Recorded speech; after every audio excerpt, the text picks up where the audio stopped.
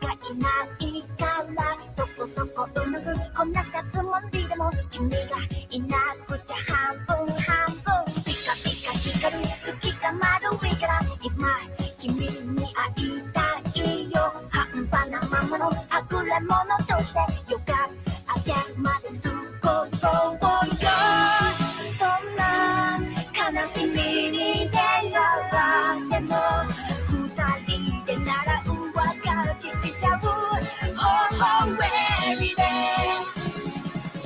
心配しないでなかったことに艶やかでそう歴史を変えて避けたことはうやむやかでそう心配しないでまた作ればいい艶やかでそう白紙のままでお気に入りだけでもそれを変えてそうなかなか長く生きてるとどうして何もかも曖昧になって赤らか燃える怒りがはそして消えていてしまいそうなんだだけど君はそれ好きるから自分が小さく思えて悩みも消せらせら心配しないでなかったことに艶やかでそう歴史を変えて避けたことはうやむやかでそう心配しないでまた作ればいい艶やかでそう白紙のままでお気に入りだけでもそれを変えてそう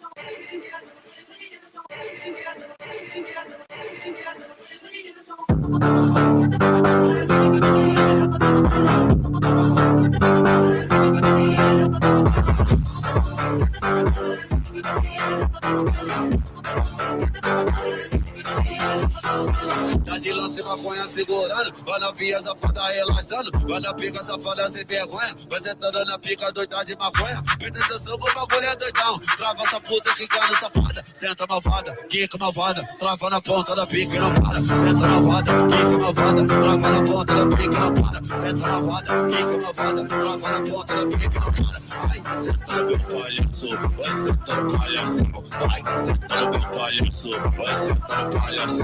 Naquele pique, só couro bravo, me chamam de proibido, porque eu vicio rápido. Combinação perfeita, sexo, cerveja de maconha, a novinha viciou, tá tudo curtindo a onda. Naquele pique, só couro bravo, me chamam de proibido, porque eu vicio rápido. Combinação perfeita, sexo, cerveja de maconha, a novinha viciou, tá tudo curtindo a onda.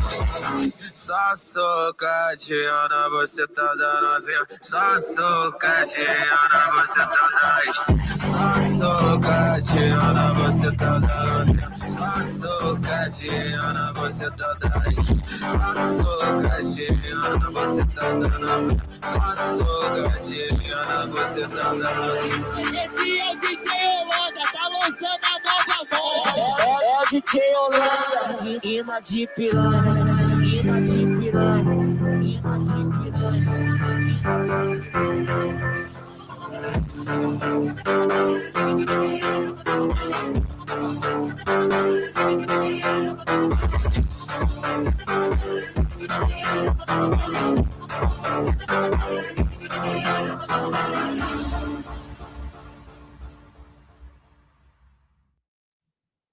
What is up, brave patriots? Here to take on Destiny over January 6th, election interference. If you guys missed part 1, don't worry, because part 2 is the most exciting part.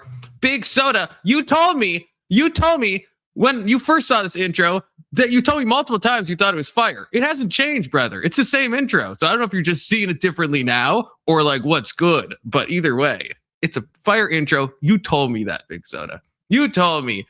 And okay, I didn't read this before I pulled it up. Good to see you, Anson. I think that's a direct quote from Topanga. I think that makes sense. You were all gained Confluence is the disavow. I'm not going to pull up any more comments besides this one. Disavow. Good to see you, Ag. Anyone else been here? No, I think it's just y'all. I think I linked the panel. So, y'all want to get a little ornery, not in a normal sense, right? Click the panel, click the link at the top of your screen. Well, I don't know where actually, it could be at the side. I don't know what device you're using. Okay. It's not up to me to know that stuff. You can find the link. You can click it. You can come on up here and go through Destiny versus Dinesh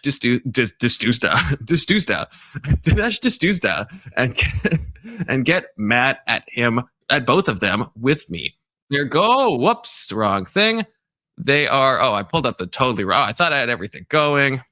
Turns out I don't. So Destiny D'Souza. I actually had my own debate pulled up, so I would just be reacting to myself reacting to part one, which, while it would be meta, it would probably not have good retention rates. So now I have to find the original video, which I already did because I'm so on the ball like that, and I know we're at exactly the hour mark.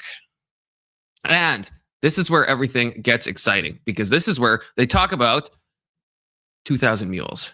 And I've watched the documentary, but it was a long time ago. So I did some brief recapping just to make sure I understand kind of the best points of it and what the weaknesses are. And I'm going to hold both of these people's feet to the fire, because not many people, Destiny is not too popular with many people these days. And I don't know if I've met anyone who actually likes Dinesh D'Souza. Some people are okay with him, but I don't know if anyone enjoys Dinesh. There's not Dinesh fans out there, right? Oh, Big Soda in the back, and Frankie, give me one of these, brother. Okay, I see you. And Frankie, too sweet. Frankie, always too sweet. There we go. Okay, bringing you both up. Boom. Boom. How are you gentlemen doing tonight on this fine Friday? On this fine, blustering, cold Friday. I had to walk through so much snow to get my fucking zins. Nothing tells you you're addicted than when you're all snowed in and you still got to march to get the zins. And no one can even talk about having a car right now, because I couldn't even get a car out of it wouldn't make a difference at this point. There's no cars. There's no cars on the road. It's not popsicle right now. And yes, I understand there's not. Just let me have my zins. No. Let me pretend I live in America, okay? You're 3.5%. Actually, the good news is that as in a tariff response, every Canadian knows about this, probably Americans don't, but Canada, in a retaliatory measure a long time ago, in response to the tariffs, put on a tariff on certain types of I think all alcohol that's coming in from America. So I haven't been able to get bourbon in I don't know, 6 months or something, a long time. And yeah, we didn't notice that tariff. They finally ended up, the liquor stores now for the Christmas season only, they will now sell bourbon, and they will just give the proceeds to charity. I guess that's how they're justifying it. So they're still giving the Canadians the access to bourbon, because it wasn't just a tariff, it was a full ban. You could not buy bourbon at all at any of the places that sell liquor. The 1930s. What? So in the 1930s here.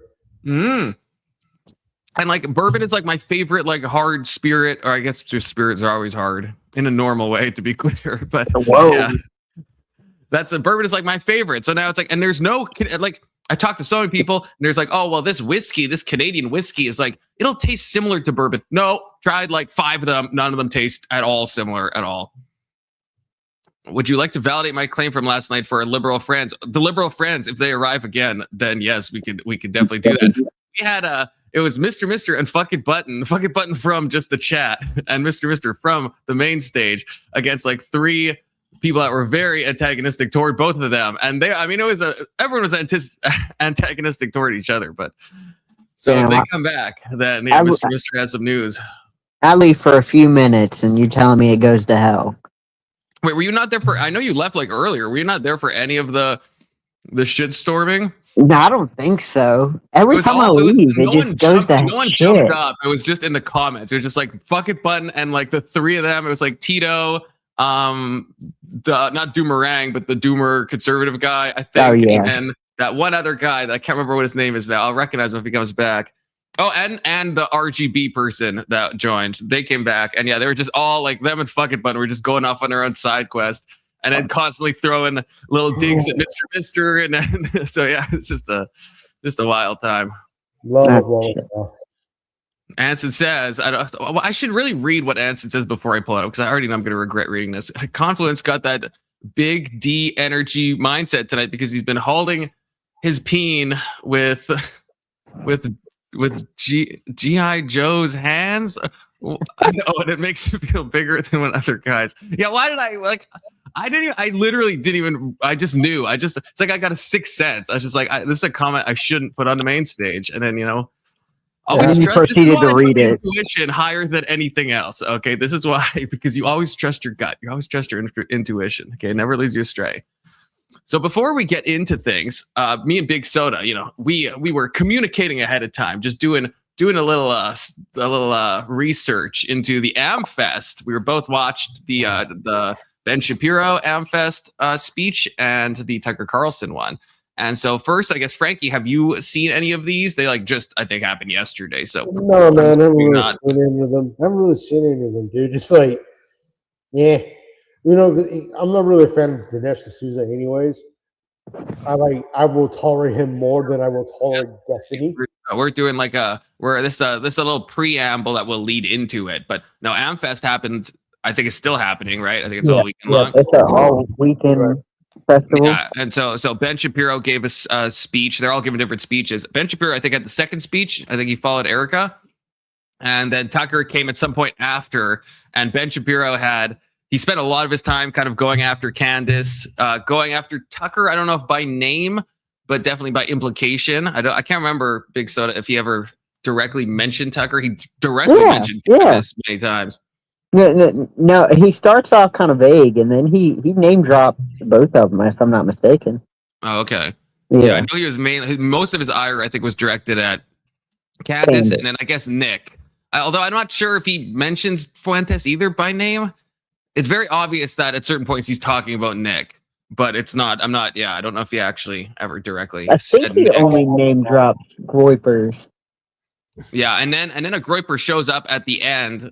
Clearly a Groyper. Like I said, they're always very identifiable because of how they're dressed and how they look and the paleness of their flesh. and he asked Ben about the USS Liberty, which, Ben's answer was what you'd expect. Like, yeah, yes, the USS Liberty, for those of you somehow who don't know, right, a ship that was attacked during, I don't know what, the 67, during whatever fucking war that was. I don't know. So it's the 10-day war. I don't know. They all start to run together in my mind. One of those wars in the 60s that Israel's fighting. And they fired on an American vessel that apparently had its flag up. The official records is what kind of Ben's answer was that, well, officially, if you look at the report, everything's okay. And that is true. I've read those reports.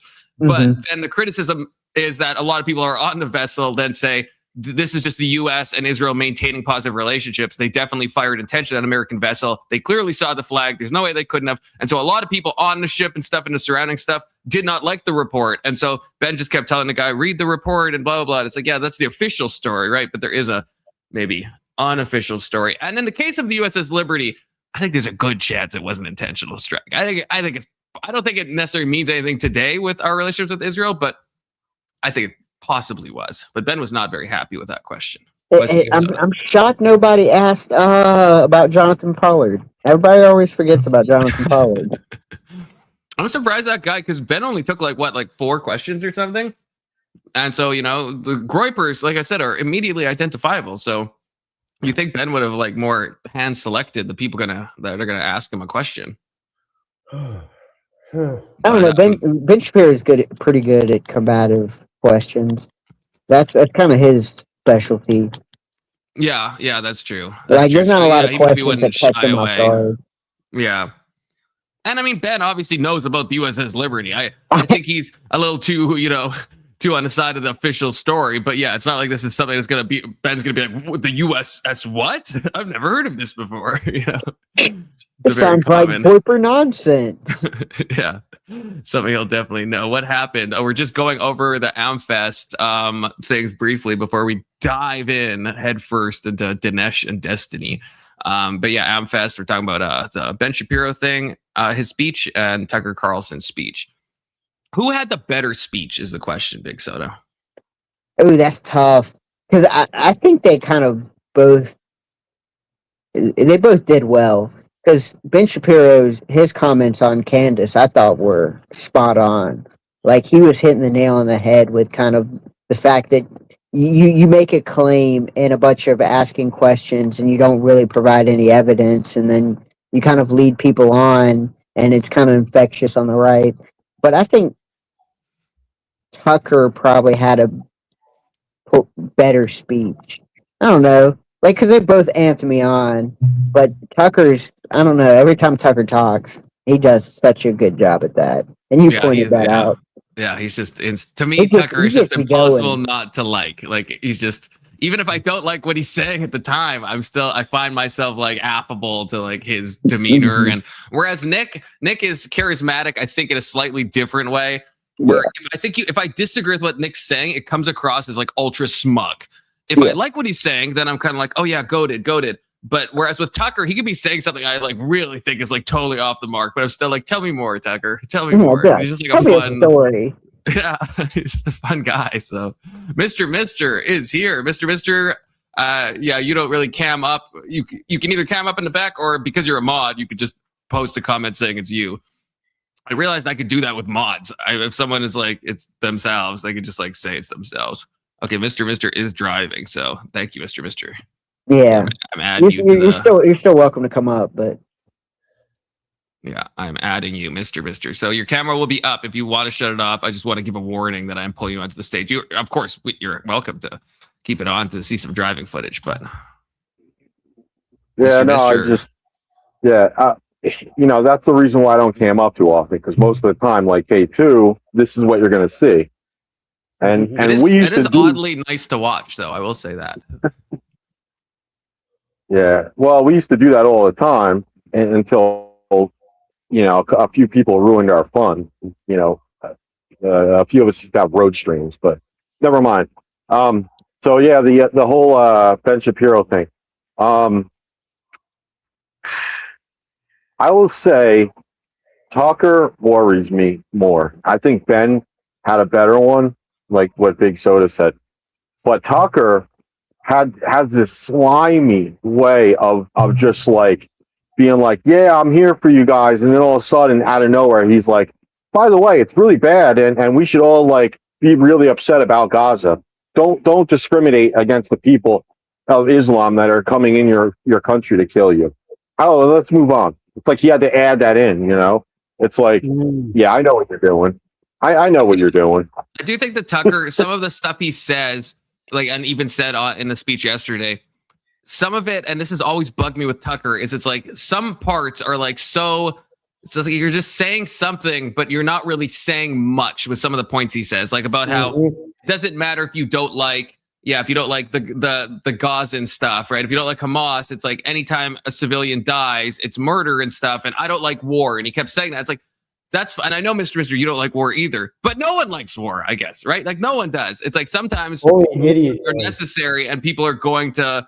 So I don't know what like Tucker's alternative would be. Like with some things, I get like what we were talking yesterday about supporting different nations. That's fine. But if you are Israel and October 7th happens, you obviously have to do something, and some amount of it doesn't have to be the amount of innocent people that did die, but obviously some amount of innocent people will die. And it's like, I feel like Tucker's just like, I don't like war. And it's like, no one likes war. Well, maybe some people do, but most people, that's like such a nonsense. It's like, oh, I don't like dead civilians. No one wants dead civilians, hopefully, or at least most people don't want that, So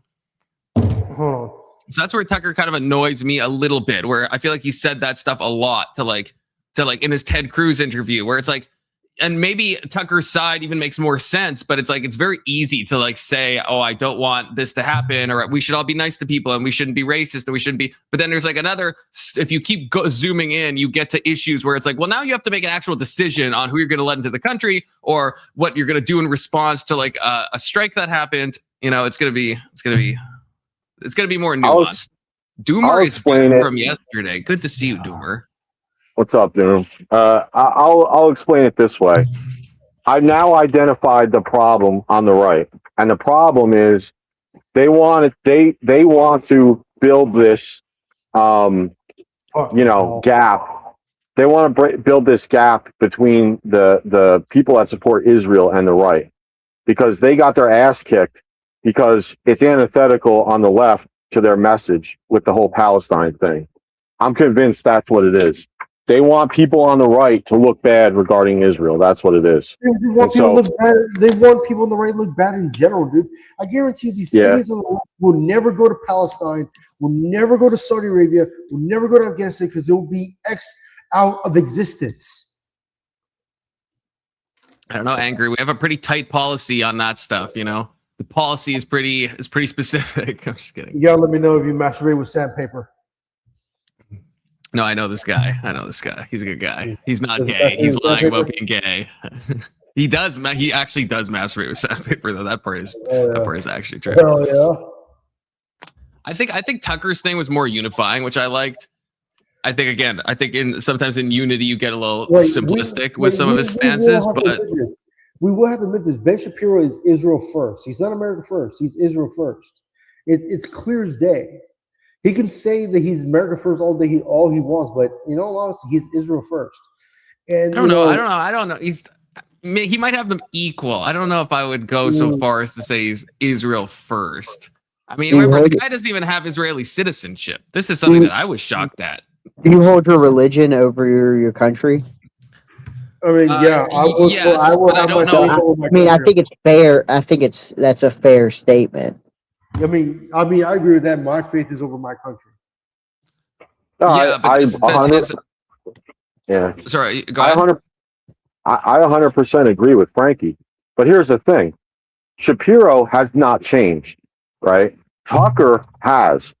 Okay, that's the point I was making. Well, one thing about Tucker that I remember, he used to work for like MSNBC or CNN when Obama was running for president. I remember that. And he used to have a segment for Obama on those platforms. Yeah, Tucker was famously pro-Iraq war. Yeah, and anti the Gulf War, which I don't understand how you could be anti-Gulf War and then pro the Iraq War in 2001. To me, it's like, if anything, it should be the reverse. But no, I get what you're saying. But the point is, and I brought this up numerous times on these panels, is that the people that are showing the most division, they all follow the same pattern. They're all about the Palestine thing. Every single one of them. All about the Palestine thing. Yep. Candace, they got nothing better to give or to talk about. They just want to bash over the head with Palestine. It's like, you know what, motherfuckers? You understand that they kill their own citizens, but you don't want to acknowledge that. I think, though, there is a legitimate division point, I think, in the Republican Party that either ties into a dislike of Israel in various ways or ties into sympathy for Palestine, right? And Nick, because I don't know, Nick Fuentes, I don't think he actually cares about Palestinian people or anything. He's more just doesn't like Israel, you know? And so that's becoming a bigger and bigger movement, right? Because I feel like out of all the critiques I hear from Nick, I'm sure he has criticized the actual stuff, but it feels more often about what Israel's doing to America and the amount of money we're spending and this and that and the USS Liberty and that type of stuff, right? It's it seems very rarely in the social justice-y way of Israel's doing war crimes in Gaza. I'm sure he has said that, but that doesn't seem to be his primary impetus to be anti-Israel. That's the point. Everybody does war crimes. That's the whole point of it all. And one thing I learned is I noticed this too. I noticed this a lot, that the right and the left do hate Israel together. You can get somebody that's ultra left that hates Trump with a fucking passion, but will agree on a fucking dude that's an ultra MAGA person that hates Israel. They'll agree on that, which is, I think that, in all honesty, I think that's stupid. Anson says there's division point in the Republican Party. Nah, the sheep just need someone to tell them what to think. I mean, there's no clearer sign of the division than watching the Ben Shapiro thing. I don't know if you were paying attention, Big Soda, to either the boos and the cheering. It's when Candace was mentioned, a bunch of people booed, seemingly booing Ben, but then like other people cheered and then most people were cheering. But then when USS Liberty Groiper guy got up and he asked a question, it was like ruckus applause as well. So the audience seemed, I'm just trying to judge based on like decibel sound levels, subjectively perceived through the microphones. But it sounded like a lot of people were like really happy to be like, yeah, this Groiper is now asking a question about the USS Liberty, right? And I think that's obviously like more anti-Israel. And then people are cheering at certain points at Ben. It's like there is like it is fractured right now, unfortunately. I really do think and I mean, even AmFest is already a microcosm of the Republican Party, but not like a full microcosm. Like it's already a segmented kind of, splinter universe, right? It's like probably most Groipers aren't traveling to AmFest, right? Like probably. And obviously Candace isn't there, right? And probably her audience is probably not there. It's a TPUSA event. But even within that specific part of the Republican Party, you see this division between like seemingly maybe half the people cheering for one thing and half the people cheering for its antithesis. And so I don't know if that amount of friction is happening inside a TPUSA event, which again is already one segment of the broader Republican Party. I don't know. I think things. That's why I like Tucker's message, at least of unity, because I think that's. And maybe it falls into the same thing I was critiquing Tucker before about, just saying like it's easy to say, harder to do these things, right? Yeah. But I think I would want that. Whereas Ben's thing was more about who should maybe be excised, right? Which Ben has been saying a lot of, right? Who should be maybe taken out, like Ben obviously doesn't want, people like Nick Fuentes and the Groipers to join. And so I don't know. So in some ways it was a message. Ben's was more like divisive. And that's the other question I have. Like, who decides who's going to be on the right? Who decides? Because Nick Fuentes and Steve Crowder were doing that shit. So Ben Shapiro is going to do it with his people. Is Erica Kirk is going to do it with her people? Like who? Well, I don't know. Wait, I don't know. Nick and Crowder. I don't know. I don't think I've actually heard that from them. I think if anything, no, we were watching it, dude. We were watching it, and then we're talking about who joined, who should be in the right, who should be exit out of the right. But back. Like who? I mean, Big Soda, you remember this? I mean, who did they I think they wanted out? I think that was their criticism, because I know when they got into the Julian Michaels stuff, because Julian Michaels made that argument to Crowder right before the show, and so that's kind of what they were hinting at as if we start kicking people out of the right, who's ultimately going to decide that? And if there's gatekeepers on the right, people like Daily Wire and conservative media, are they the ones that's going to decide who we start kicking out? Is it the lobbyists who are going to decide who we start kicking out? And I think that's who decides the party? Who decides to stay in the right? Is it them? Is it them? Is it them? Who is it?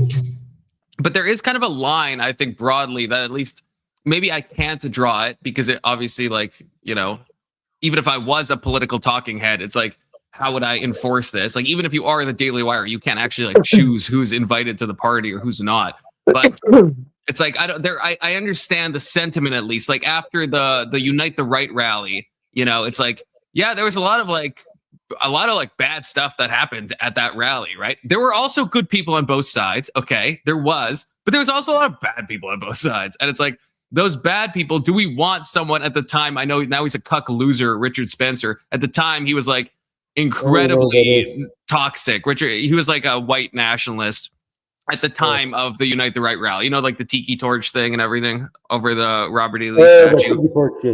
Yeah, it's like so he was a speaker at that event. I think Fuentes was as well. And then Richard Spencer was caught in a recording saying like a bunch of racial slurs and racial animosity, and then he was basically canceled, and then now he's like a Democrat or something. He's like anti-Trump. He's a fucking cuck.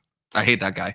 I hated him before when he was a white supremacist, and I hate him I think even more now that he's not because I think I just think it's like he just has no principles at all in my mind. But like someone like that, someone like Richard Spencer back in the day, I understand the desire to be like, you shouldn't really be like representing in any way the right wing. Like you just shouldn't. Yeah. Look you know what I mean? And Ag, you haven't been on the panel in like a hot minute, brother. I mean, you said you're back. You said you're back. So yeah, what's going on, Ag? You don't love us no more? Indian Jesus. This is a debate that was posted, I think 2 maybe 3 days ago I've watched the first half yesterday on stream, and now I'm into the second half where they fight about the election denial allegations because D'Souza made his documentary 2000 Mules a while back, but now he's getting pressed on it by Destiny. So, and it's getting more fiery. It's getting more fiery. It seems like the back half has the more Did you hear about Did you hear about Justice Dugan? No. Well, one of the libtard judges that are betraying the country and selling us out, like all the libtard judges do. Of course. Yeah, they were found guilty of obstruction and abating, harboring illegals. Yeah, and they're found guilty. So that person could face up to $350,000 fine and a jail sentence. So there's always that.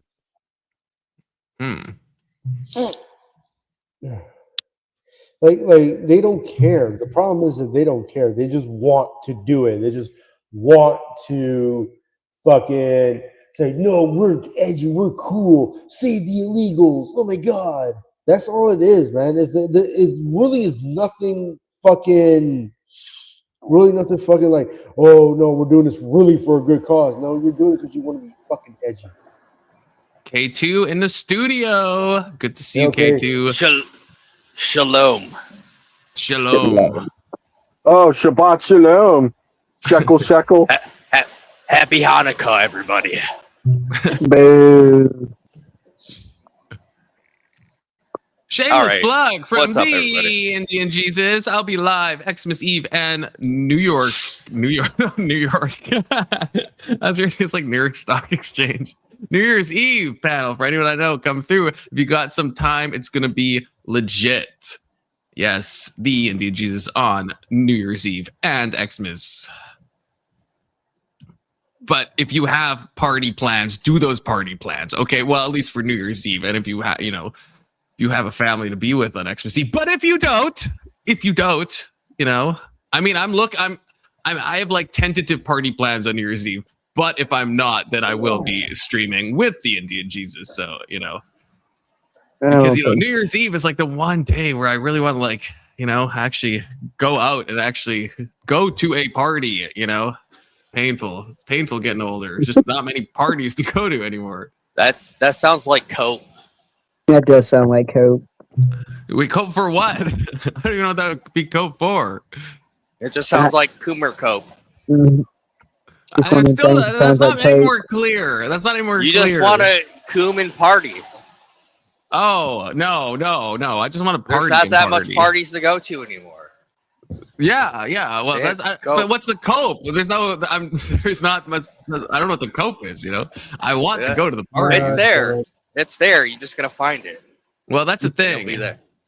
That's the thing. I just gotta find it. The problem is, as all of us probably know, once you start getting into your 30s, right? It's like people have kids and stuff. It's like there's not as many parties, which I disavow because I like a good party. Okay. Not in a degenerate way, just in a good Diddy party.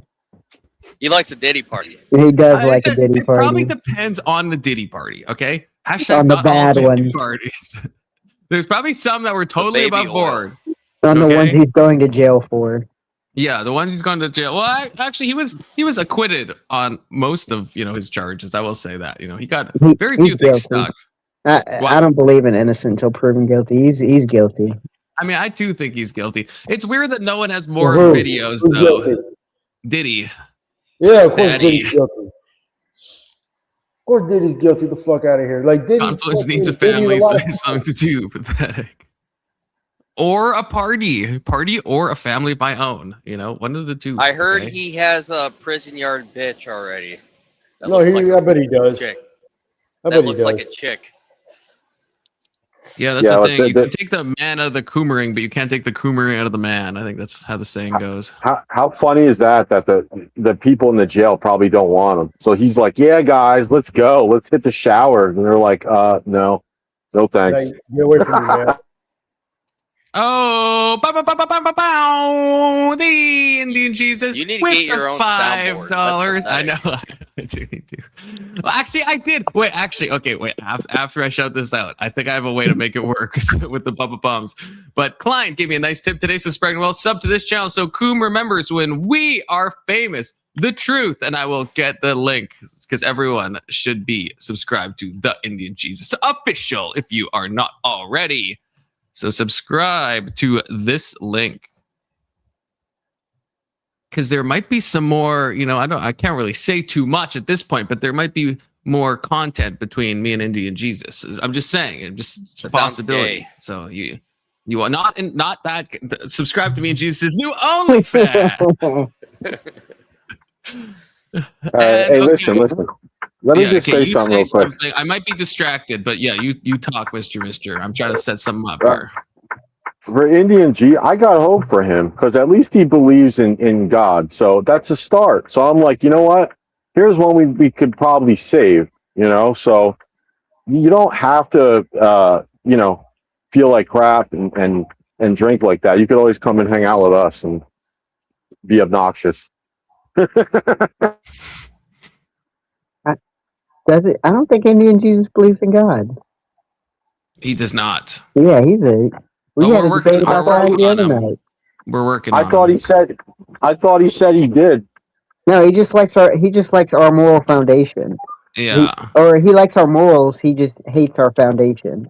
Yeah, like he agrees with me on like almost. We've struggled before to find debate topics that aren't directly theological because almost every like political thing and like moral thing we like agree with. It's just the actual like religious foundation stuff that we disagree with. Because the people that are agnostic, like they're just not there yet, So I'm like, okay, there's still hope for them, They're like maybe there's a creator, and I'm like, that's a start. They could possibly be saved, Yeah.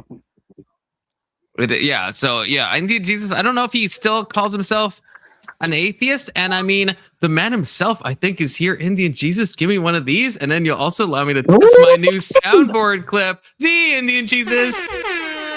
There we go. Look at this. It's my day. I'm taking my holiday weekend. Should be streaming my own thing now, and then I get blasphemed. Who told you I believe in God? Who told you I believe in God? I thought you were agnostic. I am agnostic. That means there are no gods that I believe in. Am I losing? Okay, so you're one of those agnostics because there's also the hard agnostics, not in a gay way, in a normal way, where they're like it's impossible just to know if there's a God, or there's a like I just don't know either way, so I don't like disbelieve, but I don't believe. I'm just kind of like maybe No, I am an agnostic atheist. Why? I don't believe that I have the information to know whether or not there is a God, but that information could come. But speaking of God, Maryland, speak of the devil, but the reverse of that. But I am an atheist in the sense that I do not have a theistic God that I believe in. You don't have an atheistic God that you believe in. Why is Indian Jesus on the bottom when he's the only guy else that's look, I'm getting all fancy. Look, I got this Maryland overlay going on. I'm getting too big for my britches. Okay, now I'm trying to step into sound effects. That's what I'm saying. Everybody donate to get Coom a stream deck. I know, because like, what if I, wait, I'm trying to think of how do I tie this in? Someone say something wildly offensive that's on TOS. Stream deck. Confluence is gay. I use that. I use that one too. Yeah. I have to edit that one because it's like I hit it and then it's like I think the MP3 has like 4 seconds of silence. Well, I have some like that, and I've just learned to hit it early. I didn't even bother editing it. Like my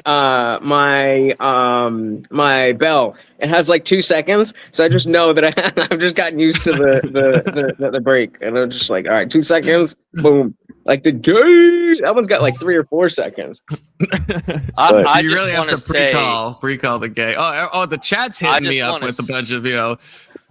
I just want to say, say that Mr. Freightliner signals sound louder than your sound effects. Oh, are they quiet? I heard it pretty well. I'm on my We're gonna, phone. I we're heard it gonna pretty do good. we're gonna do the record scratch again. Sweet. Oh, there we go. That was louder. Too loud? Might have been Too me. loud? Is that the StreamYard soundboard? Yeah. I do not It's have a pretty nice. stream deck, so It's pretty nice for what it is. there's some defaults, when things get really monka ass. Okay, I gotta keep this stuff in mind. It's so good. It's gonna be so hard though. I'm gonna be fucking someone's gonna say something. I'll be like, this is the perfect time for a record scratch. And by the time I go to this is why I need the fucking stream deck because I'm gonna be like fumbling. Everything's gonna be like 20 seconds delayed, especially with a few second delay that's already in MP3s. It's just gonna be a nightmare. Yeah, and then there's also the issue that if you pause this, sorry, I'm trying to get this thing. There we go. If you pause the sound, then when you hit it again, it doesn't restart. It starts from where you paused it. Oh yeah, okay. They're working on it though. It's a relatively new feature. But yeah, I had to break my fucking immediately had to break my holiday weekend because I was blasphemed. You were summoned. You were summoned. Oh, Oxycodone Kitty says, don't forget to like or wait. I vow the first part. Not that I should really read the whole message. Okay. No. Do the first part of what Oxy Kitty is saying. You gotta read it. I can't read it. Do the last part. It says, don't forget to like or super like and super chat in the stream. That's what it says. No, but low key. No, it doesn't. Low key dislikes are better than watching and just dipping out. So Marilyn says blast for me. That's I unsubscribe. Girl, hit me up. Girl, hit me up. I will blast you all goddamn day. You know what I mean? Anson already preempts it. Of course he did. I didn't even get a chance to put the heart up. I mean, I unsubscribe Confluence. I'm not surprised. That's why I always have a plus minus in my head when I look at my subtotal. It actually works so mentally because any unsub, I'm like, that's probably just K2.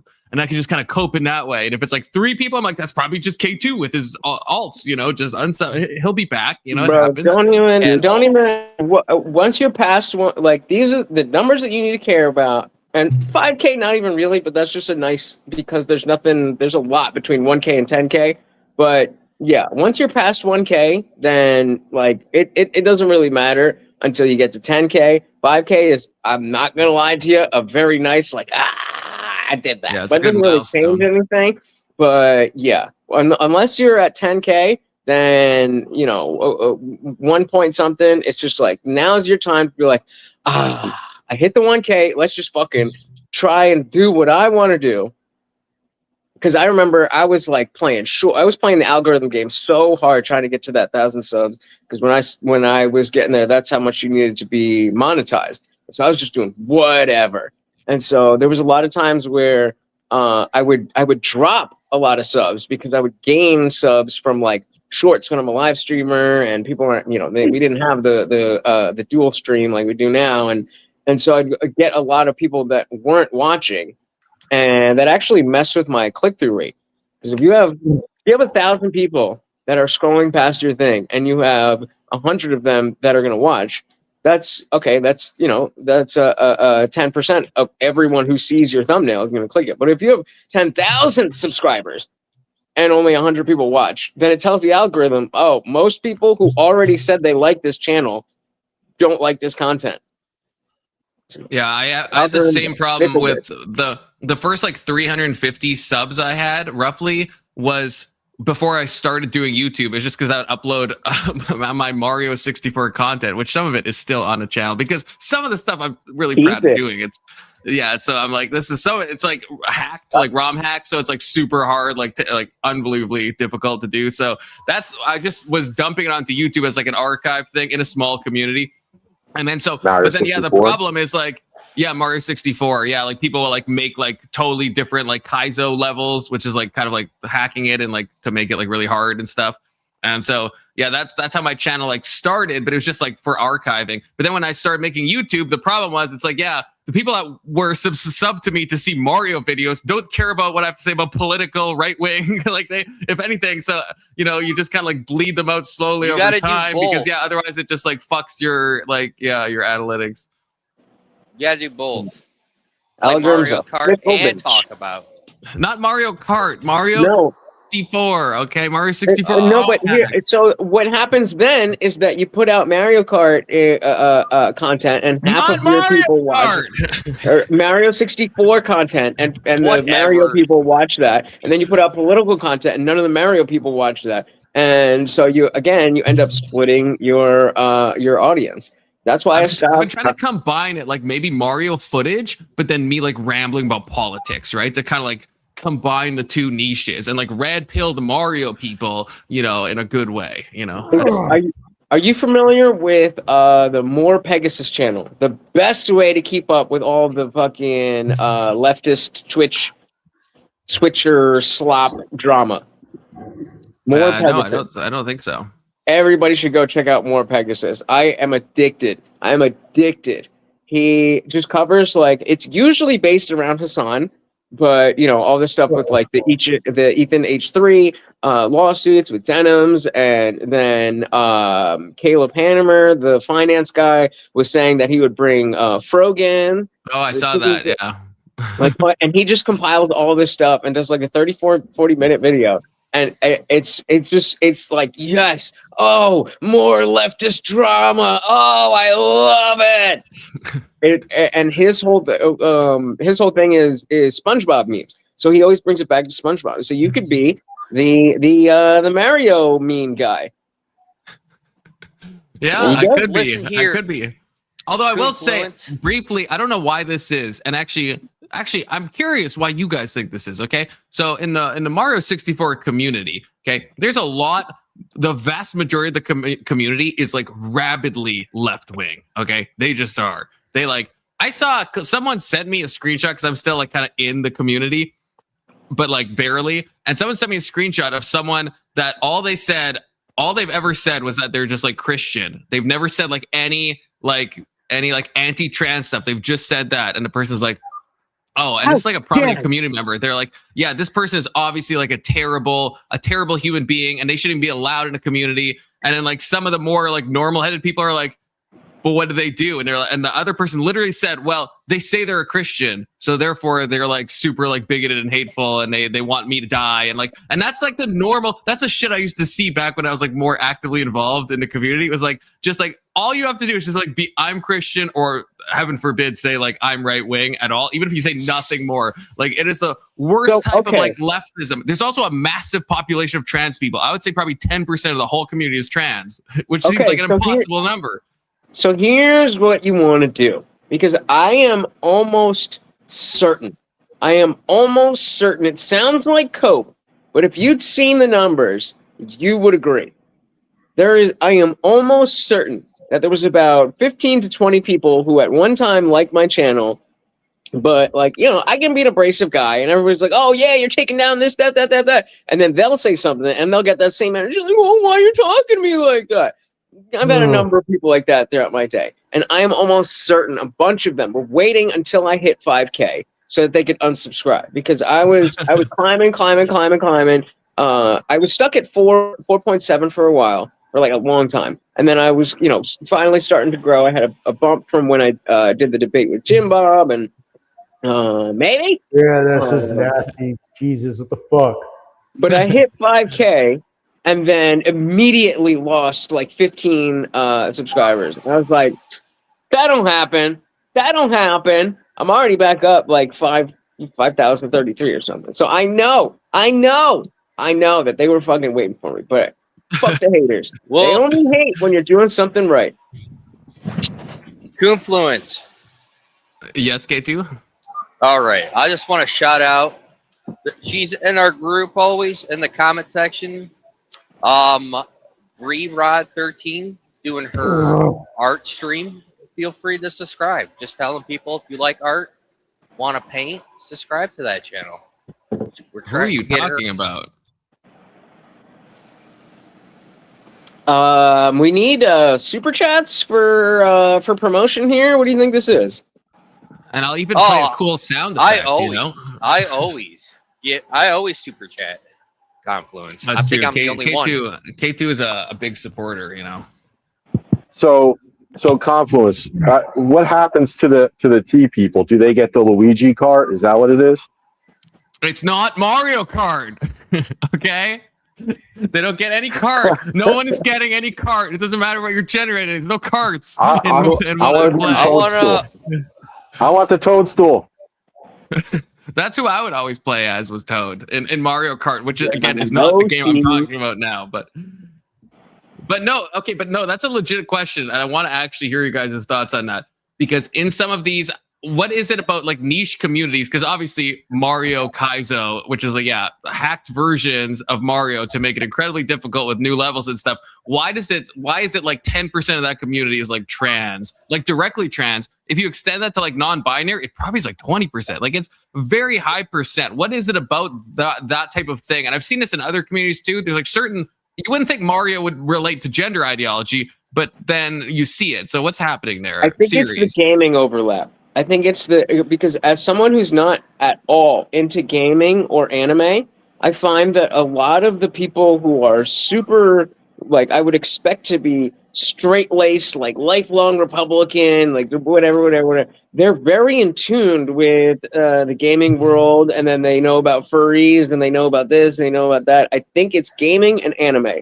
There's something about gaming and anime that is inherently liberal coded.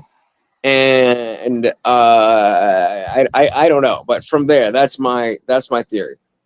So you think I got an idea that might help you get some more people. Go to like chat roulette, be super racist and whatever, and then record that, and then put it on your YouTube and edit out some. That is an option. That is an option. I think Mario makes you gay. That's what I'm worried about. If I play too much, because like some of those stars, it took me like 50 hours to get. I'm not gonna lie to you. Some of them are my biggest gaming accomplishments ever. Okay, so how did you survive? How did you not become gay? That's what I'm wondering. How into gaming or anime are you guys on the panel? Not really. Only Helldivers I play. Fucking a massive amount. So do you both Big Soda?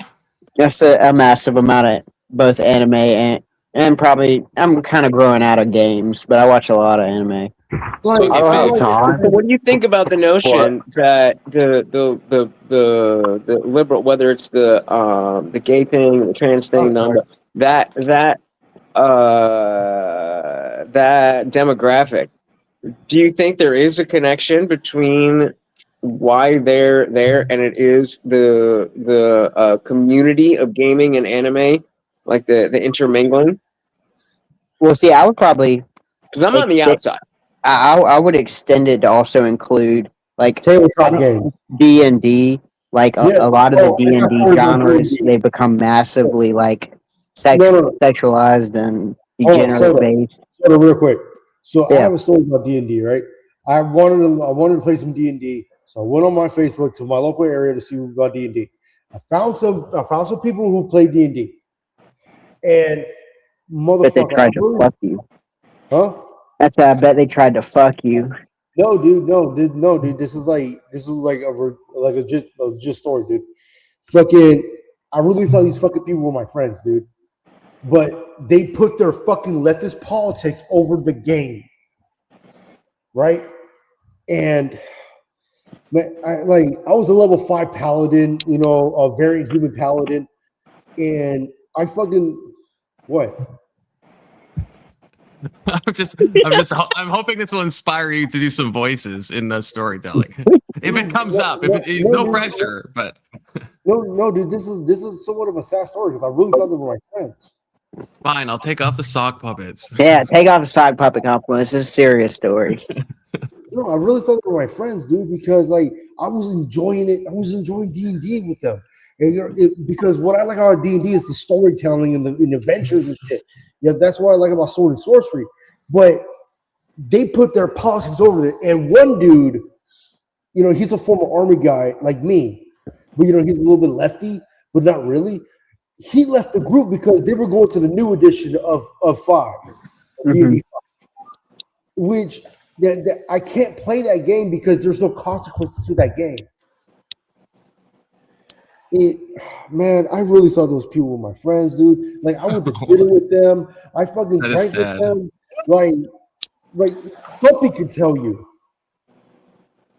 Yeah, I think the best way to describe it is that the left has focused on culture for a long time, and so that's why when you get out of things that aren't politics, you see the dominance of the cultural left. See, I I just have wanted to play if I can D&D, run man. if I can run something past you guys, this is my hypothesis, okay? And tell me if this is crazy.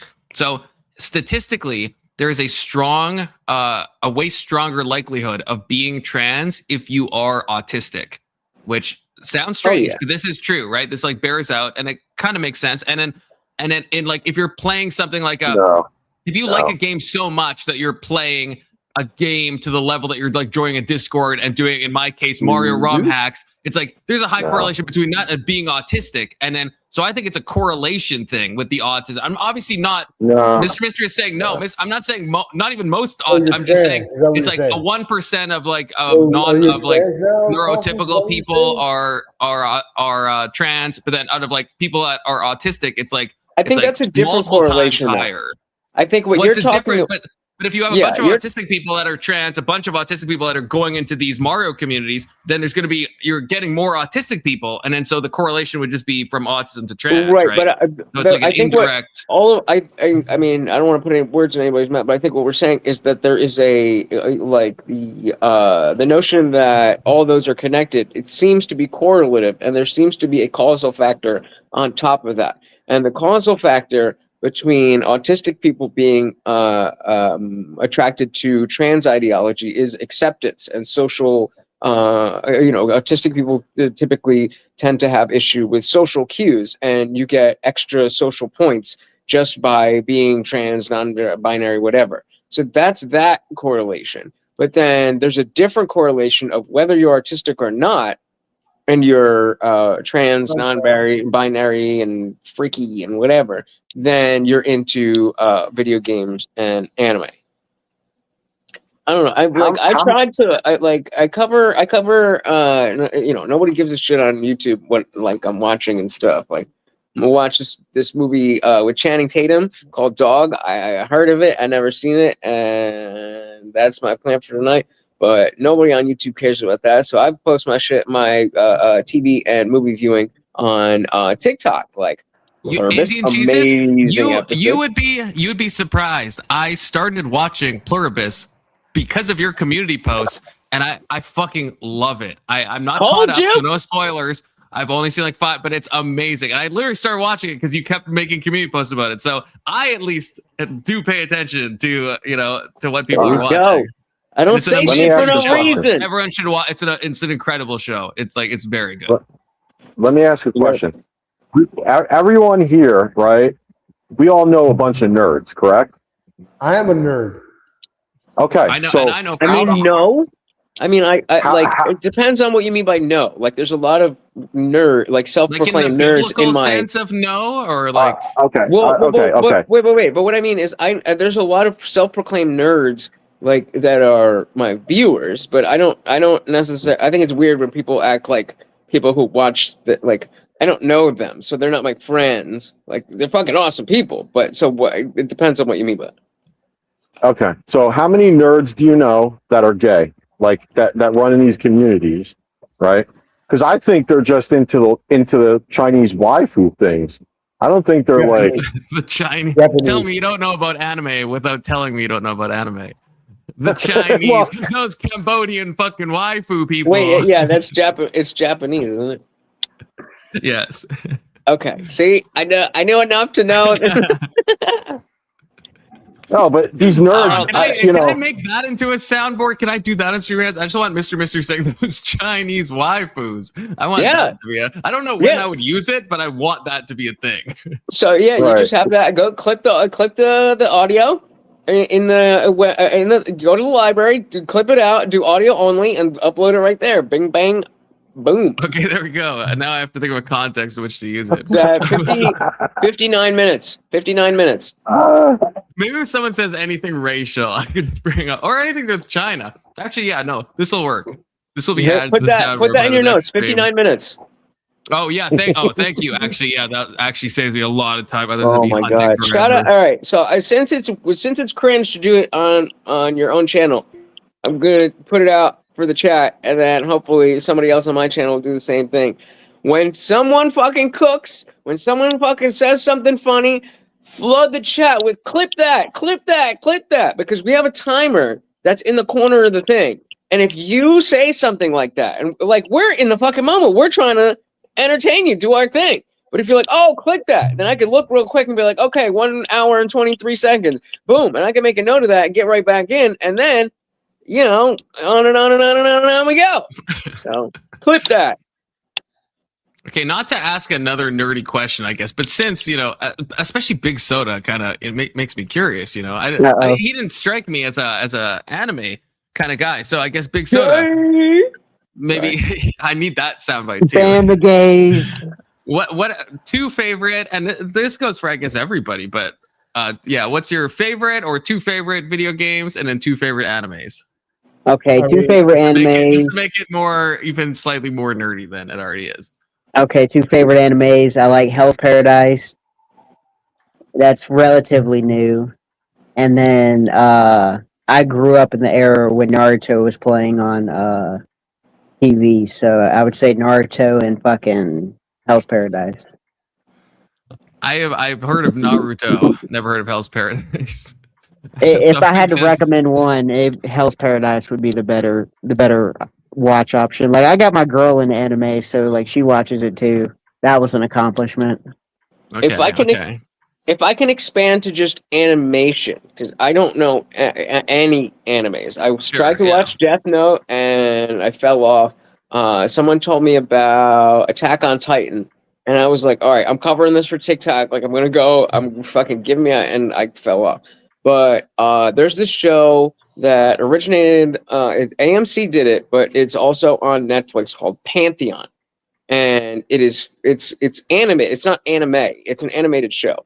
But it is fucking brilliant. It's 2 short seasons, 8 episodes each season, 30-minute episodes, and yet when I watched Mr. Robot, I was a little bit disappointed because the marketing for Mr. Robot was like, oh, it's this techie show of like political, this, that. And it ends up being more of like a character study. It's a good show, but it's just not what I thought it was.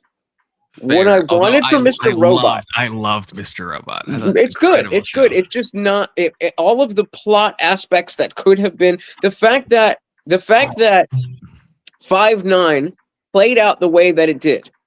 I'll put it that way. If you know, you know. Elliot was out.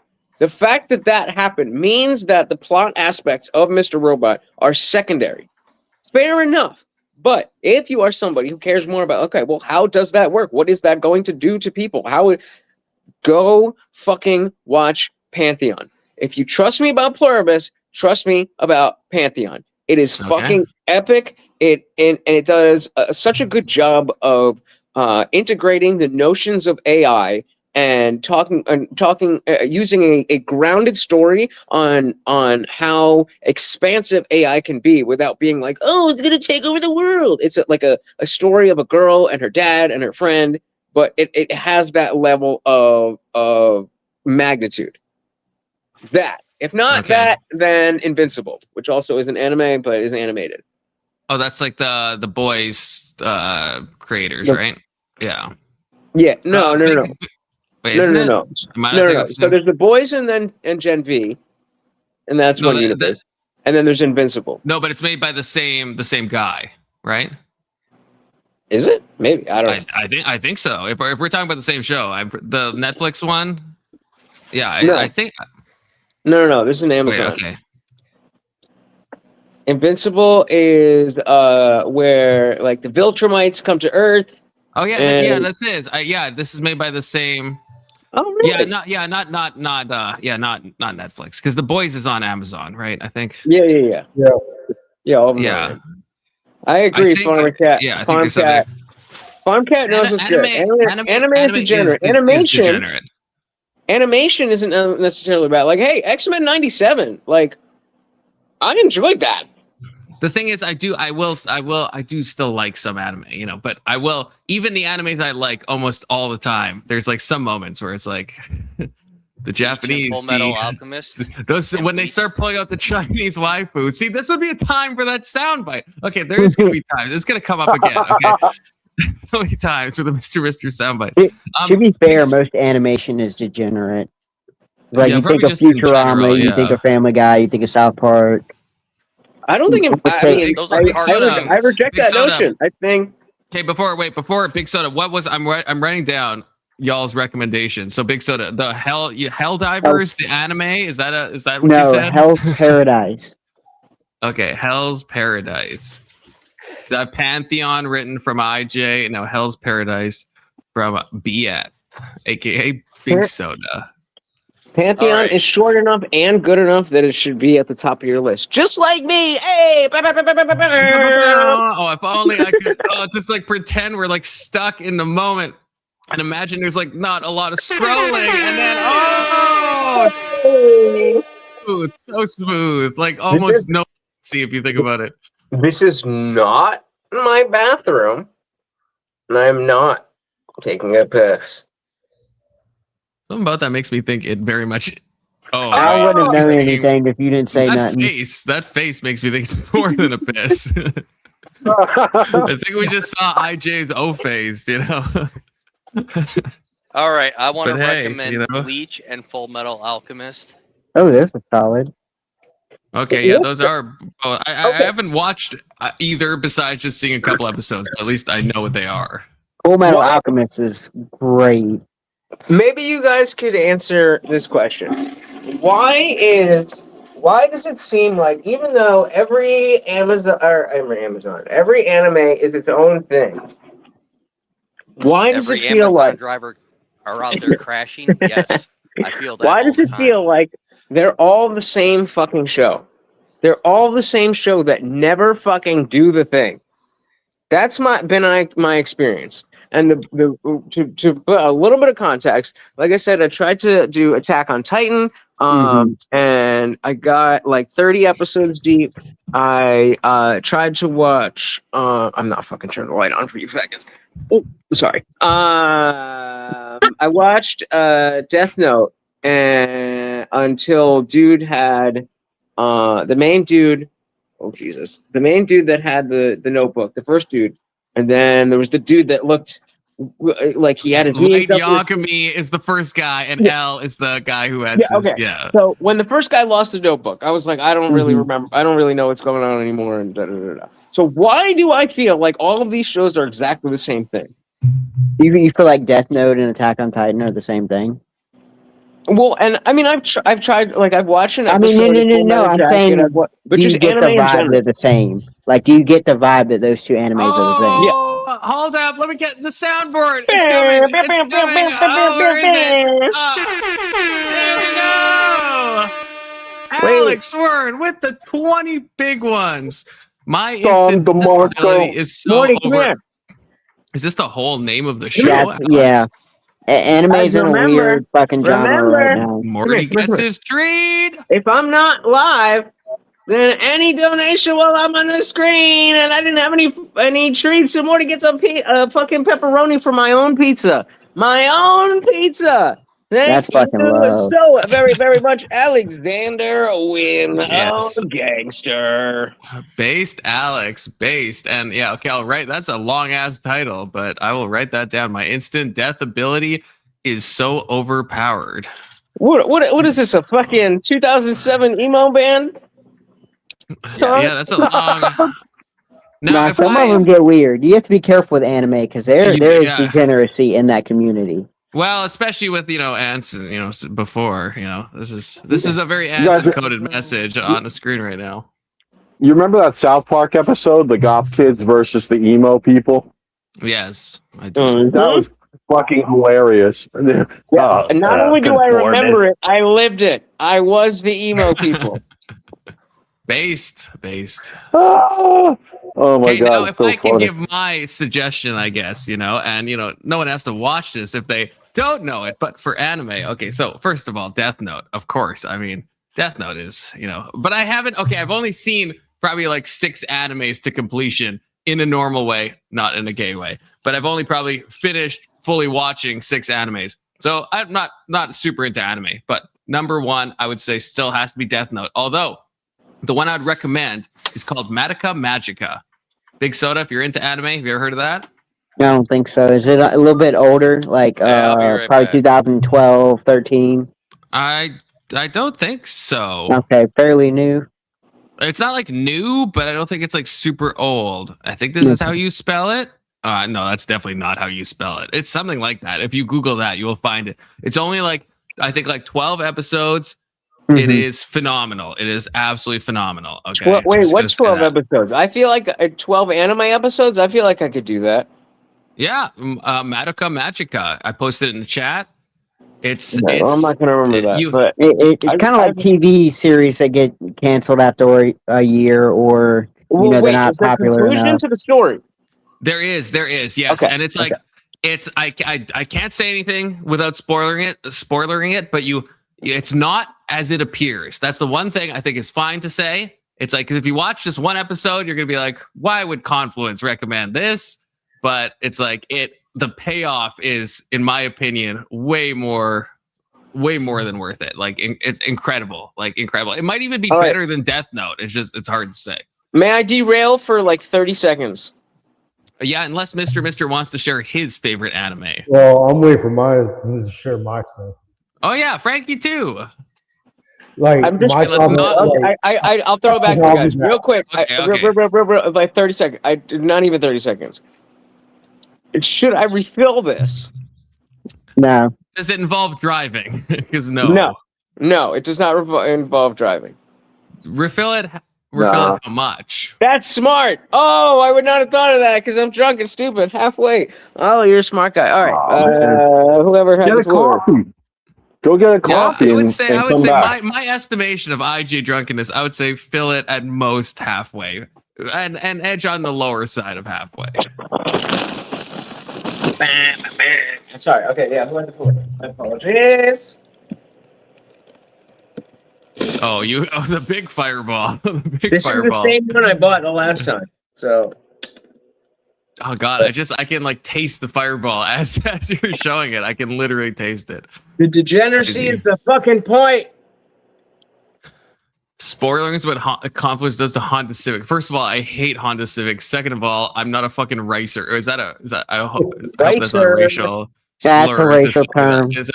It is. But I'm talking about the cars, though. I'm talking about the cars. No, I'm just fucking with you. I know what you mean. Okay, good. So like, you can't be racist against a car. As an Asian man who, that's a little more than half, but I definitely, my second car. IJ, I said to aim on the lower end of half, brother. I aimed, but I failed.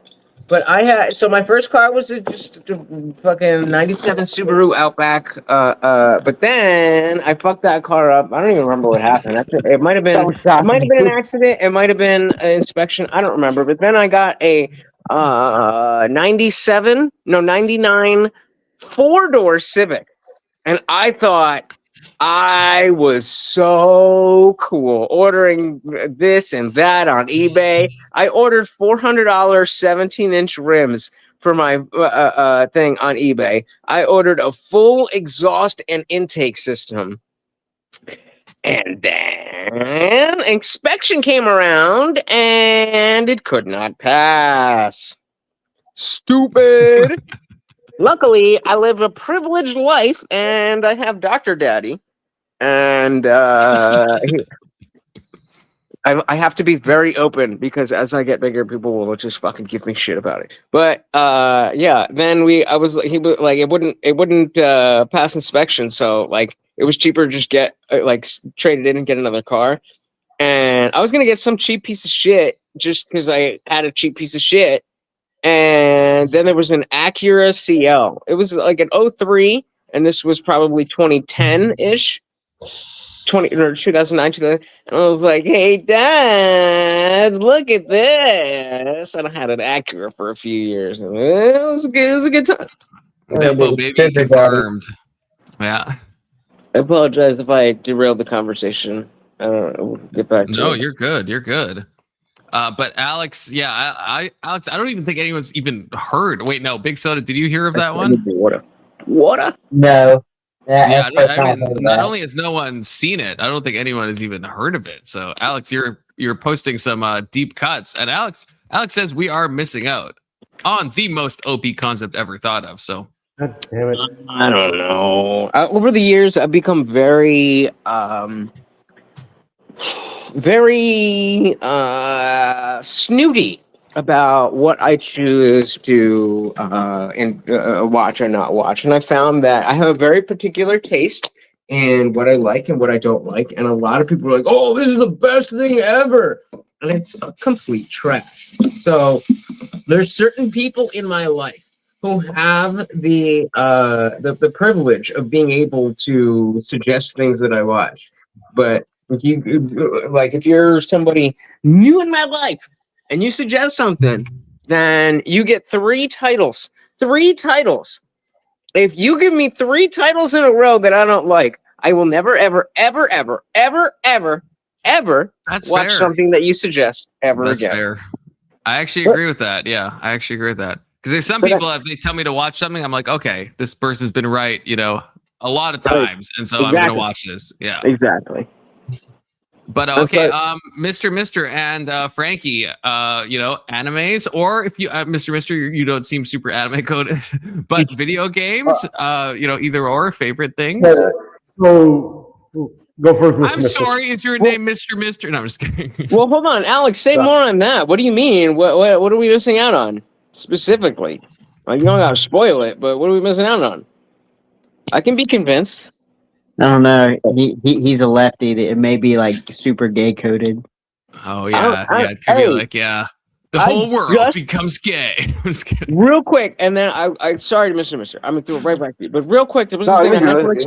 There's this thing called Boots about a gay dude in the military, and they didn't put the gay part right up front, and so I just thought it was like a military thing, it was like a boot camp thing, just called Boots on Netflix if you care. And turns out dude's gay, and like it's about gay kid going through boot camp, but it's not like homo coded. You know what I mean? It's a normal story about this gay kid going through this, and it's set in the past where it's like that would be a real thing, and it's just like, oh my god, you're gay, so you're so amazing. It was more like grounded and shit, and I was like, see, this is more of that shit where it's like it's quote unquote woke, but you don't see all the conservatives being like, oh my god. It's when it fucking shoves that shit in our face.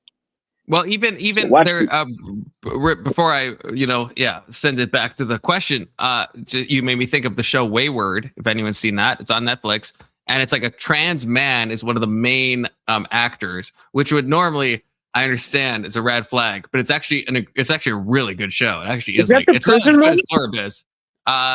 It's kind of, in a way, it's like a school, like a boarding school kind of. So prison adjacent in a way, but yeah, a boarding school type situation, dystopian boarding school, and it actually is like very good, despite having And I don't think they don't shove it down your throat.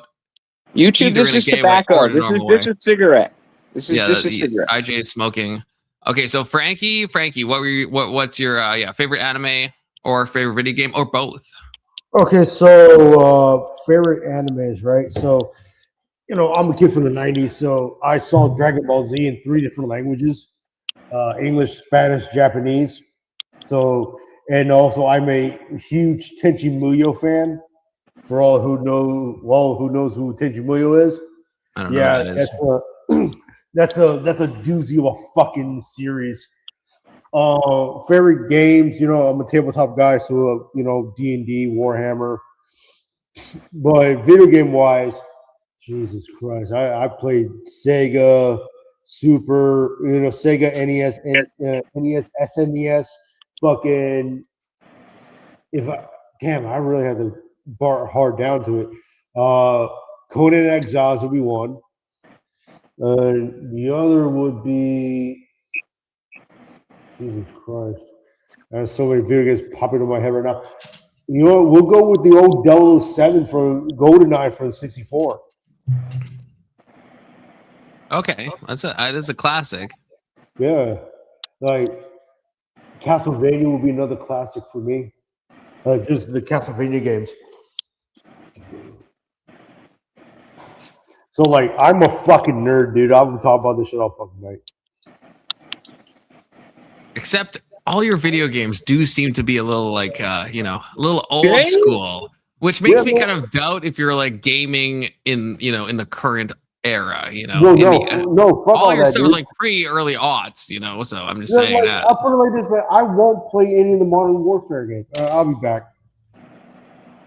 Okay, Alex is an update on the show. It's in the first episode, so not a huge spoiler. His ability to unalive anything he considers alive, no matter where it is. He's considered the Omega, the end of all things. It seems kind of redundant. It seems like you kind of get the answer. Like if he can kill all things, then where's the competition? Like where's the struggle fest? Where's I'm the assuming the struggle is maybe perhaps just reading this. I mean, I've never heard of this show, but maybe down moral lines, like anything. I mean, he put the double asterisk, so I'm thinking it's like if you consider them alive, but then I guess you could ask like, what do you consider alive? I mean, famously, a lot of untoward events in human history have been from people thinking that people are not human, for example, right? There's a great Black Mirror episode about that very thing, incredible. Black Mirror, also an incredible show, not an anime, but but everyone, well, that should the be, first you three should be, seasons. no, even beyond, what, no, what, absolutely Okay. disavow. Okay, Absolutely all right, disavow. let's get into it. All right, let's get into it then. Because I was so disappointed.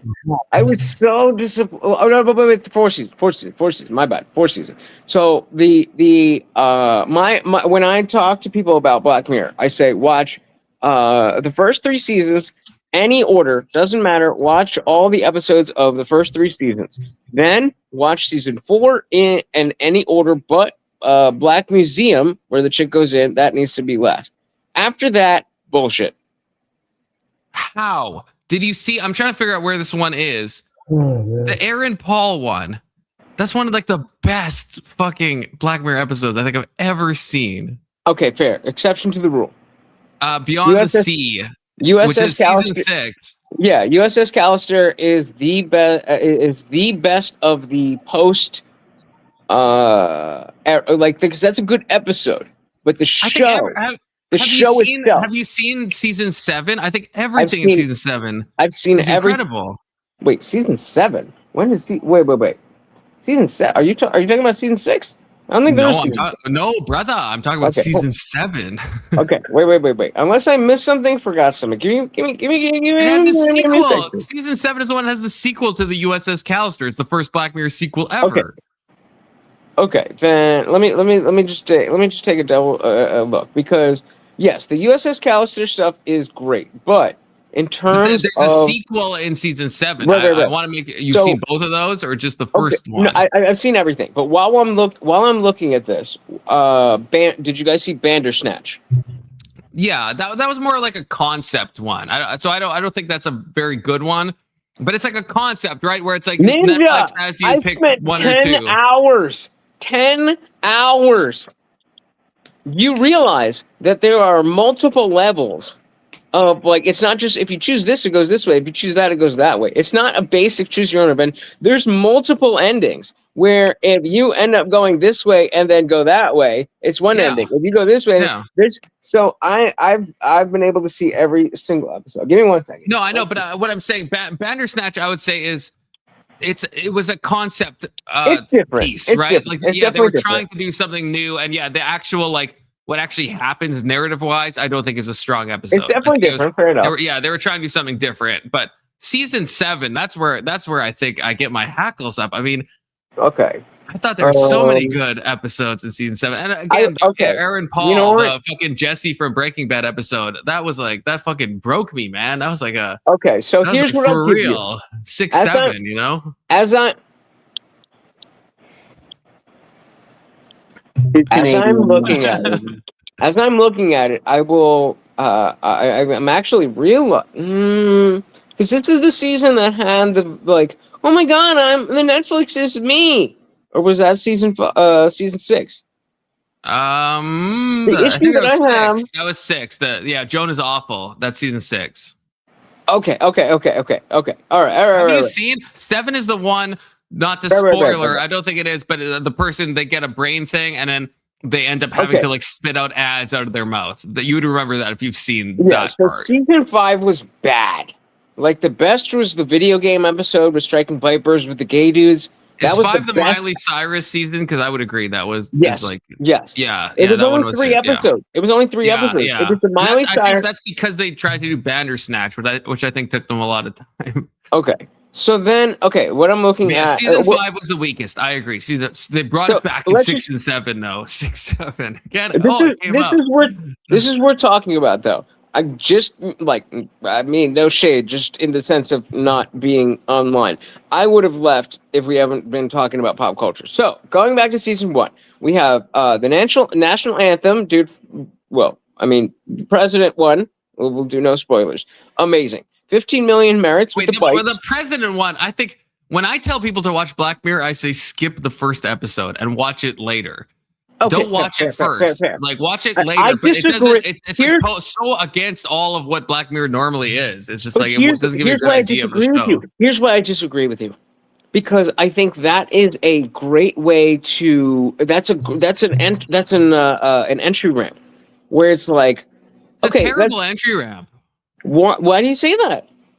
Because it's not like... Most of Black Mirror is like, imagine this realistic, hypothetical universe that could happen, and now we're going to play with some of the morals and some of the frameworks and figure it out. This is like in season 1, it's like, this is like just like a confusing and a grotesque thing that I think could turn a lot of people off without, it's one thing to be grotesque when people are already like, okay, this show is going to be meaningful, but like to add grotesqueries into a really not so far flung future. Fair. Okay, I'll take that. That's fair. But I do think in terms of the dystopian nature, it is a good way, because the thing I like when I first saw Black Mirror, there was I had a much bigger aversion to sci-fi, like straight up sci-fi type stuff. Yeah, I hate sci-fi. I truly do. Yeah. I've grown based on the things like, Severance is a great example of modern era sci-fi that is very different than like sci-fi used to be. Severance is one of the best shows I've ever seen in my life. So when I first discovered Black Mirror, I was saying, it's technically sci-fi, but I would call it more of like tech-fi. That's fair, because it's very different than like Star Trek or Star Wars. Yes. Because I hate anything with star in it except StarCraft. Okay, I hate all of it. I just can't do it. I've tried. I can't do it. But yeah, Black Mirror, Severance, that stuff hits way different. At least for me, it's like it feels like it's a different genre.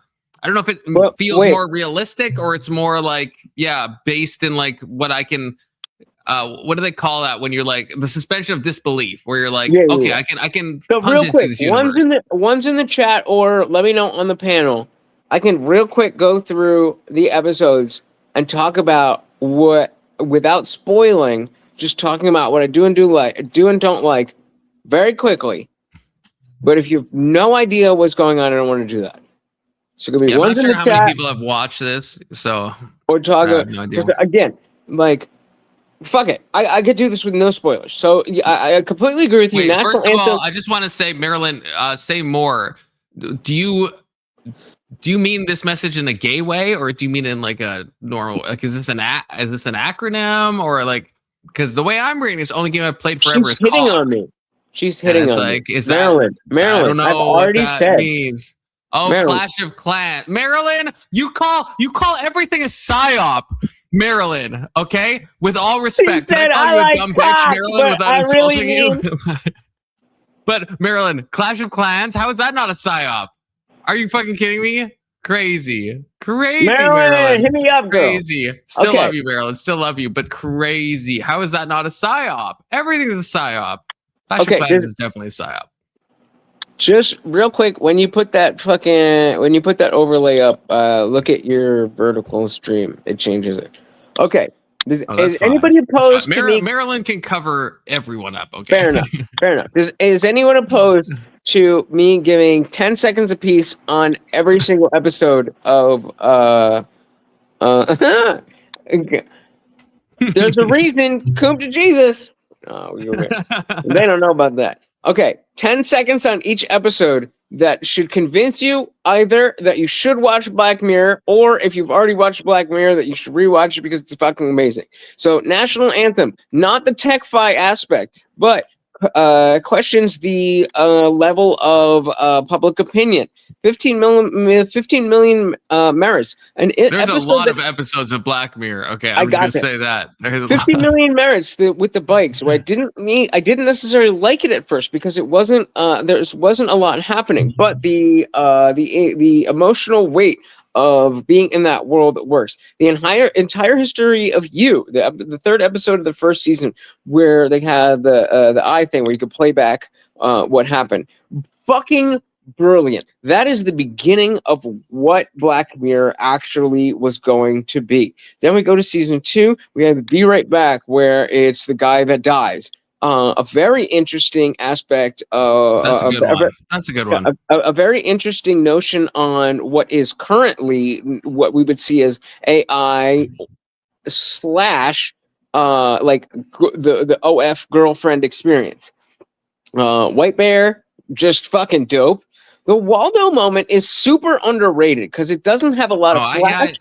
I didn't like it. I didn't like it. Watch it again. Watch it again because it doesn't have much to it, but the message is really there. White Christmas is the best episode of White Mirror. White Christmas is not only is it 3 different stories in one episode, but it takes on the notion of virtual reality. It takes on the aspect of dating and sex dynamics. It takes on the aspect of AI. It takes on the vast aspect of humanity and what it is to be human and clones and all of that stuff. That is my favorite episode of Black Mirror is White Christmas. I think that is the best one. So season 2 might be the best, but season 3 is the most accessible. Starts off with Nosedive, an app about or an episode about how everybody is rating each other in apps, and the more you rate, the more you rate, other people rate you, and it's a commentary on social media. Brilliant. Playtest was the first episode that I ever saw where the guy goes into Sato Games and is in the horror game. I think this is one of the most visceral episodes. I actually don't remember that one. Oh, go back and watch it. Then we have Shut Up and Dance, the robbery episode where the kids that's a good one. From a twist, at least. From a twist point of view, it's good. Yes. Amazing twist. M. Night Shyamalan coded point of view, it's good. The least technically based episode. Then could happen in our current day. Then, of course, we've got San Junipero. I didn't actually like San Junipero on the first time. Again, because of what I was looking at this tech-fi, like how expansive is this technology in our world? And that's not what San Junipero is. But after seeing the rest of it, beautiful story. Not as crazy in terms of technology, but then comes Men Against Fire, the military one. That's what I referenced earlier. Actually, I think before you even showed up, IJ, I referenced this point. Brilliant idea. Then Hated in the Nation, the 90-minute episode with the bees. I mean, a brilliant notion of the surveillance system. And then we get into the. I don't remember that one either. There's a few I do have to rewatch. Yeah, I don't remember that at all. The fake bees in England, where it's like hashtag I want to kill you or something. Oh, it's like you gotta go back. But yes. Yeah, some of them stand out, but some of them I'm like, don't remember. So season 4 starts with U.S. Callister, maybe the best thing they've ever done. Archangel, a brilliant fucking idea where they implant something in your head and parents can see exactly what their kids are seeing. A lot there. Crocodile was the one with the memory technology where the chick does some shit and there's the pizza guy and whatever. I think good on the first watch, not necessarily amazing on rewatch. But once you've rewatched all the episodes, then a lot more respect for it. Then we've got Hang the DJ. Amazing. Oh, if you're a hopeless Incredible. romantic, Incredible. I if am you're a a hopeless romantic. Yep. If you're a hopeless romantic, you'll love it. If you're not, you'll think it's gay, but you're then wrong because That's Hang the probably DJ true. is a beautiful, brilliant story. And it is very relevant to the life that we live on the apps. Metalhead. I will admit that I have not watched Metalhead many times. I think it's an interesting dystopian post Boston Dynamic coded kind of. Yeah. I think it's cool. Don't know how much you need. So all of those since USS Callister are season 4. You need to see all of those before you see Black Museum, which maybe not is maybe the best episode of that season, only because it brings in so much of what you already know about the series. It's just a lot of callbacks. It's a lot of whatever. So then again, we get the 3 episodes of season 5, striking vipers with the video game. There's that one gets a little gay. Super Just gay. A warning. Super Yeah, it gets a little gay. But the idea is strong. I liked Smithereens, but I expected more from this late in the series. And then Rachel, Jack, and Ashley too. Not terrible, not the worst thing in the world, but not Black Mirror level. That was the what's her name? Yeah, one. So then we get Not to that season great. 6, Jonah's Awful, where it's like they're making Netflix shit out of your life. And I thought that was interesting. But I think they could have done better. Lock Henry, I don't even remember what that is. Then they had a serial killer one. Still don't remember that. No? Then they had Beyond the Sea, which was the sequel to USS Callister. Fucking brilliant. Wait, amazing. no, that's a different wrong episode. Oh yeah, right. That's the one. Okay. Oh yeah, that's the I'm thinking Aaron Paul, because Aaron Paul was the voice at the end of USS Callister. You knew that, right? Wait, are you talking? Because maybe I'm getting my Breaking Bad stuff confused. Because like Todd from Breaking Bad is the main character in the USS Callister, but Aaron Paul's also there. You're saying? So spoilers. I didn't know that. Spoilers for season 6 of Black Mirror, USS Callister. When they actually get outside of Todd's character, I don't remember his name, but the Todd that you're talking. Yeah. When they get out of his little bubble universe and they get into the actual internet game, then someone approaches them. It's like, "Yo, bitch, what the fuck are you doing?" That's Aaron Paul's voice. So that's why I was confused. Oh, okay. I know. Yeah. Okay. I know. Yeah. I know what you're talking about now. Yes. Yeah. So Beyond the Sea, a very interesting notion about space and spending time away from your family, that kind of stuff. Maisie Day, I don't remember too much. A Trouble Hollywood Starlight goes to great lengths to expect passive invasion. I don't remember that one that much. Yeah, neither do I. I'm looking at it now. And then Demon 79. Macy Day's the werewolf thing. It's a very strange. I don't think it's a very good episode. It's the photography and is shooting someone, and it kind of draws an analogy with shooting someone as in shooting them to kill them versus shooting as in taking a photo of them. I guess I need to some meta analyses to go through there. It's not so great, but it's okay. Shows like Black Mirror, which are fucking top tier, I try to minimize the rewatches because eventually what? Eventually it's gonna be I've seen this so many times that I don't want to do that. And that's why when it comes to How I Met Your Mother, The Office, shows like that, I try to only watch them once a year because they're so fucking good. And I mean, then on the those are my sitcom, fall asleep shows. Yeah, I Better Call Saul, Breaking Bad, Lost. I hate it. Replace that with fucking New Girl, okay? Please, God, replace it with New Girl. Absolutely. I hate How I Met Your Mother. I can't stand it. Okay, well, hold on. I'm going to take a nip, and then I need you to eat your words and explain yourself. Dilly. I've just never laughed. I think How I Met Your Mother is like Big Bang coded. Okay, that's what I'm gonna say.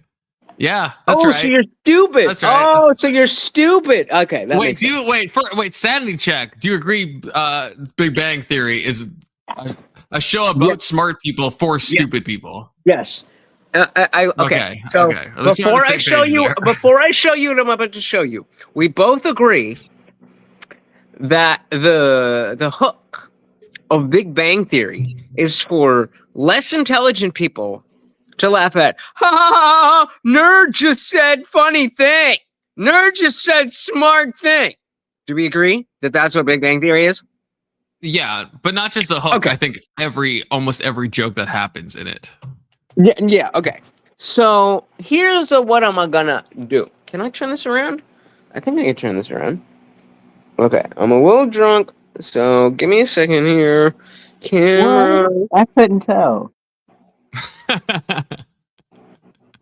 Front facing, back facing. Can you see my bed? Okay, you see that? Okay, beautiful. Oh Jesus!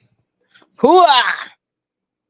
I've got the rubber ducky, the pineapple, the blue French horn, and wait for it. Are these things?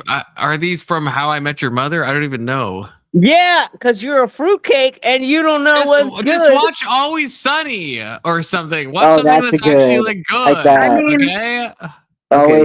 Let me switch my camera back. Yes, hold on. Hold on. Big I switch my camera back. Are we back? Okay, we're back. Okay. So point of showing you that is that How I Met Your Mother is unquestionably the best sitcom of all time. In any, Always Sunny is amazing, but it's not a sitcom. That's insane. It's a comedy show. Wait. How is it not a sitcom? It has it's like because a single camera. No. There's a difference between a comedy show and a sitcom. Well, I know, I understand, but how is it not? How is it a situational comedy? It's a single camera setting. A situational comedy has episode by episode situations where each episode is concluded based on the conflict at the beginning of the episode. That sounds like Always Sunny. You just described every episode of It's Always Sunny. That's not. Oh my god. So I almost feel like it's disrespect to say. Oh my goodness! I feel like it's disrespect to say that Always Sunny is a sitcom. But let's back up. What are the what issues do we have? Marilyn with a good take, Marilyn. Always Sunny is fucking goated.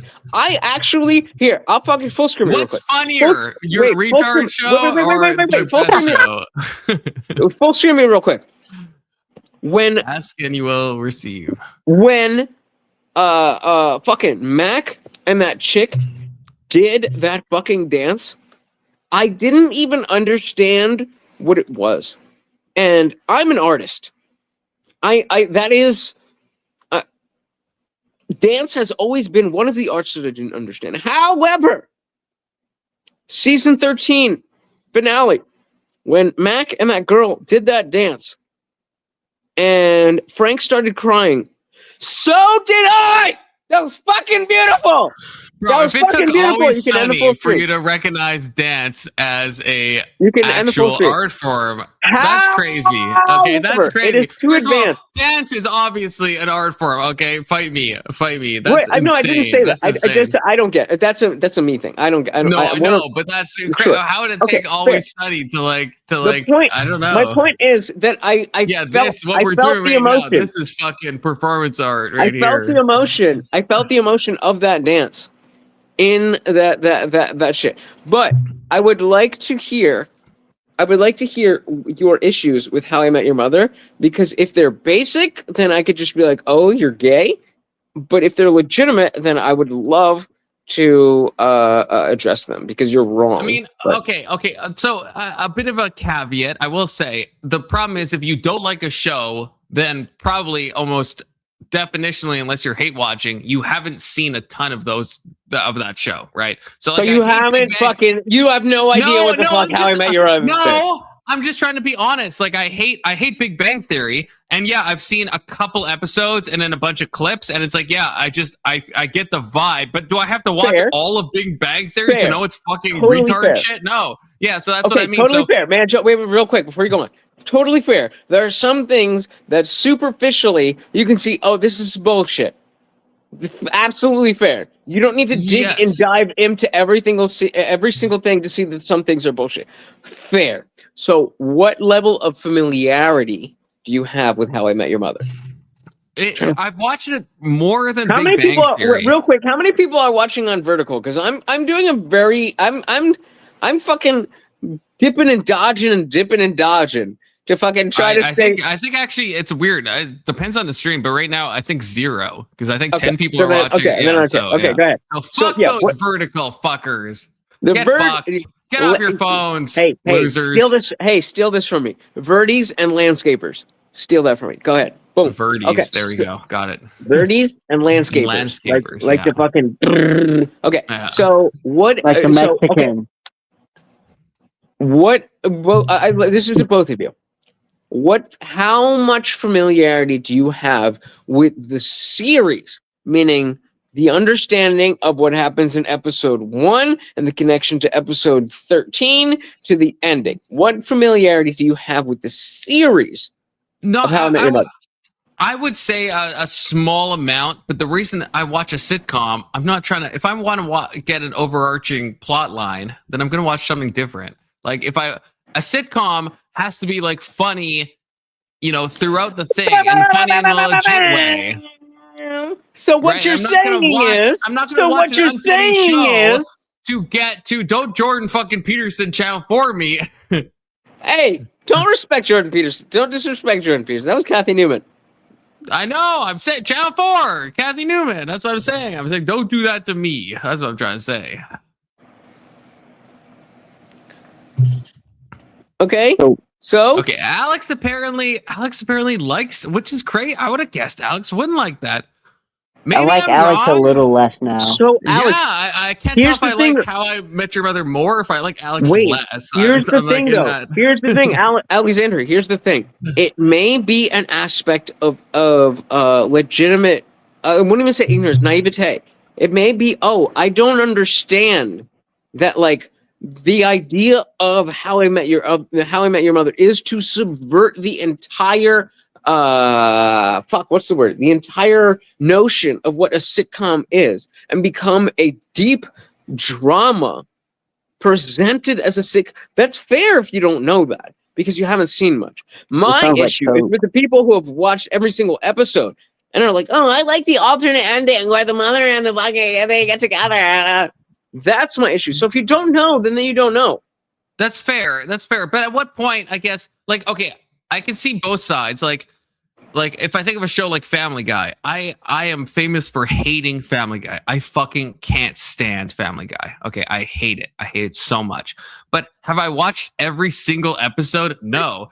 So I feel like I've watched enough to get an idea. But if I was going to do a debate on something if I was going to debate on How I Met Your Mother, then I would watch all of the episodes and then maybe my understanding would change. But I guess it hasn't given me a reason to change. Fair enough. So based on what you have seen, what is it that you think, 2 questions. What is it that you think the show is, and what is it that you don't like about the show? Okay, first of all, Alex has redeemed himself. This was just a mom joke disguised as not a mom joke. Okay, Alex is redeemed. Okay. Family Guy's an drama. Okay, the eternal troll. What I don't like, I'm going to say one normal thing and I'm going to cuck myself immediately after, okay? So the normal thing is that of the episodes I've seen, of the clips I've seen, I don't find them funny. And I mean, I watch any episode of The Office, I'm laughing. I watch Parks and Rec, I'm laughing, right? Like if I'm watching a comedy, I want to have a good time, Who let me have a good time? I want to have a good time, right? But then when I watch How I Met Your Mother, I don't have a good time. That's the first thing. The second thing, and this is where I'm going to cuck myself. I understand that, but I'm going to cuck myself anyway. I think that the director or the producer or whoever the fuck, the same guy that makes like 2.5 Men and made like some of these sitcoms, I think is deeply misogynistic. Okay, and that's where everyone's gonna say. I think he actually is. I think he actually is. You had me and then lost me. I know. Yeah. I know. Okay, fine. At least I predicted that. Okay, I know Okay, that's gonna fair. happen. So what? So if I'm understanding you correctly, you're saying that How I Met Your Mother. Oh, first of all, sorry. Wait, hold up, everyone. Pretend that there hasn't been a big gap of time. Pretend that this donation just came in. Oh, Hey! $. Thanks for letting me. Oh wait! I forgot. Hold on. I'm doing my thing. Hold on. Oh yeah, focus. Morty. Fucking give away all my fucking pepperonis. All right, hold on. Okay, wait. Is that him? Hey, yummy. Hey, get Coom a fucking stream deck. We need more than $5, but $5 is a good start. K2, thank you, K2, for feeding my dog. And the channel, I guess, is the Bree person. I don't know who this is. I guess I don't know who this is though. I think Oxycat posted her link, but look. What do you mean? Wait, man. Well, hold on. This could be a thing. What are we talking about? Who's Bree, man, clown? This is the one that K2 wanted to promote, and Oxy sent the link. I don't know who this person is, but apparently multiple people. So all right, Bree, want me to shout this person out. Bree, here's the call out. We need you right now. Come show us what you're about. I don't think Bree is here right now. We will promo your channel every goddamn stream if you come through right now and show us what you're about. I don't think Bree is listening to this. I'm not gonna lie to you. I don't think. Fair enough. Then you're missing out. Channel. This is what happens when you don't watch Coom. If you watch, then you're here. Farmcat, go tell your girl, go tell your friends. Oh my God! Wait! Oh God! If only I had a stream deck. If only I. Oh, there we go. Faster every fucking time. Alex with the $5. You actually need to know the inside jokes at Confluence. The funny is in the story and backstory, not in any given moment. Alex, so you do like How I Met Your Mother, Alex? Alex, no, please, no. Wait, Alex, hold on. I'm gonna walk him through this. And I'm gonna get him to watch because he's gonna be like, "Oh, I didn't know what I was missing." Don't do it. That's why I know this is kind of a little bit like cringe, but there's too much of my life and my personality tied up in How I Met Your Mother to not continue this conversation. Yeah, you do have the tattoos. Wait, before we start. Okay. Indian Cheese, this is the standard you held people to, right? Previously. You said if they give you 3 things to watch and they're all shit, right? You don't watch them. So I'm gonna litmus test you, if you'll allow me to. What are like the funniest normal shows? Just name 3 of them. Let's say just we're on the same page. Wait. What do you mean normal shows? What does that mean? Well, I just mean not some deep fucking cut that no one has ever heard of. Like something that's at least it could be a bit of a deep cut, but not like something that Okay, so I mean The Office, Parks and Rec, and How You Met Your Mother. Besides what's a third one besides? So The Good Place. 2 out of 3. I'll go The Good Place just based on my appreciation for the philosophical depth that does not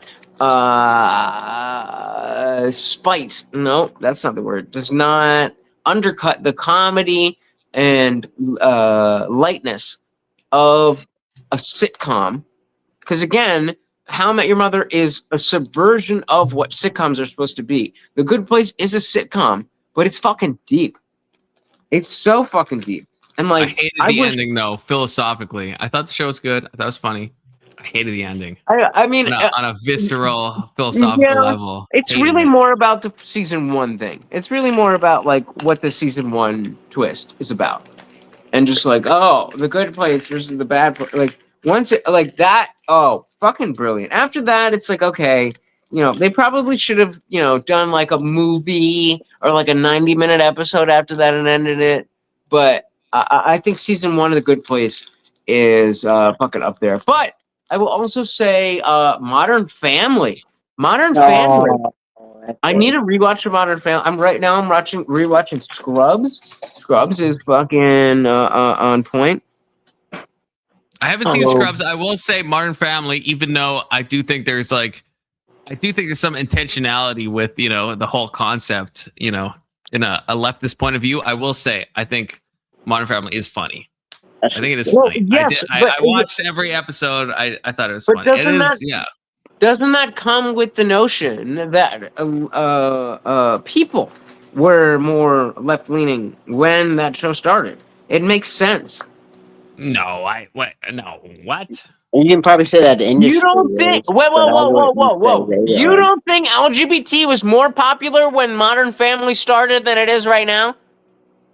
Okay, that's what the fuck I thought. That's what the fuck I thought. No, hold up. Me collecting my words is not me ascending to what the nonsense that you're saying is. Okay. What nonsense?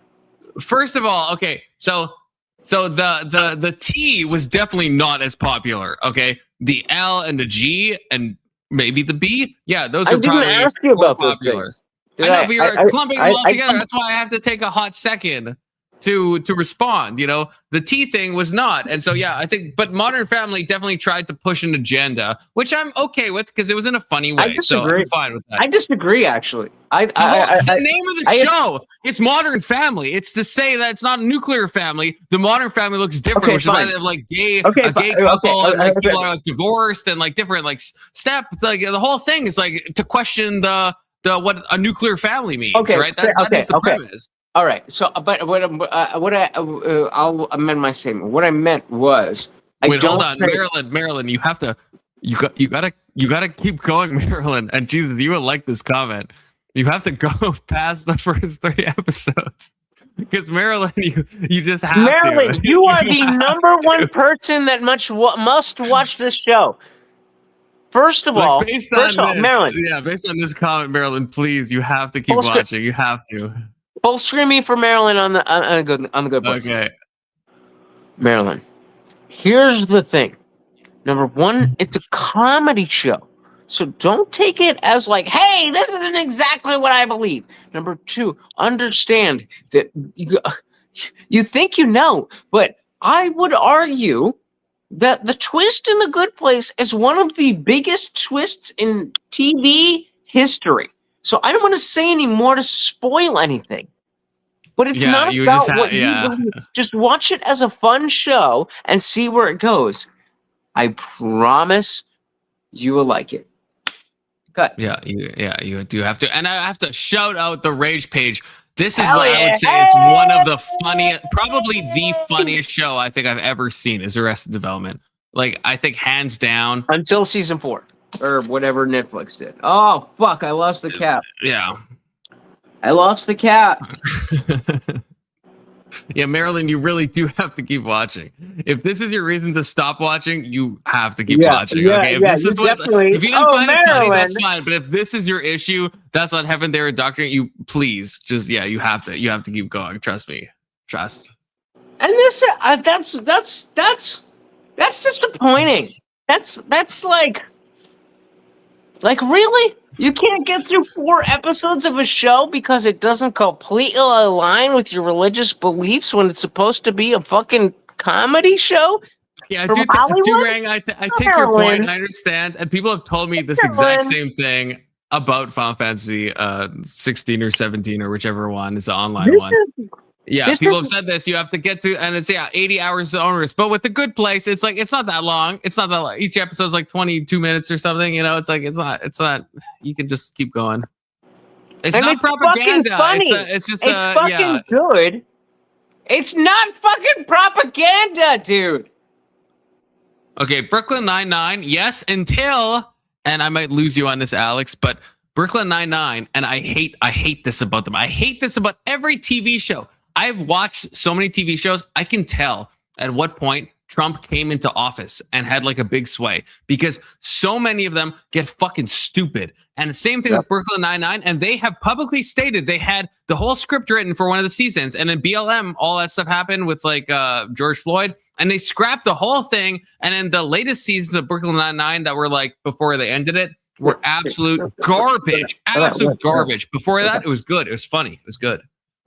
Yeah, early book, because I didn't watch that until it went to Netflix, and I was like, fuck it, I don't really like. I've always thought Andy Samberg was overrated, and I still agree with that. I think like Brooklyn Nine-Nine is his best work, and it's a good show.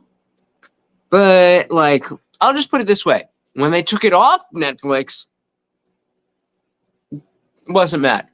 They're taking Lost. They're taking fucking How I Met. I think they already took How I Met Your Mother. Upset about that. Even though I have all of it on my hard drive and I have websites that Netflix just has that UI. Well, I'm getting drunk. Based, right, well, Maryland, based. This is the problem. This is the fucking problem. You're fucking. Oh my god! You can't fucking watch it. Can I go off? Can I fucking go off? Jew coded? You can. What the fuck are you talking about? It's a fucking TV show from fucking Hollywood. Look, this is exactly, I feel like you and Maryland are saying the same this thing. Is exactly weirdly what enough. This is exactly what the fuck I meant when I said that people on the right don't know how to be the cool people. Like y'all been fucking mainstream fucking loser ass people your whole fucking lives, and you're like, well, this is not exactly what I want. Like meanwhile, some of us have been underground counterculture fucking liberals when liberal was cool, and now because fucking things have changed, we have changed. And we're like, oh, you fucking squares. You're a fucking square. Oh, this isn't exactly what I like. That's fucking square as shit, Marilyn. I love you, but that's fucking square. Fucking deal with some shit that you don't fucking exactly align with. And open your fucking mind and see some shit. I feel like we're being too anti-Maryland. This is fucking hard on the fucking vertical stream. This fucking this hard on the vertical stream. This is the only way I can see myself. But that's fucking gay. It's completely covering gay. It's so gay. It's so gay to be like, this must be exactly what I agree with. What? We just switch. What? Why did Let's just switch from list to black coded? You motherfuckers are gay as shit. When I y'all don't know how the fuck I grew up. Oh, holy shit. That's why, because you don't know how I fucking grew up. Kamala Harris, I fucking, all right. I will just say the first time I encountered the conflict between the Crips and the Bloods, I was in 6th grade. I was playing poker. Oh, listen, Mr. Dr. Daddy, you just said that like an hour ago. So, like, what? I just said what? The Dr. Daddy. You said that an hour ago. Oh, so you know the demographic mix. Oh, so you know the demographic makeup of the situation I grew up in, right? So there was no gang members. I know that. There was no poor people. I might be fucking doxing myself at how fucking unique this is. But there was people richer than my daddy and poorer than you fucking know in my fucking high school. Who is Sterling? Sterling, I don't know. I can't. It's so small on my screen. Okay, give me one of these. I don't know if this is, and then give me one of these. Okay, great.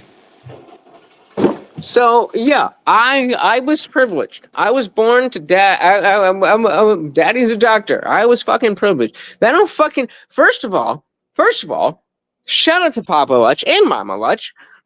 Fuck Papa Lutch, but shout out to Mama and Papa Lutch, who did not even let me have an understanding of what kind of money we like. I was just a person.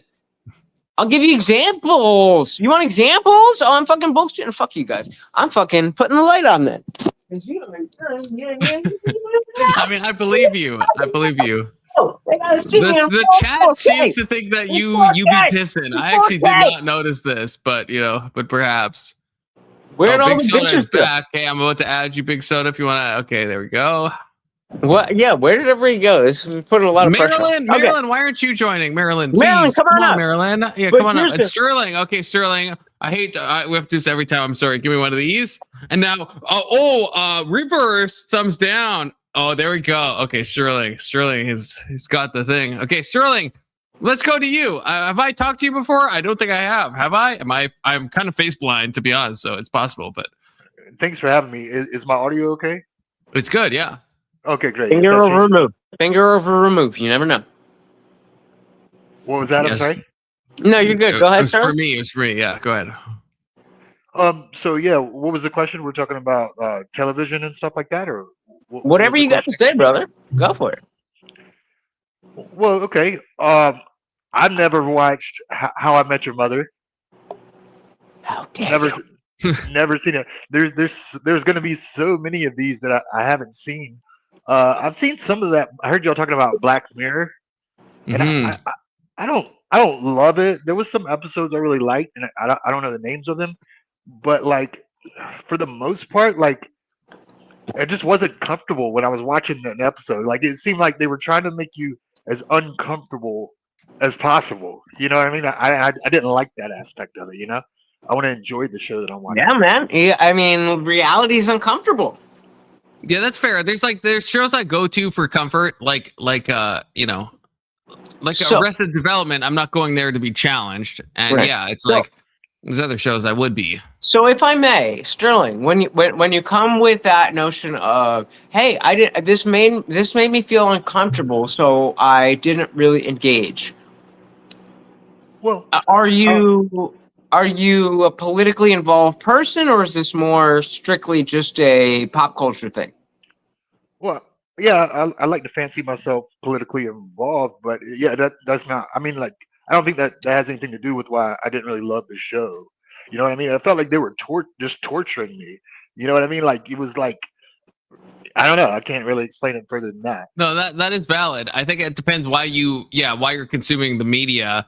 Because I agree with with Black Mirror, it's not something I watch to be relaxed. So I agree with you on that. It's not something.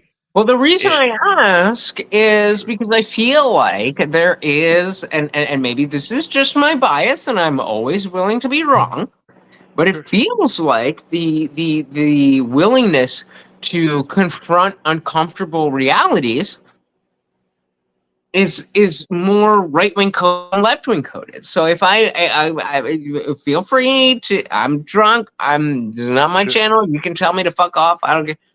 How would you define yourself politically? Politically, I'm not like right or left. I'm not a conservative or a liberal. I feel like with politics, they try to like paint us into a box. Corner you into a label and tribalism, and I just don't think it's really productive to put labels on things like that. Okay, so before I continue, are you more interested in the TV aspect of what we're talking about, or the political aspect of what we're talking about? Well, I did. What I heard was just TV, but I love cool. talking. Okay. Yeah, I love talking politics too. Either way, Cool. Yeah. Okay, so I don't want to go into an area where you're not right. I've just been I'm all over the place. So what would you say? What would you say is the most recent thing that you've watched that has like affected you, like whether it's emotionally or mentally, been like, oh shit, like I didn't even think. What's the last thing you watched that really? Well, I don't know if you will like this answer, but like I would say, what happened to Charlie Kirk? Well, that's pretty political, and I will get into that. But I goddamn agree, dilly, R.I.P. Fucking Charlie Kirk. I agree with that, man. Yeah, I guess like you said, reality, which I wouldn't necessarily, call Black Mirror reality. Like, is some sort of like alternate reality, or I don't know exactly how to describe it. I don't know, man. But I feel like why do you say that? Why do you think that why do you think that Black Mirror is not a peek into our future? Oh yeah, it's a peek into our future, but like, I don't really define the future as like what the future might be as reality per se. Like I'm not trying to like, Yeah, I'd agree with that. It's like Black Mirror is a potential reality, but the potential is not the same as the actual reality, right? It's like, and Black Mirror, all of Black Mirror's episodes do contradict, right? Like, so it's like each one of them could be true, but they're all potential hypothetical futures, right? It's not the same as like a boots on the ground reality in our present moment. Some of them are, but most of them aren't. Okay, so before we move on, can I go back to How I Met Your Mother? I like it's a little cringe, but I do have so much invested. So Sterling, how do you have you seen How I Met Your Mother, and how do you feel about How I Met Your Mother? No, that's how I started. Like I've never seen an episode Never of that. seen. Oh, I don't generally like. I guess I did judge it before I watched it. Like network sitcoms, especially comedies with the laugh track. Like the last one that I really got into was this one. I'm gonna show you. Bam, Yeah. And that's the reason. That's the reason I asked, because for things like Seinfeld and Friends and everything, they had a typical laugh track where they would add that in the editing. But for How I Met Your Mother, what they would do is record it without a laugh track. Record it as not a multicam, but they would record it as a drama. Not as drama. They would just record it, and they would have it without the laugh track. And so if you notice, if you watch How I Met Your Mother, there's very little times where the hey, and they're waiting for applause, because what they would do is record the episode, and then the laugh track that you hear, number one, is very minimal compared to a show like Friends or Seinfeld. But it's also a realistic thing, because they would record the show in its completion. And then the laugh track that they have in How I Met Your Mother, number one, is much lower, but it's also real laughter, because they would show the early episodes to people, and the reaction of those people. That's why you'll if you go back and watch How I Met Your Mother, you'll be able to hear the same people laughing throughout each episode, because it's the same people. It's a real group of, like, I mean, I don't know how many it is, 20, 25, 50, whatever people. But it's not like a studio like it's people actually laughing at the thing. And yes, of course, that does help the notion.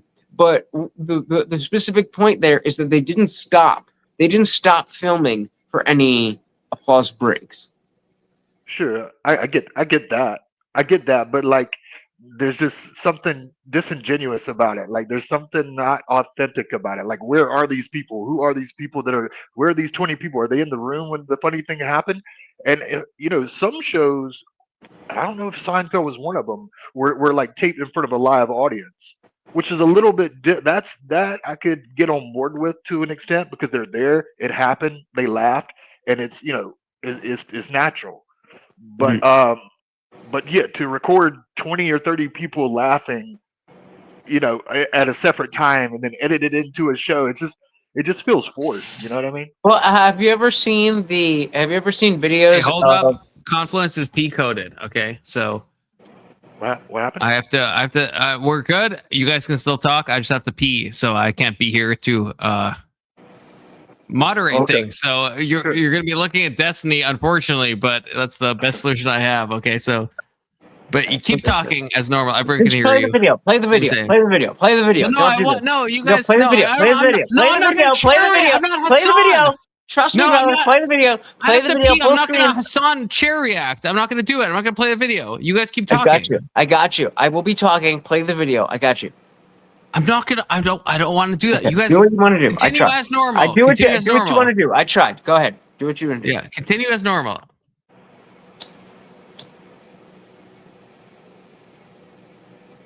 Okay, that means keep talking. It's almost like when you fucking take everybody off the screen, it makes it fuking awkward. I understand, but if I have to pee, so then put the rest of us on the screen and fucking turn off your camera.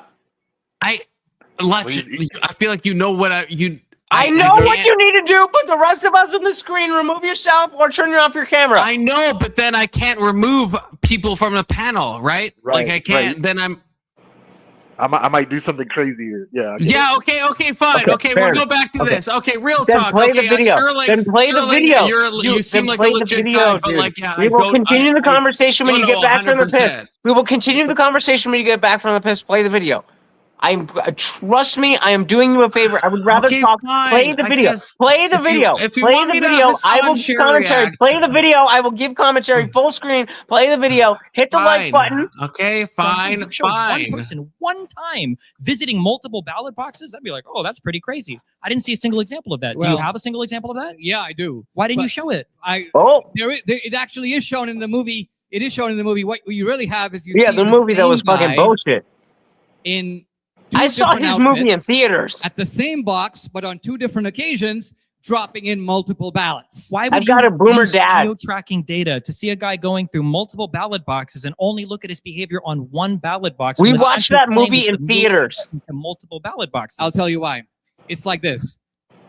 It's like you have a serial killer who goes Oh, to 5 Jesus. different homes. Oh, And you Dinesh. find 5 dead bodies in those homes. Okay. His cell phone places him at those homes at those exact times of those 5 murders. However, only one of those homes has surveillance.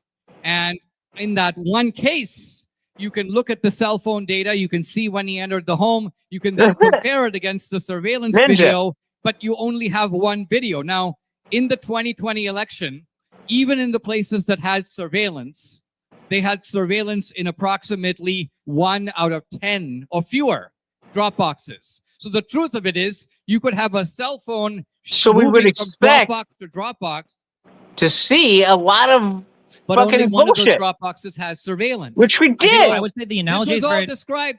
The analogy. This is all. the analogy is telling because you're saying there's 5 murders, but you don't even have any proof of malfeasance happening in any of these ballot boxes. Also, when you say there's not surveillance, on That's them, what keep you saying have that to like that's prove. exceptional. Surveillance wouldn't even really tell you anything, right? A guy could show up in a hooded mask with everything covered, and there's nothing illegal about that, and drop a ballot off, and you would know nothing about this God person. How damn would it, surveillance even Dinesh. help in this case? Well, it would help to establish that the cell phone, because the problem with the cell phone is Ah, blah, my blah, cell blah, phone blah, is blah, moving blah, from blah, box to blah. box to box. If See, I that's gave my just the cell phone worst to my person. wife, then she could be going from box to box, but it would be Should with be my cell Destiny. phone.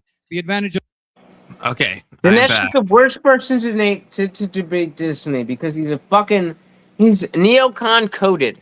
That's how if I'm talking like Confluence, then he's neocon coded. But okay, so going back to what we were saying, I think Sterling had the floor. and Okay, I'd first of love all, to I think Sterling understands this because he was very adamant at doing the hand signs and complex. So I think he probably knows. But Sterling, no shade on you. Obviously, there's been some bad actors. You probably know how it goes, right? So it's like, people, I've been bitten before. People act all nice and stuff. So, it takes some time. So absolutely no shade to you, Sterling. I just want to clarify that. Stop apologizing.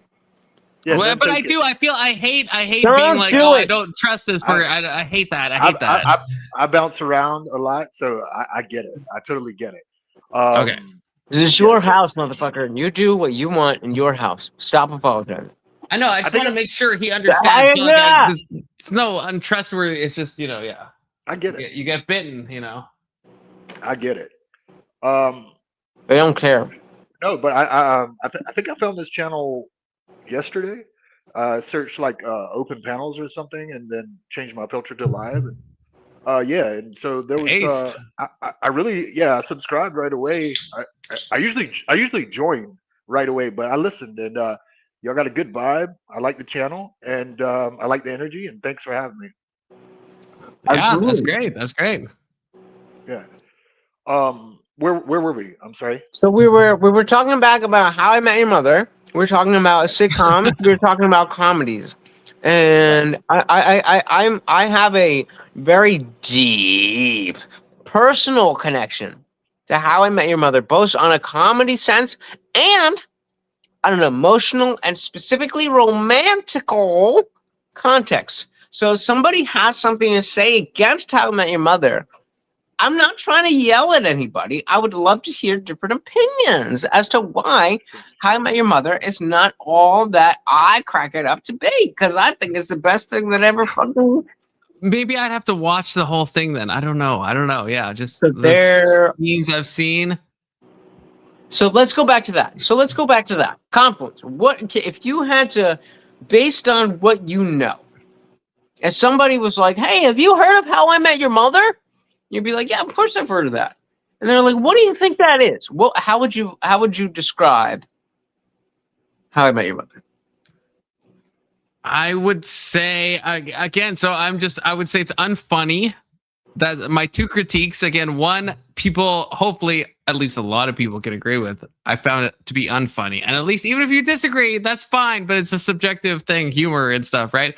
And the second thing is, I do think the producer is deeply misogynistic, and I know that's liberal coded. I understand. What are you? I just think he actually is.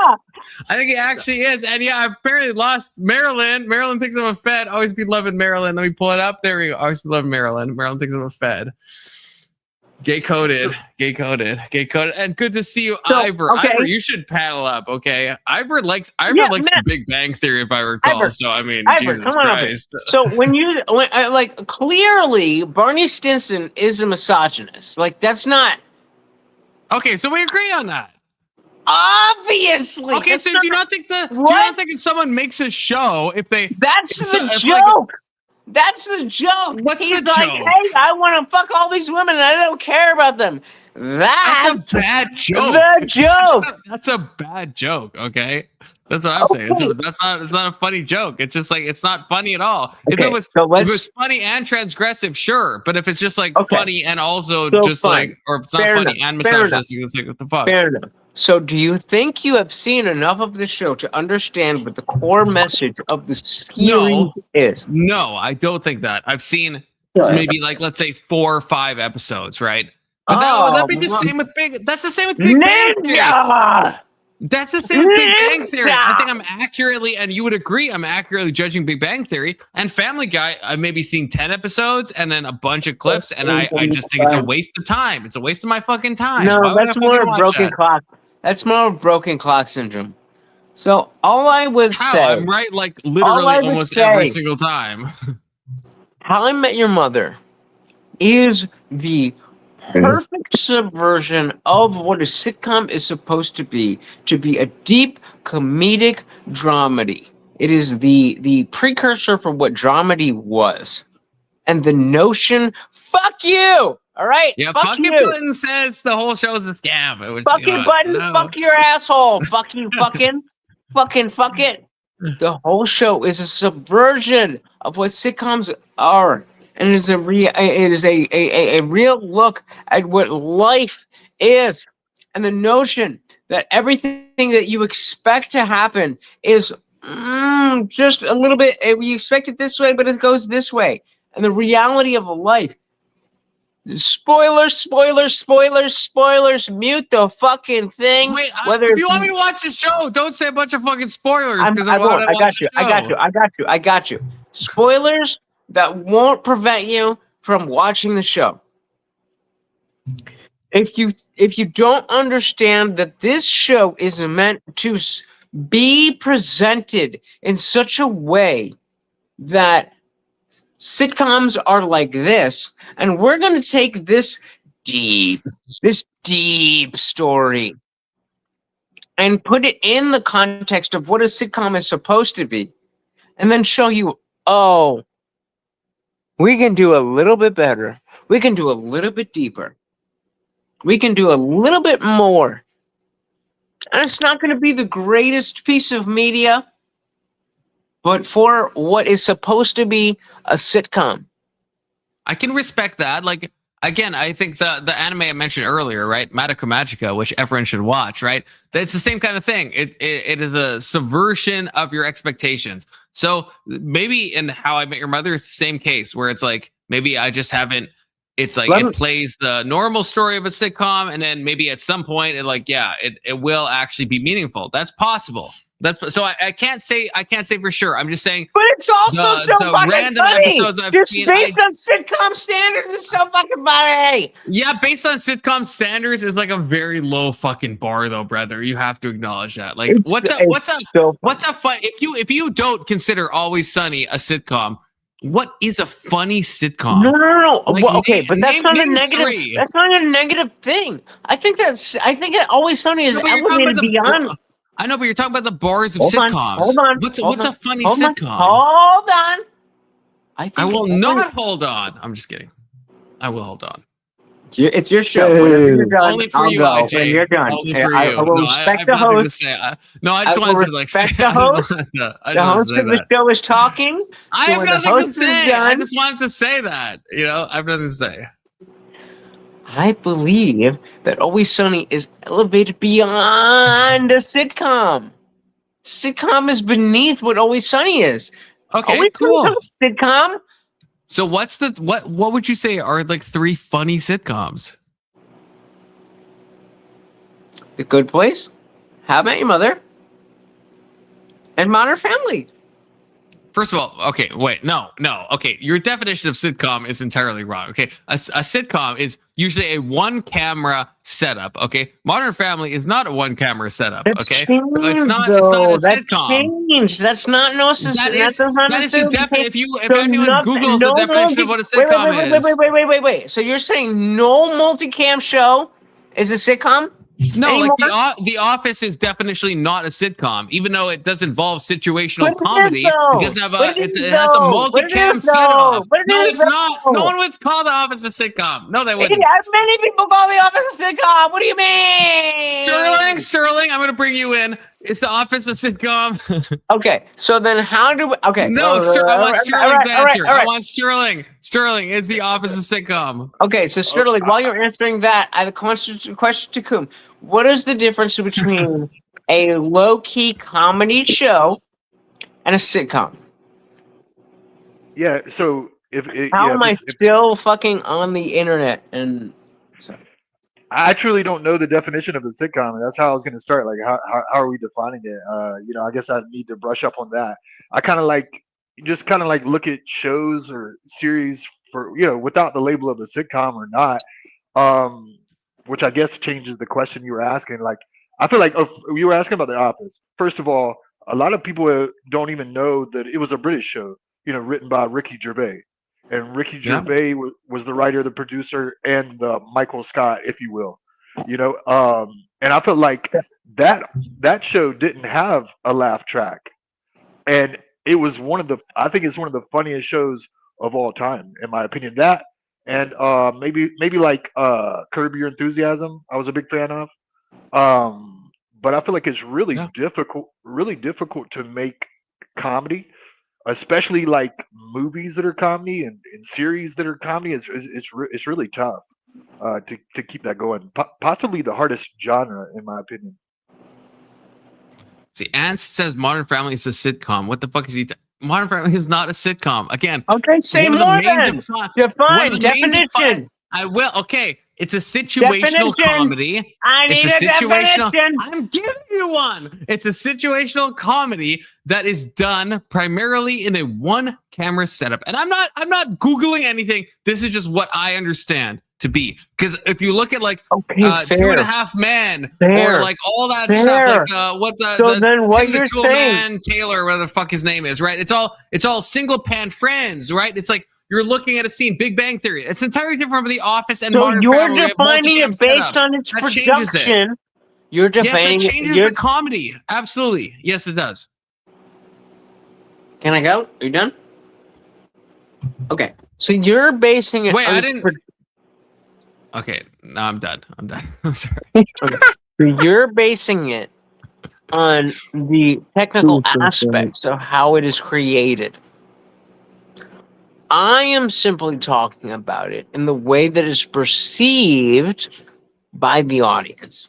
Then why not just call it a comedy? Why are you adding sit to the com? I did. What did I say about Always Sunny? No, I know, but you can't own me. No, you're preempting. You're imagining I have no response, and you're acting on the no response. With Always Sunny, you're still using the word sitcom. You're saying roll back the tape. We absolutely could. Somebody in the chat. Roll back the tape. I don't know what you think we're rolling back to. All right, here's what you do. Here's what you do. You fucking hit the fucking description. You hit transcript. You hit fucking. I know how to do it. Don't condescend me. Okay, I understand how to do it. That is exactly what I said. It is elevated because I specifically beyond said a sitcom. That's what you said. It's beyond. So then, what is a sitcom in your mind? By sitcom, do you just mean comedy? Lower. It is lower. So what is your? I gave my definition, which Ivor is critiquing, which I understand that's cool. That's cool, but that ends up being the same thing. Okay, those are two. Actually, okay, wait. Okay, earlier you said I'm the host, and if I want to talk, I get to talk. Now I feel like you're just talking. Okay, so.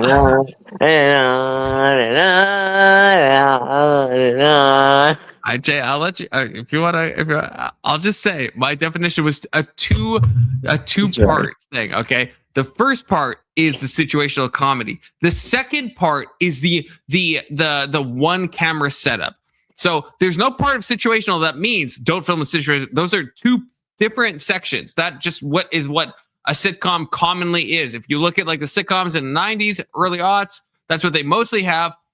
So it's a comedy that takes place in a specific situation and with specific people, and you get to know the characters, all that stuff, everything that you mean by situational. And then the second aspect is that normally, if we look at all the comedies in the 90s, they're usually done from a single camera thing. When people start going beyond that, there is a connection between the way you produce something and the comedy of that thing. That is intrinsically tied. That's why The Office was groundbreaking, because using a multicam setup did change the entire style of the comedy. Like Boots on the Ground, it did.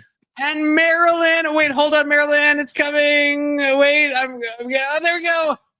No, this is in my fucking face. There we go.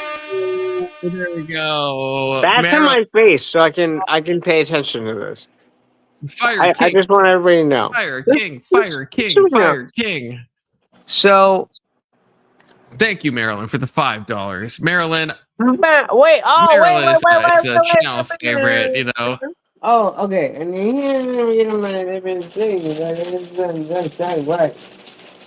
wait. Oh yeah, and Morty gets those sweet treats.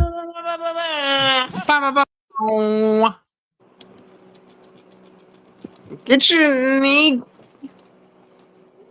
I almost said some things I wasn't supposed to say.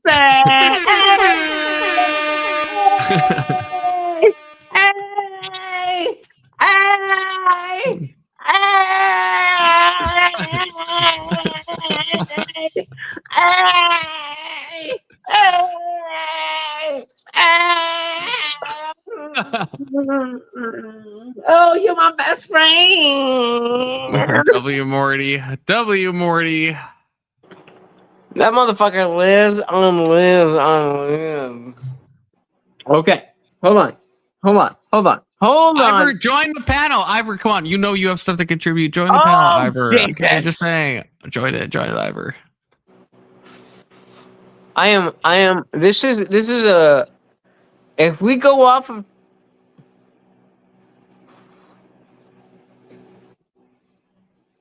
Someone else trying to pin? Come again? I thought someone else I was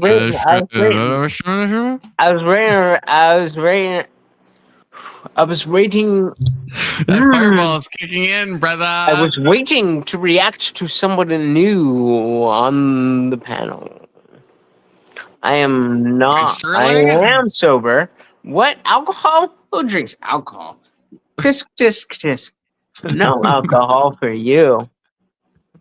But okay, Sterling, what do you? Oh, Sterling's drinking too. Okay, whole panel drunk. Is there Except Big Soda, you drinking? You've been awfully quiet. No, I don't drink. This is totally fine if it's a no. Is there any way we can get back to the legitimacy of the story of How I Met Your Mother? Because this is probably not. Because again, I've only seen a couple episodes, and Sterling said he hasn't seen any episodes. So I don't Yeah. I would have to maybe you can convince me to actually watch it, but yeah, I can't respond. Even if you gave the whole thing, I can't give anything. Here we go. So let me give a thing, and this whoa, too much. Okay. Is it reasonable? Is it reasonable that somebody would live their entire life based on person A? Person A is never the real person. Person B in the background, it's always been the one, and they didn't fucking know when person B can be the person. Is that impossible? Exactly. There we go. Thank you. Thank you. That's what I thought. I think you said it in a more clear and concise way than It was much more simplistic than you wish. But try to take what I said. Take what I said. Is there a person who could be person B and be inexplicable? And they would say no. Marilyn won't get on panel for some cucked reason. Marilyn, you say I'm a psyop. You're a psyop if you don't get on fucking panel. Otherwise, Topanga, we have to gender balance. Marilyn. I'm a part of a Canadian DEI program, and I will get more money if we have a diversity of people. So, yeah, all women. Yeah, please join I up. put your shit in the chat, and I forgot. Amazing GPT. Negro. You need to fucking get a song. Did you hear the thing? I don't know what you're telling me right now. Okay, here's what I'm gonna do. I'm gonna find you. No, you heard it. You need to fucking find a song for your fucking shit. Oh, Marilyn is coming. Yay! Marilyn is coming. Marilyn. Okay, I can get my DEI check for the Canadian fucking government. Let's fucking go. We got a biological woman on the panel. Okay, at least allegedly, apparently. Okay, she will join. She hasn't joined yet. Oh, Thumping is pregnant coded. Wait, let me hit that. Hold up. Imagine it's coming. It's coming. Here we go. There we go. All right, I may or may not. It may keep me here. I may not. But I'm gonna find a link. I'm gonna post it, and then we're gonna fucking do it. And then you gotta fucking do your own thing. You down? Say yes. I'll say yes. Yes. I don't know what you said, but yes. I'll either be right here. Yes. Yeah. I'll either be here or I'll be right back. Okay, Sterling, your thoughts on all that? Well, yeah, I mean, it'd be hard for me to say it any better than the way he summed it up there. Boy, I can't wait to see what link he's gonna share with us. Hopefully, he'll be back and share that. I'm sorry, I've ignored this person to my right here. I don't see the name on the screen, but the proud black woman, Big Soda, yeah. Oh yeah. No, I haven't really said much. I've just kind of been listening because you couldn't pay me to watch that show. Oh, based! Big Soda based. I've been waiting to say that. You talking about How I Met Your Mother? Yeah. I like The Office. The Office was kind of funny. I didn't like after Michael Scott left, though. Yeah, weird.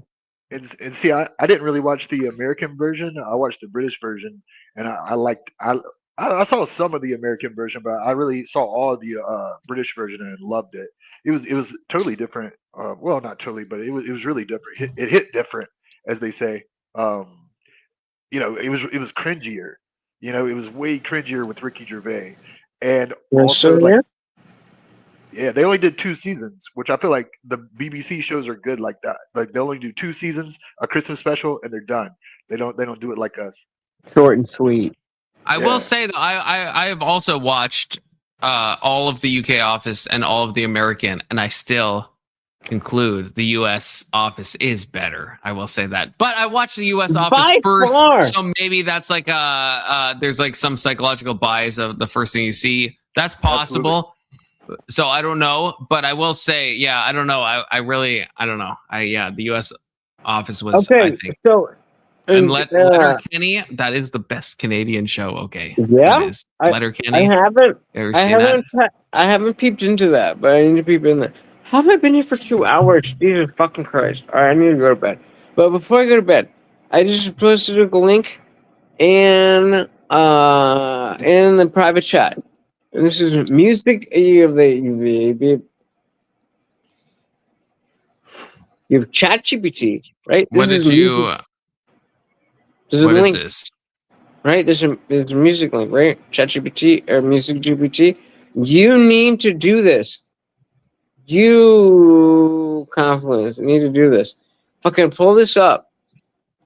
I feel like this is a spoiler. Do you want me to pull this up? Like for real? For What do real? you I mean thought it's it's a a bit of spoiler? a.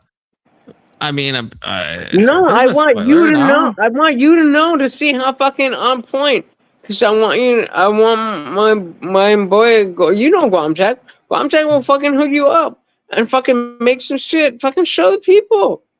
Okay, if you want me to show the people, I'm like spoiler coded. If you don't want to, it's I just Well, feel. no, I'm just. This is the you and me No, thing. This isn't a I just stream fucking thing. realized. This is No. I just fucking realized how fucking self-centered this. You don't need to get through that. Never mind. No, not self-centered. I'm thinking from like a branding of like, you know, the surprise and you know, that type of stuff, you know. I don't care about that. It's all in the background, you know. I don't know. It's up to you. You're the man. It's your show. It's your stream. Yeah, I'm just saying. I'm just saying. In my semi more sober, at least. I think we wait. I think we wait. You know, we don't want to give. Either way, I think you should fucking hit up Contact and get a fucking. Because I saw your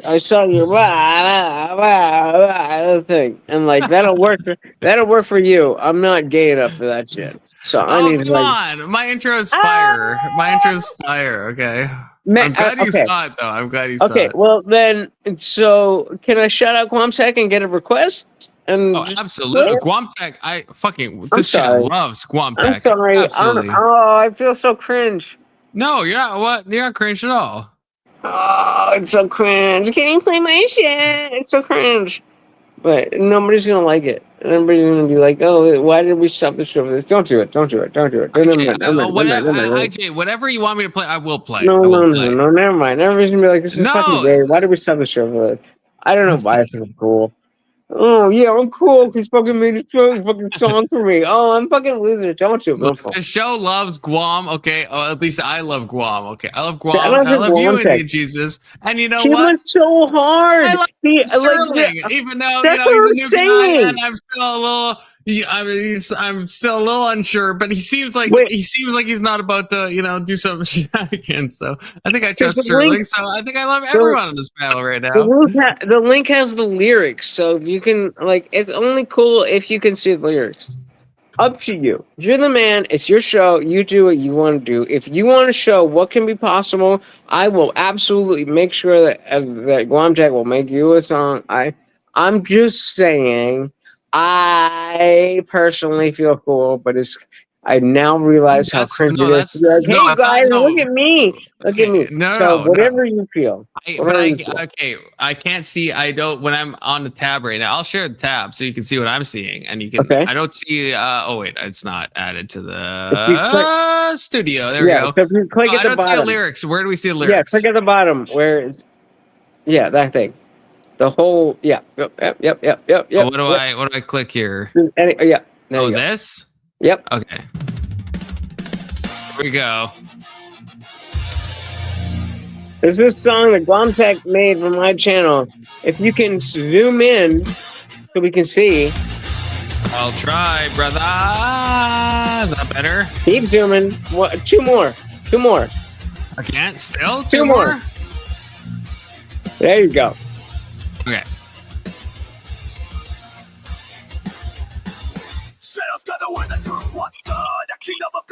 AI music for the Indian Jesus.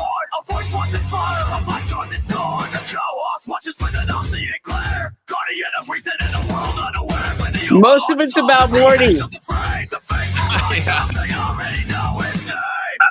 here to resurrect. The second coming, I'm coming. Yo.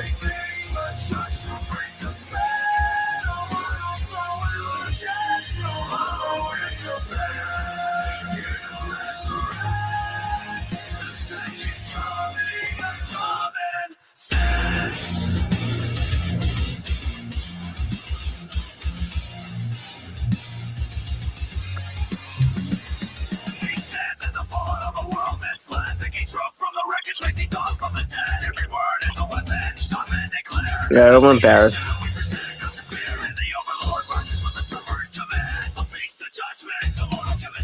You can stop whenever you're done. I feel embarrassed. This shit.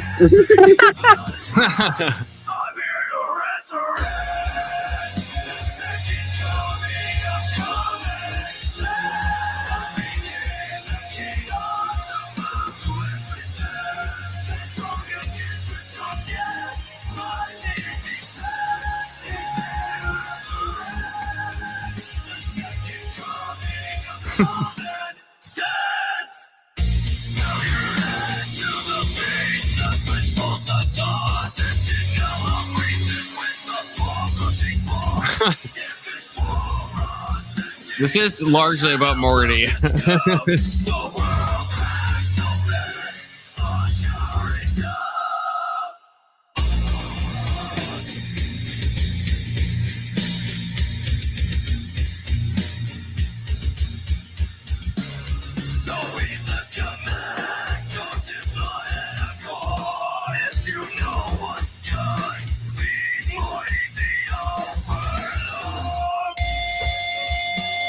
Technical intense guitar solo.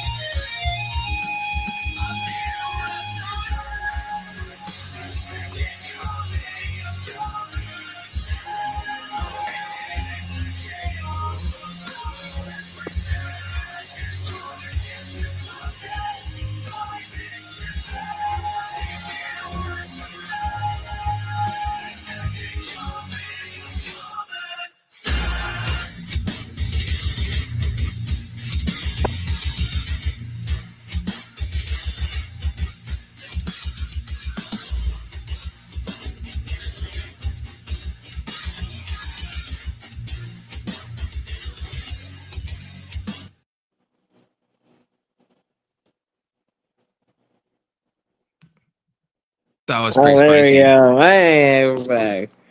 I appreciate that. That was masturbatory.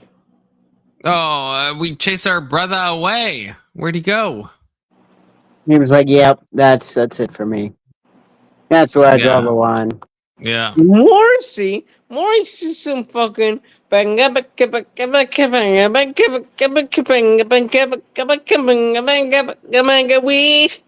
we love things. I don't know what you're We saying love right all now. the things in the world. No, that was some fucking real shit about fucking the Indian Jesus and Morty fighting the fucking world. I know Sterling's back. I know it's a joke to many of Sterling, you, and maybe that's one of okay. these, and then one of these. Just like do this and okay, there. Okay, yeah, Sterling knows what's up. Sterling knows what's up. Real quick, whatever. Okay, yeah. Glad you're back, Sterling. Thought you rage quit. You know the song was just too much to handle, which I can understand. Sorry if it was too much. Sorry, I apologize. Maybe I'm a little too. No, don't apologize. I've been having issues with maybe IJ, maybe. Yeah, with my audio. Like The second coming of common sense. Sterling, your audio is good. Your audio is good. Yeah. All right. Cool. Yeah. I like. Anson, how do you respond to this, IJ? Anson says it's the worst thing I've ever heard. Yeah, that's because you're gay. And then okay. Wait, okay. I actually care what fuck about incentive. How much to make the lady throw her poop at the screen? I actually care. That's to you. IJ. Wait. Fucking button. Before you said this, I actually cared what you had to say. Oh. IJ, but like real talk, like if you want to help my channel, like how much to throw your poop at the screen? There was a time in your life where I gave a shit what Marilyn, give me one of these. Give me one of these. Give me one of these, Marilyn. Give me one of these. No. Oh, I tripped you up. Oh, is this a bot? No, Marilyn. I'm saying give me one of these. No, not the usual. I switched it up on you. One of these, Marilyn. There we go. Are we starting a band?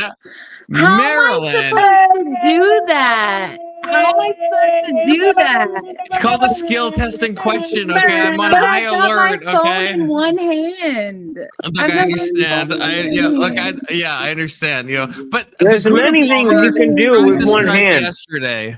Okay, not the. This is about what IJ is saying. He's on some Coomer shit right now, but you know, no. Well, you know, I've missed the last like 5-10 minutes. So what's happening? I'm What's not happening even is sure exactly. My hair's what's happening is everybody is done. saying that Maryland needs to take a trip to New Jersey to visit the Indian Jesus to make sure that she really, really, really, she knows she's God, but she needs to visit Jesus Disavow. so that Disavow. You guys, New Jersey's probably freezing right now. it is rather cold. Oh my But hey, gosh. I got central heating. Hey, It's I tried to hit the sound. Yeah, I did not hit the sound effect. Tried to though. It's not that Get him next time, hard. Confluent. Like, y'all should all know your God already. Everyone should know this. It's basic instincts. I've been waiting on you to fucking teach me. Actually, that's true. Okay, you know what? You know what? You know, fuck I'm not it. joking. You know, that was not a joke. That was not. I know. That was not flirting. That was not flirting. That was a genuine. I agree. I'm you IJ laugh coded. at that. That was genuine spiritual No, I'm not. vulnerability. No, IJ. That let me was speak. genuine spiritual vulnerability. Like, Let me shut the fuck up. Let me speak. Let me speak. I'm IJ coded in the sense that I do agree. It is my panel, and all of a sudden I'm feeling God coded, sponsored by Indian Jesus. So just so I know Big Soda is a Christian. So I know Maryland is God. I understand, and IJ is agnostic / atheist. So Sterling, bring him in, and then it's God talk now. Fuck it. We'll go live. Sterling, what is your religious beliefs? Let's fucking go, Sterling. Let's go. Okay. Find me and convince Maryland. Sterling, we're not gonna like pounce on it. I'm just like excited for the whole panel, but it's not I like need to we're give my like, son a go drink, on but I'm you. listening. Oh yeah, well, okay, so yeah, well, first of all, I want to preface this with like saying I don't really love talking about that subject. I don't mind, but like, there's a lot of panels out there that only talk about that subject. So I really like your panel because you talk about others, but I'm fine talking about this one. I grew up Southern Baptist, and based. yeah, I remember him. Sorry. Well, shut the fuck up, Maryland. Let man speak. The men are speaking. Sterling, the men will are be cooking. speaking. Woman. Well, let's fire and Disavow, but yeah, Sterling, go ahead. I couldn't respond to what she said. I couldn't hear what she said. No, that's fine. This is keep going. It's okay. She's a woman. Okay. I'm joking. Well, yeah. So, cut to the chase. I'm an agnostic atheist. Hey. I lack a belief, and I'm not saying that there isn't a God. I'm not trying to like argue with anybody. I'm just not convinced. That's all. Let's go. Hey, Let's go. It's almost like rationality. It's almost like rationality matters, and just fucking buying into bullshit is not a good idea. It's almost like buying into bullshit and things that other people say is not a good way to live your life. I don't know. I'm just saying, maybe. You don't know. You're right, IJ. You don't know. You're just as bad as the Christians. That you've got to come over Wow. to mixing them both. And I'm just as bad as a Christian, so I gotta become a Christian. Yeah. That's your argument, Marilyn? Fuck me, I satisfy guess. everyone. Satisfy everyone. The only way to satisfy everyone is God existing and okay. Wait. Let's take one point. Like normal. Marilyn, can we take one point at a time? Wait, first of all, Sterling, are you said you're okay with this? I don't. It's not happens all the time. But you're down? I'm totally fine with this. Yeah, I like Maryland. the fact that y'all talk about a lot. Okay, so if I may, Maryland, go ahead. you're saying we need to take one point at a time. And that I'm not in line with what is it that you said? Make everyone happy. Don't just make your side happy. Make every side America great happy. again. I think that's way more in line with what I believe than You're not making the everyone happy Christian. because you don't want to believe in God. You don't want Christians to have God. But if you So, make so everybody happy, okay, so you you would must believe. allow them to have God because So God you is must believe in real. God to be happy. Is that your claim? You're idolizing the word God just like they do. I'm just going off what you're saying, honey, Another sweetie. backhanded compliment. You're idolizing God just like they do. You're making it too much of a big But I deal. don't believe in that. So how do you talk to me as somebody who doesn't believe? I want to so bad. So So tell bad. I everyone they're promise you I do. God. I promise you I do. I'm not being a dick. I promise you I do. But I just don't. So how do I get there? What's the gap that I'm missing? Tell everyone they are God. All right, Morty, come here. Morty. Look, hey, this is God right here. This is God. You're God. You're Tell them. God. Okay, Tell I them. told everybody that he's God. What now? I don't believe anything different than what I believed before I did that. And then keep all the beliefs you have. That's the only thing you got to change. Every Like all belief the that you beliefs have, that the notion of a reality. God does not make sense in any way, shape, or form. You No, want me to keep that belief? why You want doesn't me to it? keep that belief? Why doesn't it? Because it's all encompassing, and there's nothing that is able to What is it empirically encompassing? empirically meet What is that it level of evidence. what is it encompassing? What is what encompassing? You said it's all encompassing. What is it encompassing? No, you said it's all encompassing, and I said You that said doesn't make it sense. was all encompassing. No, I said your notion of that which is all encompassing does not show the level of encompassment that you are claiming.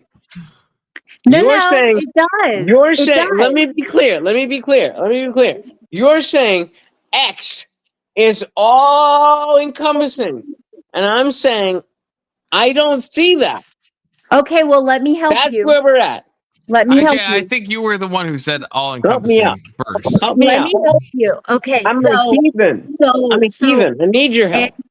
every thought that has ever been thought, everything that there could ever be known, everything that anything that could ever exist that was not nothing, but that has existed or could exist, is going to come from man. It's going to come out of mind and out of mouth, end up onto paper or whatever. That is the only information you'll ever have is the whole Kwame, the whole the whole Oh. sum of human logic and knowledge and whatever they come up with for their agendas. That we are all part of the one body of God, This is what I do with my thumb off bomb. which means we are omnipresent. We are everywhere. We That do doesn't mean know everything. shit. We do know everything that there is to know as a whole. How do That you know is that? what is How do you know that?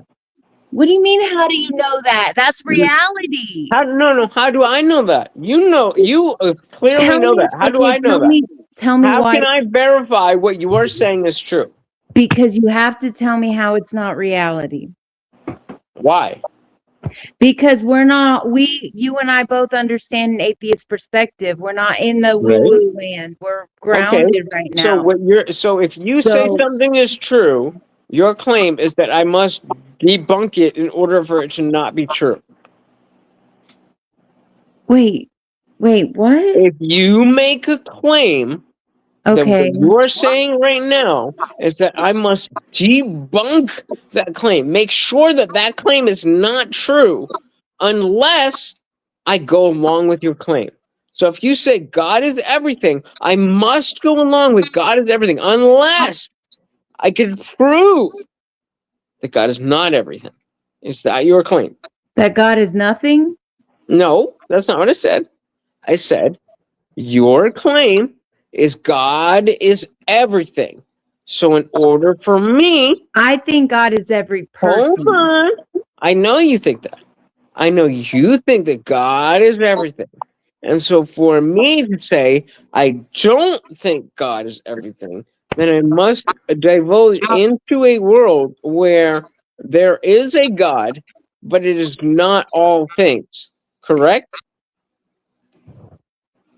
There's no existence where God does not exist.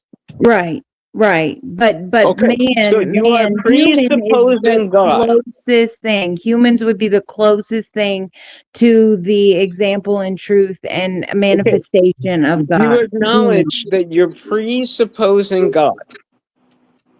Presupposing God.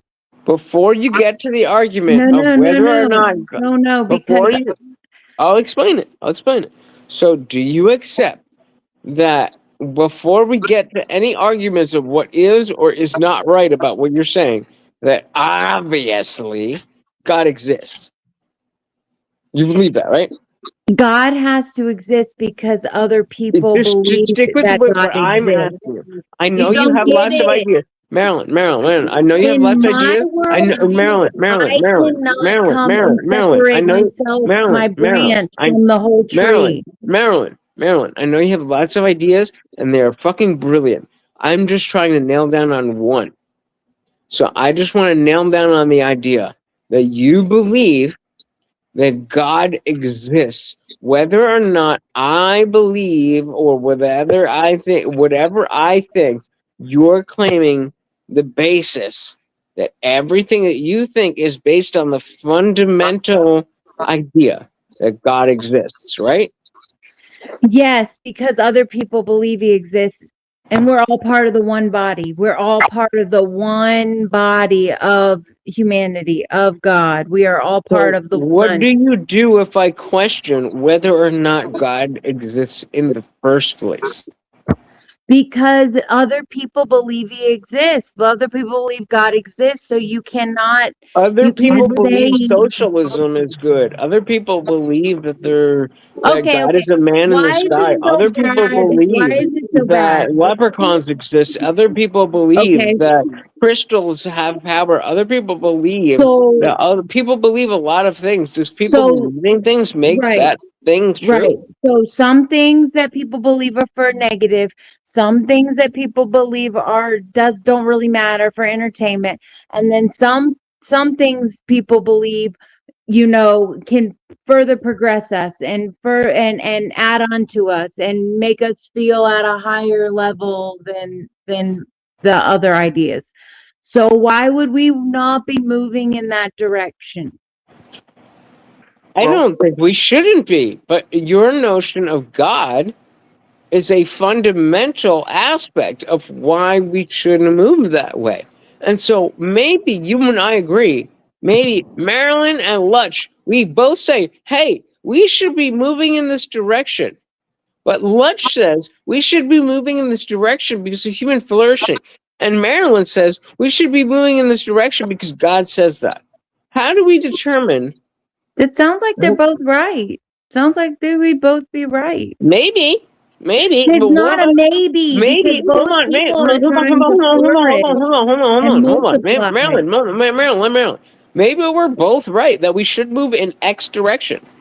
What I'm asking you is how do you determine that it is in fact God that says we should move in the direction and not that scientifically we should move in this direction?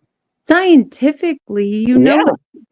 like scientific. That's what I'm saying. I'm saying Hold scientifically we on, should hold on. move in this direction. But Like you say scientifically as a whole. God says we should move in this direction. Like So if somebody's scientifically. listening to this right now, how do they determine, well, either Marilyn is right, God said we should move in this direction, or Lutch is correct, and science says we should move in this direction? Well, science believes a lot of things that are current rather than, you know, feeding into a different future. They're just like, okay, science is still like, do. this is baseline. These are the measurements we're taking. These are the observations. These are the variables we have. And we're going to just track this system until it changes, rather than the alternative of science and actually taking a leap into reality being different than it is So hey, now.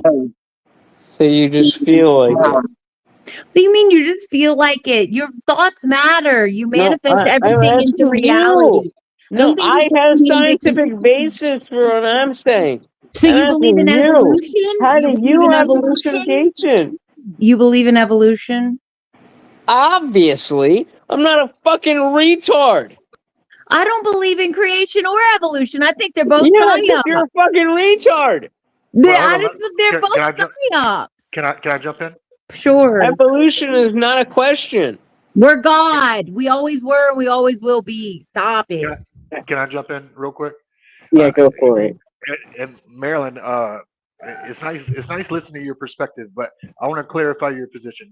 So you're saying, Please do try yeah, your best. okay, and maybe you're trolling. I don't know, but I'm not trolling. No, okay, Not ready no, either. this okay. is dead ass, bro. This is dead But ass. and I don't want to misquote you, but you were saying something about like because people believe in God, that makes it true. But then once he states that he believes in evolution, then that's not true. You see what you see my issue with that?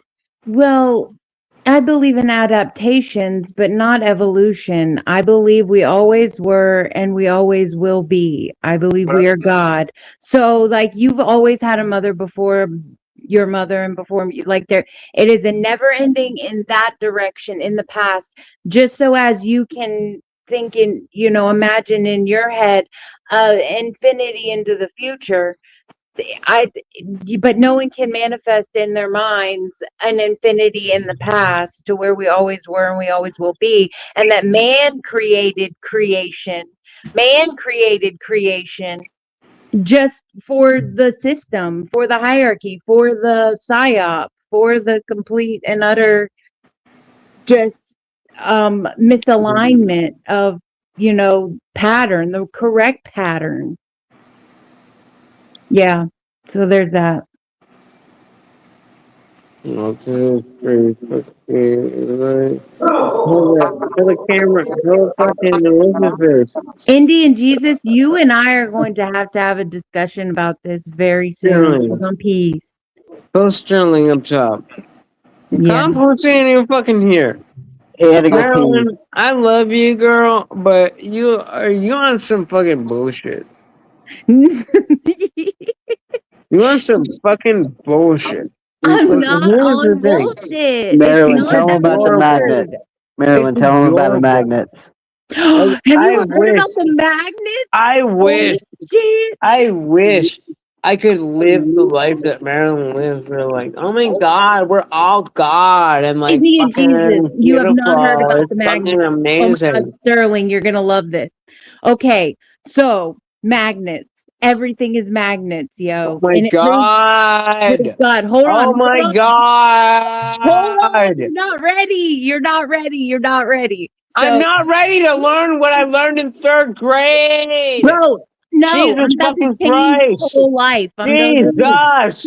Where is the fucking religious fucking smiting of this fucking bullshit? Let me cook. Let me cook. All right, you go ahead. You go ahead and cook. Okay, so they say atoms have the protons and the neutrons and the electrons going around it and stuff. That shit is so false. The smallest particle. It's false. Hold on. There's no such thing as a negative charge. Okay. No, hold on. The smallest particle is it has a north pole and a south pole that cannot be separated. You cannot separate negative from positive. You can't have a half of a positive and a half of a negative. If you cut it in half, you can't have a half of a positive and a half of a negative. You're going to have just another piece of a whole positive and another piece of a whole positive and another piece of a of a half a negative and another piece of a half a negative. It's not possible to have those things. They cannot be separated. So a negative charge, I love he's got his magnet emoji out. So a negative charge can't exist by itself because there's no force. There's no force to bond it together. Negative and negative can't come together because there's no energy, there's no force, bringing it together.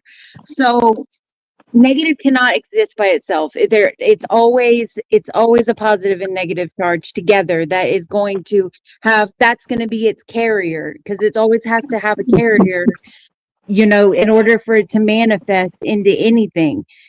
It has to come from something else. So the magnets are the only natural property that does that. And you put it under hot temperatures and it's going to lose its magnetism, but you can bring it back in colder temperatures. And if the colder you get a magnet, you can pick up iron and other elements from the chart. It will turn into a magnet itself. Like it is crazy to think about magnets going through induction and how the magnet goes through the coil, and it goes it breaks the electromagnetic force, so it's going to go in like negative first, and then it'll come out the other side positive. But it's never separated. Like it's just because it goes through it. It's going to go through it back and forth to create the energy, but it's going to go through that coil first negative, and then it's going to come out the other side positive. But that doesn't mean they can be separated. Like they can't be separated. Negative doesn't exist. So if you think about it on a religious scheme, you would think that if nothing can have a negative charge by itself, then there's always a positive attached, which means positive is the only thing that exists. Positive, like negative is not, it can't exist alone. Like it has to have a positive. Like you can, if you really think about it, can justify God and how all the magnets are like we're all being pushed forward into a certain place, like meticulously. I don't think there's a negative and positive charge. I think there's less magnetism and more magnetism, on the higher scheme of levels, higher magnetism, lower magnetism, because everything has electromagnetic. Everything is electromagnetic. Everything is electromagnetic. Everything is. There has to be, the only way to get a force is to have that medium in between both magnets, which is going to create all your electricity, all your light, any frequency is going to be in between those two magnets. Like it's crazy. I haven't even scratched the surface, but I'm telling you, I'm going to go in when I you have no fucking idea what you're talking about, but you're super confident about what you're talking about. No, did you hear anything I said? I listened to every fucking word. You don't know what And the you fuck didn't you're add any talking of it about. to your puzzle. You didn't add any of it to your puzzle. You're like a straight line. Like I'm just such a bad person because I listened legitimately to what you said without saying a word, and I disagree. And I'm and a you bad still believe person. What a bad person! What a bad person I am! How dare I disagree with God? It shows that we're all it shows. Anybody being who disagrees with God must be a bad person.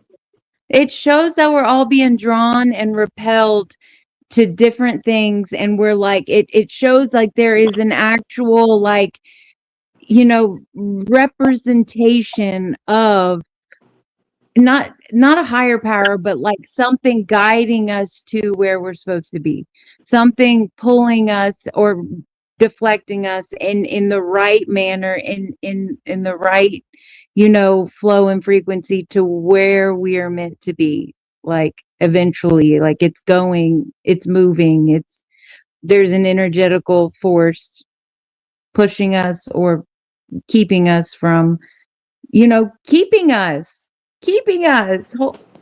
Yes, keeping us.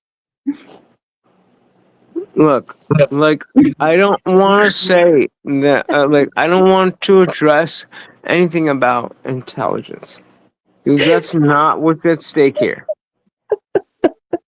It's a matter of You belief believe in the and madness, understanding. man. Gingy and Jesus, it's about love. That's all it's about. Any thought that doesn't inspire hope is rooted in a lie.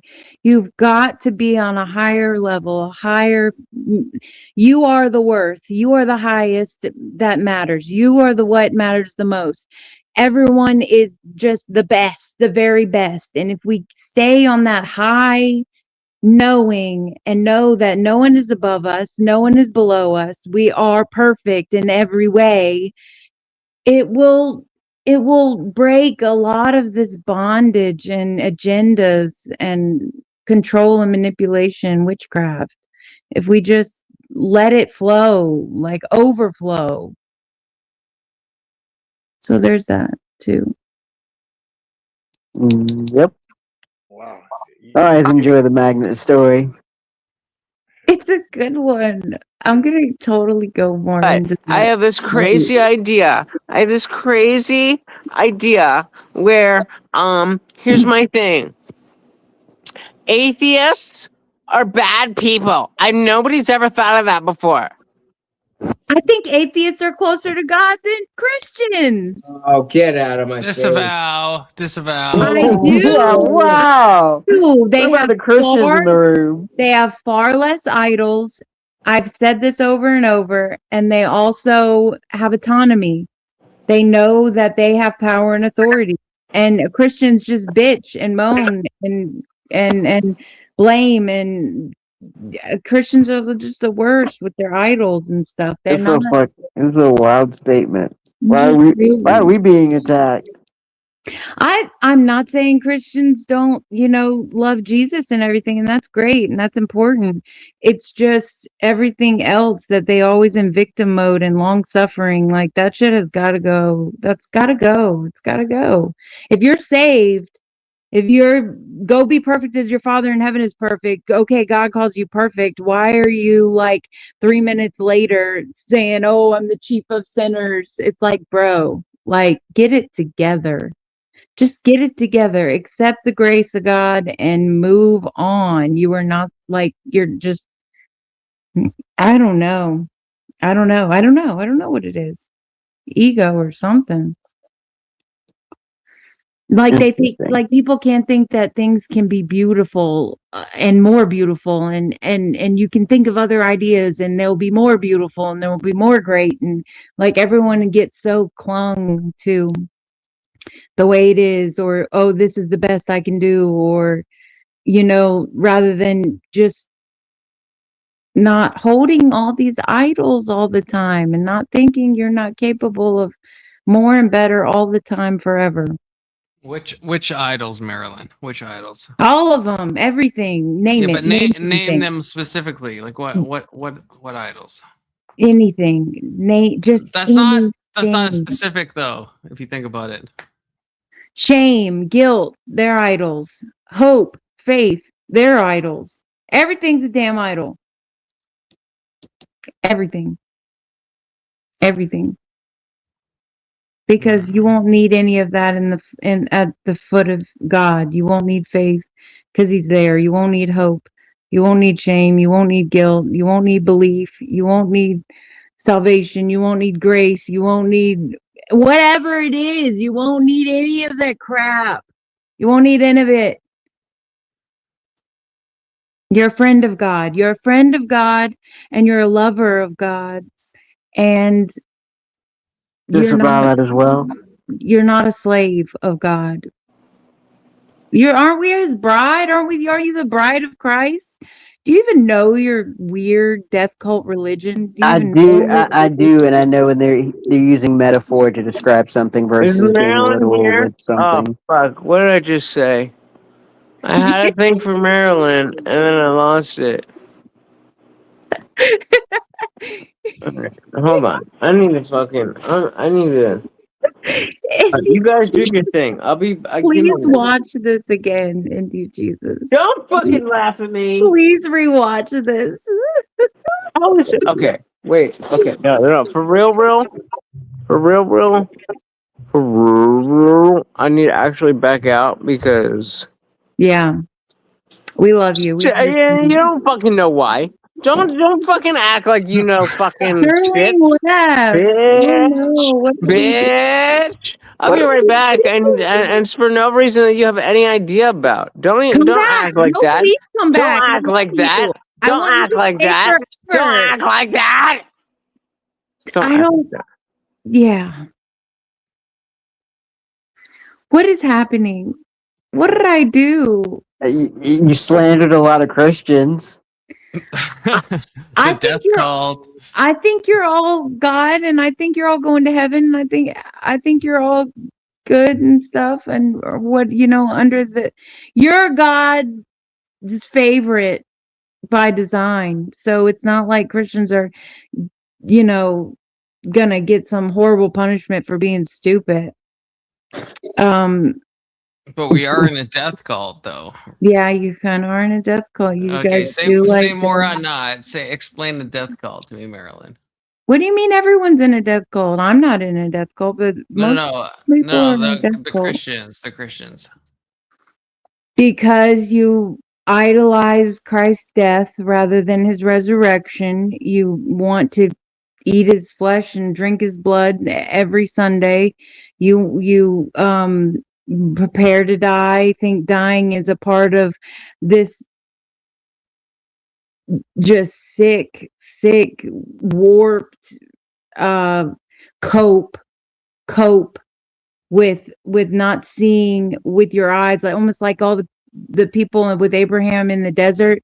And even though God sent manna from heaven and sent water through a rock for them to drink, like they're still like in denial that God has them or whatever and is going to take them into the promised land. They still doubted.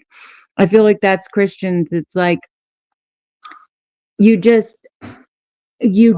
doubt his resurrection. You did doubt that he sacrificed his life for your sin. You doubt that he was blameless, and there was a reason why he was blameless. Like he was blameless so he could take on all our sins. Like if he was not blameless, and still died for us, it wouldn't have counted like it does. It's just it doesn't add up to me at all when Jesus is going to resurrect dry bones into flesh and say, this is good, life everlasting is good, you shall never perish but have everlasting life. Like Christians do not want, they want to mourn still after 2,000 years. They want to mourn Christ's death still rather than doing what Jesus said and doing greater works than him. We were never intended to die. Like our body of flesh is just as precious as our spirit to God.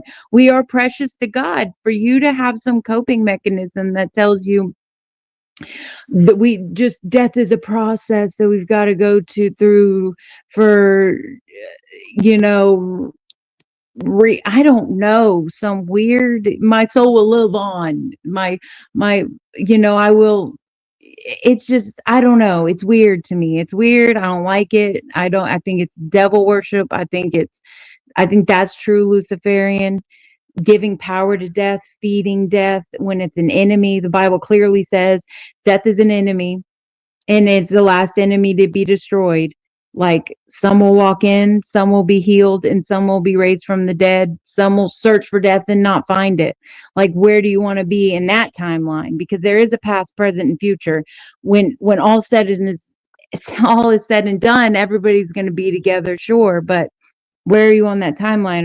Is Christ going to come back and you're going to still be here and alive and you will never have to see death? And is that going to bother you that you'll never see death? Like, is that like, since you've been so idolizing death and he comes back and you're not going to die, and now it's like, oh, oh crap, like I was preparing to die, like I had that disease on me.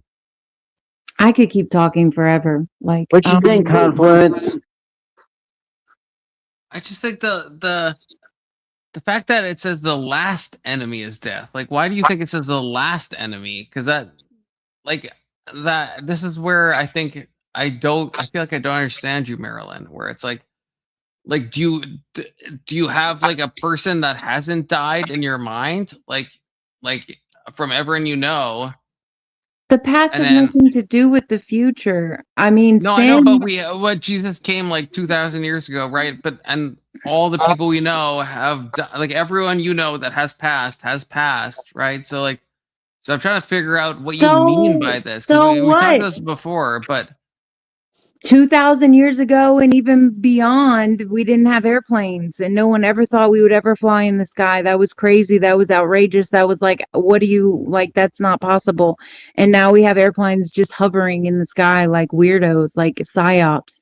You're going to sit here and tell me that the future cannot be a different reality without you bugging, like without you fearing death, without you fearing death? Because I think you have an issue with accepting death, which is goated because I do as well. I think death is a terrible thing, but I think in the past, you're accepting it. In the past,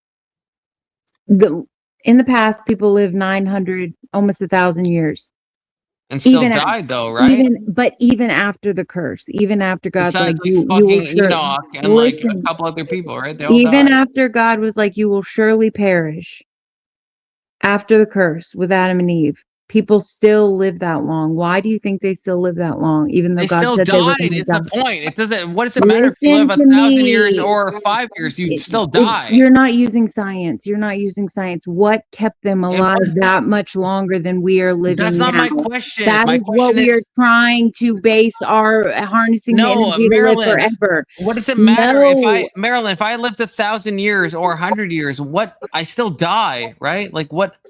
I don't see the distinction you're making. Like I still die in both of those cases, right? The Bible says you die because of lack of knowledge. My people perish. The Bible says you die because of sin. You read it. You perish. I have. My people perish because of lack of knowledge. That is a Bible verse. My people perish because of lack of knowledge. Listen. Pull it up, Confluence. You trying to do that? I am Maryland coded. This is a Bible verse. This is. But I'm saying, what is it reference to?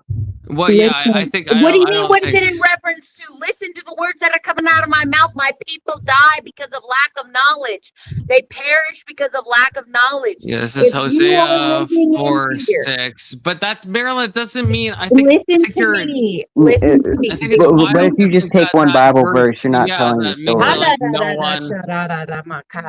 Listen to me. Oh, we've listened twice now. If you are living in fear, if you are living in fear, you are going to bring all of that upon you.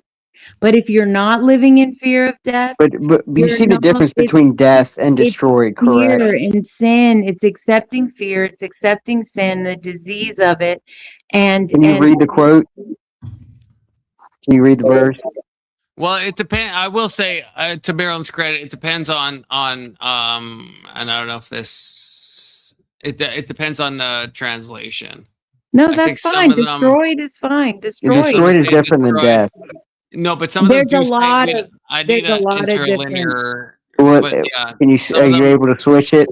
My people are destroyed. You see King James Version, scroll down. Because you see King James Version. Knowledge. Okay, we'll also reject these. We're going to the Hebrew.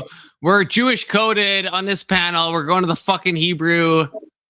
Fucking. Oh my gosh, we're Jewish coded. We're Jewish coded. Okay. I could not be here. I'm sorry, Marilyn. The thing you quote is in Hebrew. I'm sorry. Dude, I said that very Canadianly. I'm sorry. Okay. I'm sorry. How do you guys say that? Sorry? Gay. Look, I'm trying to learn. Okay. Well, that's something totally different. What am You I do even... reject knowledge. Your reality. What Wait, who? Who are you talking to? With you? Who's the you? He's in debate mode. I'm ready to rip y'all a new one. You could Don't try. threaten me with a good time, It wouldn't go the way you think. Bullshit. We can try. I'm down. You do Because not. we're looking at your verse that you quoted, and it doesn't say die. It says destroy. We're going. Am I sharing this? Am I sharing this? Yeah, Someone tell me we're if I'm looking sharing at it. I'm Confluence. gonna take a tinkle. You take a tinkle. We'll come back to it. Okay, so the word that they use there is dama. Okay, so adalit mem tav. Okay, that's what we're looking at right now. Okay, to be dumb or silent, to fail or perish. I'm just kidding. Transitive. To destroy, cease, to be cut down, destroy, be brought to silence. So yeah, it doesn't specifically mean death. And the way it's mostly translated, right? This is what this means, how often it's used in the Bible, or what the English translates it to. Cease, completely cut off twice, destroy once, destroyed, perish, ruin 5 times, silenced unceasingly. So yeah, I know this. There is a better word. If they wanted to communicate physical death, there is definitely a better word. There's a Hebrew word for death. I mean, we can look it up and see it's a different word. Yeah, that's what I mean. If they wanted to use a Hebrew word for physical death, they would have used that. This is more kind of figure of speech way of saying that you're gone. GG's, no read. Marilyn, you tried. What do you mean? One of the words is Paris.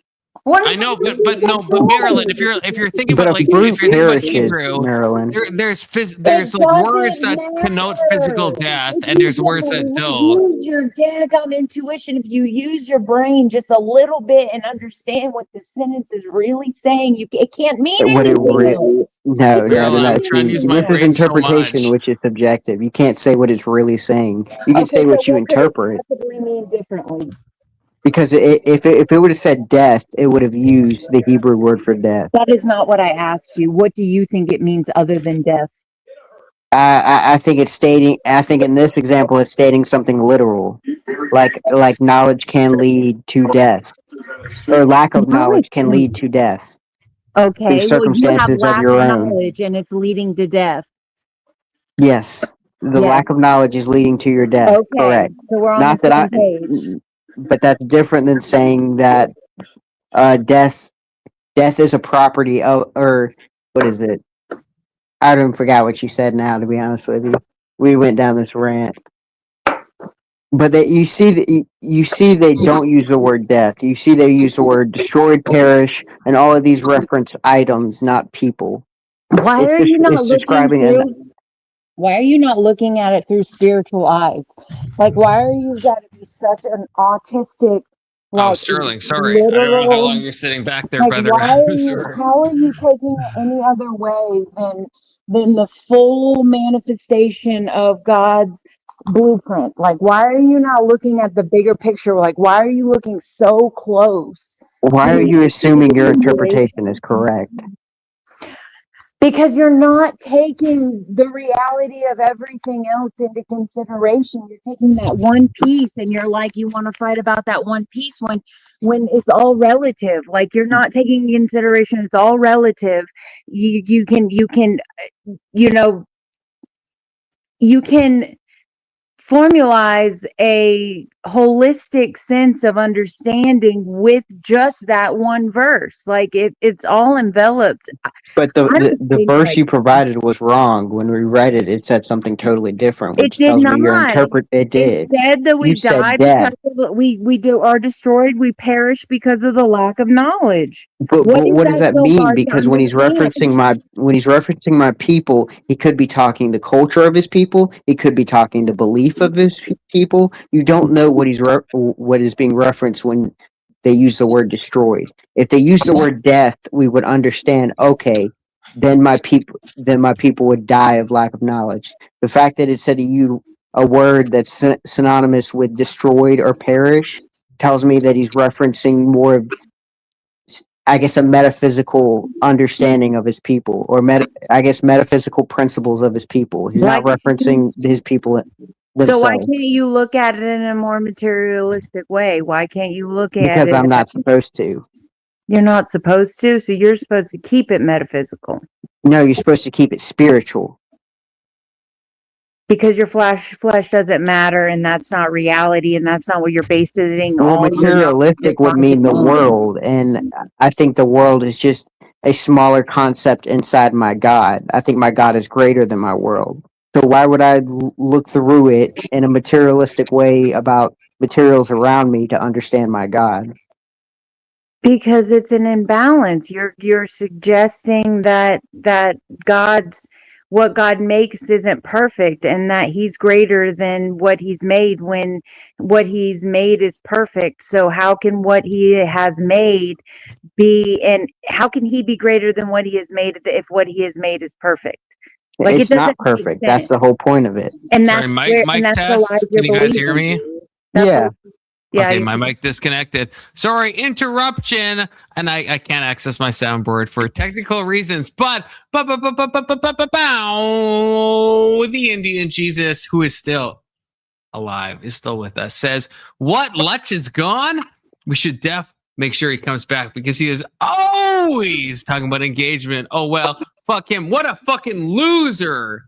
Yeah, what a loser. Okay, good to see you. Still alive. Okay. I have my second wind, Marilyn. I have my second wind. Okay. I was listening to everything you said, but now I got my second wind. Okay. So if I can ask some clarifying questions, okay, Marilyn, if I can ask. So you compared it to like the airplane and stuff, right? Like, which I understand. But again, I think It's I not asked you reality this. at this moment. It's not reality at this So, moment. I understand. right. So you that. would say like no person, like there's no person you can name for the past like 1,000 years that has It not. doesn't matter. You're I know. I'm trying to not put into trying to. the you know what you are I'm right not now? casting a spell. No, don't say I'm casting a spell. I swear to No, Christ. I'm If not. you tell me I'm casting a spell, okay. I'm not. You are Lot's wife. You are Lot's wife wanting to turn around. I'm salt coated. I'm salt coated. That's what you're trying to tell me. Yes, you're salt Okay, that's fair. That's fair. That's But, not okay. fair, Confluence. That's not fair Okay, at all. actually, no, that's not fair at all. No, that's not fair. Salt I just coated. like that she said salt coated. She's like the that she salt went coated. along with me in She's that, salt coated, not you. Because she's the one one of us that's is salt coated. I don't know who it yeah. is. I'm not looking back. I'm not looking back at the Yes, you are. You're being things tempted by materialism. that you are projecting on me. You are. I am not. You just described how you look at God through materialism. Marilyn, like I wish. Disavow. Okay, Marilyn, like I honestly, and I think you trust what I'm saying is honest at least. Like I wish, like I hate death. I think more than anything else. I don't want to fucking die. But I look at like I've met people that have then gone on to die, and it's like I can't name someone like Marilyn. It's like if we keep knowing each other, it's like one of us will probably die first. Like bro, that's probably. I know you're gonna say I'm speaking spells. I'm not trying to. Now you're casting spells. I'm not casting spells, Marilyn. I'm not casting. I'm not You warned casting. me about your spell casting. I'm not casting Shame on spells, you. sister. I'm not doing it. You are. Technically Listen. fluent. Any thought that does not inspire hope is rooted in a lie. Stop believing that. Believe. No, but Marilyn. I want like The best. I want to understand, because like I know you've believe gotten the best.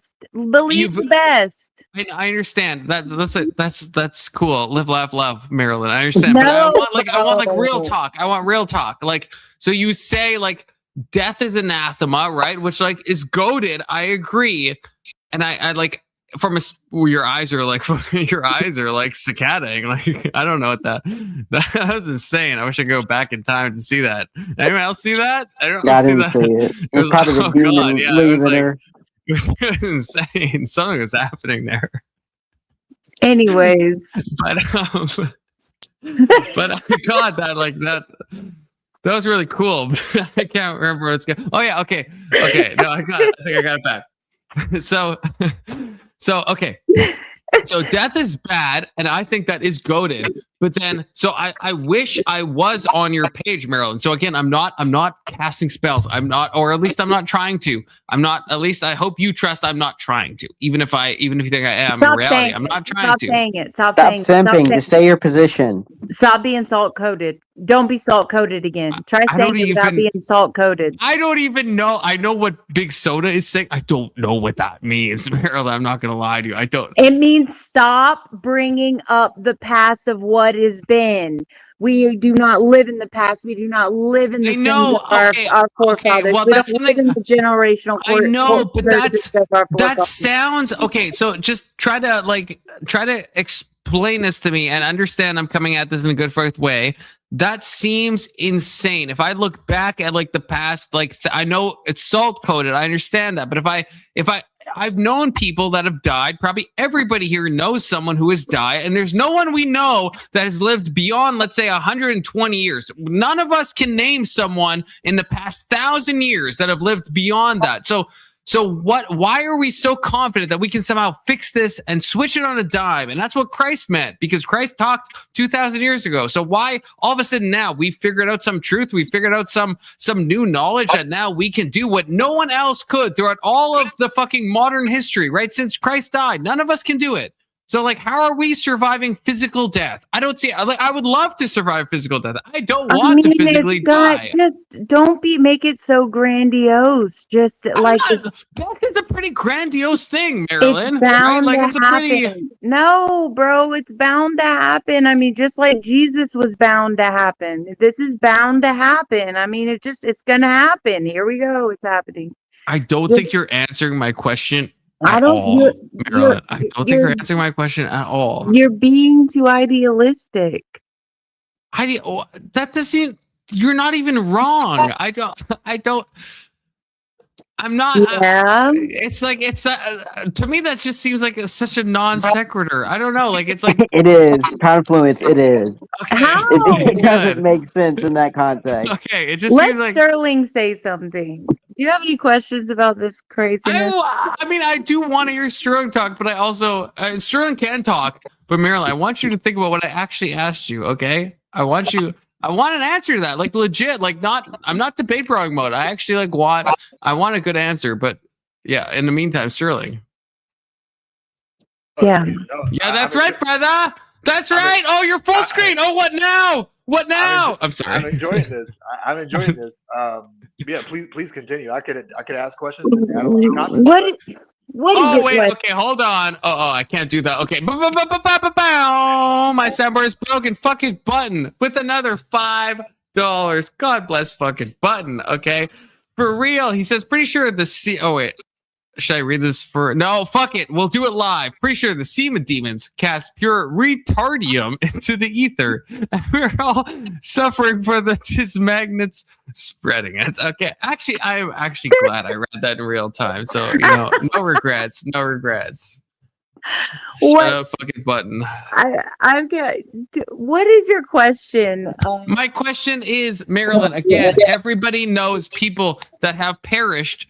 And if you can't point to someone in the past 2,000 years that has not perished, then I would say, right, Christ came, and yes, he said these things, and you're interpreting that as like we can overcome physical death, which is a cool hypothesis. And I would honestly love, I would, if I could press a button and make it true. If I could press a fucking button, in fact, and make it true, I would press that fucking button. But like, if you have no examples, then what is why do we think now at this point, like I understand that it's possible that maybe we can overcome physical death, but like why, like what possible conceivable reason do any of us, including yourself, Marilyn, think that we could not physically die? Because we all know people that have physically died. We know for the past, since Christ, 2,000 years, they've all died, right? I am anti, to be clear, Marilyn, I'm not casting spells. I'm anti-physical death. Physical death terrifies the fucking living shit out of me. If I could be Marilyn coded, I would be in a second. Okay. I honestly would be. I don't want to accept the reality of physical death, but I don't I don't know what you're kind of punting toward for like a reason on why you think that is something that we can just reject. Reject death? Physical death. Because it's important to do. It's important. But everyone else has failed up into the present moment, right? Like in That's the not past, true. since Christ. No. Since Christ. No, there's like 3 people in the Bible that never faced a physical death. I'm sorry, did I not just say since Christ? I'm just saying, Since Christ, Maryland, in the past 2,000 years. I'm not talking about Enoch. I'm not talking about Elijah. I'm not talking about people cast up to heaven in the Old Testament. I'm talking about in the New Testament since Jesus Christ died. Can you just ground yourself for a minute? Just ground. Everybody ground themselves. Okay. Yes. Wait, no, I haven't done it yet. No. I haven't done it yet. That's an okay as in saying I will do it. Okay, do it and then let me cook. Because No, I'm not ready yet. Stop with If your Marilyn's cooking, I'm gonna get superstitions. food poisoning.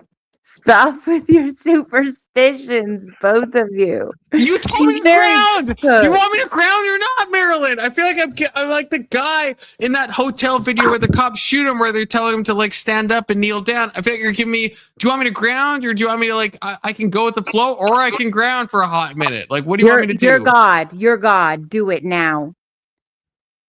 Oh, I feel like this should be in the DMs. Like we get some dominatrix vibes. Like we definitely, Marilyn, we definitely can continue that part later. But let's try to keep it PG-13, okay? But okay. Oh Lord. Okay. I'm grounded. Let me- Let's go. Cook, Okay. Marilyn. Cook. So there is how it's always been, and the reality that you know it. And then there is what it should be, and what is actually reality, what is actually truth, which is you exist, you are a thing, you are by design, you matter for some reason, and we could feed off of that life that is already, we are well aware that it is manifested into physical form, and it exists, and it is present, and without all the woo-woo, without all the other stuff, all these fears and all the past that doesn't exist now, you've got to know that what is now is what is it's all that is. So in order to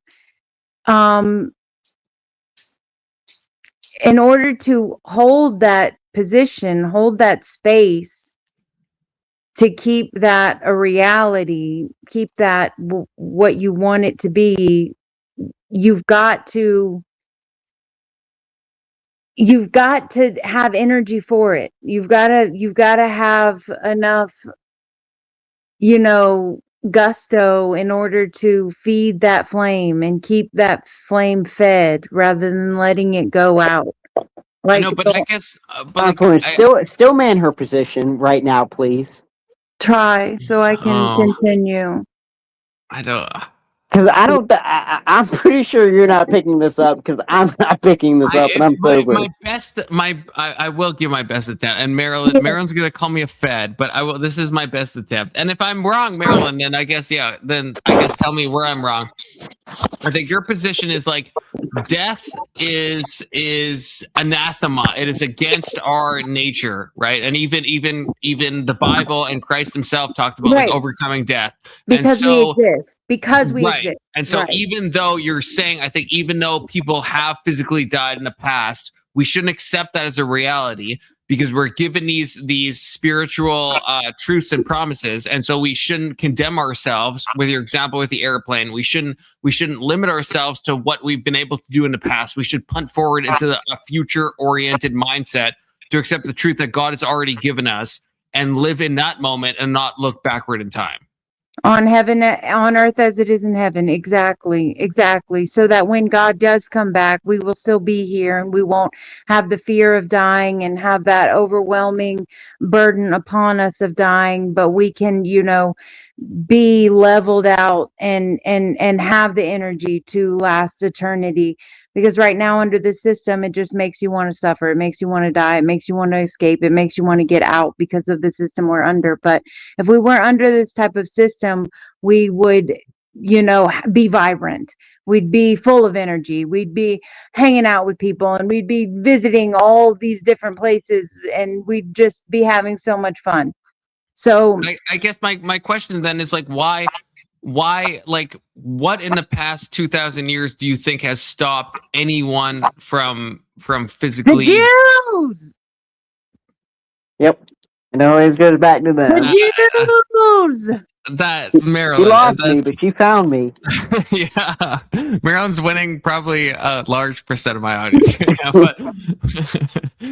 but okay, like I understand. Okay, there's some systemic structures that maybe have undue levels of influence, but again, we're talking about anyone, right? Like any fucking Sherpa on a fucking mountain. They still die, right? In the past 2,000 years, right? Since Christ died and resurrected. You and that salt code again. Stop it. I know, but that's okay. Look, I think I tried to give a good steel man, but I want to actually ask you, like, because that would be the counter. Is like, well, why is it that, like, do you know, Marilyn, anyone that has not died? And if not, my God, what does that issue? matter? What does that matter? How does that not matter? Because like if every Are you human, a Christian? Yes. Do you believe Jesus is coming back? Yes. You just don't believe it's in your lifetime. You're already given into death and given it all your power. No, that's not. No, we don't know the time nor the place. Okay, so that's in the Bible, by the way. So why are you feeding the death and the evil and shit? Like that's Satan's job. Why are you feeding it?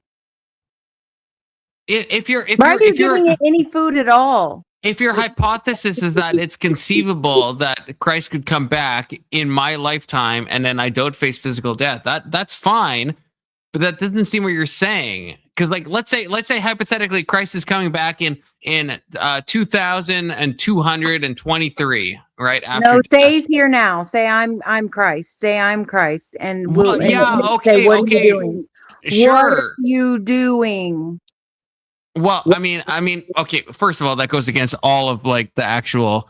No, because Jesus said Christ is that everyone will be that it will be a trumpet sound and everyone will hear it. Like that's against every biblical eschatological I've heard the possible passage. I've heard it, and I know, I'm everybody. Okay. I mean, I've heard it. I'm not going to be when or where, but I've heard it. Okay, I mean, what's your argument of that, Confluence? I mean, I do believe you that you did hear it, Marilyn, and I don't mean you heard in a crazy way. I think you heard it in a legit way. My issue is that the biblical passage, right, talks about like everybody hearing it. So if you just heard it, but like everyone else didn't hear it, you're hearing it right now. I ain't hearing no trumpet. You don't hear this trumpet? You don't hear this trumpet? You don't hear this trumpet? This is a trumpet. This is a call right now to God. Yeah, I feel like there's some semantic overload on what you're supposed to come out of the sky. Trumpet, strumpet, I don't know what's making. You need a sign. You need some sort of confirmation. Where's my sign, Marilyn? You heard the fucking trumpets. Where's everyone else's sign that we're in the last generation? We're in the end times. Christ is coming back. Like that's possible, but you seem to say it as like a guarantee. Every generation, just to give you some church history, and you might know this, but if you don't, every generation thinks they're the last generation, right? Like if you look over the past 2,000 years. Everyone thinks they're living in the end times, right? So we also do as well. But when you're saying this, I'm just like, why would I separate this from every other person that thinks that they're living in the end times and they think Christ is back and now he's on earth? Like, but all those people that thought that, Marilyn, They fucking died. Okay, I don't want to be salt coated, but they are not alive, right? I think they're spiritually alive. To the end They're of physically, eternity. their bodies are turning to dust, which Right, I but hate. they didn't Again, make it to the end of eternity. They believed that they were going to die. They expected to die. so They you're the first planned to person. die. You're the first person in the past 2,000 years that doesn't think like. I am the That's what I'm trying to figure out. I'm the first person that does not have an alarm clock set in my mind for death to say, okay, at this certain age, That's Marilyn. I'm gonna have to start. Marilyn, you were just. I'm sorry. I know. I have to correct you on this. I know enough about like Hinduism and different Listen, sects of I religion can't to know do there's a this lot of without people that everyone. believe they will live No, forever. it doesn't There's a lot matter. of people. Like So you're not the first person to think you will die. A lot of people think that. You don't get it though. You don't get it. Like, I can't do this without everyone. Like all your witchcraft and stuff will work if you do not. I don't like when you say do not witchcraft. I don't believe. like that. I don't like when you cast aspersions on me. I think you're casting a fucking spell on me, Marilyn. If How about you- that? But How about I that? don't. But you're already plan on turning into dust. What does it matter if I cast a spell or not? You plan on dying. plan on it. I I'm don't not want to plan on die. you dying. I'm trying to not plan on you dying. That's the difference. Like, I don't want people to believe that they're going to die. And if the majority believes that they're not going to die, then we will stop dying. It's not that complicated. You're God. You're going to manifest whatever thought you think is real. So if the majority of the gods believe that we don't die, then we will stop dying. It's not complicated. It's not Okay. Actually, that's okay. So point of clarification. So you think if all humans on Earth, or the majority, if they all of a sudden, let's say they were like, we will not die. Trusted in life rather than death. Yeah. Then you think physical death would not happen. Yes, because Jesus fed 5,000 with 5 loaves of barley bread and 2 fish. He manifested it into nothing. Like, it is not what you think it is. We can, faith of a mustard seed. According to your faith, it will be given unto you. You have the faith to move mountains. Like, it is possible, but we have the power and authority. But when you're constantly feeding death and saying, you're going to die, I've never seen no one else not die. And you feed that demon and you keep that flame going and you turn into that pillar of salt. The problem is we're all going down with the ship. I get what you're saying, but like, there's a line where it seems like we have to be honest about what has happened, right? Like, honest. Be honest. No, I mean, I'm just like be honest, like Confluence. I mean, just speaking real. Marilyn, just humor me at least on a boots on the ground level. I guess I know, I understand. Like, I'm not an atheist, but if let's say I don't have any religious views, right? Which again I do, but let's say I don't, right? If I'm looking at history objectively, right? I'm just seeing in the past 2,000 years, right? Every person that has lived has experienced physical death. You are a broken record. That's what you are. You are a broken record, and sometimes you cannot a broken record is broken because someone is not fucking answering the fucking question. Okay, so I'm trying to do everything I can to understand. I'm not. I don't know. The same future. Look, I could trauma dump on you, Marilyn. I will save that for the DM, sister. But I am not. I'm just trying to get to what the heart of your argument is, and for you to explain it to me. Like I am 5, okay? I'm not trauma dumping. I'm trying to just get you to get where someone could be coming from, right? There's not everyone is like as God coded as you, right? So how would you explain this to people that they look back at history, they see everyone that even has believed that they're going to live forever, they still die, right? You can't give us. In fact, the names you tried to give were from the Old Testament, Marilyn. They weren't post Christ. I'm just going to say that, okay? I'm sorry, Marilyn, but all the people that are in the Bible that went up to heaven, that's fine. It's not the New Testament. You would agree. I know. Look, you quoted it, Marilyn. You said people in the Bible were taken up to heaven, right? That was you. You were quoting the Jew book because you probably mean Enoch and Elijah. They walked right in the Bible that didn't experience physical death. Right? Those are in the Old Testament. Right. There was one other person. Yeah, So it's he's in the Jew possible. book. He's in the Jew book, Marilyn. So it's possible.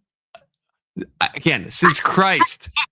Since Christ. Well, since the Christ What do you has mean it since happened? Christ? How is that since Christ a border? Draw a line in the sand. It's happened. You kept saying It's that. You kept happened. quoting Christ and saying that now, since Christ, Christians are in a death cult because we focus on death, but we should really focus on the resurrection. Which, by the way, most Christians focus on the resurrection. I think that's like fucking some cunt insane shit. Y'all carry around crosses. Y'all literally carry around crosses. You literally keep the cross of his death on your memorabilia. You know what Paul says? If we died in his image, we should be raised into his image. Okay, I'm this raised is like that's in his image. I'm telling you, life, bro. I know. Life and Christians life don't disagree with that. What name a Christian denomination that Let's like is like really just say like death something. coded This and not is life so coded? That's insane to me. That's insane. What is insane is real insanity, and real insanity is everything wicked and everything that leads to death and nothing that's multiplying. Like the path you were going down is skewed. It's mixed with good and bad rather than just good. Period. Say more, Marilyn. Say more. Please. Please. Christ on the bike, say more. What do you mean? Say more. Well, you're like what? What? How am I wayward in what I've been saying? Again, you said mixed path. What's bad? Right. What's good? I mean, just tell me, okay? What do you mean? What's bad? What's good? You know what's bad and what's good. You're God, right? You fucking tell me. You're what a Christian. You tell me. I think claiming to be a Christian and claiming to be God, I think those are probably like two different things, right? So if you're like God, then I think the God should probably tell the Christian like what's good. So I feel like that's fair, right? You probably have the affirmative stance in this case, right? What's good is all things giving, all things loving, all things. No, that's not what I asked. No, that's not what I asked. That's not what I asked. You said I'm twisted. I have certain things wrong and certain things right. Because you believe. What's wrong? What's right? Okay, so you believe in the devil. You believe and give power to demons. You believe you're a sinner.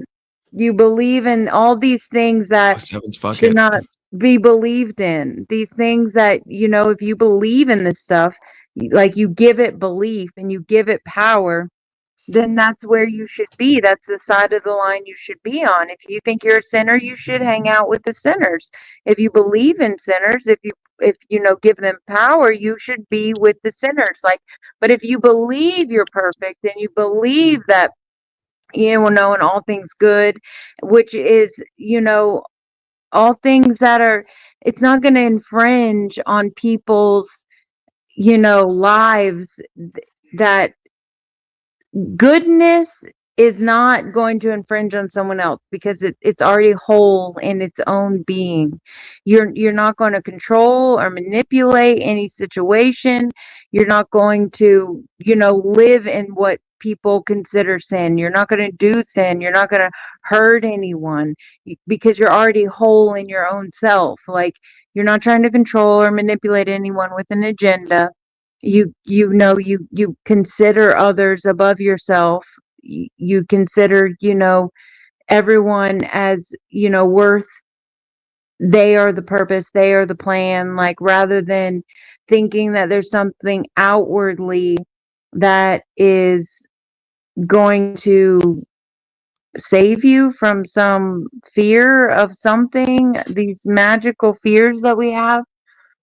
I don't know. There's too many agendas. There's too much going on when we're kings. We're all kings and queens, and everything should be free. We're either kings or pawns of men. Marilyn, can I ask you a question? What? But you can't. Okay, the condition is you can't say I'm casting a spell. Okay.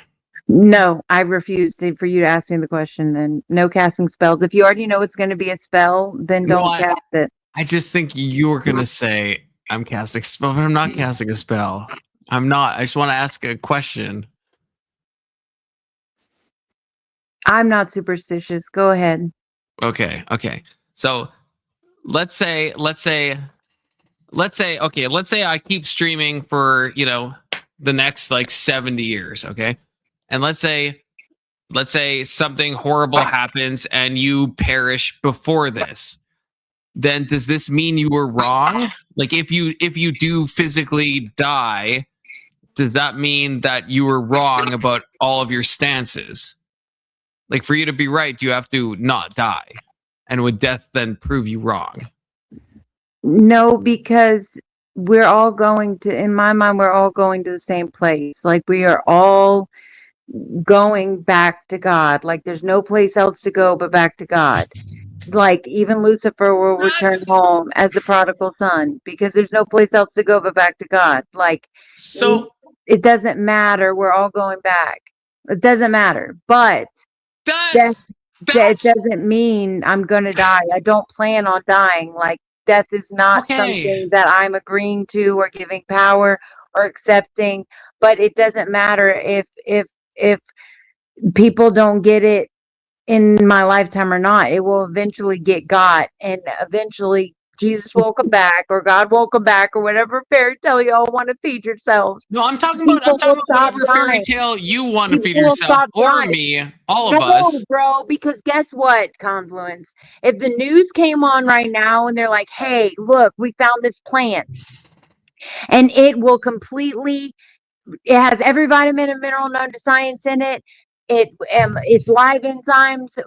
If you drink it while it's fresh, all its live enzymes will keep you like stem cell and all that other fucking, excuse my language, all those words that are trigger words and those powerful words that you want to hear, and saying that it will make you live forever. It will reverse time, and you are going, like, this is the plant that and then they'll go back to the Bible, all the herbs and that we've given you as medicine to heal yourselves and stuff, all that scripture in the Bible, it will relate to scripture and all this stuff, and all the medicines I've given you through the plants and stuff. And then you find this plant and it says you'll live forever. Okay, so now you have material, via visual of this truth that you will live forever. And so it's not just metaphysical, it's now you can see it, and it's all bullshit. It's all bullshit. You don't live but by every word that proceedeth out of God's mouth. He hands you every breath. Like it's all a psyop. I'm trying to tell you. I guess I'm trying to think, what is the disagreement point? Because if you're saying that it's possible that you could die physically and that you will go back to be with God, I mean, that's what I'm saying, and I agree with you. It's possible that there is some way that we could live forever in this generation. Like, I agree as well. So, like, is there a disagreement point? Like, that's what I'm trying to figure out. What do you mean a disagreement point? Well, because I thought you were saying that, like, it's like to even hypothesize about one of us dying is a bad thing to do, and it's just untrue. But you admitted that, like, if you hypothetically did, and knock on wood, you don't, for real, right? Like, then it's like, yeah, you would still say, well, I go back to be with God. So then I feel like we're saying the same thing in that way. Yeah, it wouldn't matter. I agree with that. So what am I? So where do we disagree? We're saying that because, like, I would say death has happened to most people, but it's possible that it might not happen to us. And I feel like are you not saying the same thing? We've got to know God's character. We have to know God's character. We have to know what he cherishes the most, what matters to God, whether we live or die, like his heart for us. He is a father after all, and he would not want to see one of his children be away from him forever. What he sends out does not return void. So he leaves the 99 for the one lost. You have to know that every link in the chain, every mother, father, son, daughter that has ever existed matters to him individually, very precious to him. And that, you think you've got such a small mind and you can't comprehend that many people and you can't love that many people and you can't fathom knowing that many people. But, like, it's important that you believe that you can, because you are the image of God. You are capable. Like, you don't have to feel incapable of this a mass amount of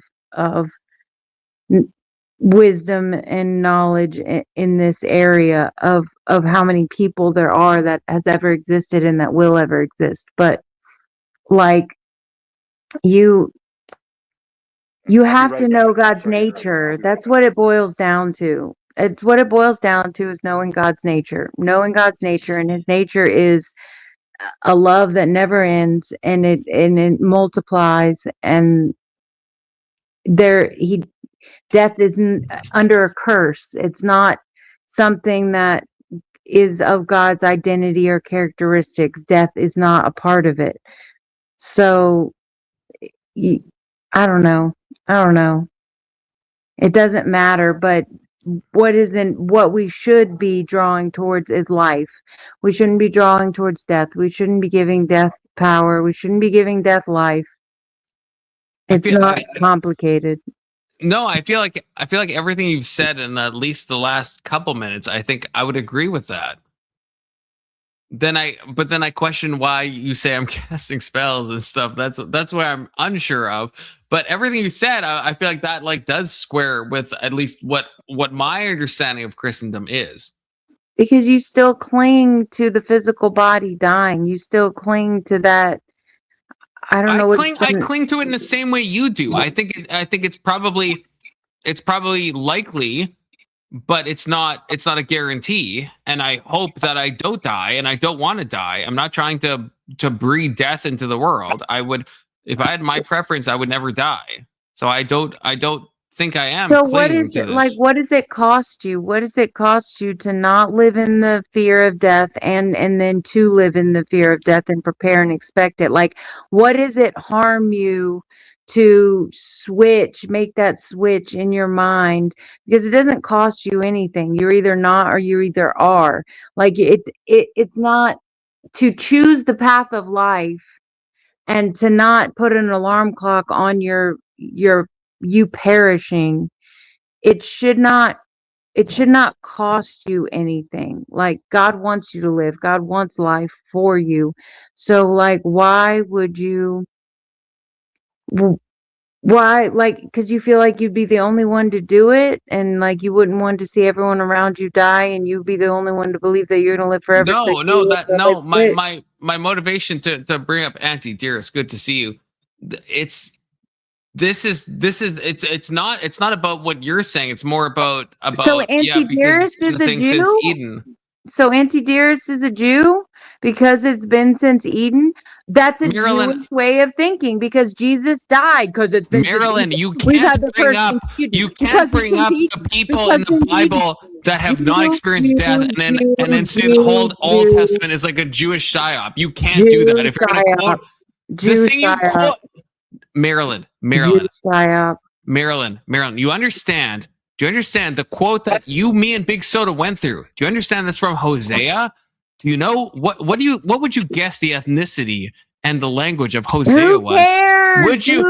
You quoted it, Marilyn. You quoted it. No, you're doing it's these Hebrew. Against those. It's from the Old Testament. No, bro. You're doing these against those. You're either gathering or you're scattering. I'm sorry. If you can't look at a text that mentions Eden and say, "Oh, that's like Jew coded," and then you can't in the same conversation bring up Hosea, who's a book of the Old Testament, who is a Jewish prophet, because you die because of Hebrew. Lack of knowledge. Because you die of lack of knowledge. Yes, so you can't quote something in the Jewish text and then be like slamming the Jewish text. That doesn't make any fucking sense. Because I will say Jesus didn't even have to die. Jesus, all he did was break a lot of break a lot of hypnosis in people. Because I believe that there was never a curse on us to begin with. That's a pivot, though. It's a pivot from what I just said. Do you understand that at least? You quoted from Hosea, which is in the Old Testament, right? And now you're saying if we talk about Eden, somehow that's like Jewish nonsense. In what world would Hosea not be Jewish nonsense, right? It's the same language, the same people group. You are idolizing some compartmentalized weird shit. You're not looking at the big picture. The big picture is God's been That's telling us exactly this what I was whole about to say time. to you, Marilyn. So that's crazy. God's been telling us this whole time that he's been chasing after us and trying to free us from slavery and trying to free us from bondage from the beginning. He's always been chasing us. He's always been going after us. There was never a time where he's cursed us, that we've just believed a curse, and that even he's even sent Jesus, even though he already tried to send Abraham and Moses and Noah and the dude in the fish, whatever, swallowed by a fish, that dude, all these people that he's brought to be like, look, let my people go, stop believing the lies and know your true power and worth and yada yada yada. But people want to cling to Eden.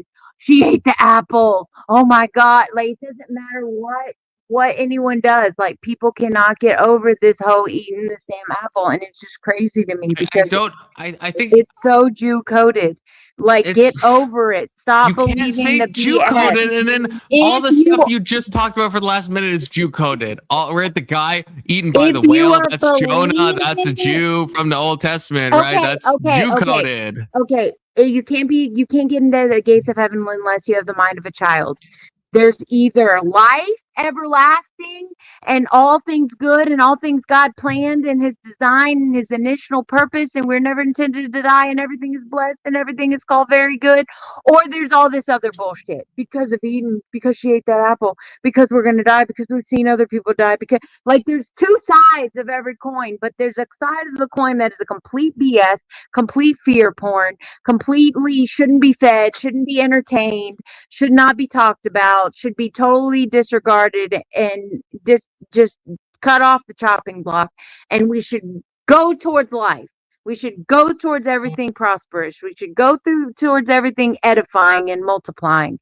Why is it so hard to believe? Why are y'all so in knitted into this fear porn? Like, what is it that you cling to and you have to say some negative shit all the time? You have to say, oh, but this, oh, but that, oh, but me, oh, but my, oh, these vitamins, oh, these pills, oh, like, get over yourself. Get Vitamins. over yourself. Yes, because Auntie Dearest, man, she got me wound up with her BS. She's got me blocked, and I hear the dumbest shit from her still, and I hate it. I wish I didn't. I'm sure she feels the same way about me, but there is a way to rightly divide truth. And you're either gathering or you're scattering. And there's no way to deny that. Like, you can't hide your heart. You can't hide your dark heart. You can't hide your ill intentions. You can't hide your negative thinking. You can't hide your separation from other people. You are going to your mask is going to fall, and you're going to see who these people are in the end and what they've been spewing out of their gullet. It's not what goes in your mouth that's unclean, it's what comes out of it. And if you're constantly feeding the negative and feeding the death and feeding the obstacles and disillusions, people are going to see who you are and what you are and what you're feeding. You're not I edifying. like. I agree. Well, I might. If you mean the general you, if you're talking about me specifically, then I would disagree with it, of course, you know. But if the general you, sure, yeah, I think intention matters, and I think I think there's probably you could dichotomize people to to being God coded and not God coded. I agree with that. The problem is, I think that you. I mean, Marilyn, some of the stuff I say, and I maybe unless you think, I guess yeah, maybe you think I'm on the bottom side of the stuff, which I hope not, but if you don't, I'm then very it's confluence coded. I'm very okay. confluence Okay, so coded. good. So then it's like, so at least maybe you could say what I'm saying is out of ignorance and stuff, but it's like I'm asking questions that I think are like sincere questions. Like I'm not trying to to do a psyop or cast a spell, right? I'm just trying to like figure shit out, right? you have flare-ups of trauma dumping. Like there's these triggers, there's these things that trigger you, and then you get hung up on them, and they're like, I can't get past this certain trigger, like this certain trigger right here. No, that's great. Actually, I mean, and I probably will regret asking this because I do, again, I told you, Marilyn, I trust your intuition. I do. And I mean that sincerely. I told you that. So tell me, I guess I might regret asking this on stream, but what do you identify as my triggers? Like what, because I don't think I've trauma jumped in this whole stream. I don't think I have, but what would you say are my triggers? The only thing that really sticks out to me and pretty much everyone is death. Y'all can't cope with the reality of death. Like you don't want to believe it, but you feel like you're forced to believe it, and you're scared to even possibly think anything outside of that realm of death. Like it is what you base your whole really existence on. And you're It's an easy one, Marilyn. I already said I really don't want to die. I already said that. You said multiple times there's like different triggers. But it doesn't cost you anything to choose life. It doesn't cost you anything. Like it's not going to Death Poet based. It's not going to break you. It's not going to break you to choose life. It's not. Well, I do think I choose life. I don't know if choosing life means, I mean, I guess you would say it would, but like ignoring a bunch of stuff that is happening around us. Isn't that what we already do, is ignore a bunch of stuff already around us? Like, isn't that like a big thing that we do? But we ought not, probably, right? It depends on what it is. We should. It depends on what it is. I think we put too much focus on the negative and the things that scare us and the things that, we try to look at, and so we're like, okay, if we look at this long enough, it won't scare us anymore. It's like, why don't you just stop looking at the stuff that scares you rather than thinking you can overcome something that scares you? Why don't you just stop looking at it? Like, it's not that difficult. It's probably pretty easier, much easier to just not look at it rather than feel like I'm going to somehow defeat this with all my weapons and power and self-will, and rather than just saying, okay, I'm not going to feed this thing anymore and give it power and give it any kind of time or thoughts in my mind at all, because I don't have time for it. But I guess okay, I mean, tell me how I'm wrong here, but what I think about as an analogy is like if I'm like a person living in some like Indian village and there's a bunch of tigers around that are trying to like unalive the village populace, right? And so I have this idea I become super Maryland coded. I'm like, I don't believe in tigers. Why would I accept the reality of tigers? Why would I put myself? That's just like, it's so negative. I'm going to believe there are no tigers. I will live tiger free. And then I walk outside and a tiger fucking mauls me to death. And I'm like, oh, fuck Maryland. I guess that was like wrong-headed, right? Like that's what it kind of sounds like, where it's like the tigers are there and it's just like, yeah, in the moment you're probably happier to think like I would be happier right now if I didn't believe that I was going to physically die. I would be happier. I agree with you. What would I lose? Like you asked me, right? I wouldn't lose anything, right? Like in the moment at least. But then when the tiger comes, then all of a sudden there's a tiger on me. I'm like, oh my God. Okay. So I believe something that was like totally false. And that wasn't like super Gucci. It's just not possible for you to think outside of this system that we're in. It's not like you're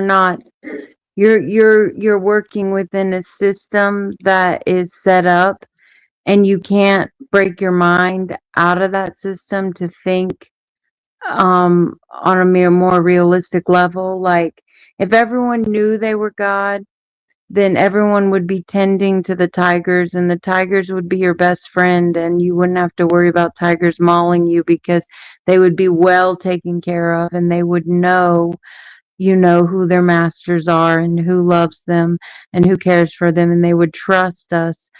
So I you're think you're looking, you're you're leaving the analogy a looking, bit though, right? Like in you're the actual analogy, the tigers would just fucking eat you, right? You get that? in this realm of lack, in this realm of you know um neglect.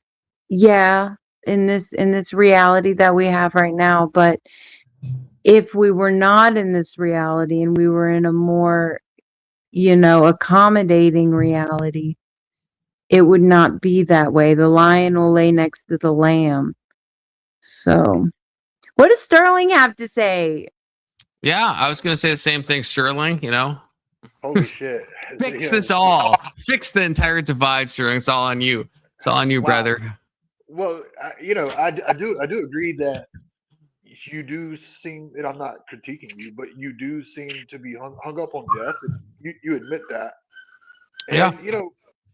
but to answer your question about the tiger or the lion, whatever it was, it wouldn't be your fault for getting eaten by that tiger. It would be according to what I think I heard Marilyn say, it would be the majority's fault for not also believing that there are no tigers. So that wouldn't be on Not, you. not that there are no tigers, but that they were not there tending to everyone and everything for that to even happen, for that to even occur, for that situation to even, ensue. Right. Right. But I guess my question, and I haven't even said your name yet. Confluence, is that right? Yep. Okay. I would like to dig into this death. I wouldn't say fear, but like I think you said you hate it, or Look, I'll say fear. I mean, I'll own that. Yeah, fear, hatred. hate. Yeah. You go on to say that you would like to live forever, and I just don't even I can't even wrap my mind around that. Like, do you really think that once you got to be 200, 300, 2,000, 200,000 years old, you would want to keep going? I've thought a lot about this, and yes, I think my answer is a resounding yes. Okay, and Not in this system. Not in this hell that we live in. Heck no.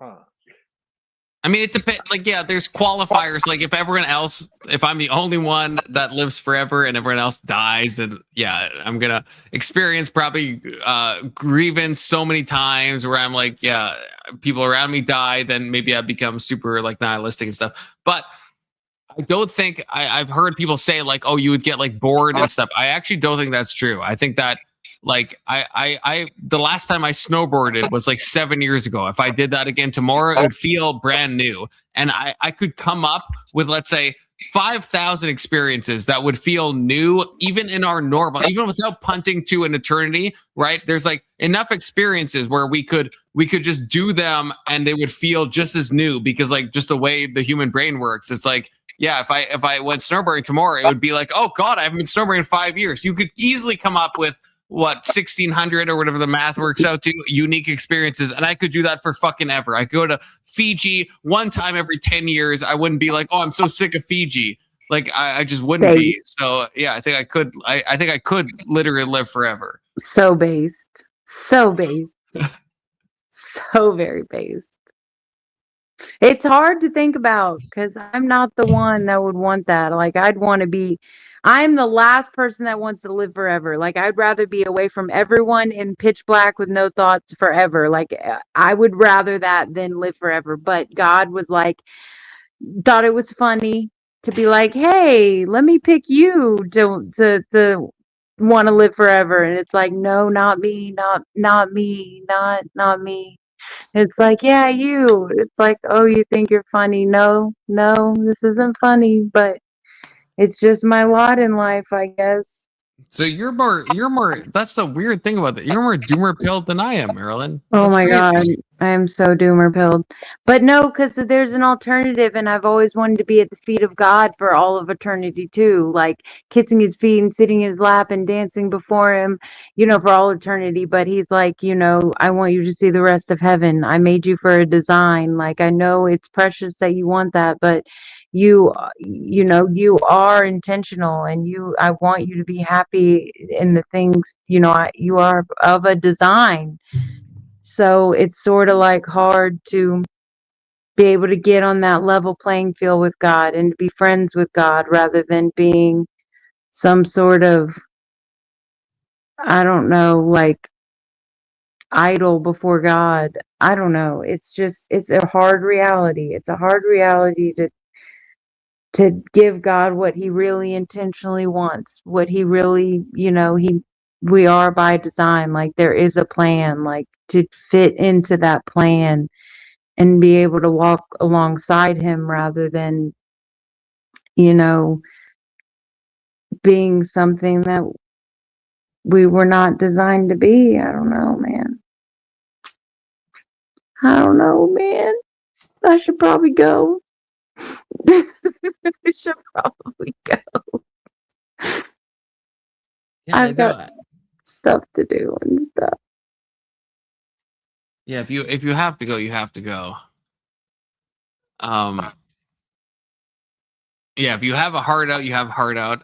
I still want to hear Sterling's response to all this, but if you do have to go, you have to go. Yeah, I'm gonna listen with my headphones. I'm gonna take off, but I love you guys. Okay. I'll see you soon. Sevens, Marilyn. God bless. I know you're still watching, so I won't do this anyway. Sterling. Wow. Yeah.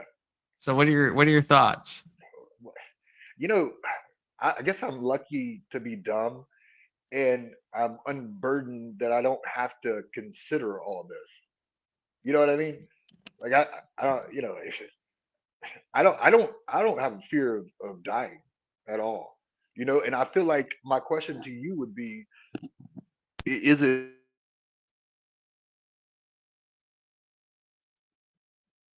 Wait, Sterling, I can't hear you. I don't know if my end is bugging.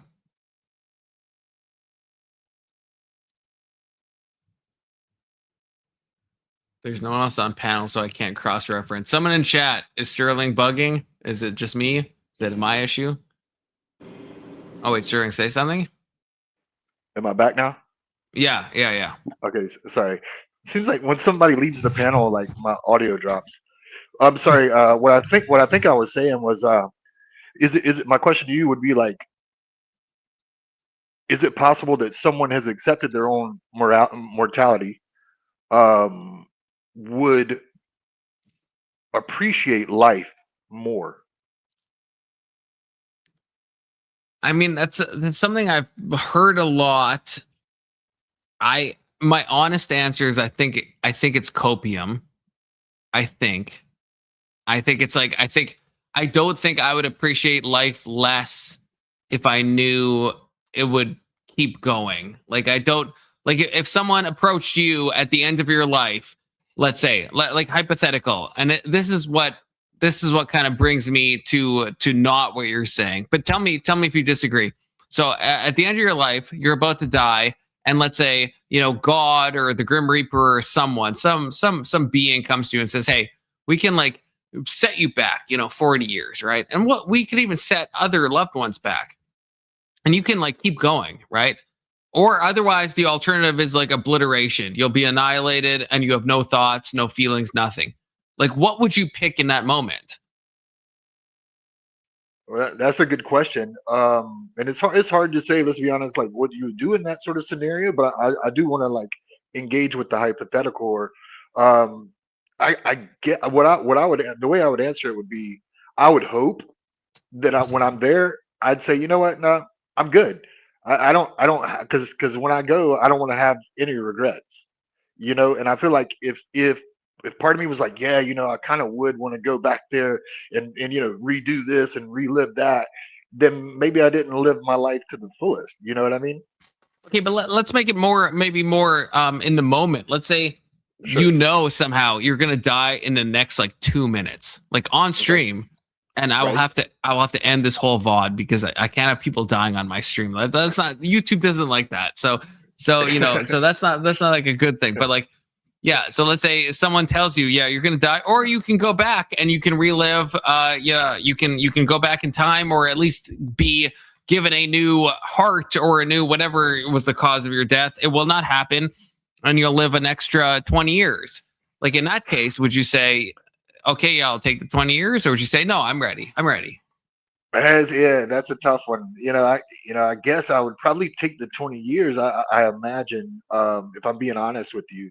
But I'm not sure that that's the right. That doesn't make it the right choice. I think it's more of a selfish choice. Maybe even a short-sighted choice, because Well, what's the why would the non-selfish choice be for you to experience eternal annihilation? well, and that's a good question too. But like, I guess I guess to accept life is accepting death, and I feel like at any point you should be ready for it, and you should live your life to the point where you're not worried about death, and every day is is like every day's your last. Perhaps I know that's a cliche, but I just don't go around with this burden of, number one, that I was created by a creator with a purpose, and I was sent here for any particular reason. I think that that's copium. And then to say that, it's possible that if we all agree that we don't die, then we don't die.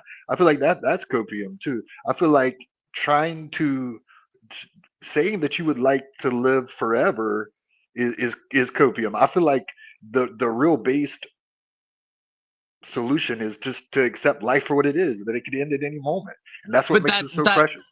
See, that to me, that I think that is the actual copium going on. Okay.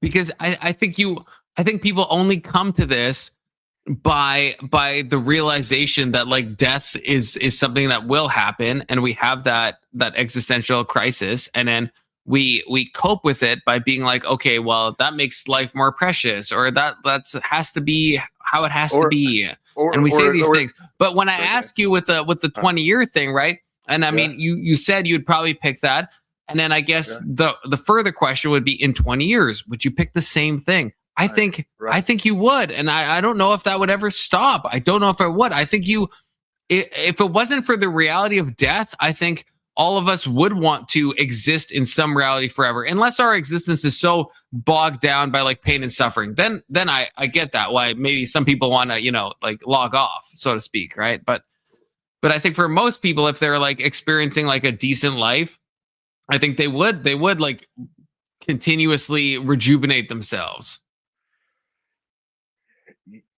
Yeah, they probably would. I'm not going to argue with that. But yeah, like you said, it's about quality of life for sure.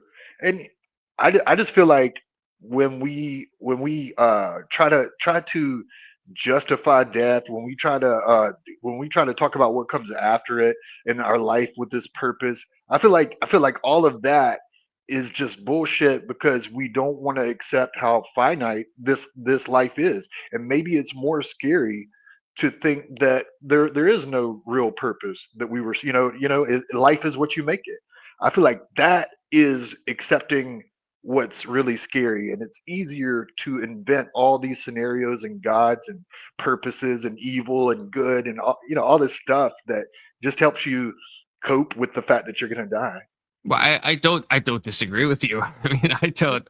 Yeah, 100%. Like, yeah, I think the scariest reality, at least for me, as someone who is religious, the scariest reality is, there is absolutely no God, and everything means nothing, and you just die and stay dead. Yeah, like I agree with that. That is the most terrifying thing. Bingo. So is it possible that all this is all just kind of like fabricated so that you don't have to deal, so that you cope with that fear? You don't have to face that fear.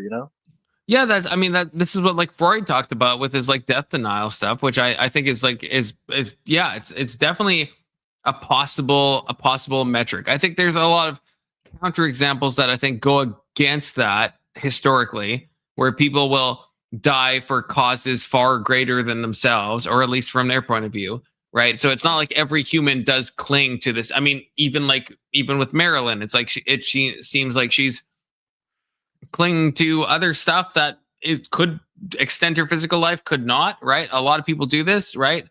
And throughout history, I mean, even if you look in the current day, right, of people that will suicide explode themselves, right? Like that, there's people that to a higher purpose will absolutely give up their physical lives.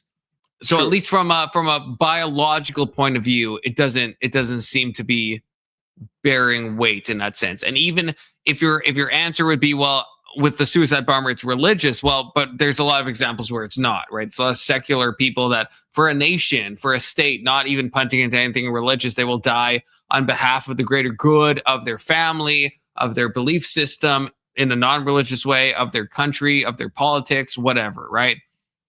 So then it's like, it seems like, I don't know if the death denial thing is like, it definitely could explain some of it. I don't know if it explains all of the behavior that we see amongst humanity.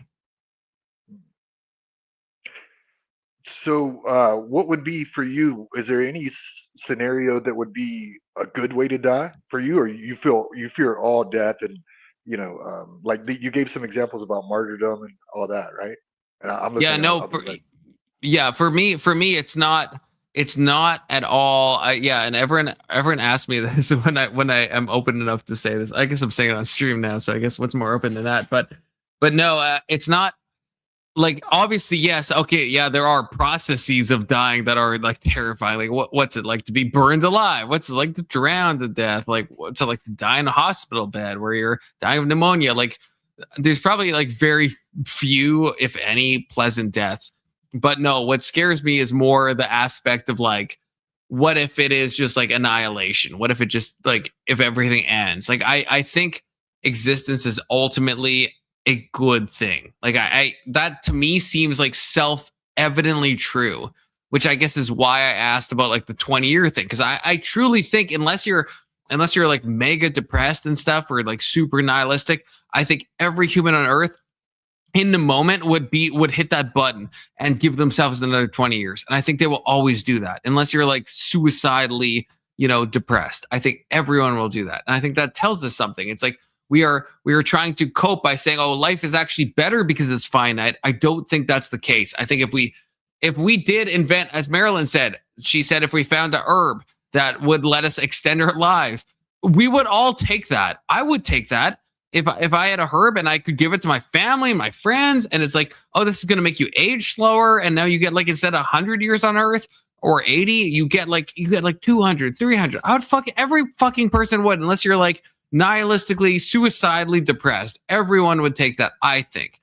And so, but yes, to your original question, yes, the thing that terrifies me is the annihilation part. It's not, I'm afraid as most people about the actual, the details of how you're dying. Cause that's probably going to be painful and stuff, but no, it's the actual death state. The non-existence of it all, I think, is a terrifying thing. Yeah. And like I said, I don't want to repeat myself, but to me, I would fear that if I felt like that, I feel like it would be because I didn't I had regrets about the way I lived my life, the way my life turned out.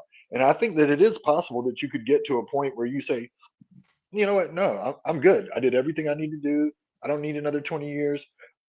I'm good. I did, I'm happy with this, and to go out like that, maybe the wise decision. I don't know, because who's to say that just because you have another 20 years that it's good or enjoyable, right? Which goes back to the quality of life thing, I guess. Right, but like, okay, so I guess two things, one personal and one expansive. Personally, I've had I would say a strong fear of death since I was like 7. So it's like, it's not like this is something that just like crept up on me. This is something that from some of my earliest memories, I would say would be this. And it's not like at 7, I didn't have a conceptualization of like what I ought to accomplish. There wasn't any, I don't think that even from a subconscious point of view, I don't think there was a thing about that. Like, it was just an aspect of like, well, what happens? Does everything just end? Is it just like blackness? Like what? Like, and that was like a horrifying thing. But then even on to make it less personal, I feel like what are you accomplishing? Like, if everybody ultimately dies, not to get like super nihilistic, but if everyone ultimately dies and we have like the heat death of the universe, right? Everything is like just done. Then what? then none of it, even if you did everything you thought, none of that matters, right? At the end, there's no consciousness to observe even this. There's no, your memory's long gone. And now with the heat death, there's no consciousness of human life at all.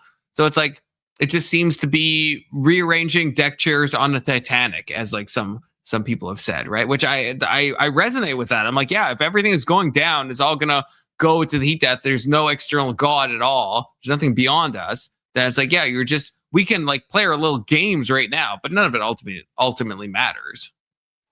And I think that's in the beholder of the life. It's up to you, the person who's living, to decide what you value with your life and what you want to accomplish and what gives it reason and purpose. And I do feel like some people, will see a greater purpose, even though, like, like in your theory that the whole earth is going to annihilate or whatever. That doesn't mean that it's all for nothing and that you can't make a difference, according to some people. And so I don't know. Again, I guess I would ask you: is there not an ideal way that you could hypothesize, that you could envision that you would die? Is there not like some way that you could die that you'd be like, I'd be okay with that? I'm trying to think about this. I think what I'm saying is true to myself. I think it's only if there is like something that continues on. Like otherwise there could be maybe some like very neutered ways where it's like, if I let's say I have like a friend and I'm like, oh, my friend is about to die and I will like die on behalf of that friend and they will go on to live 60 years. Then in that like temporal kind of space dimension, right? Then it's like, okay, that could be meaningful.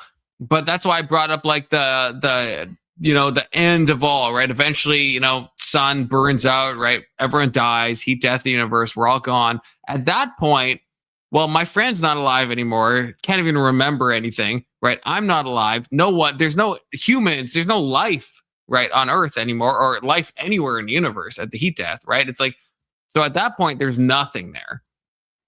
So I guess that's kind of what it's like in the moment, in a maybe a subjective point of view. It's like, yeah, there could be a circumstance where I'm like, even if I thought there was nothing after this, I would still do this for the sake of, this person having, 40 more years of happiness. Or if I died on behalf of a country and somehow my sacrifice made a massive deal in so many people's lives. But at the end of it, I just punt to the end. At the end, if there's nothing after death, then it's like no one is there to observe it, right? And which you would agree with, right? If you're an agnostic atheist, at the end of it all, right? There's no one there to observe or care or feel anything, right? So it's hard for me to grab meaning from that. Right. Yeah. Okay. Fair enough. And listen, again, I really appreciate the conversation. This is one of my new favorite. How long have you been doing this? Because I just found your channel. Yeah, the live streams, I think only like 2 months. I've been making YouTube videos for maybe 2 years, but yeah, I've been doing like daily live streams at 6 p.m. Central Standard Time. Always be plugging every fucking day, except probably for like Christmas holidays. Probably gonna take a few days off there, but otherwise, yeah, every day for the past 2 months, give or take. Yeah. Okay. And so far, just to recap, we've talked about movies and TV shows. We've talked about, that's where it started. Yeah. we've talked about magnetism. Mm-hmm. We've talked about casting spells and curses. We went religious, or spiritual, and I don't know how much time you have. How much time do you have? How long do these things usually go? Oh, it depends. I got you got plenty of time, brother. Okay. Well, if you don't mind, and it's just one thing that we haven't really hit on is politics, and I don't know if you discussed that here. Yeah, well, I'm always down for politics. Okay. Always down. So I guess I would just like generally, how y'all ask like my religious views or whatever. I guess just give me a synopsis of your political views. I guess that's fair. Yeah, I describe myself as, even in my YouTube bio, I say I'm the best center-right political channel you've never heard of. And I do stand by that. Okay. I think I am the best center right political channel you have never heard of. And so, yeah, I'm center right. I am American, living in Canada, to be clear. But yes, so voted for Trump. So I'm very American coded. I don't know. Are you American? Actually, I should ask that. Yeah, I'm from America, living in Colombia, South America. Okay. Okay. Yeah. I like that you specified in case I was too retarded to know where Colombia was, which I understand a lot of Americans are, but not this American. Okay, I know where Colombia is, but Yeah, yes. yeah, sure, fair enough. Yeah, I guess I didn't need to mansplain that to you, but you don't know me. I mean, half Americans, probably don't. So that's fair. That's fair.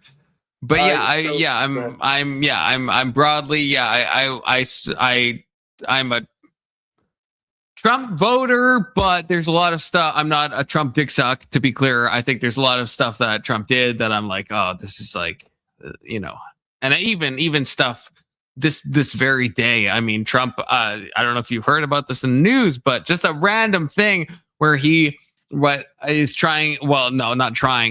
rename the Kennedy Center to the Trump and Kennedy Center in Washington, which I think is just like Trump. why do that? Yeah, which is because that seems like really liberal thing to do, is to like hyphenate your name, Trump hyphen Kennedy. You know what I mean? Yeah. I don't. Yeah. So I don't know if that. Yeah, that explains. I still don't regret my vote, but there's a lot of stuff. I'm not a Trump deep throater. There's a lot of stuff that I will be like, yeah, Trump bad on a lot of areas. Like I'm very open with that. So you voted for Trump both times that he won, or no, not in 2016. I wasn't really into politics. I was like, fuck it, let's see. Just show me the chaos. Like I wasn't really. I hated Hillary Clinton. I think that's just a dispositional thing I have. It's just, which I think is based, but it's healthy. Yeah, it's healthy. Yeah, exactly. Yeah, a lot of people on both sides can agree that's healthy. But yeah, I didn't really have a dog in the fight, and it wasn't until like maybe late 2016, 2017, I got more like political, and then in 2020 and 2024, then that's when Okay, and what was it about Trump that drew you to him, or was it the Republican Party that drew you in? Was it a hatred of Hillary and Joe Biden, or? So no, for sure. Some of it's a mix. Like so in the primaries, I was like I wanted Ron DeSantis to win. That's who I really wanted in the primaries. But then when he didn't win, like I did not want Trump 2024. I really didn't. At the time, I did not want that. I was like, no, I'm done. I'm fucking done. Ron DeSantis, I was like, he gets policies done. He has like boots on the ground experience of being a politician. I was like, yeah, this is my guy. And then he fucking floundered in the primaries. Yeah, it was just like a disaster. I would never have predicted. If I had bet on that, I would have lost a lot of money. I thought DeSantis would fucking sweep it. In my mind, I thought he was a shoo-in. I thought everyone else will see what I'm seeing, that both he has all these good like social and economic policies and he has experience, and but no, apparently the mega base was like more strong than I predicted. And so then but once the primaries, then it's like now I'm faced with Trump versus Kamala. And so, it's like I don't like what I predicted would be kind of like more democratic policies. I didn't like that. And I liked at least a lot of what Trump said he would do. And so I made a judgment on that. Now, Trump has, in some ways, maybe gone a little bit further than I thought he would go, in which case I don't like that, but I still think it's better the results of if Kamala won, I hope. Right. To me, that sounds like the lesser of two evils, not to put words in your mouth. It is. Yeah. Which brings me to this. Why did you see it as Trump versus Kamala? only. Was there not some other choice? No, I think there is no de facto other choice. I mean, like there is no independent that is ever. I mean, RFK did like a good job for what he did, you know. But like, I mean, when was the last time an independent has won an election? Right? Like it's not. The real talk is we live in a two-party system, right? It is the GOP leader versus the DNC leader, and that is just what it is. Like, and I could have cast my ballot differently. That would be a wasted ballot, is the reality. If I could maybe hive mind everyone else and get them to do it, then maybe. But the reality is, it's not how it works, right? Like, I'm not saying I love that we're in a two-party system, but I think we are, and the people like Fuentes that were saying, oh, don't vote for anyone and stuff, or even on the other side, the Hassan people are like, we can't vote for Kamala. I think both extents are retarded, because if you actually want your vote to matter, it has to be for one of those two. It just does. I think is the reality. And and I appreciate that, and I've heard a lot of people say that. If I were to push back on it, which I will, is like, I would say, yeah, with that mindset, it'll always be one of the two. If that's how we always think, like if we are willing to pick between the giant douche and the turd sandwich, as South Park framed it, the lesser of two evils, then it's always going to be that. But I feel like what you hit on was that anything other than one of those two is a waste of a vote, which is interesting because I don't see it as like a horse race in Vegas, to where I'm trying to like play the odds and be part of the winning team.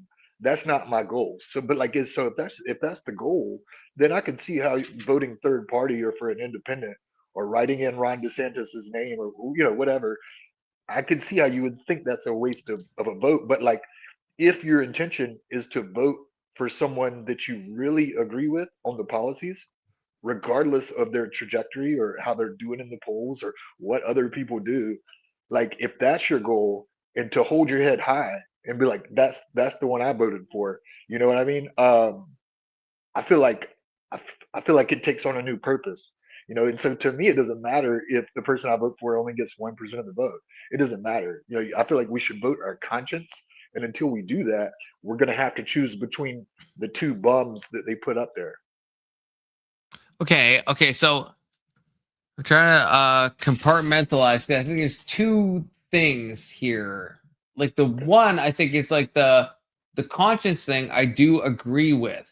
Like from a moral level, I think that is completely defensible. Like I do agree with that.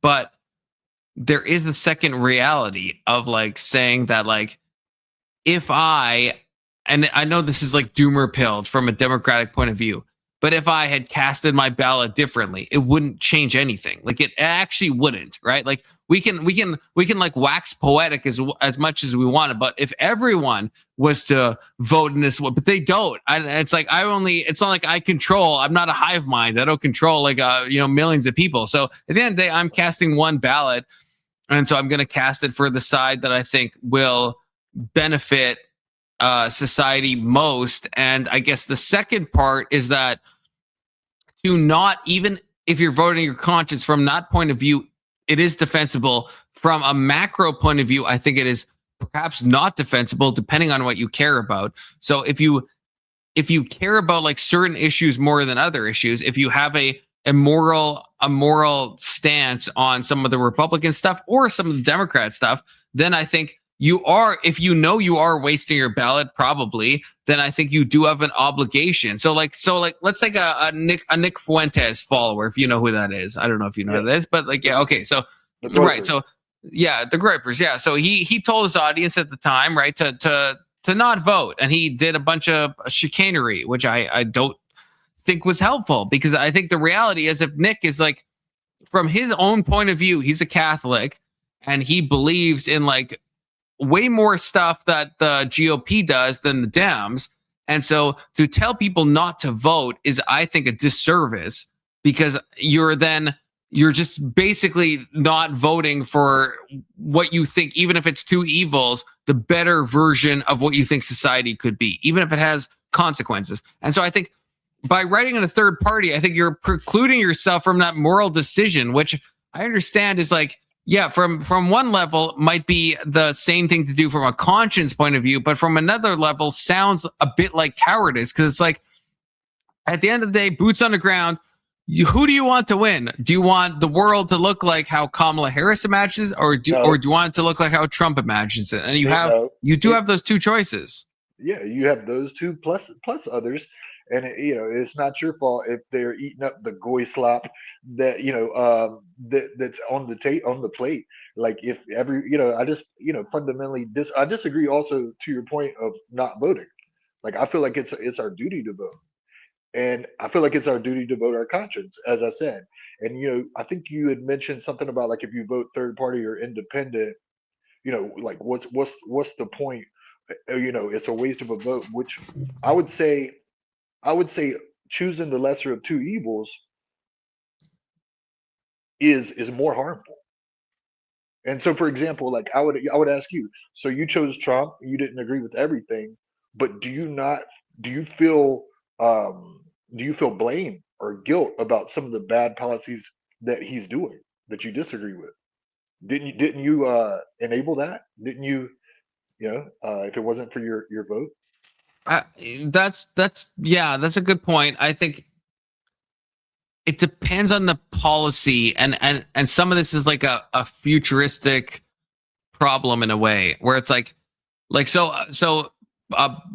don't think this is much of a tangent, but I'll make it brief nonetheless. So like immigration, right? Trump promised to like deport people who are there illegally. It's like I'm like, okay, that makes sense. I feel like if you're actually there illegally, I understand, right?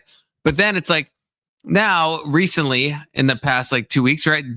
Department of Homeland Security tweeted out a statement.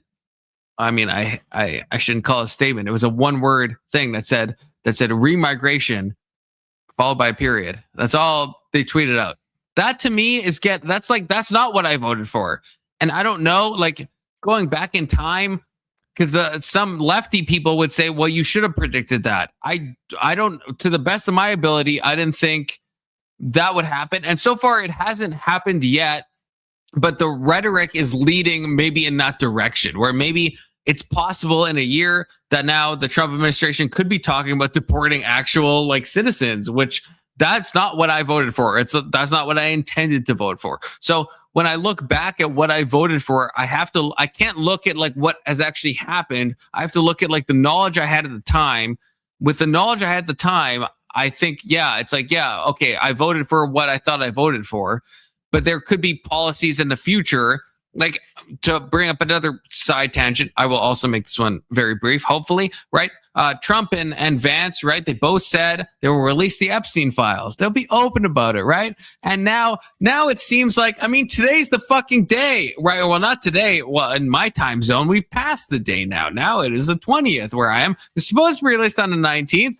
And it's like, we don't have complete Epstein release. And like, I've been very critical of everyone in the Trump administration on that.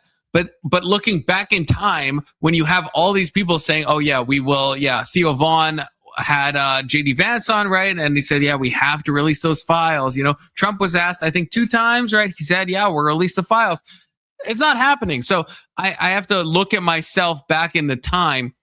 I don't think it's fair, even for myself, to judge my current self and like what has happened in the Trump administration now based on what happened. Because I have to go back to like what was the limited knowledge at that point in time that I had. So at that point in time, I thought the Trump administration, to use the just the limited thing of the Epstein, I thought they wanted to release the files. Right now, it seems like they really probably don't want to release those files. Right, but at the time, it seemed, I believe they did want to do that, right? So am I morally culpable on them not releasing the files? Like for that, just that niche example, I would say I don't think I am. Like for the best knowledge I had, I did think they would release them. Right. It came as a surprise to me too. And all of a sudden they were like, Epstein who? and that's where I think he lost a lot of his base. Is doing exactly what you're saying. Like he ran on, full transparency, the most transparent, government in history. Protecting the kids, breaking up these, rings of PDF files, and so on and so forth. Oh, no new wars. Like, he said no new wars, and all of a sudden we bomb Iran. We're like invading Venezuela and all this stuff. So like, I see your point where it's like, that wasn't your intention and you were lied to, and okay, but like but I don't know that it fully absolves you, because should you have believed what he said, you know, did you not did he have a history of not doing the things that he said he was going to do, for example, right? Does that make sense? He does, and there was some stuff that, this is going to sound like a pivot, and perhaps it is, but I don't intend it to be. But so there's some stuff that Trump has always wanted to do that I'm like, I kind of just trust that our kind of courts are strong enough to rebuff it. So like, Trump has said multiple times, like he wants to get rid of, what is it, the 14th Amendment, like the birthright citizenship stuff, that he wants to end that. I've always been pro DACA and pro Dreamer, and I think that, like, I don't know, and half the people, or probably more than half of the people on the right, think I'm a cuck for thinking that. But Trump goes even further, right? And I think he said this before his run up to 2024, where he was like, "Yeah, I want to fucking end birthright citizenship." And so I hear that, and I'm like, okay, I disagree with Trump, and if I thought he could do that, that might change my vote. But I also think that like SCOTUS is strong enough that it's in the fucking Constitution. Like, good fucking luck. You need like a 2/3 Senate vote to overthrow an article of the Constitution. It's not going to happen, right? And so far, it hasn't happened. And so if it does end up happening, then it's like, it's hard for me to go back in time and think, could I have predicted that SCOTUS would fail and all of the checks and balances that I believed about the U.S. would also fail? Like, I know. Do you get what I'm saying? Like, I know, yeah, Trump wanted to remove birthright citizenship. He said that before I voted, but I just thought he didn't have the capability to do that. And so far, he hasn't. But if I talk to you, Sterling, in a month, and let's say birthright citizenship is overrun, should I then look back in time and like regret my vote, or like hold myself morally culpable if I trusted in SCOTUS and the checks and balances to make sure that didn't happen? You know what I mean? Yeah, I do, and it's strange because on one hand, you're saying I'm not responsible for the things he promised me that he was going to do that he didn't do. I'm kind of, I'm not responsible for those things if it becomes true, even though he told me he was going to do it. And at the same time, you're not responsible for when he tells you one thing and then does another. You know what I mean? It's like you're trying to have it. Yeah, no, I hear that. It does sound, when you put it like that, I understand. But I guess when I'm trying to interpret these things, I'm trying to think like, okay, so what is, and I mean, and this is the problem with Trump. Like, I will agree with this. And I mean, Ben Shapiro himself says this, right? That when you're listening to Trump, you're basically have to play a game of divination. You have to try to divine what he means for real, and what he just means for real a bit, and what he's like kind of joking about. And it's like, and that's not a situation we should be in, but it's a situation I think we are in, and unfortunately. And so it's like, yeah, there's certain statements where, like, when Trump says in that Truth Social thing where he says we have to that all articles of all laws and articles of the Constitution could be suspended because of the voter fraud and stuff. I think that's the worst thing I think Trump has probably ever put out into the ether. I think that probably is, hands down, I think the most insane thing he's ever said. And he said a lot of insane shit, but I think that's probably the worst of it. But it's like, yeah, I think we're forced into this position of like picking, like, what do we think he sincerely means? What can he actually accomplish? What can he not accomplish? And then again, this could sound like a pivot, but then I am comparing that to, again, because two-party system, right? I'm comparing this to what I think a Kamala world would look like. So that's kind of the thing. So even if there's some stuff where it's like, this could be dangerous. And yeah, Trump is saying stuff, and I'm assuming that the courts can stop him on this. I understand how that sounds cucked, but that is all of that whole bubble of everything we've talked about is being compared to what do I imagine a Kamala Harris future to be, right? And if I rate the Trump stuff as better than the Kamala Harris future, then I would vote for Trump, which is why I don't regret my vote. Even seeing the stuff that Trump has done, even seeing a lot of stuff that I'm like, I didn't vote for this, I didn't want this. Would I, if I could change things and go back, would I vote for Kamala? Fucking no, I wouldn't. I fucking wouldn't. Right, which it sounds like that makes it easier to swallow the lesser of two evil, the Trump pill, because you're comparing it to the only other option that you see on the table. And I feel like all of this could be avoided if we were willing to vote our conscience. Like, we wouldn't have to worry about, oh, does he mean it? Does he not mean it? Did he say it? All this. Am I responsible? Like, I feel like if we would, for example, let me ask you this, and maybe you said Ron DeSantis, but is there any candidate that you would think is the ideal candidate? Is it still Ron DeSantis? Like, is there somebody better than Trump that you could foresee running that you'd be like, oh yeah, no, that's even better? That's a hard one. I mean, DeSantis, I will say, and I think I can say this because I think, not a whole lot of people are watching right now, so I could be maybe more mask off in some ways. Sorry. But I think the Republican Party is sometimes unempathetic, and I don't like that. And I don't like that. And I really don't like that. And so Ron DeSantis, unfortunately, does not fix that. I think the way he talks about stuff, I think is unempathetic. I don't like it. And I don't know. I think you have to get to a certain level in the GOP to like have any type of name recognition at all to be even given, the ability to, have a possibility of you winning. And so Ron DeSantis, I do think he would be better, but there are stuff that, like, even though, like, okay, so random thing, but like a thing that DeSantis has talked a lot about, like the trans stuff.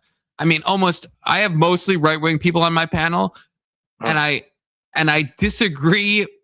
I agree with them in one extent, but I disagree almost more than I think I should have to. And that's what gives me trepidation, right? So it's like, so I'm like, okay,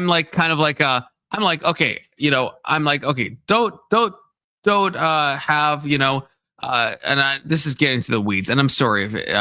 I'd enjoy this. Thank you. Okay, good. So you with like puberty blockers and stuff. Yes. For like, that if it's a puberty blocker, right, it's going to be at a very like young age. It's going to be like 9, 10, like it's going to be pretty young, right? And HRT, right, is going to be like what, like I don't know, 13, 14, 15, 16, right? It depends, right? And then there's some places in America, right, like the Boston Children's Hospital, that were going to do some amount of surgeries on people that were 17 and above. So that's the stuff that that's the stuff that I'm more like hardlined on, that I feel like that. And I understand, I do get arguments, I won't go into it, but I do get the arguments on the other side as well, of like, obviously if your goal is to pass, you should do it as young as possible. I understand all that, but I still am broadly against, right, all that stuff on like young people. But then my position would be like 18 and older. We allow you to like make pornography, to use a TikTok term, right? We allow that. We allow a lot of shenanigans, right? You can go and do whatever you want. So yeah, you're a free person, right? So yeah, so I would say 18 and older, yeah, go take your HRT. If you want to transition to like God bless, like it might not be something I think is optimal psychologically, spiritually, but that's fine. It's a free country. It's a free country, right? And so you feel like you're separated from other Republicans based off of that issue? Is that what you're saying? Yeah. I think like someone. So that's kind of my stance. But I feel like, yes, when I meet a lot of other conservatives, or like the way a Ben Shapiro or a Matt Walsh or a Ron DeSantis, the way they talk about this, it feels a little much like with famously, right? Michael Knowles, right? He said he wants to eradicate trans ideology from public life entirely. Direct quote, verbatim quote. And he said it fucking twice.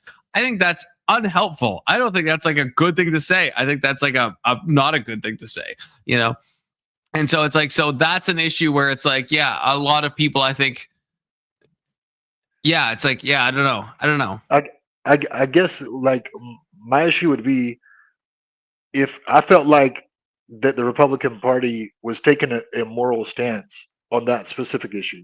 If that was my idea, then I would find it very difficult to call myself a Republican.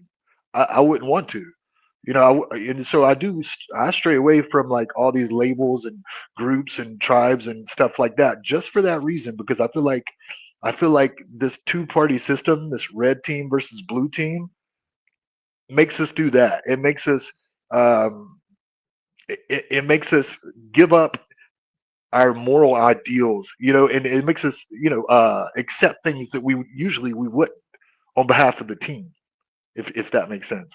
It does, but what's the alternative? Like Kamala Harris, right? Was completely incapable or unwilling to denounce the stuff I said and the earlier stuff I said about like the you know, blockers being used on kids and stuff, and HRT being used on minors. She was unwilling to go in that direction, right? So like, sure. So then I feel like I'm faced with someone like a Ron DeSantis, who I think is probably too unempathetic and is too like, you know, anti-trans in a way that like, you know, like, look, if you're an adult, do what you want to do. And he's not kind of like that. But then the other side is like, well, now we're affecting kids. And it's like, if so, then now like, it's one thing for me to, okay, I'll just cast my ballot in the third direction. But if I'm looking at these two issues, I think affecting the children is a bigger issue than the kind of curtailing of liberty of like people up to like 25 or whatever DeSantis, Sure. I think he said, right? It's like, yeah, I think one harm is greater than the other. So then it's like, in that case, I would vote for the other one. And I would feel morally, I think, bad if I voted for the third party, because I feel like if we're right, like if you imagine an insane case where it's like, let's say it's actual like Nazis on one side and it's like any other thing on the other side, even if you hate all the shit they say, it would almost be immoral to vote third party, because it's like, it's the fucking Nazis here. I mean, you if anything, you should, whatever these people are, they're probably assuming they're better than the Nazis. You should probably vote for them, right? You should probably do anything you can to not make the Nazis win. I know that's a loaded example, but it just kind of shows where I'm coming from, where it's, if you think something is so like morally antipodal that you will like choose one side versus the other side, right? And I feel like in the process we sacrifice our own morals. And I feel like, you know, and not to beat a dead horse, but I feel like, what if there was a candidate out there, maybe libertarian or otherwise, that agreed with your position, which is like, don't let the kids do it, but once you're 18, yeah, do whatever you want.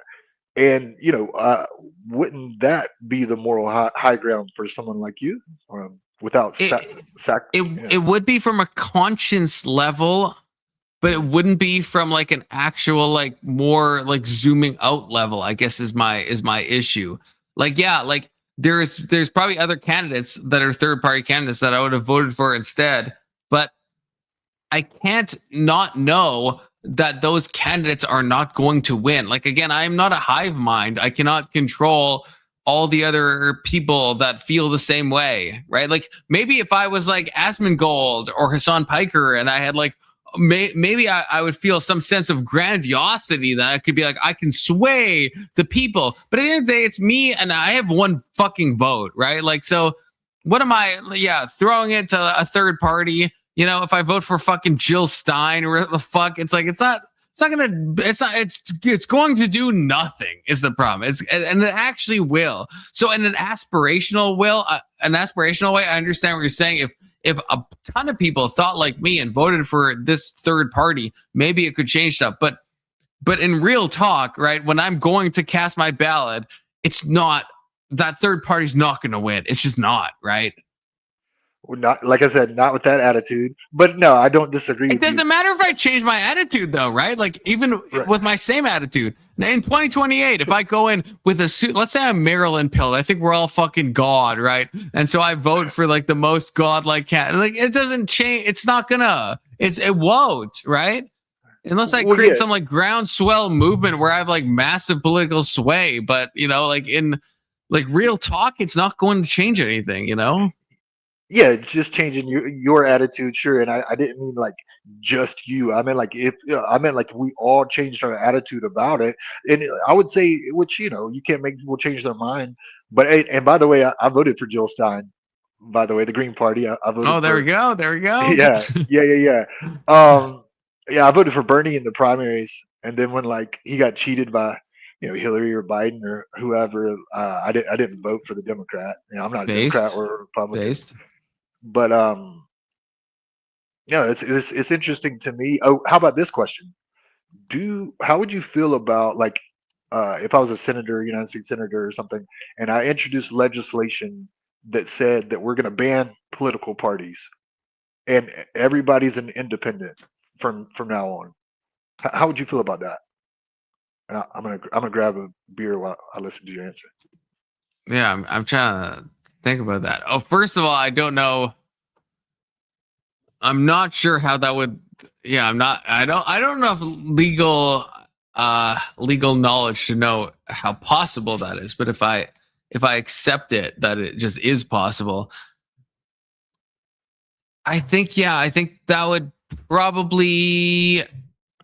I mean, it's not something I've really thought about a lot. I do think that would probably be better if that is a legally possible thing.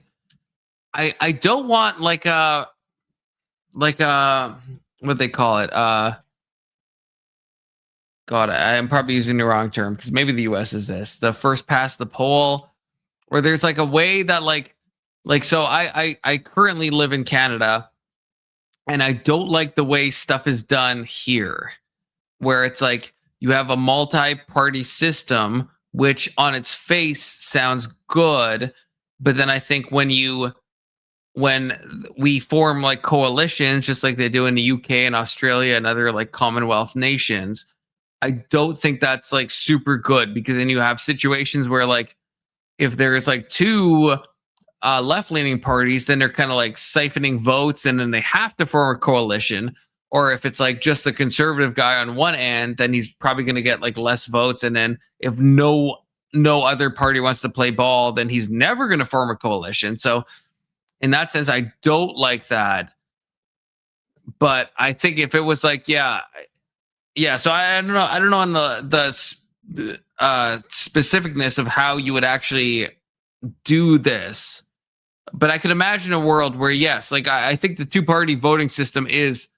I think it's I don't love it. I mean, like I can't remember actually I can remember, and I was also a retarded child at the point, so take that with a grain of salt. But George Bush, I was all down with George Bush. Okay, and I was like 7 or something, but still looking back, could be nostalgia. I think George Bush, I think he meant well.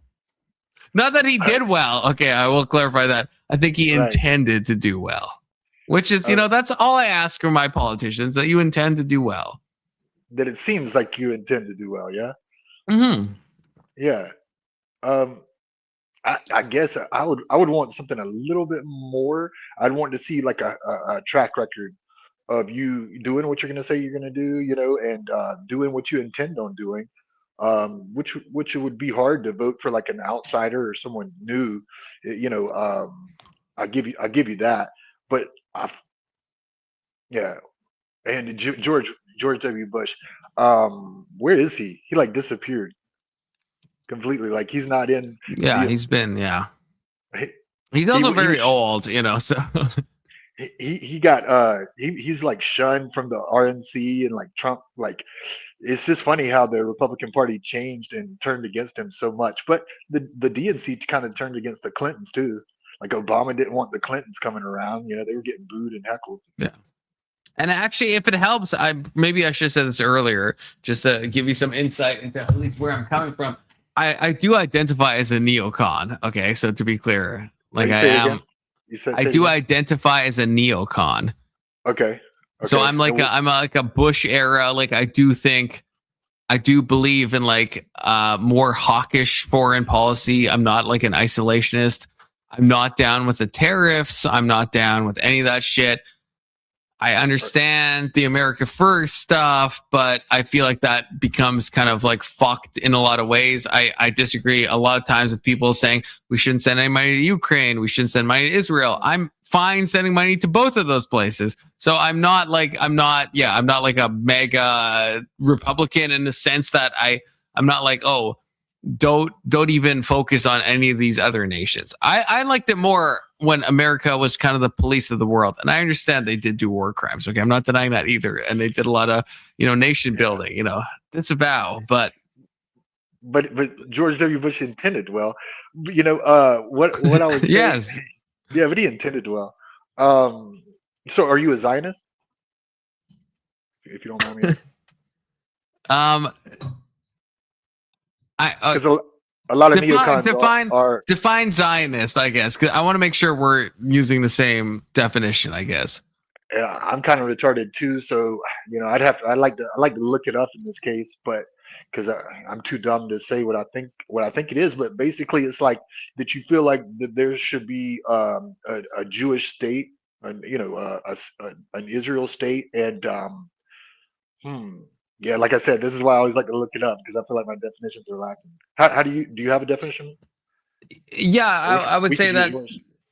Yeah, I guess like what I mean, because I mean, it's a scary time these days, but I would identify as a Zionist before that became a massively like dirty word. But I think that just means that that the Jewish people are in a land, and now in current Israel, they do have that right to the land. So I think Israel has a right to exist right now. I do hold that. Yes. So it depends what other people might mean by Zionism. I don't know. Like, I'm not, that doesn't mean I agree with everything Israel does. I think a lot of the settlement stuff is fucking cucked. I think, if we talked about individual bombings in Gaza, it's like certain things I would say are good or at least not good, but justifiable, right? Under a calculus of war, and some things are probably not good, right? But ultimately, I think when I say I'm a Zionist, yes, I think that Israel as a nation currently has a right to exist. And I guess it comes into like to what extent. You know what I mean? Like, can they be the aggressor? At what point are they defending themselves? If 2,000 people died on October the 7th, then does that justify them to go kill 200,000? I'm just putting numbers out there. It's a hard thing. I think. Yeah, I don't think we can necessarily do like a shot for shot thing. Like I think America definitely doesn't do that, right? Like, look at the amount, what was it that died in like 9/11? It was like 2,000 and something, right? It was the largest terror attack, but it was, a couple thousand. And then if you add up Afghanistan and Iraq, I think you're like over 2 million according to some estimates. Like your magnitudes beyond that. But it's like there is an amount of like, well, if you do have an incursion on your border that slaughters, like 1,200 of your civilians, then it's like, there's going to be a response. And I guess, I'm down. I do like talking about Israel Palestine stuff. So I'm down to go down that road. But like, me too. Okay, good. There we go. And I feel like Zionist. Oh, Emmett is in the back. Emmett, give me one of these. Do you know Emmett Sterling? Have you seen this guy? Have you heard of this guy? Emmett. I don't think so. He's like the same guy. You said Hello, you're living in Sterling. Colombia. Emmett is currently living in Mexico. I'm not He's living in Mexico. He's living in Confluence. Chihuahua, right? My mom invited you to my house. Oh God, you know what? Shut up. You're probably too drunk to think anyway. No, I'm good. I'm Gucci. You're in Colombia, Sterling? Yes, I'm in Barranquilla, Colombia. Okay, you're southern Mexico. I agree with it. Disavow. Well, So Mexico what do- is divided in Mexico and then central Mexico and then southern Mexico. And it includes provinces like Uruguay and Argentina and Colombia. Yeah.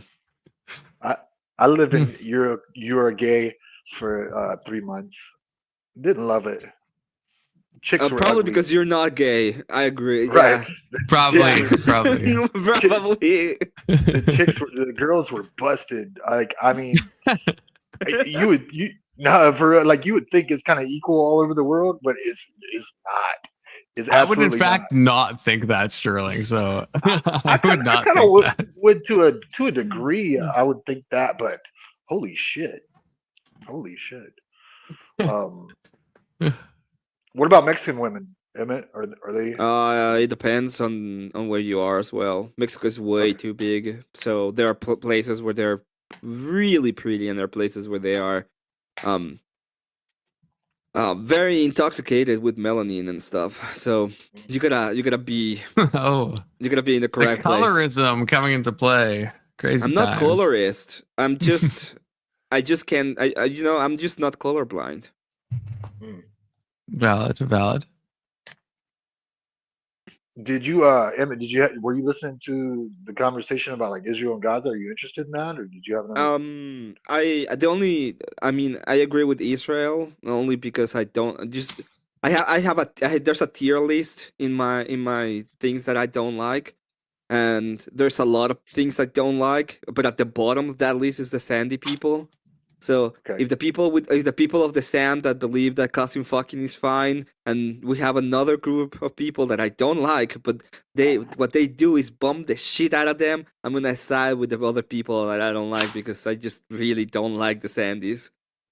Do we know this guy? Old mate is trying to join the chat. Oh yeah, that's Kieran. That's Kieran. That's fine. Oh, that's Kieran's. Okay, give me one of these. Kieran Just Markel. we're on high alert. Kieran, good to. I was just thinking about you today. Weirdly enough, Kieran, not in a weird way, just in a normal way. But I was like, haven't seen Kieran in a while. Good to see you, brother. This is an Australian from down under. Good to see you, Kieran. Or California, whichever you prefer. Mm-hmm. Well, if I can ask a question, what's it good to see me? I can't. Well, I don't know. Like I said, I was literally today. I was like, I honestly, this is a real thought I had. I was like, oh, I haven't seen Kieran in a while. I wonder what he's up to. I actually thought that. Yeah, so, well, answer the question. Why is it good to see Kieran?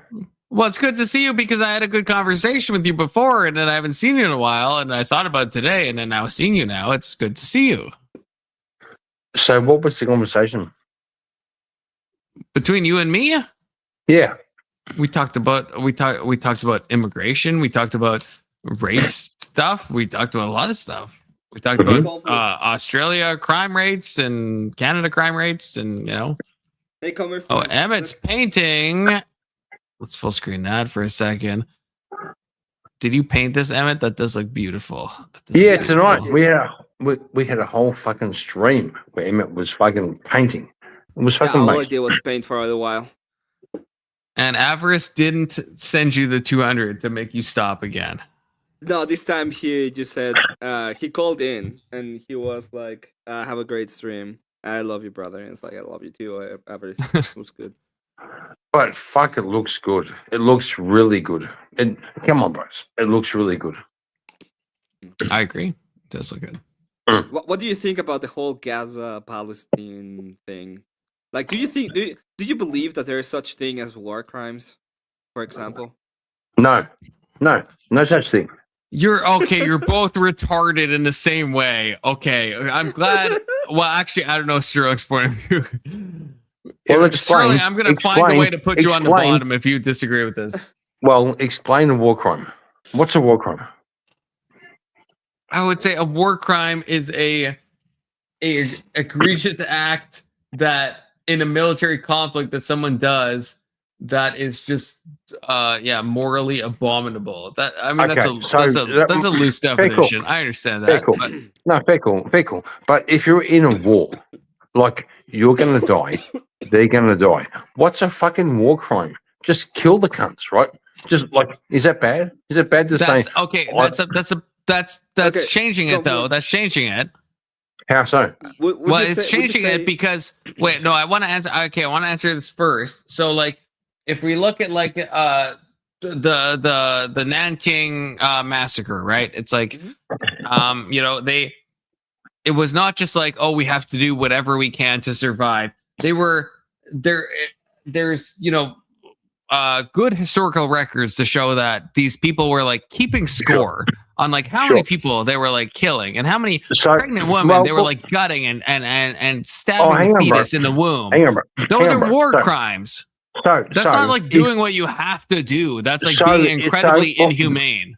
Hang on, bro. So if people want to kill you and you kill them, is that a war crime? No, well, that's completely not what I. That's these people want to kill you. Okay, fuck off. I'll kill you. Okay, I just hope you're going to address the example I brought up because, like, what you said, that's fine. I hope you're going to address the specific example I brought up. I'll address it. I don't think it is. Now, let me give you another example, and you can tell me. That's that's mental illness, brother. I understand. Now, let me give you an example, and you can tell me if it's a war crime or not. Let's say that there's a population, about 100,000 of them.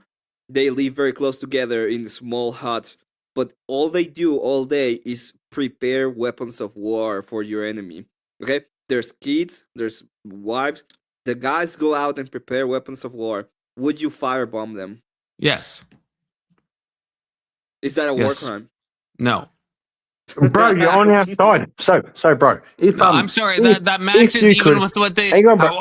Hang on, bro. Before you cast your head in laughter, know that the ICJ and the UN and the US and every fucking sovereign nation on earth also says that's not a war crime. The way you described it, those are combatants. Like, study your military law before you go fall to the side. I'm just saying that. Wait. Hang on, Emmett. Hang on, Emmett. It doesn't matter if they're kids, Emmett. Under all definitions of what a war crime is, you can choose your source. It's the same thing. Confluence. Do you think bombing Hiroshima and Nagasaki to end the war, was that a good thing or a bad thing? A good thing. Bro, you fucking spastic. You're on our side. I'm just answering you legit. You can ask me if you want like clarifying questions. Like, you're fair to do that. You literally said bombing Hiroshima and Nagasaki was a good thing. Well, yes. What? Okay. What's your other argument?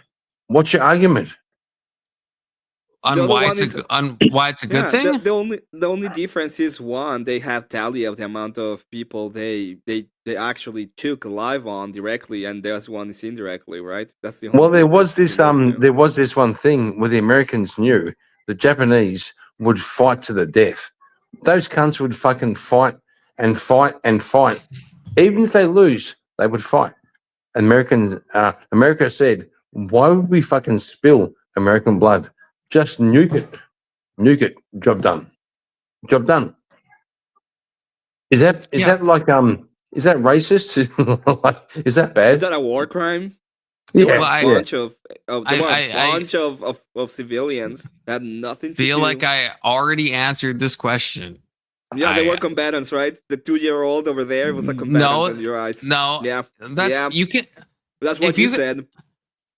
That's not what I said. If you want to straw man me to shit, you can do that. You can like jerk each other off together. That's like totally cool. Can I try to? But that's not what I'm saying. There's a calculated. We aren't straw manning. We're still manning. We aren't straw manning. You fucking retard. We aren't straw manning. We're still manning. So make your point. This is the worst steel man, Kieran. If you're thinking you're steel manning, brother. You gotta check yourself. This is the worst steel man I've ever heard in my fucking life. Actually, that is actually true. I'm not exaggerating. The worst steel man I've ever heard. I just want to know. So indeed, he said that they were combatants when I said about firebombing them. Right, I do believe that he said he would because in that scenario it's not a war crime because they're combatants. And like if I were to answer like what is a war crime, I guess it's kind of subjective, but there's a list of them. I think it might be based off the Geneva Convention.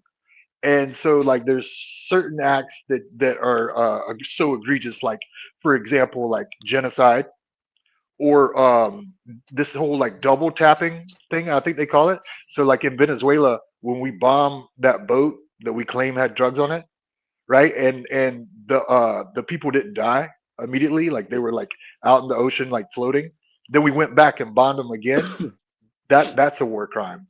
And No, the double sorry. the double tapping, as far as I know how it works, is they send two missiles, and what they do is they want to get the ship to sink, so they send one and then send another, and they are like trying to get it to be sure that it's sunk.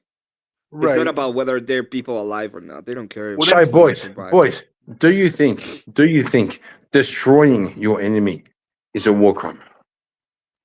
What that's Like- you like called me a destroying- retard, and you asked the most destroy your en- retarded Hang question on, I've bro. ever fucking heard in my fucking You life. fucking For real. pooped up.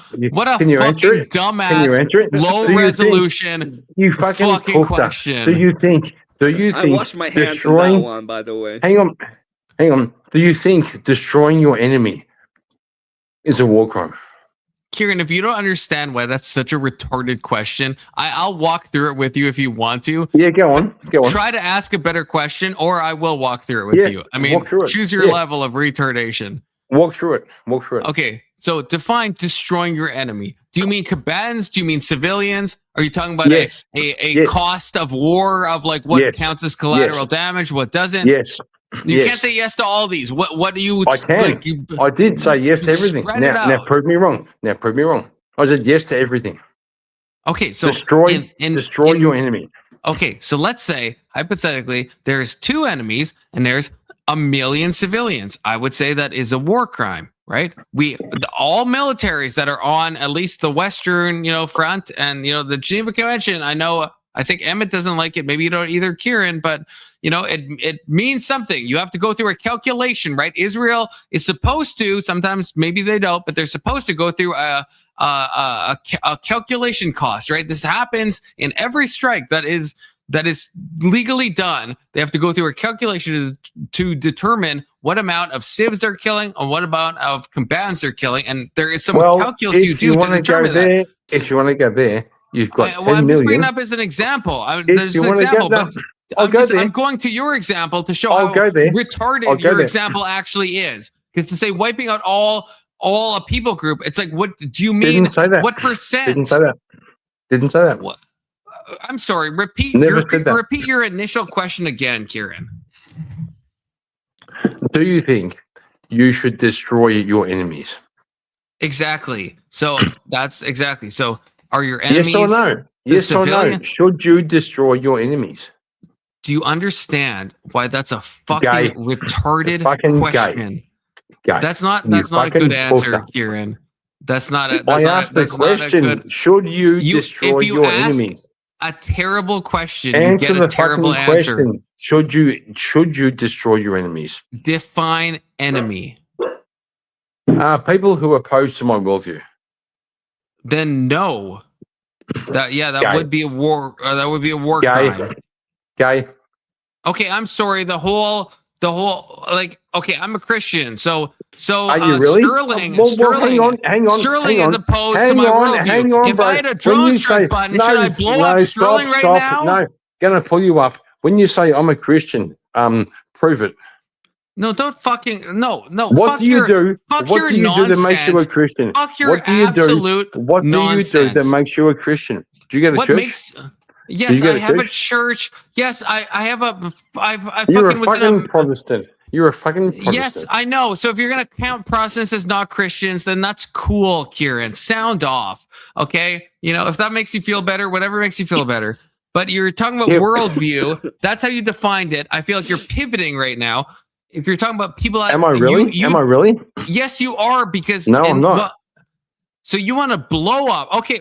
Actually, that makes my argument way stronger. So thank you, Kieran. So you think you should blow up everyone that doesn't agree with your worldview? So you should blow up me. That's what I said. And you should blow That's up what I said. Sterling. Yeah, that's what I said. That's what I said. You should blow me up.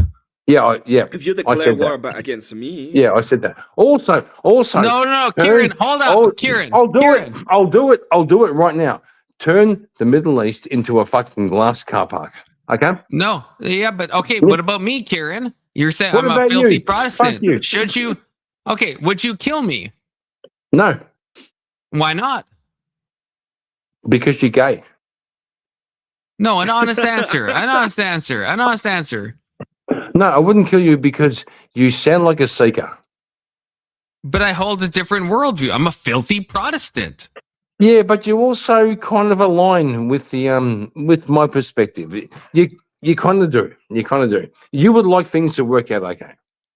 Okay, what about Sterling? Sterling, I think, said he's an agnostic atheist. If you had a drone strike on Sterling right now, you could hit a button. Would you hit that?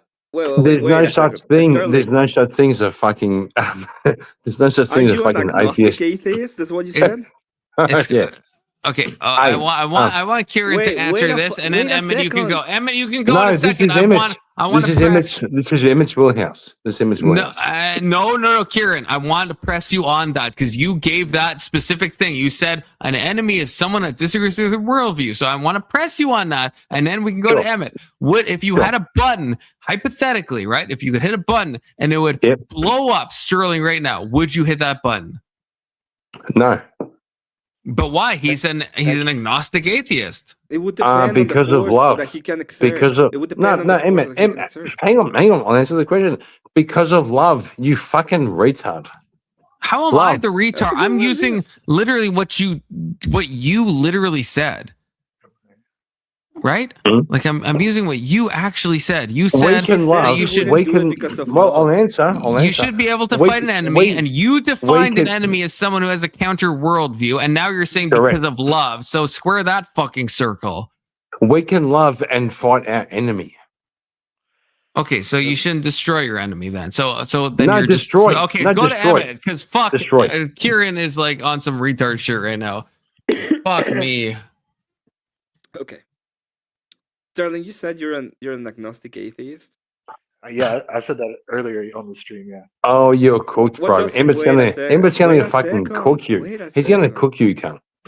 Just like you cooked me, Kieran.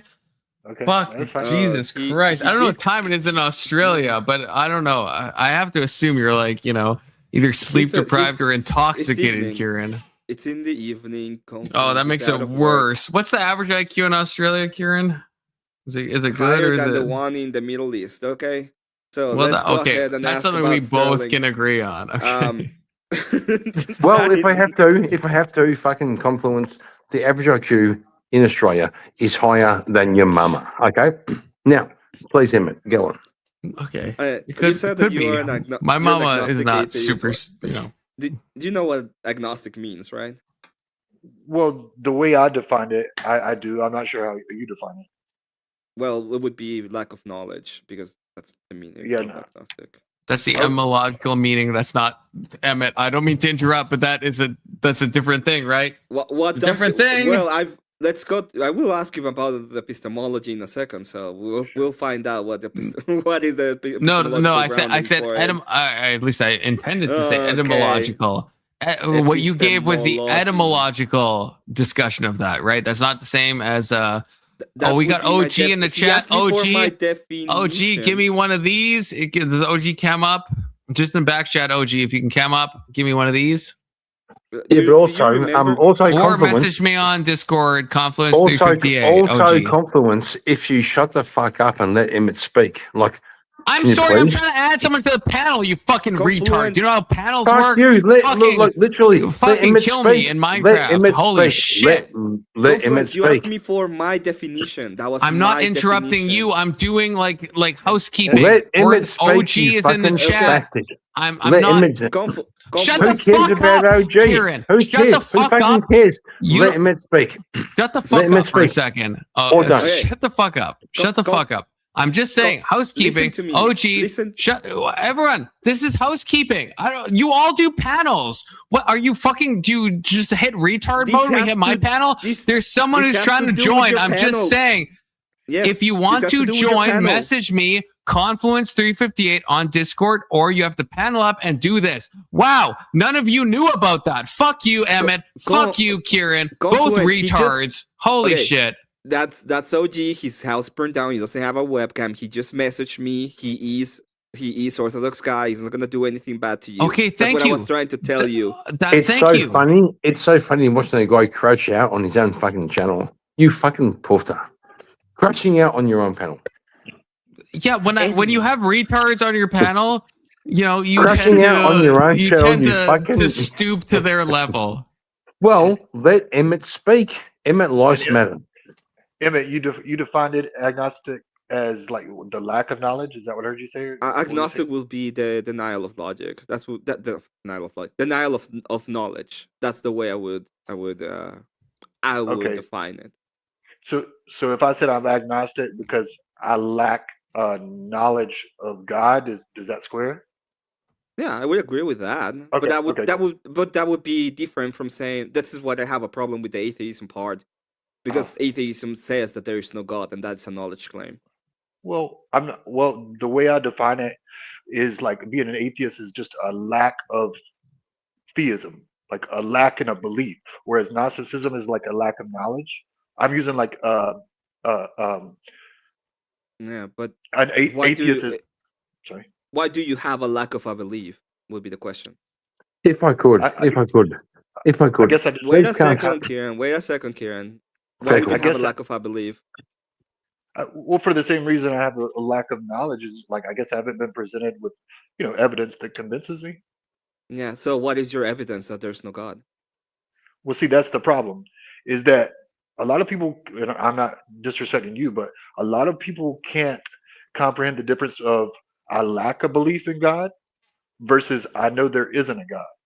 That would be a hard. That would be what they call hard. I agree. I would listen. I grant you. Whenever people say I don't know, I grant it. I'm not gonna go ahead and pretend that you know something you don't know. Because first of all, how would I even know what you know? It's impossible. That's fair. So I grant you the fact that you say I don't know. Now Emmett, that is Emmett. different from saying. they're Give me an a second. atheist. That would be different from saying It's fair. I'm It's an fair. But atheist because that means in the sense of what it actually means that there is no God, and that's That's a an anti- knowledge claim. That's an it's fair. anti-theist. It's fair. What you're It's fair describing because Well, is an one should anti-theist. tell An one atheist, should the way tell I'm an defining it, and does have Well, multiple here's definitions. the Well, thing. That Here's I the lack thing. a The lack it's of fair. belief. and It's atheists fair. don't. It's fair because you guys come in and go, you have morals, I don't. I'm going to teach you. Like, silly. More arguments are gay. Let's just say this to the atheist and to the agnostic: the absence of evidence is not evidence of absence. No, bro, these guys come in and say, you teach me about life. And Sterling, what's your moral foundation? No, we don't have to go there yet. I feel like You we're don't- putting a lot of stuff on Sterling My he moral hasn't fucking foundation. said. I've never been asked that. Like, Jesus it'd be hard Christ. to You say it in like a fucking word or a Ortho sentence. bros. I have no idea. Holy So Sterling, what's your moral foundation? Where do you base your morals from?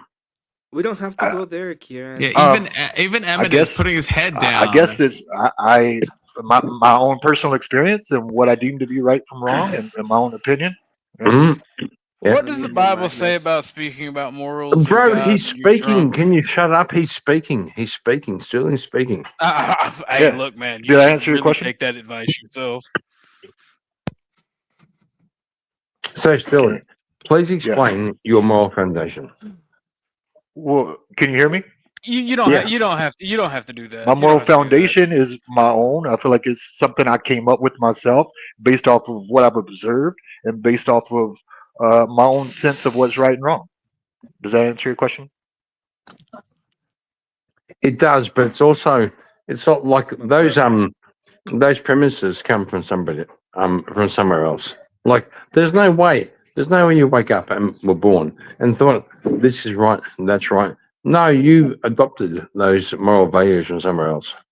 Yeah, like I said, yeah, it's changing always, and I feel like it's like I said, it's based off of my own experience, and learning right from wrong, and it's ever evolving. I'll give you that for sure. So where are you deriving your instruction from? Where am I driving what? Your Instruction. your dogma. I don't me I don't personally, necessarily I take derive my instruction from some outside being or force. Christianity. Christianity. I personally derive my Oh, is that the dogma answer from I the was supposed to say? Bible.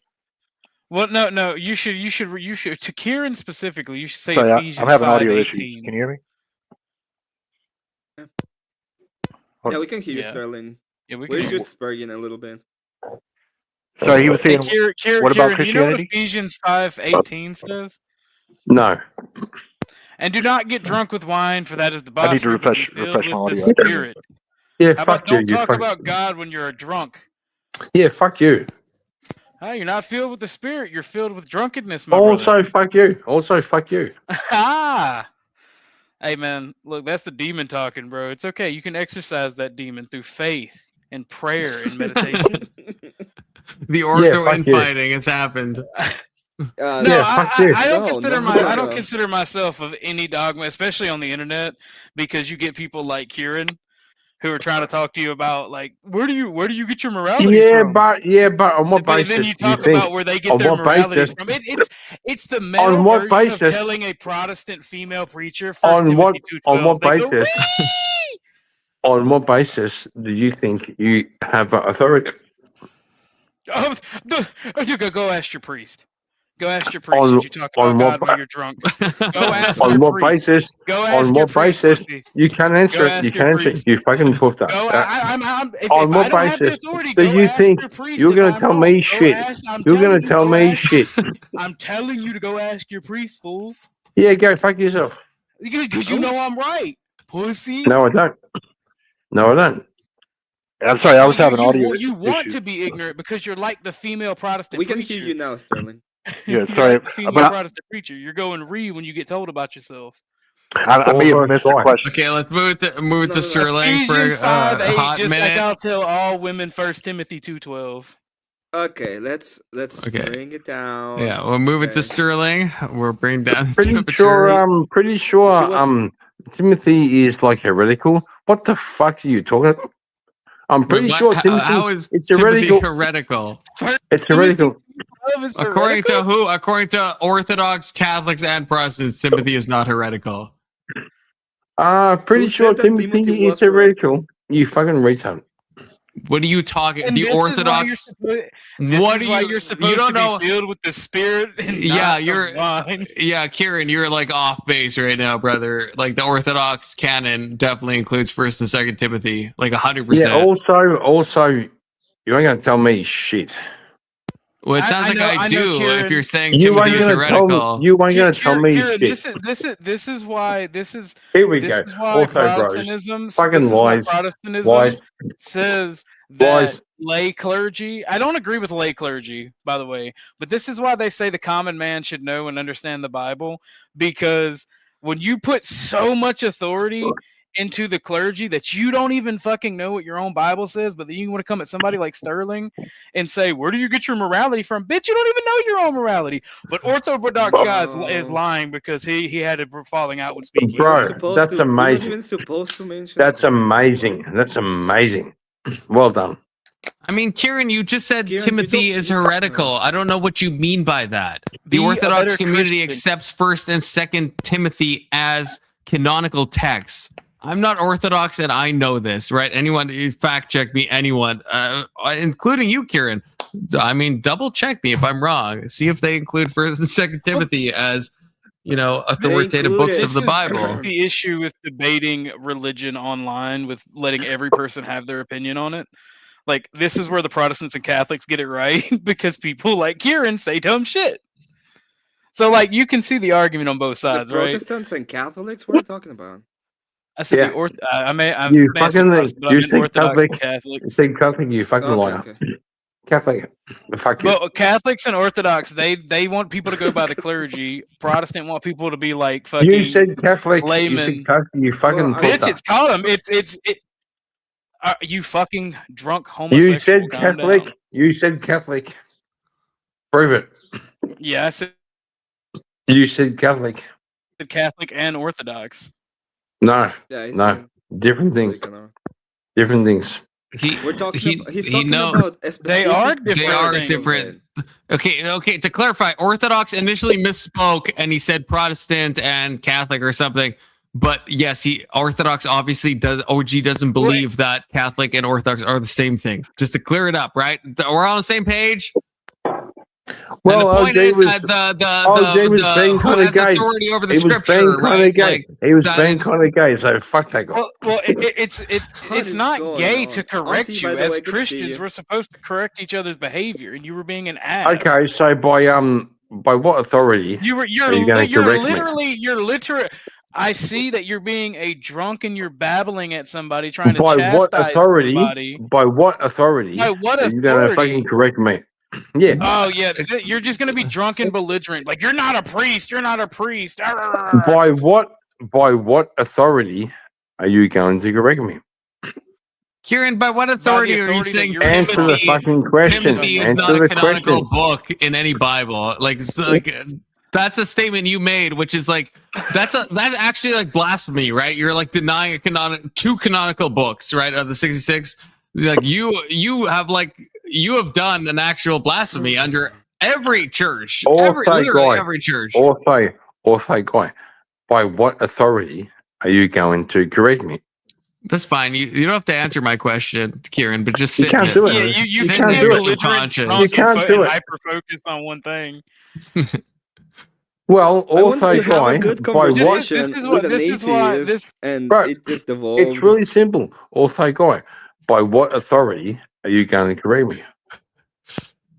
Okay, You can't. Kieran. You Kieran, can't. unfortunately, Kieran, I this is not me. I do have a policy. It's a $1 per mute, so I have to mute you for 5 minutes because of K2.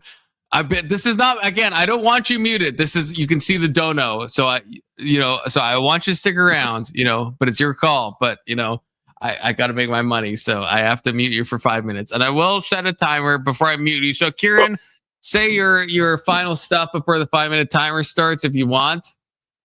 And again, I don't want to mute you. I just got to make that money, and K2 did pay for it. So I didn't ask him to pay for it, to be clear. Any final words before your 5-minute timeout, and I'll bring you back in 5 minutes. I'm going to take that as a no. Okay, I'll start the timer. And thank you, K2, for the thing. And I guess I'm kind of assuming, maybe the drunken homosexual K2 meant was myself. I'm not sure. I'm assuming it's Kieran, but could be anyone. But K2, thank you for the $5. I can tell you it's Kieran. It's not you this time. Okay, thank God. Even though you And asked Kieran, drunk. no hate to Kieran. I just want to be clear on that. This is just a channel thing. They can mute. K2 has paid to mute myself before. It costs $2 a minute to mute me. So, but yeah, no hate toward you, Kieran. This is just No just hate how I get that fucking shekel money. So. Stop copying my grift. Why would you copy my grift? Get your own ethnic minority, like, I don't know, Chinese. Confluence says, message me to boot him. Am I going to be in negotiations in the back chat on what is the exact price to So boot to answer somebody? his question, since he's still here, the Bible gives a Christian the ability and authority. If you're a spiritual follower, you should restore a fellow believer caught in sin. It says it in Galatians 6:1. You don't have to be a priest.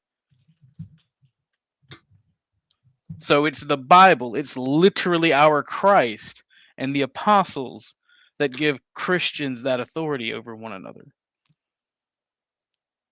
To answer Kieran.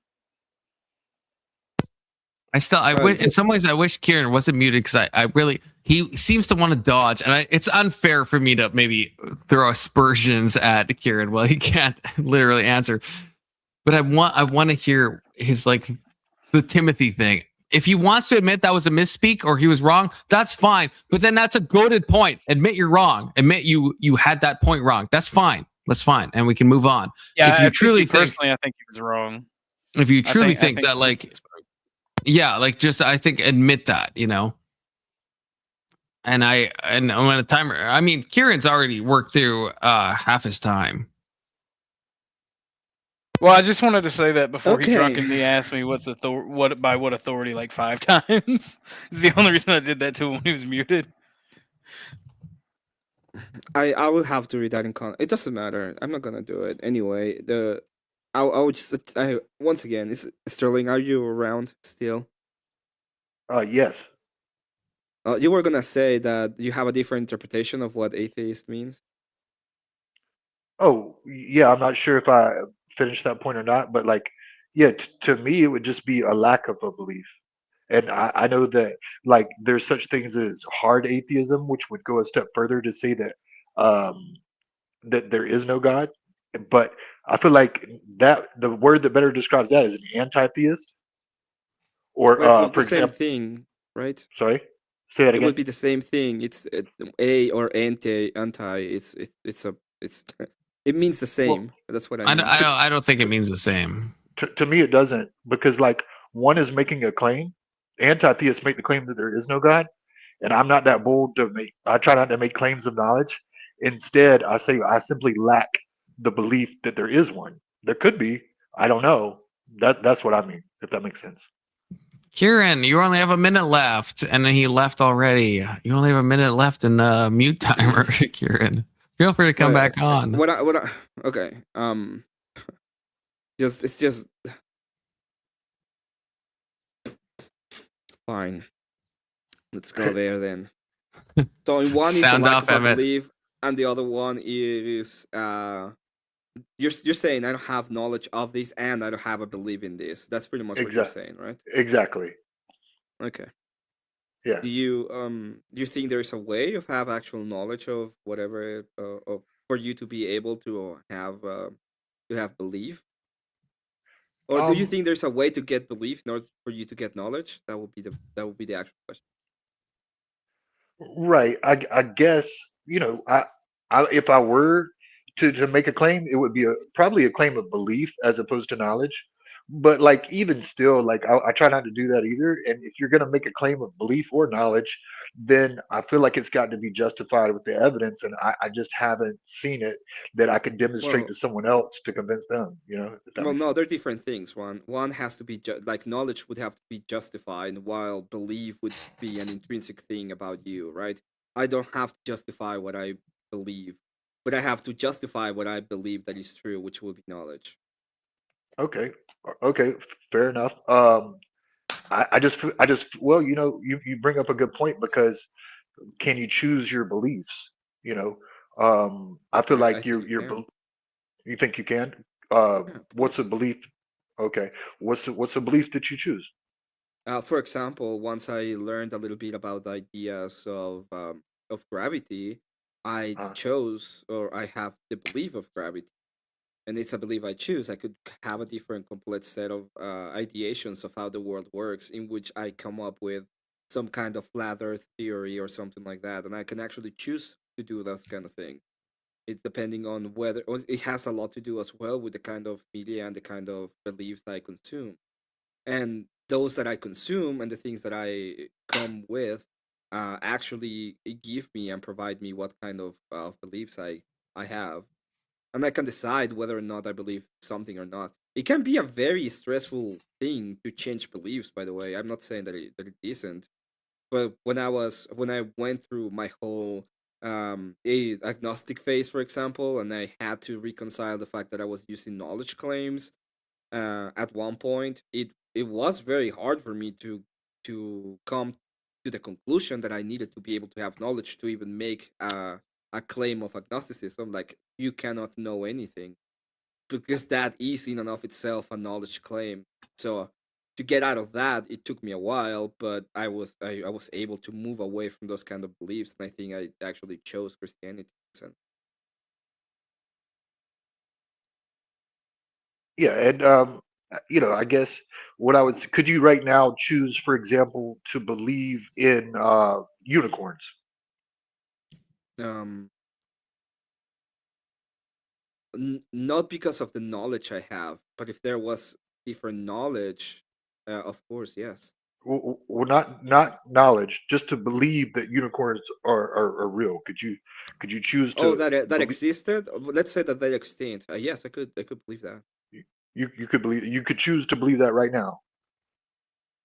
That unicorns existed. Yes, I don't have Okay, evidence, okay, but is it a possibility that unicorns existed? Yeah, it is a right. possibility. Not, but I'm not saying the possibility. I'm saying they are in fact a real species that either existed or they still exist today.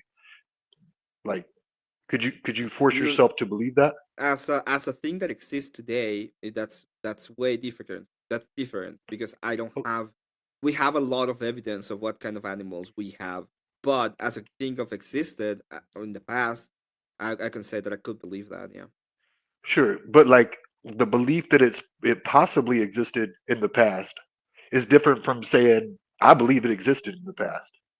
What And is the would you difference be between say I believe that it's possible that it existed from in the past than saying it existed in the past?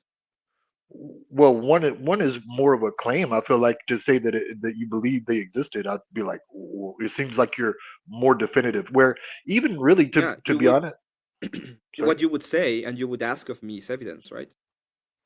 Absolutely, and that's the point I'm trying to make is that I feel like we come to our beliefs and our Yeah. so-called claims of knowledge based off the evidence, and you can't simply choose what to But are believe. you okay? I agree with you, but are you asking me in that case of a knowledge claim or a belief claim? Again, a belief, but again, like I said, this whole No, I you're think this asking came me of a knowledge claim because you're asking me to no, justify something that I don't have evidence for.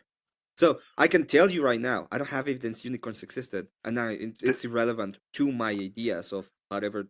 I don't. I'm gonna be honest. I don't care if they existed or not. Right? sure, It's irrelevant to me, and that is that's a me claim, but it's a belief, so it depended on me, so I can decide whether or not I care about believing in that even.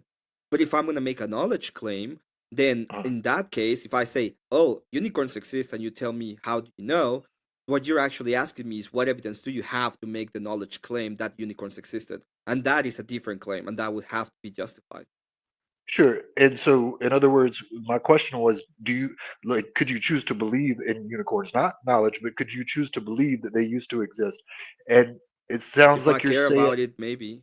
No, but you yeah, should. Emmett, on In this, on a flip of a dime, could you choose to believe that unicorns did exist in your heart of hearts? Not like not a knowledge claim, but in your heart of hearts, could you actually like will yourself to believe that unicorns have Yeah, but existed at some point? you're asking me the question backwards because I would say, fine, let's say that I don't care, but you come with evidence, and it might be really bad evidence sure. that a unicorn existed, okay, and it doesn't get me to the full knowledge. It might come to the conclusion that I have that I need to believe that they existed, and that is Okay. what that's what I'm talking about. I have evidence, or I have Uh, philosophical claims of knowledge of God, and even though that doesn't bring me 100% to the idea of uh, Jesus Christ is my savior, I uh, that is enough for me to make the belief claim that Jesus Christ is the truth and is God. But it has nothing to do. It doesn't work the other way around with things that doesn't matter because I don't think there is a way that you can come to believe something um, without having some kind of knowledge about it. And we oh, do this all the time in knowledge, in science, by the way, because a lot of scientific claims and theories uh, are unjustified yet. So you're just having, uh, and this is what people say. Well, I believe in this because it's like the best idea of what we uh, know. But in reality, what you're saying is we have evidence of these things and we have a conclusion of these things. And it might be a different conclusion in reality, but we choose to believe in it. sure. But are you saying that those beliefs shouldn't be based off of evidence? Because on one hand, I thought you were saying that you could just choose them to what to believe, and then Yeah, you're you saying no. choose Uh, you can okay, but there's moments where you can deny that there's people and there are things that even I deny about the reality sometimes, right? uh, are you justified in denying those things? do I need justification for my beliefs or for my Well, knowledge? not to me, but like I guess like if it was me, I would just ask myself that question: Am I justified to believe that unicorns are real, or whatever? Because I feel like not just to make a knowledge Yeah, claim. but I'm sorry. who are you justifying it for? For yourself, or you're just like if Yeah, belief is dependent upon yourself, and we're going to that idea, and it's just I, dependent upon yourself, I thought then it was who are you based off the justifying it evidence. for? I thought it was based off the No, that's evidence. we're using interchangeable, right? Belief has not, but belief is is unjustified. Knowledge is Oh, justified. okay. So if belief is unjustified, you can just believe anything, and you don't have to support Mhm. evidence. But because you Yeah. didn't claim knowledge of it, that's okay. Yeah, and the choosing, I think the part of where people are not understanding, well, where we're Uh, having not understanding, I'm sorry, when no, we you. have this disconnect is, I claim I can have knowledge. That's my claim. You can ask me how later. It's fine. But if I make a claim that I can have knowledge, then I can use my knowledge, which are justified true beliefs, to actually try with those knowledges or with that knowledge to justify or to get to a point in which my beliefs are dependent on my knowledge. So I can have Okay. things that cannot be justified in a sense, but they are connected to the knowledge that I have and they have their grounding there. Okay. Fair enough. Mhm. Yeah. Thanks for clarifying that. Yeah, yeah. So I would be like the opposite to you, right? I would be like you're saying that you're an agnostic theist, atheist, sorry, and that would be the opposite. I would say I have not a Gnostic in the heretical sense, but I would say that Sure. I have would be a Gnostic theist because I can have Yep. access to knowledge. Okay. Yeah. Yeah. Yeah. That would be the opposite of mine. And I feel like the way you were framing the atheist definition earlier was more like a Gnostic atheist, by saying that a Gnostic atheist would be the one that says there is no God, which is also the same as like a hard atheist or an anti-theist, which I don't feel like I am. Well, I just think that there's a little bit of disconnect even in the atheist ideas. Like what they've been. This is what I've seen. Maybe I'm Uh, wrong. I'm not pretending to put it on you, but what I've seen a lot of the atheists do is they make knowledge claims. So what they say is, um, they would say something like, um, I don't believe in God, right? And I see no okay. evidence. And okay, and then you will ask about knowledge, for example, and they will say, "Oh, there's no knowledge. Like knowledge is a thing that is that can it's not universal. It's just very particular. So every person has his own knowledge, and it's not a truth universal. It's very dependent, and there's no universal knowledge." And then I will And go ahead and make a question like, "What do you know?" And they will say, "Well, I don't know anything." sure. Like in truth, I don't know anything, Uh, but I also know you don't know anything, and that's a contradiction, right? Because at that point is I don't have knowledge, but I have knowledge that you don't have knowledge, and it's like, well, at that point you're making a knowledge claim, and if you're telling have me that you don't have knowledge, how do you know that I don't? um and last question before I try to get the host involved here. Um, Mhm. have I made any knowledge claims or that No, no, no. I didn't. okay. I said that they don't assign it to you. This is Sure, what I've sure. seen a lot of atheists Okay. do when it comes Right. to like the epistemology grounding, when it comes to some Right. of the ideas above it. Like whenever I talk about an agnostic, most of the time that's what they tell me. It's like I Uh, don't, I don't know, but I know you don't know, and it's like, well, how do you know?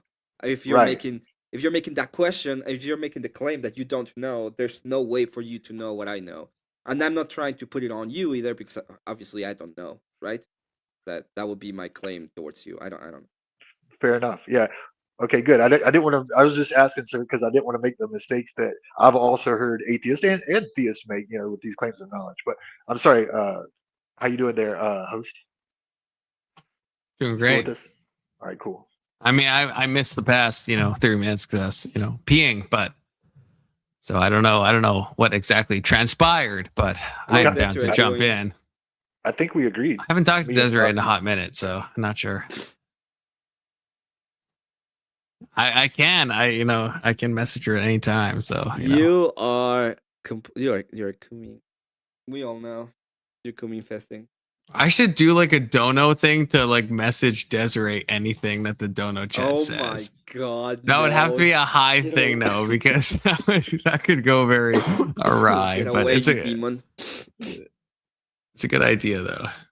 Yeah, get Is away. this somebody? Is this like one of your exes or something? Or fill me in. No, no. Yes. Desiree, do you know what the Whatever podcast is briefly? I don't think I do. Sounds Okay, familiar, but no. it's like a dating podcast, and she went on there a bunch of times, and one of the times she kind of potentially sexually harassed the host Andrew Wilson, or a co-host or a guest, I guess. And so I interviewed her on my channel, and so we talked a bunch, and so I did buy her book for the interview, which, you know, I could, if I had to, I could pull it up, but I don't want to do that. But yeah, so she means well. Well, no, because I never met her in real life. We just like talk and text and stuff, and Tell her, yeah. ask her if you send her the book, will she sign it and send it back? Oh, she would 100%. Yeah, I 100% she would. Yeah, 100%. Would you take it back, Confluence? Absolutely. To get a signed copy, absolutely. In a second. I don't want to talk about it. But okay, so what did I miss in all this nonsense? You know, what did I miss? Don't start at the same time or anything, you know. We were just talking about the idea of belief and the idea of knowledge, and we pretty much got to a good conclusion. I think he has something to munch from, and I think I'm fine with that, right? We don't have to. No, the Taj Mahal wasn't built in a day. It's fine. Yeah, it was a good conversation, and I feel like I heard the other guy saying, "Oh, Emmett's about to cook him," you know, this and that. And I don't think it went that way because, you know, I mean, I like you could be way more aggressive, but I don't do that. Most of the time, when I go super aggressive, is because the other person goes like starts attacking me personally, and then they cry about me being about me attacking them. It's like, okay, and I think Confluence knows it. Like, yeah, every time, Emmett's good every at time I talk to matching him- energy. Yeah, I would say. Every time I talk to him yeah. and we disagreed, most of the time it's not like we don't go super hard. Like we can spurg a little bit, but we don't attack each other personally. At least that's never what I've done with him. Yeah, we spur in like a fun way. In a fun way. And so yeah, because Sterling is chill, I think that makes Emmett chill. To answer the fucking button chat. But yeah, there was a bit of a shit show, you know, earlier a little bit. But Well, I was told about it, yeah, a little bit. You said you what? I was told about being a small of a shit show about people trying to justify knowledge, and I mean you met Marilyn, okay? And Yes. I actually have a rule. I cannot engage with her in any theological thing. Really? Why is that? Oh, because I don't think it's like when I'm doing this, I don't have a ministry or anything like that. I don't do that. I'm an Orthodox Christian, which means I believe in the authority of the church. I would go ahead and tell most people, like, if they have any kind of actual question about the Bible, or about ecclesiastical authority, or about why, for example, one time Confluence asked me, like, why is Ecclesiastes part of the Bible? Why I would normally tell them is go to a priest and ask them, because they have the proper authority to give you an answer that I, as a layman, might not be able to. But when I'm talking about philosophy, or this kind of argumentation, what I'm trying to do is get you closer to even a proper understanding of what you believe. I don't like one of my biggest problems is a lot of people have circular reasoning, or are just very based on the self, which is I think it's a very bad way to look at the world, especially if you are with other people. It's like I tend to give and try to tell people, like, ways so they can come closer to the church and to God and give arguments for it. So if I feel, or it's a feeling. At the end of the day, it's my feeling. If I feel that I'm doing the opposite for you, and I'm actually taking you away from the church, that would be something that is against me, and I prefer not to engage in that case. It would be bad. It would be a bad thing that I'm doing to you. Yeah, I appreciate that. Yeah. So if I'm talking about it in that way, and there's some people I like. If you come at me, I see that very differently because I don't.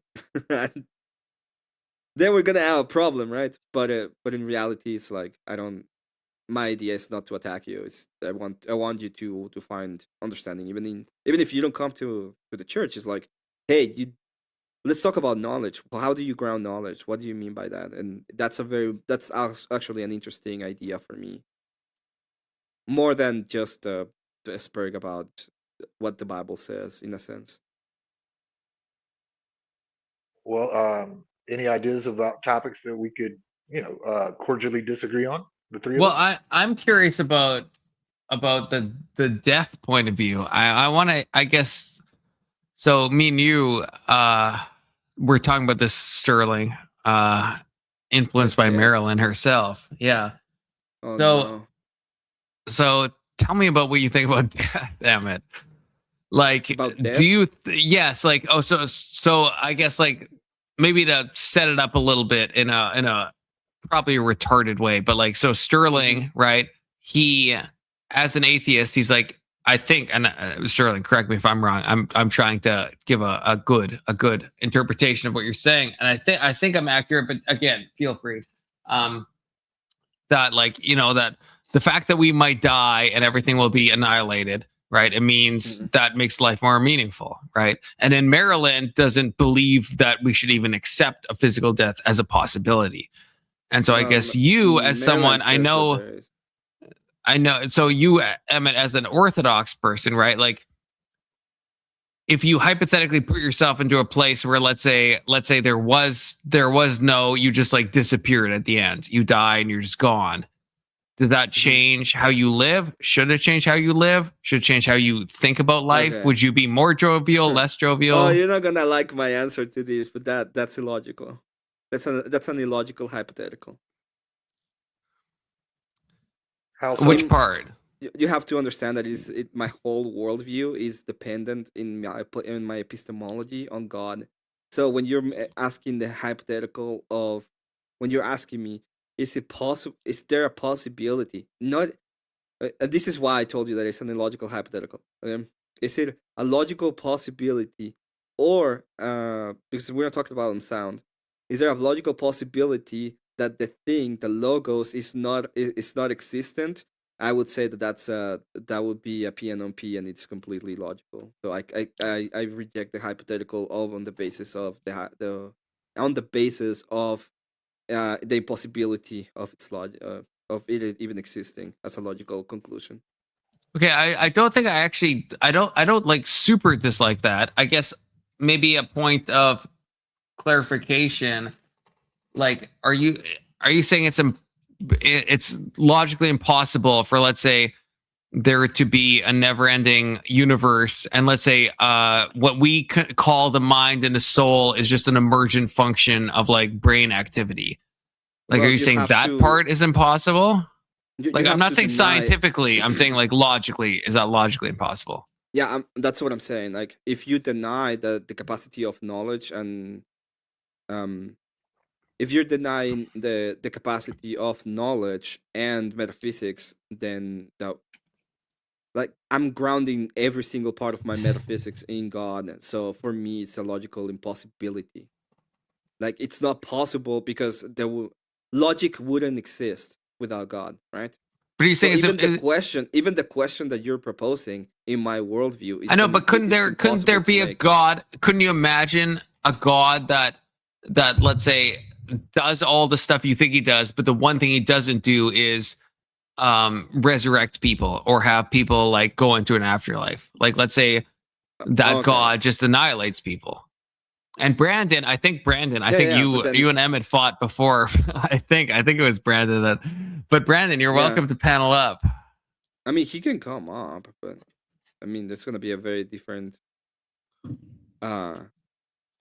Like that was a fine. I'm not gonna go there. I'm not gonna presuppose the conversation if he wants to.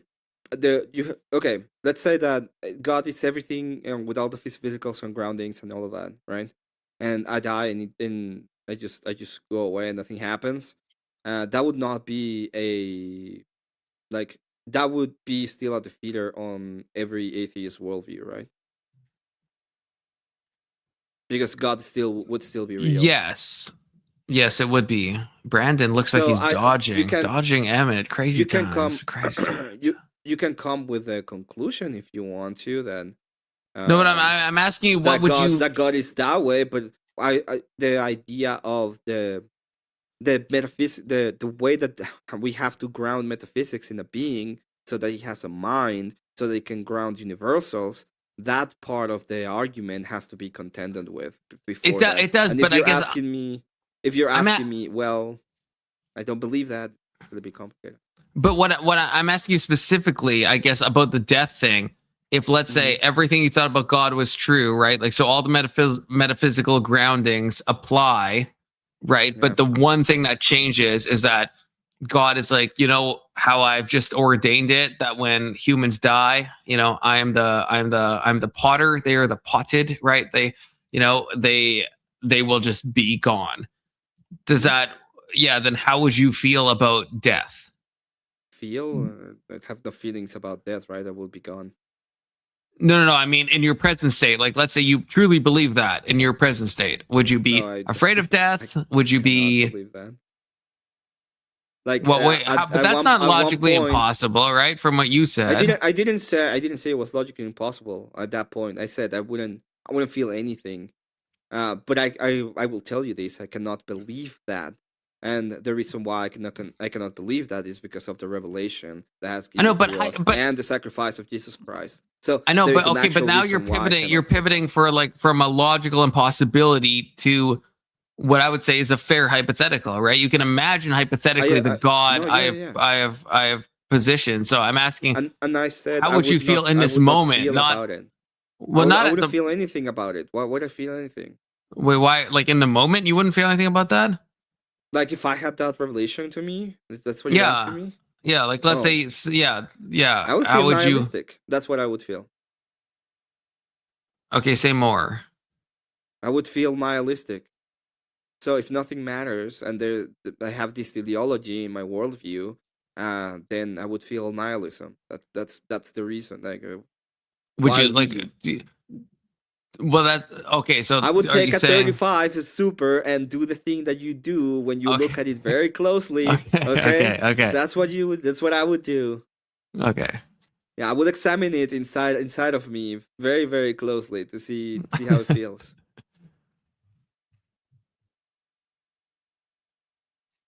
Because it would be theological. It wouldn't matter. So, and I mean so Sterling, I guess this is up to you to, I think, square both of our circles, because I am Emmett coded in that sense, where if someone could show me there was no God for sure, and there was no afterlife, there was like nothing at the end, I would either probably pick an absurdist thing of just like, I would pick an absurdist thing of either, right, like where Camus talked in the beginning of Myth of Sisyphus, which I talked about on an earlier stream, about how he says he starts the book by saying the most pertinent question is, should you off yourself or should you not? And his conclusion is kind of like hedonism and like, you know, be happy and do all this stuff, or just like off yourself, right? That's kind of like the main absurdist contention. And to me, if I was to become ultimately atheistic, I think I would pick one of those two options. Either I'd be like, oh, I'll just try to maximize my pleasure, or I would just like game end. And it's hard for me to see. I've never really heard a valuable third option that is compelling.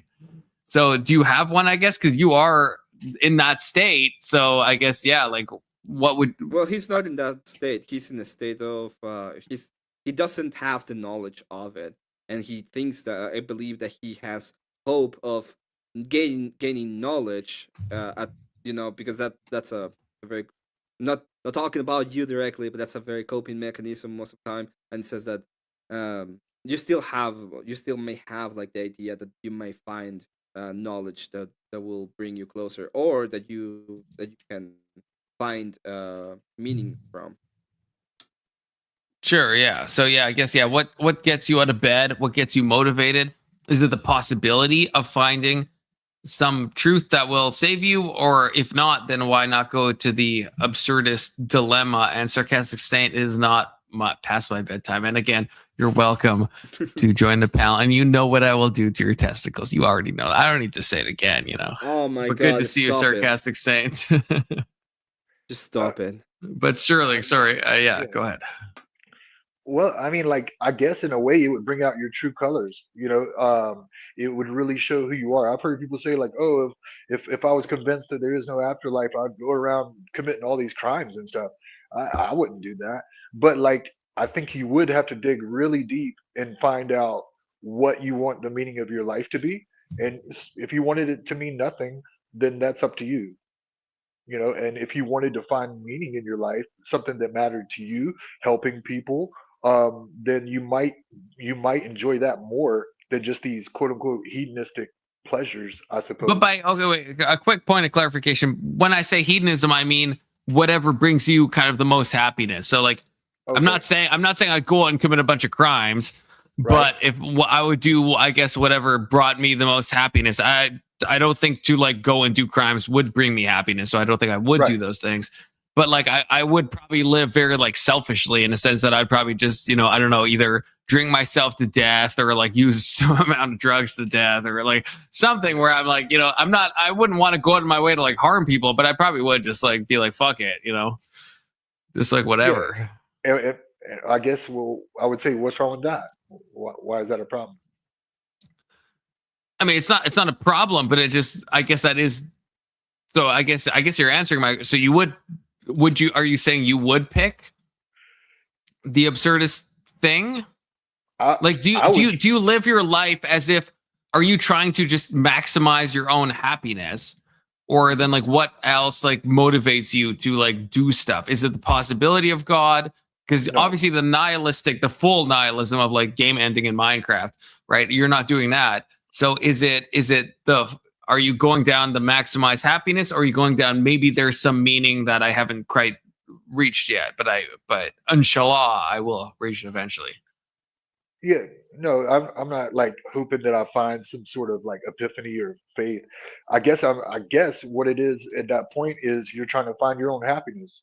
And whether that's drinking yourself to death, but there's other ways to find true happiness. You might find out that helping other people, helping your family, or just not bothering people, there's all different ways, and that's what you would have to figure out is what you want your life to be, and that can be very difficult if you're not getting the instructions from a book or a god. Then you have to come up with it yourself, and that's when things get really tricky, because like you said, you could fall into one of those traps. But I think that's when you would really learn who you are and what you want your life to be. But I guess even your framing, like why would either of those things be traps, right? Like why not? Those would be equal things, right? Like if there isn't a God, then to unalive or to seek hedonic pleasures, right? None of those aren't. You just said like, what's wrong with that? With my hedonism example, right? So it's not. But I feel like even your mind, you're. I think you still have hope because you're framing it as a trap. I don't know if I'm reading into that too much, but why would it be a trap? It's a legitimate, valid option. It's not a trap. I guess like the trap would be like a false dichotomy, like you're going to choose this or that, and like, but even if that was true, I don't think that either one of those is bad. If you want to off yourself, that's what you want to do. Go ahead. Like, yeah, it's your life. You can make it mean as much as or as little as you want. So then, if I offered you, I guess hypothetically, let's say I invented a new pharmaceutical that would make just you. a second, Confluence. Just before that, when I was talking about this teleology, it means that it cannot mean anything, right? What?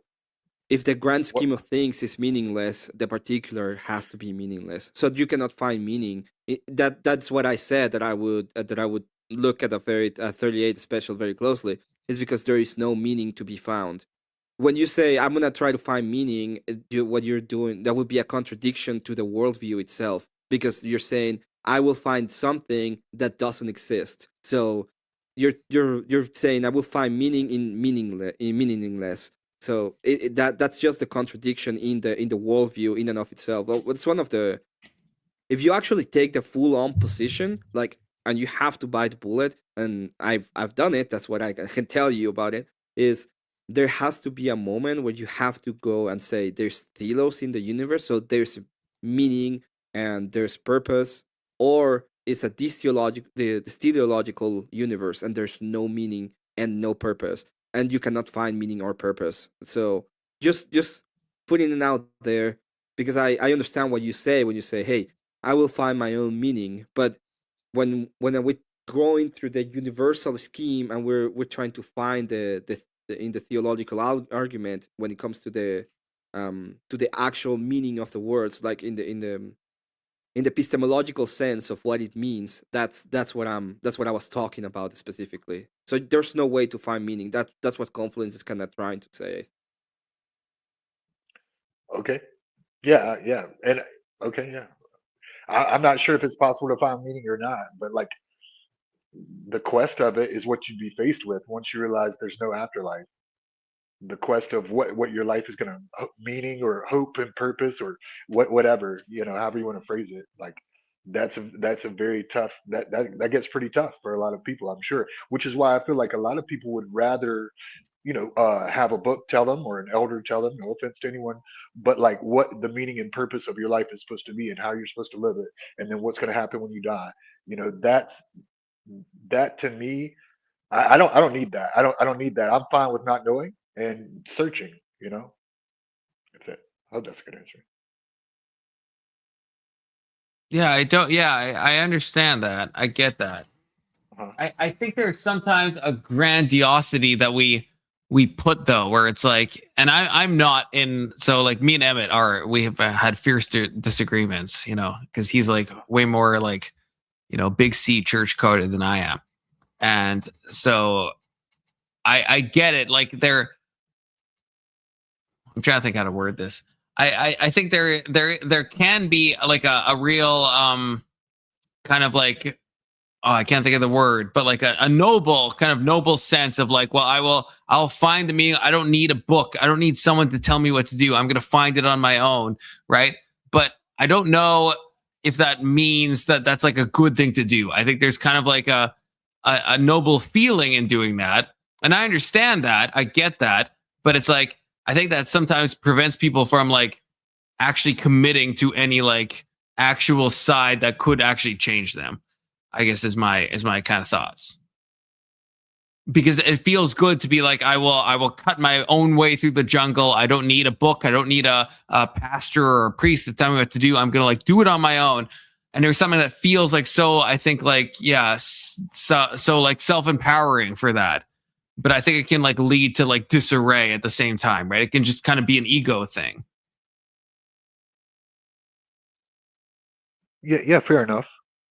Yeah, I see ego and arrogance on both sides. From the one who claims that they have the knowledge and they know what's going to happen when you die, and they have this God that says this and that, and he wrote that. What I mean, like I find that to be in a way arrogant, but I have a lot of theist friends. I don't mean that disrespectfully. No, that's But fair. That's fair. but Well, the we but the don't person. know, uh, to be honest, uh, and to be actually like there's a lot of and there's parts in the Bible which says that you don't get to ask those questions yet, right? You don't know, and you don't get to ask those questions, and it is well the way that I see those kind of even those kind of questions. Sorry. yeah, because I thought you said you were a Gnostic theist that you did know. Yeah. What I mean is I have access to knowledge, so I can make knowledge claims, and I can justify them in the grounding philosophy of how the worldview works. So when I make a knowledge claim, and I say, hey, this is a universal, or this is how it works, or I even make universal claims, I can justify them epistemologically by using, for example, the transcendental argument, in which I'm grounding them in these metaphysical concepts have been grounded by the mind of God in a sense. But what I'm saying is I have access to knowledge, and I can use knowledge, and I can justify the knowledge. That's the question. That's the idea of it. Doesn't mean that I know everything. It means I have access to these, and I can say I have knowledge that I can use and I can utilize to even inform my worldview. Which is a very different, like and most of it is actually, in my case, for example, I'm trying to be as I'm not saying I don't even have the correct answers for most of the things. Like if you were to tell me where do I find truth, I would tell you go to the Orthodox Church, because that would be because I don't have it, right. I'm humbling myself to the Orthodox Church because I believe in the whole idea of the holism of the church, in a sense. So it's not about me. It's more about the argument says that I can have knowledge. That's what it means. But I don't know what happens in the afterlife. It has like, I don't know who can actually tell you that. And Confluence has read the Bible enough times that he knows that it's pretty much said that you don't get to ask those questions and you don't know. That is true. That is true. But I think Sterling can still hear us. I have a question. You said what? Maybe you can. Okay, I have a question for you. Okay. I guess so what you were saying earlier, I understand there is arrogance that happens on both sides of the, atheist theist spectrum.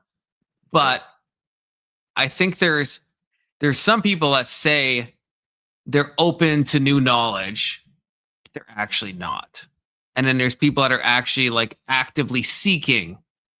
And I guess like what would you consider yourself in your heart of hearts? Like, are you actively like seeking, or are you one of the, and I don't want to disparage those types that are like, oh, I'm open if evidence provided, but they're not really like looking, like, are you actually someone who's like trying to find, or are you just like, I'm living my life, and if it happens to hit me, it happens to hit me, but I'm Gucci either way, and no judgment either way. I'm just like trying to, I guess I might be the latter. The second one. Like I'm not thirsty for knowledge. I need to find out and ask all these questions. Like no, I don't feel that way. But yeah, I am open to it if it presents itself, and occasionally like I have a chance to pick people's brain, and I'm open to the idea that I might learn something. But I feel like I feel like yes, it's claiming that I have the knowledge is an arrogant position. And I feel like, and with no disrespect to anyone, it's only slightly less arrogant to say, "Well, I don't have it, but I know the guy that does. I know where to go get it." Like because it's not mine. Like, it's not my knowledge, but I could go get the knowledge if you need it. Whereas, like, if I were venturing out into the world as an atheist who doesn't believe in an afterlife, trying to make my own path, I'm not saying that I know, what the knowledge is, or that I'm even going to find it, or that it's out there. So I feel like it's a more humble position, in my opinion. Well, I think well, it would be I can actually make the argument for the opposite. It would be like, hey, imagine that you have a library and the library has a lot of books, and they tell you, hey, you can find knowledge of things in that library, and you, instead of accepting the fact that there might be knowledge in the library, you say, no, I will find my own path, because according to me, I will be able to get the actual knowledge of things. So I understand the idea, right? It's like, well, you are claiming to have knowledge, and that's like a very arrogant position. Okay, fine. I get that criticism in a sense, because I'm making the claim that I have knowledge, right? But the question shouldn't be that. The question should be, well, how do you get to that knowledge, and what's your justification? And that is the actual that should be the actual proposition in the sense of how you in if you want to ask or you want to know things, you know. The other case is just, well, I don't like it, and I'm gonna make a moral claim, not even a moral claim. I'm just gonna attack the position on what I don't like, which is I think you're arrogant, and I'm not gonna ask the actual questions that should be asked. It's like, how do you get to that grounding so you can have epistemology? That would be the the thing I would pretty much criticize of your argument. Yeah, and if I had this library, I guess the difference So is you I have it. wouldn't. If someone told me that there was knowledge in that library, I wouldn't believe that that's true. Just because someone, and if I went in there and read every book in there, that doesn't mean that it's true. So I would say that I'm not just going to believe what's in that library, but I'm going to couple that with my own experience and my own methods and observations, the ones that I can recreate, that I can demonstrate to you. I feel like those hold more weight than if someone told me or I read it in a book.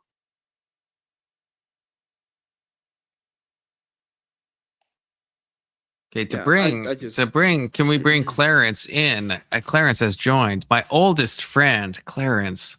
Oh, My seven's best brother. bud, Confluence. Hey, Great oh to see 07. you. Hey, what's up, everybody? Mr. Emmett. Hello. Mr. Sterling. hello. G'day. How you doing? I'm doing well. Hope everyone's having a good time. We're having a great time. You know, I look, you guys seem to be really into your discussion, and I do apologize for stepping in here. No, Hopefully, I always can welcome. attribute something to the conversation. I'm just trying to catch up. So please don't let me interrupt. No, that's fine. Yeah, that's fine. That's fine. Well, we're just talking about a little bit of epistemology and the grounding. And as I told you, like I get it. If it's about that, this is the problem I have, right? It's just me. It's just a me statement, and I get it. Like if you don't have any other kind of grounding, and it's very hard to go away from the ego, like the death of the ego, as it's stated by Nietzsche, I believe. It's almost an impossibility in some senses because you have to lower yourself in a sense, and it's a very hard thing to do. And I have that happen to me. I have moments in my life where I was like, I believe this and I'm completely sure this is true, and then I just got a slap in the face that it wasn't right because it didn't conform to reality, right? It's like, okay, then I have to change it because otherwise I'm gonna get slapped again, and I don't like that. And it's just the way that it goes. I had to be slapped enough times so that I can go ahead and be like, well, I don't have all the answers, and maybe it's not just my experience that is important, and maybe it's about the experience of the people behind me and the experience that have survived and the experiences that are important in the senses of it. One of Well, those things that really experience is always important, but it is the fact of like who has the more experience, and when you have an unchanging experience that's happened since I don't know the early 300 AD. Would that not be something more appropriate to follow, other than I don't know some dude from the 1500s? yeah, that would be my idea, right? It would be Yeah, like but we have the problem the with that whole argument is there's like books that like go far beyond that. So if we're using like a old equals good thing, right, then we should probably be it's like not all all equals Hindus, good. right? That's not the argument. It's not all It equals yeah good. no. It would be it has to be with how, like, again, you need to have the be able to understand where the arguments are coming from, and then you go through all of the history, and then you go through all of the and this is why the church is holistic, is because it goes through all of that. So it has the um it has it has the knowledge, it has all of the history, it has all of the different ceremonies, it has the way that you were told to do the proper adoration. It it gets you there logically, and it gets you there spiritually, and it gets you there emotionally. That's the way I would look at it. I guess that I don't know. Like, I mean, I feel like I'm steelmanning the other side because I am a Christian. I am a filthy Protestant, to be clear. But I would say like if we Just looked at take a like bath. No, It's you're called not. and wash baptism. it all off, yeah, baptism. But Alhamdulillah. if we look at like if we took Islam and we went forward like let's say like 10,000 years, and let's say Islam still has its jurisprudence and all of its like theology and everything, then it's like, and all of its succession, then I think someone could argue, okay, well, Islam has been around for like so long, right? It's like it's passed the test of time, and it has all of these specific rulings that have been done, right? I mean, Judaism, right, as an 7 example, IQ. Judaism has a can I very hang on robust before you thing. go They've on? changed, but Let's just hang on a second, couple. Let's just do this one at a time, right? Where does Islam stem from, right? Because they got Jesus in there in the Quran. Well, let me ask you a question. So What they've does the- taken from the early Christianity. I mean, and early. where does the where references to does the Islam- Christ in the Quran are like very limited. Okay, where does they tell So? you in the Quran to go and verify that the Quran is true? Wait, say again. Where do they tell you in the Quran to go and verify if the Quran is true? I don't think they ever do because it's the They do. They tell you to go to the directly- Bible. They do. They tell you to go to the Bible, and then they tell you in the same book that the Bible has been corrupted. So how can you you verify? I would, it? I would want the passage on that. The hadith. You want the specific You want the hadith? No, the hadith is not. This is what I mean. This is what I'm talking about. Hadith is not the Quran. You guys both realize that, right? Hadith is like an entirely separate thing from the Quran. Just a sanity check. Hadith entirely different from the Quran. Yeah, not the same thing. Not the same thing at all. So what? Okay, and the hadith is based on what? The hadith, it depends on the hadith. Some hadiths are accepted by some Muslims, some are not. It's the Quran is accepted by all. So if you're saying it says that in the Quran, that's a very different claim than the hadith, is what I'm saying. Because the hadith, it depends on who accepts what hadith. Like between the Shia and the Sunni and the Sufis, I mean, it's like a fucking grab bag in some ways. So they all have made up shit, but everyone who believes in the Bible believes in the Bible. Well, no. Okay, The I'll analogy send would it to be you everyone who believes in tomorrow. the Bible believes in the I'm a little bit- Quran. And then in church history, that would be kind of like the hadiths. Like if we had to draw an analogy, church history, the patristics, that could be seen as like the hadith, right? Where it's like they're authoritative to like some people, but like the Catholics obviously believe in apostolic succession, believe that the Pope But the went from Orthodox? Peter into the new. Okay, yeah. Although I feel like Emmett has disagreed with me on that one before, so I'm not really sure. But well, perhaps. they have a slight differential on where the succession went to, due to other things outside of the religion, but they all believe in a apostolic succession. But do you have a from your description is not what the Sunnis and the whoever the No, other fucking some people. of them do. That's one of the main divides between the Sunnis and the Shias. Is some of them do believe in that following like Muhammad's like family is the right way. I think it's the Shias that believe that, and that they actually do give credence to that. So there actually is, I think, a quite direct parallel in those two cases, although not exact, obviously. But Now, this is just a little bit off topic, but I would be considered one of the princelings just because I have luscious red hair. Anyway, sorry, back to something serious. I had to throw that out there. I've heard that recently. Makes me feel good about myself. Okay, I will find it. I will find it later. But there's a very famous video by Jedi where he tells you the specific verses, and then there's like 4 or 5 verses. Anyway, I just wonder if it's in the and I don't Quran mean or the if it's in the hadith, I mean hadith. the Because Quran. No, you mean it's actually it's the Quran. It's the Okay, no. It is the Quran does, and I'm sure there's hadiths about it, but the Quran does specifically. Now, you want to ask for a thing? I can Google it for you. I might have to leave and drop out and come back, but I'm fairly certain that the Quran does specifically say that the Jesus portion is real and to listen to what the Bible says, and also does say that the Bible is a falsehood Corrupted. and to not. Thank you. Yes, that the correct term probably is corrupted, and to not pay attention to what the Bible says, which would then be a self-refuting argument. Maybe I'm confused. I don't think that was the claim we were talking about at the end when we were talking about that. I we're thought talking about Emmett other asked, "Does the Quran ask you to like check itself?" I thought Emmett said that, and then like it's similar like to like the Second Quran Timothy asks- passage.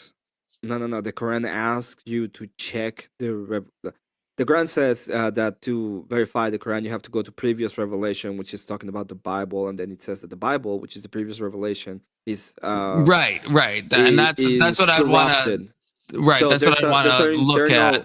There's an internal contradiction It's simply in the book when it comes to that. This is something that also happens with the Mormons, for example. The Mormons tell you exactly the same thing. They will tell you that everything they say is correct in accordance to Revelation, and then they will tell you that the Bible was corrupted as well as the institutions.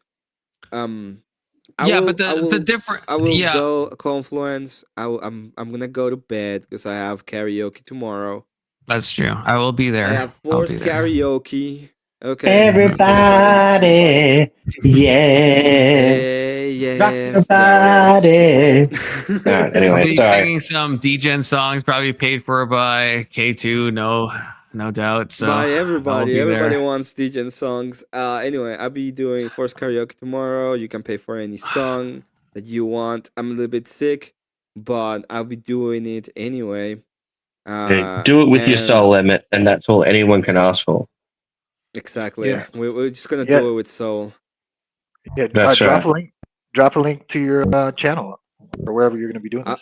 Yeah. I'll put it on the back because for some reason, fucking Confluence has never made me a mod in his. Am I a mod in your chat, Emmett? Never. Am I a mod in Okay. your chat? Okay. Have you asked me? Oh, Confluence, you're being a punt. You're being a punt. Oh, you sound like Kieran. The whole point is, What do you mean? thank you for having me on Confluence. Good to meet you, Sterling. Good to see you, Clarence. Hey, always a pleasure, man. Always a pleasure. Always a Nice good time, talking- Emmett. God Have a bless, good brother. one. Forced karaoke. God, thank God that guy's gone. Jeez, what an absolute Jesus buzz. Christ, what a fucking loser, bitch. Yeah, he's all right. I like that guy. Anyway, hey, excuse me, best friend, best bud, oi, homie G. Why the hell you weren't talking to me earlier the other day? The other day we were in the same chat. You were being a bit of a sly motherfucker. What's going on? Are you too cool? Are you too cool to interact with your friends in chat? Okay, wait. I have to clarify. I have to. What No, specific don't you chat? dare say you were drunk as fuck. I don't want to hear that. No, I wasn't. No, I wasn't. I need to know the chat because Anson, I don't know if you know who Anson is. He has been humorously using my profile picture and putting an underscore between Confluence and 358. And he told me, and I don't know if he's joking, he said, a lot of people hate you now. I've been going around to a lot of chats and just talking and people think I'm you. So so tell me what chat, because like it could have not have been me. I don't know about that. All I have to say is, why you hating, bro? That's what I mean. What's I don't going on? think. Yeah, I honestly, if you're being real, because Anson told me this yesterday. What's your chat name? What is your chat name? Confluence 358, but there's no underscore. Anson, his fake account has my profile picture, and he put an underscore. No, between it was Confluence something and else, and 358. it was you. It was something else, and it was you. I'm telling you My now. only account is Confluence 358. So if it's something else, it definitely wasn't me. Is that what comes up when you go in other people's chat and you type a word? Is that what comes up? Yes, Confluence 358. Well, the thing that you're saying that Anson comes up as was not coming up. So, well, what came up? There's I can't remember the fucking exact name. It was ridiculous. If it's not, why would you even think it's me? If it doesn't say Confluence 358, well, it's on the screen right now. Look at your screen. Confluence, that's what it comes up in anyone's chat. That's what it comes up as. Yeah, well, why would you think my it's name me comes if it up as doesn't say my that? name comes up as fucking Clarence, and that's not my name in chat.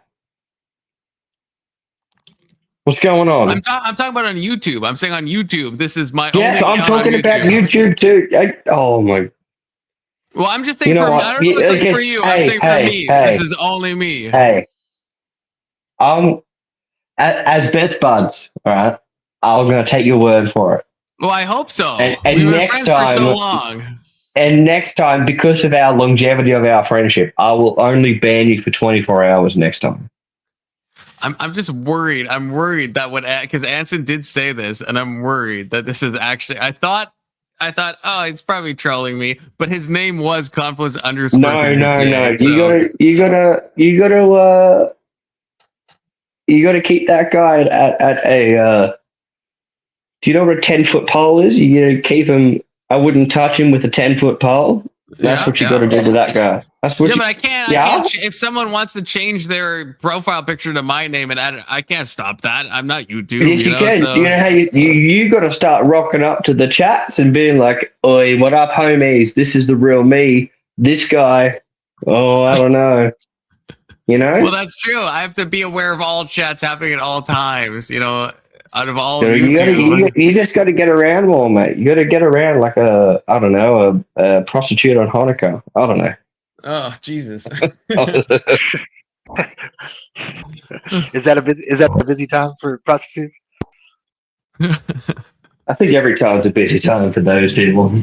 Yeah, that's probably true. That's probably true. And holidays probably more so, I guess. People feeling lonely, you know. Like if I had no family on Christmas and stuff, and I was a degen, you know, I mean, yeah, possibly, right? Same way that like pizza delivery services get, you know, inundated on Christmas, right? Do most people that have families order pizzas? Probably not, but like the people that are alone, yeah, they probably do. Sad reality. Sad reality. A pizza and a prostitute.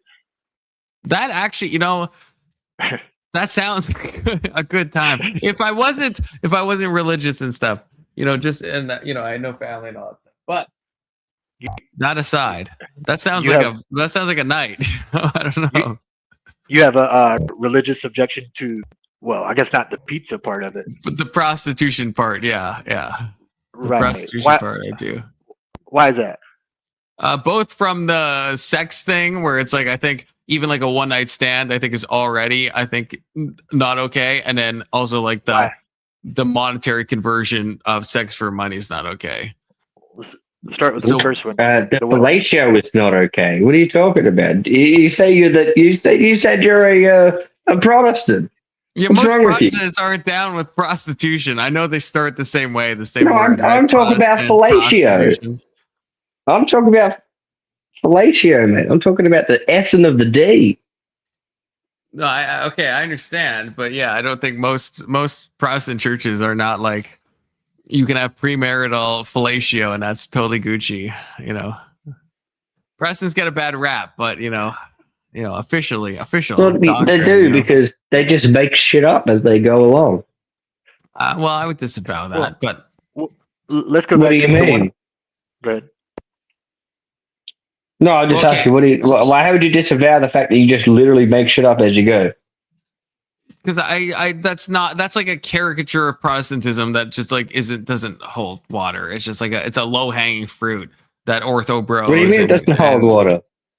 Outside of the Bible and your own interpretations of what it means, what else do you have? No, that's I mean the fact that you say that shows a fundamental misunderstanding of how almost not all, almost every Protestant denomination actually derives their like statement of beliefs. All right, like no, as somebody who has only grown up in Protestant religions, no, that's exactly how it goes. That's cool. You can grow up in it, and I've learned that means absolutely fuck all. I've talked to enough people. I've grown up Catholic, grown up atheist, grown up Orthodox, and that means nothing. If you haven't studied the theology, you can't have grown up Catholic, Orthodox, and atheist. You can't have done all three of those. I'm not. No, I'm not. You normally only grow up in one. That's not what I'm saying. As someone who has talked to people that have grown up Catholic, separate person now has grown up atheist, separate person has grown up Orthodox, right? I'm not saying all three comboed. I'm saying I've talked to all mad these people. Anecdotal experience. I like it.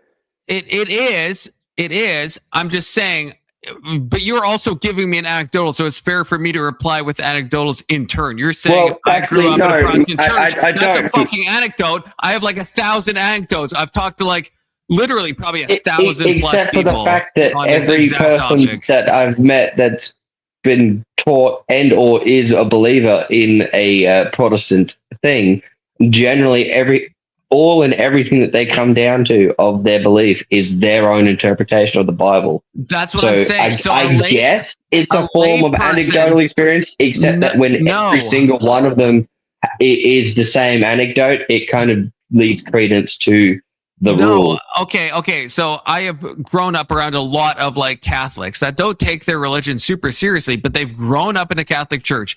These people, some of them just will flat out deny like basic Catholic doctrine. Some of them are like pro-choice, right? Like growing up Yeah, in a but church you- does not mean you are like well versed in the actual like theological considerations of that church. Sure. That happens Yeah, across the board. I could agree with you, but I just want to point out you said people who aren't practicing Catholics.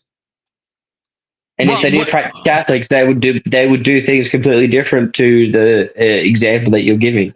Yes, and I'm saying the people that grow up Protestant, like when you say I grew up Protestant, I don't think you were fully fleshed out in Protestant theology based on what you're saying, because what you're saying is counter to, I mean, you name me the denomination you grew up in, because unless it's some ultra fringe thing, you're just definitionally wrong on how they come to their like statement of beliefs. You're just wrong. Like all of the theologies, they do use natural theology, they do use church history, they do use logic, they use all these things. It's not solo scriptura, right? It's sola scriptura. It's not solo. There's a difference in those, like in the 5 solas of Protestantism, right? Most people probably don't even understand what that means, which is cool. But it's like then you can't say they just believe in the Bible and anything else beyond that. What does sola mean? It doesn't mean. I believe it's Greek. You would believe wrong. And what is you would it? believe wrong. It is not Greek.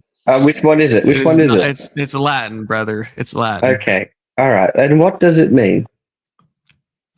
Sola means like primarily. So the one. Well, no.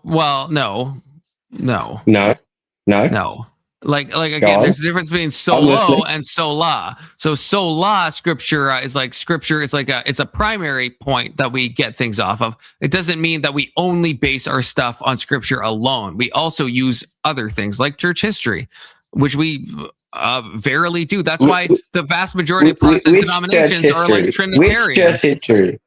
Which church history? Church history broadly. And I agree there obviously is going to be some deciding on like, what parts of church history. I understand that there is nuance there, but that nuance doesn't mean that we don't listen to any of church history, right? We will look, I mean, the council that picked the 66 books of the Bible, right? Obviously Protestants follow that, right? So you pick and choose which ones benefit you guys the most. Not benefit. I mean, again, the way you're already like poisoning the well, Clarence. Well, how am I poisoning the well? Because you're saying that you pick and choose. Yeah, you're saying benefit us the most. That is poisoning the well, because we don't pick and choose based on what benefits us the most. We pick and choose based on what we think is correct and we also do. So which benefits you the most? What do you think is correct is what benefits you the most. No, that doesn't have to be true. If there's like some weird law that comes out that there's for some reason people named Confluence get $1 million, that would benefit me the most. I don't think that law is like a true law that should actually be passed, but that would benefit me the most. Those two things don't have to be the same at all by any sane realization of anything. Right? Yes, but what benefits what you guys what you pick and choose is what what feels best to you. It's not what is true. Well, I would disagree with that. Because if it's true that Confluence gets $10 million fucking dollars, it's not what benefits the most. But you would be like, well, obviously Confluence gets the $10 million. Well, that would be me picking on what most benefits me. Do I actually think it's true? You're proving my point for me. Is that when you say that, we don't pick and choose, but we go with what fits the best. Well, then obviously what fits the best is what you guys pick and choose. Okay, but that's emphatically not what you just said literally like 2 minutes ago, right? You said what benefits us the most. So yes, I agree. Yeah, there is an aspect of picking based and choosing, on you saying what you guys pick and choose. By the way, the same That's thing, what I'm saying. That's why I said same it. thing. Well, first of all, again, that's not what you initially said, and you can pivot now, which is Yes, a good it is. pivot. It's I'm not pivoting. I'm definitely not pivoting. You said before Come on, what bro. benefits. You said what benefits us the most. Okay, that's what you said, right? Right? Yes. Am I crazy? So that's different than saying picking and choosing. Are you saying we pick what benefits us the most, or we're just picking and choosing? That's the same thing. What do you? I don't see how you're getting this confused. Picking and choosing, for example, based on what we truly think is true, might not align with what benefits us the most, right? It's like shouldn't be. It shouldn't be no, like hard to grasp, If you okay, I'm terrible at analogies, but like, if crossing the road when there's no traffic instead of crossing while there is traffic, right? This is probably not a good analogy, but I'm going with it. Right? Okay. It's beneficial for you to cross while there's no traffic, which means that you're picking and choosing the correct time to cross the road. Right. What fits you? Because why would you not just cross the road when there's normal traffic going around? The problem with the analogy, and I understand you said you're to take the analogy with a grain of salt. The problem is it's like one is a subset of another. If you are picking what is best for you, you are picking and choosing, but you could be picking and choosing, but be picking what you think is also true and might even like harm yourself.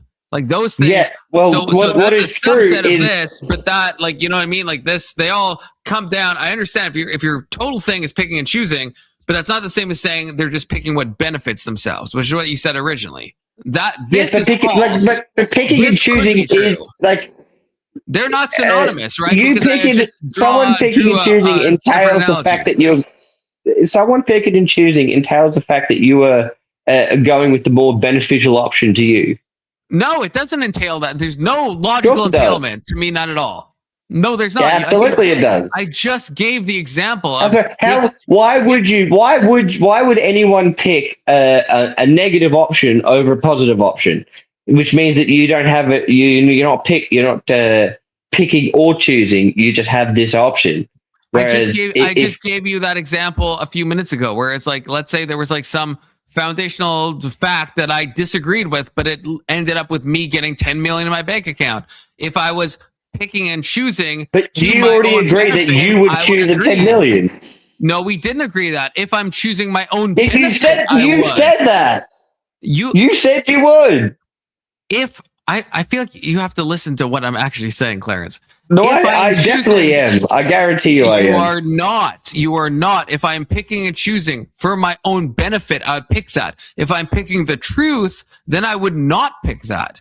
And I would say, no, I do not sign on to this law that gives me 10 million, because that's not the truth. So if I'm picking to my benefit, yes, give me the 10 million. That's my own benefit. That's what I said. If I'm picking toward the truth or what's better for most people or what is optimal, there's like a bunch of other things you can like kind of like prioritize over your own benefit, right? That's what I'm saying. Hang on. Now you're throwing in, you're smuggling things like best for most people and I'm other not things like smuggling. that. I'm just giving other Yeah, examples. you definitely did.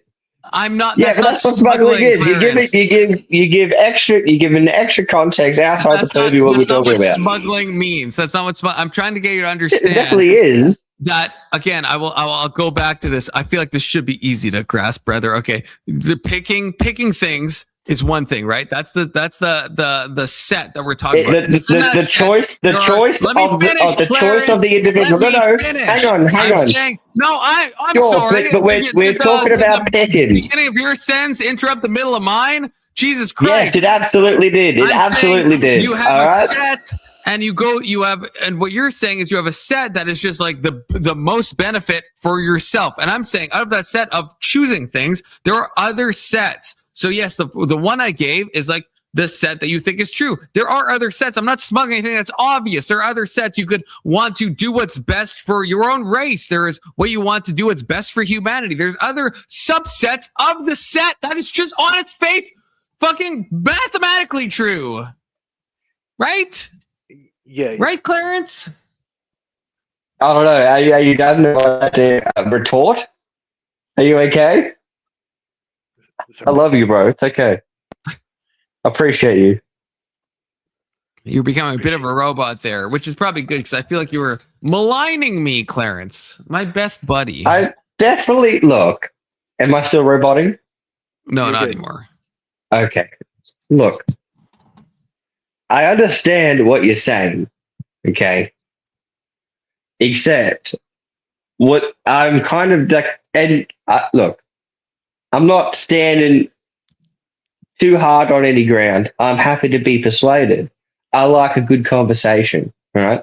I think we're having a good conversation. Me too. But But when you stand on the ground of, well, we have other things outside of, say, the Bible that we learn and gather information from. Yes. Except when you reference everything that you learn outside of the Bible back to the Bible to cross-check and examine what it is, I have some mild questions about it, especially when that information comes from centuries after the teachings of the Bible, or the people who have been learning since the time of the things that are taught in the Bible. Well, that probably didn't make any sense. I just realized. I do apologize. I mean, I mean, it makes sense in the sense that it was a logical formation. Incoherent babble, yeah. It doesn't make sense in the fact that would include both Orthodox and Catholics, like where both of you guys, right, will accept stuff that happened centuries after the Bible was written. So that would apply to all of all the Christian religions, is what I'm saying. Well, no, it wouldn't. It would only apply to Catholics and Orthodox.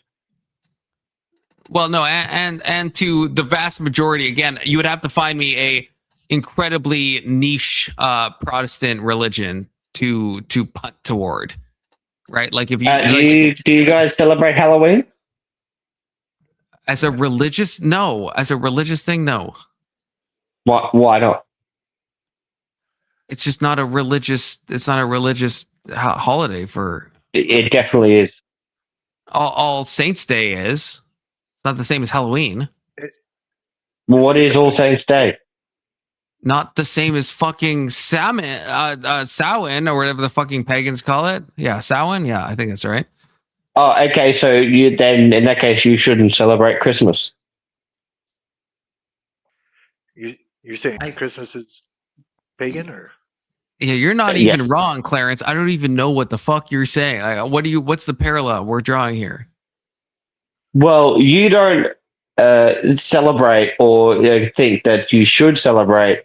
I mean, you can tell me that I'm wrong about saying this, but All Saints Day, which is the same day as Halloween, which is what Halloween is.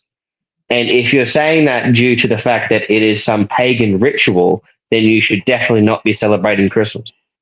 I don't think I have a religious or moral obligation to celebrate December 25th or October 31st. And I think All Saints Day is like the day after Halloween. I don't even think you're right about that. No, it is Halloween. The All Saints Day is the night before the 1st of November, which is what Halloween is, and it is a remembrance of the saints of the church. No, I'm fact checking it in real time. I was right. It's November the 1st is All Saints Day. So fuck you, Clarence. Fuck you and your shit. It's November 1st. Is that the same as like Confluence? Okay. And what's the day before? Go on. Yeah, the day before is not All Saints Day.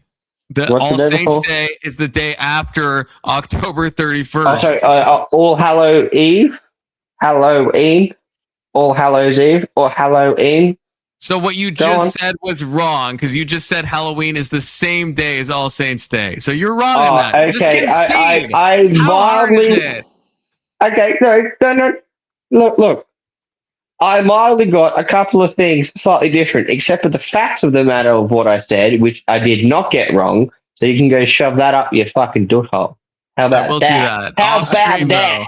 Off stream, I can't do that live. No, well, we can do that we can do that tomorrow while no one else is watching. That's true. Yeah. Sorry, I'm so sorry, mate. I forgot your name, but you're trying to chime in and say something. I do apologize. Well, yeah, it's Sterling, by the way. You're Clarence, Sterling. right? Sorry, yes, I don't know how I could get that wrong because it's like the silver Sterling. Yeah. No, it's okay. Sorry.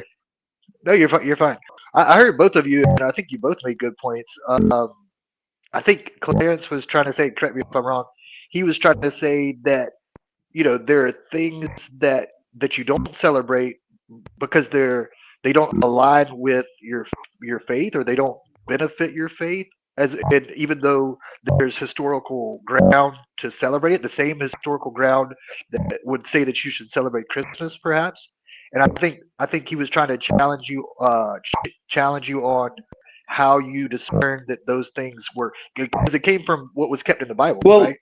That we picked sure. and Well, choose. yeah. So from my understanding, it is more often than not, and I'm not saying everyone because monoliths are gay, right? Not all, But not more all. often than not, Catholics and Orthodox agree on it's a Christian holiday of uh, all All Hallows, not All Saints Day, the day before All Saints Day, Halloween.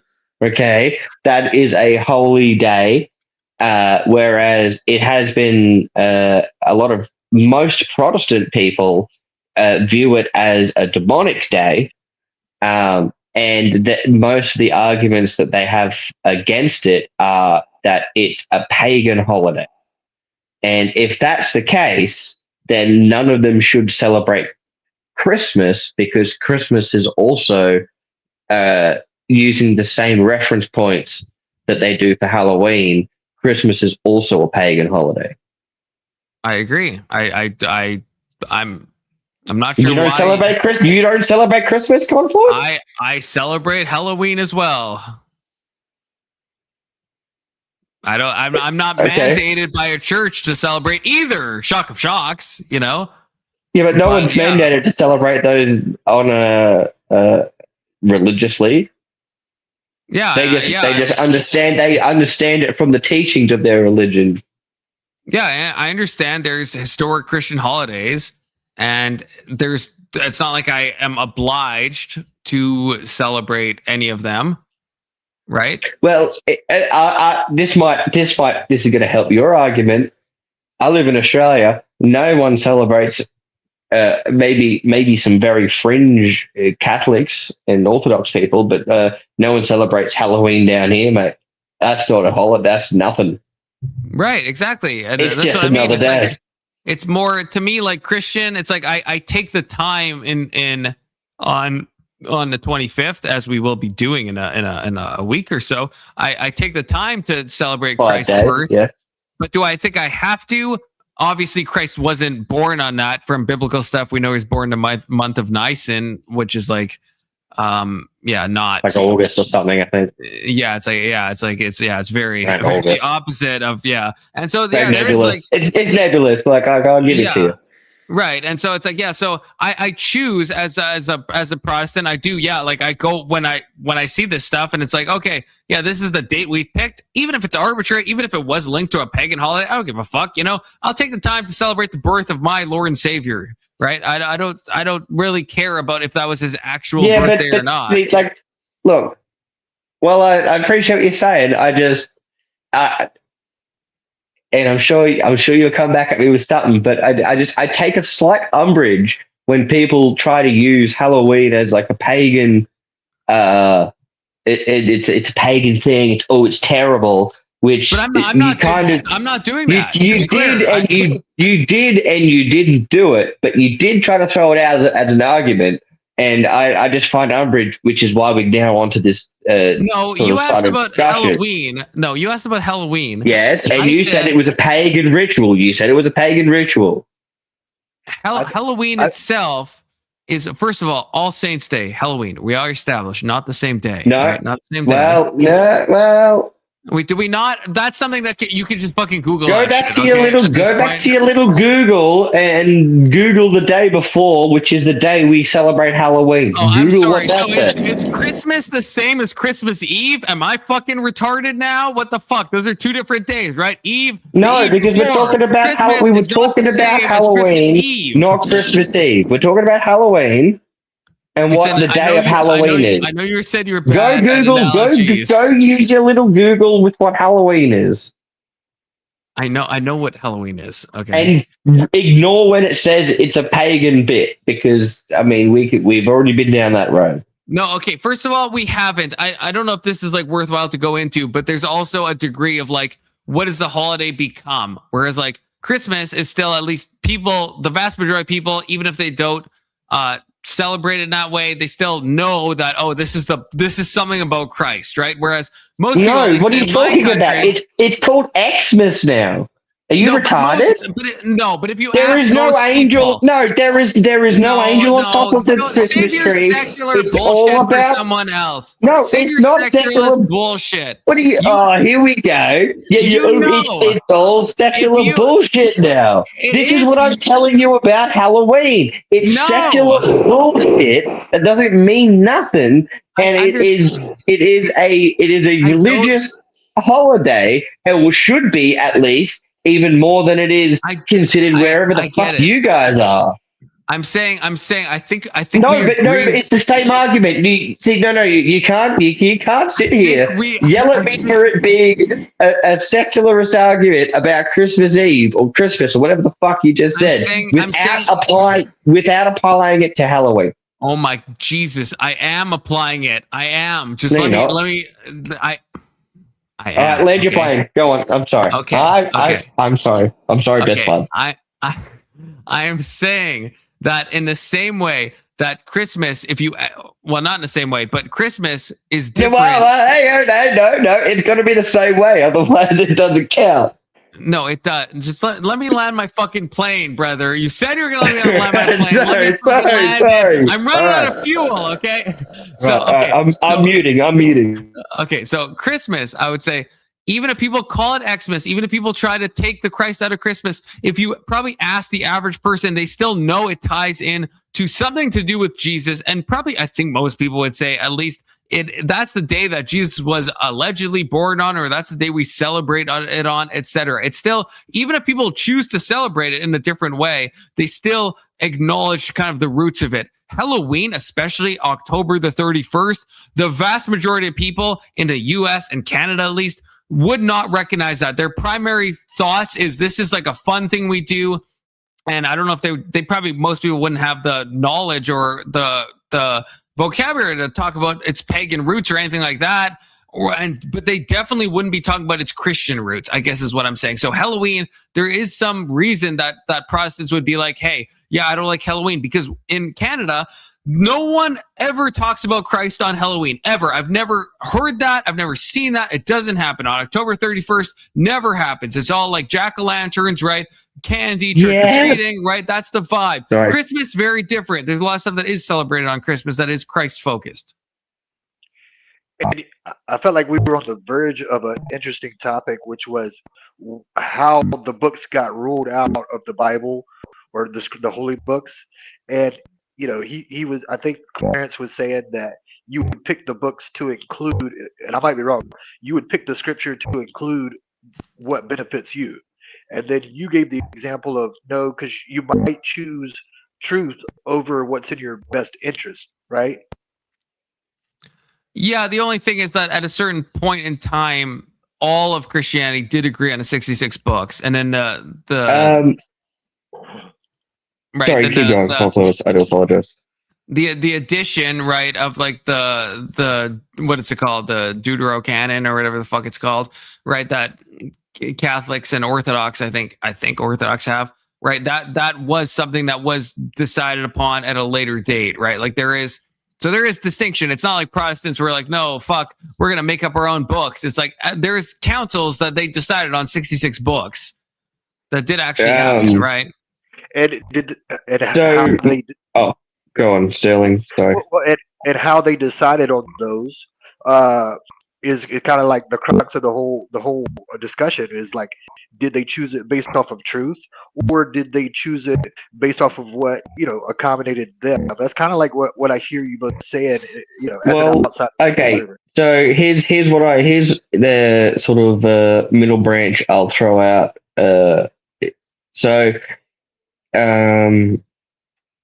You have the Anglican Church, which is the third oldest church in the world. Wait, come again? Are they not? No, please. I'd like to know. The Anglicans split off in like Henry VIII, or I think it was Henry VIII. Yeah, it was like the Anglican Church is like 600 years old. Oh, okay. Yeah, they split off when I think it was Henry the guy with a lot of wives. He wanted to divorce a lot of wives, and then he made the Anglican. In America, it's called the Episcopalian Church, but yeah, in Canada and other Commonwealth states like your own, it's the you mean the Anglican Church that broke off 600 years ago, which would be in the 1500s, which would be when Martin Luther came around. Okay, yeah, great, fantastic. Yeah. Anglican is a sect of Protestantism. I'm not going to deny that. Yeah. You got anything else older? You got anyone older than them? I'm sorry. I think you just said the Anglican Church is the oldest church, so I don't know. No, I didn't say that. After saying that, I definitely didn't say that. What did you say? I thought he said the third oldest. If I'm not. They would be the third oldest Christian denomination outside of Orthodox and Catholicism. Okay, so that's definitely not what you said. That is definitely not what you said. Well, yes, that's what I said. You said it's the third oldest outside of Catholic and Protestantism. No, I said it's the third oldest Christian denomination. Okay, well, that's false. So if you're trying to amend it now to the third oldest outside of Catholic, now I guess fifth oldest? Is that what you're saying? No. Clarence, let me ask you this. Like, whether it's Orthodoxy or the Catholic religion, and I'm not a scholar, but if when they're choosing what books to include and which ones to exclude, sorry, no, I'll just say to address what you're talking about the inclusion or exclusion of books. I don't know when it happened. I know that there were more than 66 at some stage. And unfortunately, I'm not anywhere near as versed as I probably could be in this discussion about that. But what I do know that at some stage, you know what? I'm not even going to give an arbitrary spot. I don't know when. But there is, at some stage, it was decided on 66 books. There were some books that were part of it. I think it was about like 70. I know Confluence is about to start raging. I think it was about 73 or 74 books originally, roughly around there. It could be more, could be less. Don't hold me to that. Yeah, that's fine. But it was in the 70s, and then at some stage there was a. Most probably one of the lovely get-togetherings that all the powers that be of the religions decided, and they went, look, these are the 66 books we can all agree on. Let's do that. And then Confluence, Mr. Martin Luther King came along, took the Bible and went, this is the only thing we're going to listen to, and this is the only thing we're going to talk about. And we don't believe in saints, and saints are all assholes, and it's idolatry, and we shouldn't listen to them because we're not allowed to have any idols other than ourselves. Bad understanding of Protestantism. Just saying that. Okay. Why do no Protestants except for Anglicans, like the idols, like the saints or anything like that? There are a lot of Protestants that recognize saints. Okay, that's what I mean. I feel like the people who aren't Protestants will just make shit up. I don't know if they hear this in mumbled in Catholic school or something or Ortho school. It's just there's a lot of Protestant denominations that recognize saints. There's a lot that the first translation of the King James Bible has the fucking deuterocanonical books alongside it as well. It's not history is not the way you think it is, Clarence. It just isn't. Okay, it's not. It's not. Well, what do you mean history isn't the way I think it is? You don't even know what I think history is the way I think it is. I'm just going off of what you just said. I'm just going off your word. I'm not hypothesizing any of your beliefs. I'm going off what you just said. Cool. Well, I'm not saying you're putting words into my mouth. You said Protestants don't believe in do you any mean? saint, right? That's what you said. That's not true. I know. Well, okay. Let me just clarify a little bit. I don't think that they say that the saints aren't real, but they don't revere and or hold them in the same regard as, say, a Catholic or an Orthodox person. How about that? Same regard. I think that kind of slants it to your side, because then, yeah, what church does Not hold it really. the exact That's same way, but they that's- give them that's just special how it is. prominence in certain Protestant denominations, and some of them do not.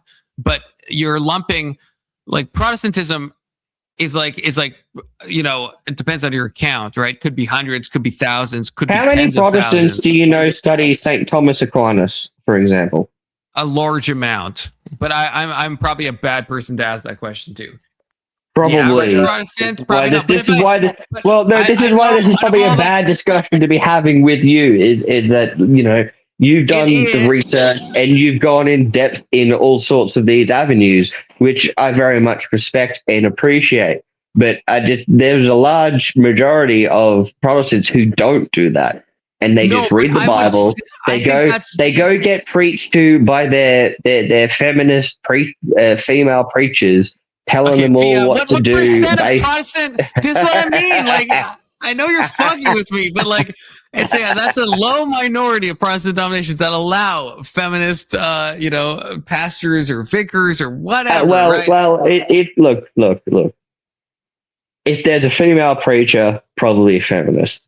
That might be a bit against me there, but it's still accurate. I'll even grant you that, but I'm saying the vast majority of Protestant churches do not have female pastors. They don't. Right? No. All right. You come down to Australia, I guarantee to find you not one single female. I go to a church, I guarantee you there will be a female preacher anywhere in Australia. It's hard. Like, you say, you walk into you pick a Protestant church at random in Australia, and more often than not, there's a female preacher. Yeah, that's what you're saying. Yep. I find that very hard to believe, unless you have some very skewed proportional denominations in Australia. No, we're all good. We're great people here. We're God-fearing. We love it, and we love having women tell us what to do. I think you need to go to more Protestant churches. That's all I'm saying. No. At least I've been to enough. Because like your Thomas Aquinas thing, it's like, dude, like, if I know a lot of I went to a Catholic school at one point. I know a lot of Catholics. I guarantee you none of them have probably even heard of Thomas Aquinas. Okay. So, like, sorry, who's that? Yeah, exactly. being one of these things, like a self-identifying, is like, I'm a Christian, I'm a Catholic. That, you know as well as I do, that means very little, right? Like, so yeah, most Catholics are not reading Thomas Aquinas. Most Protestants aren't either, right? Like, and maybe the Catholics, would suggest it more from the pulpit, but do people actually study Aquinas? If you asked a random Catholic, no. Almost like certainly not. Like, what, like 90% of the Philippines is Catholic? Are they reading Thomas Aquinas? No, probably like 0.001% of them are reading Thomas Aquinas. Sure, I'll give it to you, but I think that the degree of things taught inside of a church that's not Protestant is far more beneficial than someone's interpretation of the word worship, and they give you a 6-point sermon of the word worship where everything that they tell you is the exact same point as the point before. I don't know. I think, like, I do. This is where, I mean, I will give you credence in the way that I think there are stuff that, like, the Orthodox and the Catholics, Catholics. Hey, get those Catholics in here. I think those things. There is some where they do it better in certain ways, like the Eucharist, for example. I am a transubstantiationist, and that disagrees with like all sects of Protestantism. So that's something I think that Catholic and Orthodox do better than we as Protestants do. There's other areas like the homily. I actually think you guys fucking suck at homilies. I will say that. Okay, I think Protestants is way better at actually informing the public and like giving a good sermon that brings truth into their hearts, I think is far better. Even if it's like possibly like less like church officiated and stuff, I think real boots on the ground. I have met, and this is anecdotal, I will be completely honest, but when I meet someone who has grown up in the Catholic Church fully, right? Like they have actually done the catechism, they've done all this stuff. They still know almost nothing about the Bible. When I meet someone who has actually done all the stuff, is actually sincerely Protestant from like youth to 18, like fully, they know a lot more about the Bible. So I think that is a result of the teaching. So I think, again, Catholics, I think and Orthodox have the win on some things. I think Protestants have the win on other things, like actual knowledge of what the Bible says. And that's probably a result of Protestants being like sola scriptura and stuff. Am I roboting just real quick? No, you're good. You're good. Okay. I think I'll give it to you, right? The Protestants are good at making their congregation feel good about themselves. I think they do that very well. I think they have more biblical knowledge. I think they are more booked up biblically. That's what I would say. Yeah, but and I would love, there probably isn't a poll on this, but I would love, if I could test every Catholic on earth and test every Protestant on earth, I think the Protestants would come out ahead on like just basic biblical knowledge. I honestly think they would. Clarence, let me ask you about this. I think you mentioned like a St. Thomas earlier, and you were asking like how many people know about that. So is that something like is that the book that got ruled out? I'm not familiar. And like, no, that's like way later. Saint. He's a saint who came out. You know, I don't even know when he came out. To be honest with you, I don't know, like 1200 or something. That's just a guess. He's just a. No, I will not, because I've asked you not to hold me to some things. Okay. But yeah, he's just a very learned man who followed deeply grassroots teachings, and he had some good things to say. He's had some, like everybody, okay, they got some good things to say. They've got some questionable things to say. But he is considered one of more learned people in the more ancient, yes, if that's a correct term to use, forms of Christianity. And it's not something. It's not something I ever heard around any Protestants. Yeah, they would never speak his name. Yeah, whereas, why do you think that is? Because it seemed like earlier you were saying that Confluence would choose something based off of what benefits him, and I'm just wondering, like, is there some sort of benefit to their religion to exclude that text or those teachings, if that makes sense? Well,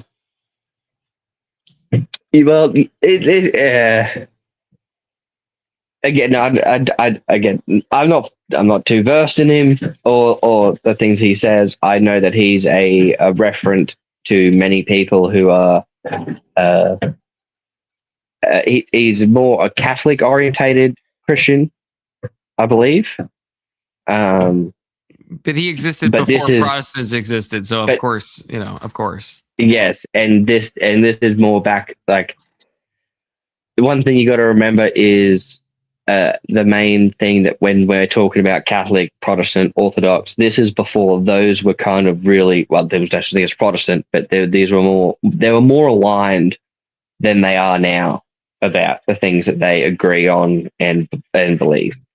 And the reason why his teachings aren't in the Bible, because most of the Bible's teachings are done from hand-me-down stories done around outside of the Old Testament. In the New Testament, hand-down stories done by people who were either disciples of Jesus or within a few generations of his teachings, which is why the things he believes are more, I guess, regarded. I wouldn't say highly regarded. Maybe I could, but that is technically wrong. But I will let it slide. But I just want to point out that's no. Go on, tell me why it's wrong. I'd like to know, because look, Okay, yeah. No, I'm throwing off some stuff. I'm throwing off some stuff. I'm dying on a hill here, right? No, but I'm trying to learn and have a conversation. Okay. Yeah, I'm not trying to one Does up that you. I'm make not sense? trying to one up you. Yeah, No, I go on. totally get you. Tell me why I'm wrong. I'd like Yeah, to know. the canonical books of the New Testament were chosen based on direct disciples of Christ, and the only exception is Paul, because Paul was then considered in the book of Acts to be an apostle of Christ. So everything that's in the Bible is a direct. It can't go another generation, which is why books like Polycarp are considered in the patristics, which is something that is like the early church fathers, but is not in the canon, the official books of the Bible. And there's some edge cases where it's like Hebrews, where it was thought that it was written by Paul, so that's why it was accepted into the canon. Now, even I think even most Catholic scholars, although I'm not sure on that, but most biblical scholars at large think that Paul almost certainly didn't write Hebrews. But it's not like we want to take out Hebrews. It's just a weird quirk, but we would see that as kind of God's providence, and like, you know, that it ended up in the thing. But yeah, it had to be direct apostles, and Paul only gets the credit because he's an honorary apostle after Stephen died when he was martyred. Okay. And Confluence, how do you feel about this? Why do you feel like this seed knowledge to Confluence here is that he definitely look. I know that he knows more than I do. I have to pee so bad. If you guys are still bad, I'm about to bust. Okay, not in a weird way, but I don't know about that, man. I don't know. It sounds like you got to go rub one out. That sounds a bit suspicious to me. But anyway, look, Sterling. I have questions, right? And there are some people that I'd rather not question, and I'm very glad that Confluence is around to be able to argue with him. And to be honest, I actually learned today that he is a former Protestant, and I just thought he was a big, massive gooner and a massive, not to sound mean, but a bit of a coomer. So this has been very entertaining for me. And it's good to know that I'm still a moron, and I never thought I wasn't. So it's been rather fun. Yeah, you're in good company. But I still think he's a heathen, and I won't go as far as to say heretic just because he knows more than me. But look, So little story, because I feel like I should just start talking. I don't know, in case you got something to say, but a little story about me. So I grew up in quite a different few sort of denominations, and the main thing taught to me was forget about anything people tell you. Just interpret the Bible yourself, and this is what people in the churches that I went to told me, as well as my parents. And it was like, forget about all the other things. It's just what your interpretation. I'm dumbing it down, obviously, but basically your feelings about what the Bible tells you, and going through at least 3 to 4 different types of churches, Protestant churches. This is basically the main teaching that comes down to you. And sure, I can bow down to the fact that maybe there are some that Protestant people that have a bit more understanding of church, the saints and other forms of biblical teachings outside of the Bible, but that's not really. It's more of a niche sort of thing that has to happen if you're in a church for a long time. Whereas, from my understanding, if you go to a Catholic or Orthodox church, these things are kind of part of everyday sermons and the teachings that they do. And I would anyway. I agree with your broad stuff. Every day. I mean, I don't. I've been to a lot of Catholic. I've been to only I think one Orthodox thing, but I've been to a lot of I've never heard Thomas Aquinas, for example, mentioned, like, ever. And but I've also never heard him mentioned in a Protestant church. So I'm not saying, but I wouldn't say it's like an again, everyday occurrence. Like I think you have to be like willing to seek out the backstory of your own, I think, religion in all of these cases to know about any of these people. Most Protestants probably don't know who the fuck Martin Luther is. Let's be real, right? Like most Protestants would be like, I don't know, I think I've heard of him. 100%. Right? I agree with you. Well, one of Good the to see you, thing that Testicular Johnson. one of the things that I don't know, I kind of came to because look, I'm not going to sugarcoat anything. Once I turned about 18 and I stopped going to church, I was just kind of like, fuck this, peace and love, man. Get all within that progressive shit. And then, I don't know, one day, this is going to sound so stupid, but one day I discovered the podcast, The History of Rome. And then I just started listening to that. And then they were like, oh, yeah, so this podcast's over. Here's another podcast, which is the continuation of the Roman Empire, which was the history of Byzantium. And then I started listening to that. And it's all done by secularists and people who don't really have a religious, they're probably count themselves either agnostic or atheist. But obviously they had to dive into the religious aspect because at the end of the Western Roman Empire, it started becoming very religious, or Christian religious, I should say. And the Byzantians are obviously very Christian orientated. And then I just started listening to that, and I was just kind of like, well, hang on a second. From what I can tell, it could be slightly colored, but I take it at face value. But from what I could tell is that the Orthodox is really just the continuation of the original teachings of Jesus. And so I mildly started looking into that kind of aspect of things, but not too much. And I started kind of realizing that most other Christian religion, or it's Christian sects, I guess is the right term to use, I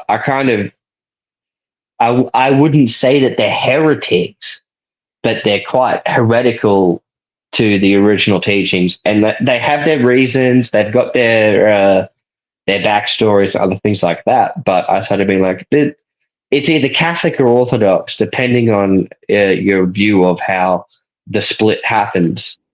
And that's when I started finding people who spoke more about the Orthodox Church and the Catholic Church, other things like that outside of what I originally knew, which is where I'm now kind of at the knowledge basis that I have.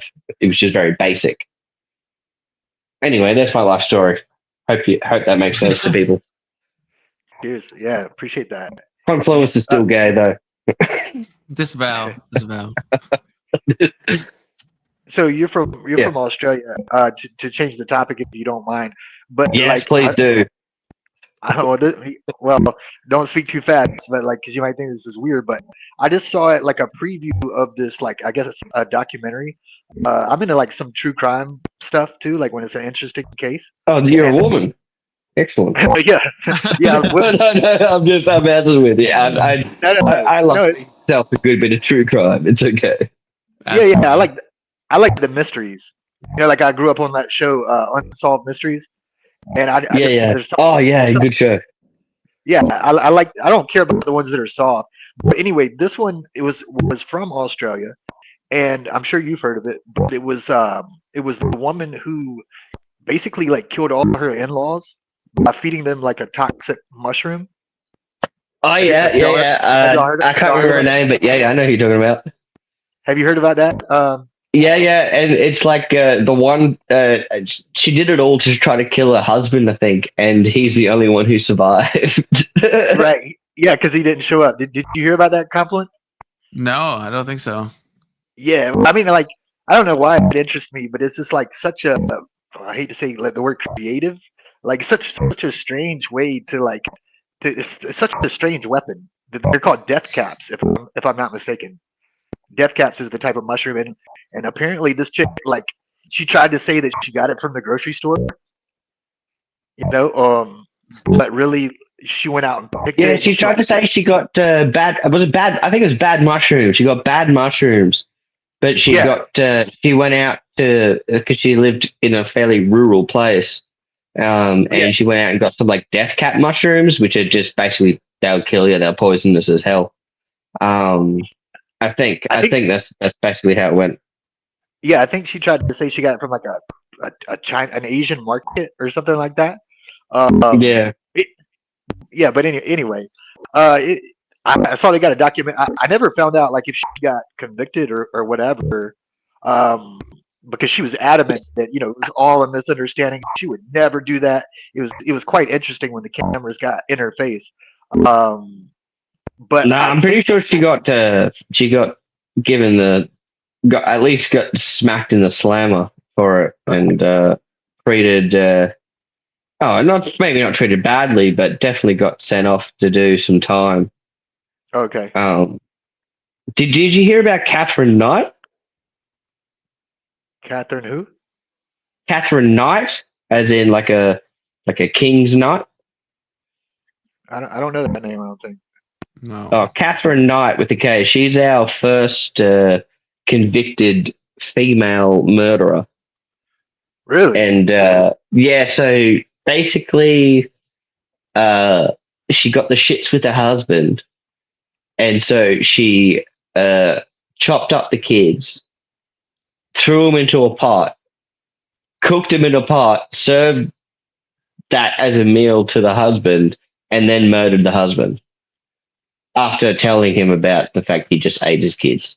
Something along those lines. Australians are fucking degenerate people. That's what I'm realizing. Oh, sorry. Hang on a second. I just thought my thing just loaded. Sorry, my phone just loaded. And so this Catherine Knight was. She. Hang on a second. Or she was the first like. Oh, sorry. She murdered. Sorry, it's the other way around. She murdered her husband, cooked him in a pot, and then fed him to the kids. Wow. That seems less bad than what you. I'm not sure exactly why, but that seems less bad than the other way around. Well, because the kids probably don't like. They don't probably know. They're probably just like But to feed your kids to the husband and to tell the husband that you just ate your kids, that's fucked. Yeah, it is. No, it's the other way around. She fed the husband to the kids. I fucked that. I messed that up. I do apologize. Look, man. I know so many things. It all gets confused in my head. Okay, Sure. all right. Leave me alone. Sure. Oh, yeah, that's crazy. I haven't heard that story. But yeah, no, she's our basically first female serial killer. Serial. Okay. In Australia. I may have seen an interview with her. Okay, the good news, at least from this, is that the kids never actually got to eat the parts. She cooked the parts, but it seems like law enforcement intervened beforehand, at least from what I'm reading. So hopefully that's true. Hopefully the kids didn't actually eat their own dad. Yeah. But she intended them to, is what I'm reading. But she was trying. She was trying. Yeah, she gave it the old college try. I mean, yeah. I mean, we could talk about cannibalism when that's ethical and moral. I guess. Yeah, I don't know. That's a tough one. Yeah, a lot of good points on either side of the cannibalism question. What's that? I said a lot of good points on either side of the cannibalism question. Well, yeah, like. Yeah, I don't even know. Go ahead. I was just gonna say I don't know how Confluence feels about things, but I've just sent you a link in the back chat. It's literally a song about this chick. Really? Yeah, there's a song about it. It's fantastic. It's a cool song. Okay. But you don't have to play it, bro. I just saw it out there. I've loaded it up, but I realized this is a big enough channel. It has 1.8 million views. This will get me a copyright strike. Oh wow! But I will post it. I will post it in the back chat or in the forward chat because I can do that in the chat. In the chat, if you will. Clarence, let me ask. Well, let me I ask don't you- know. I think they're Swedish, so they may or may not care about. Anyway, I'm not trying to.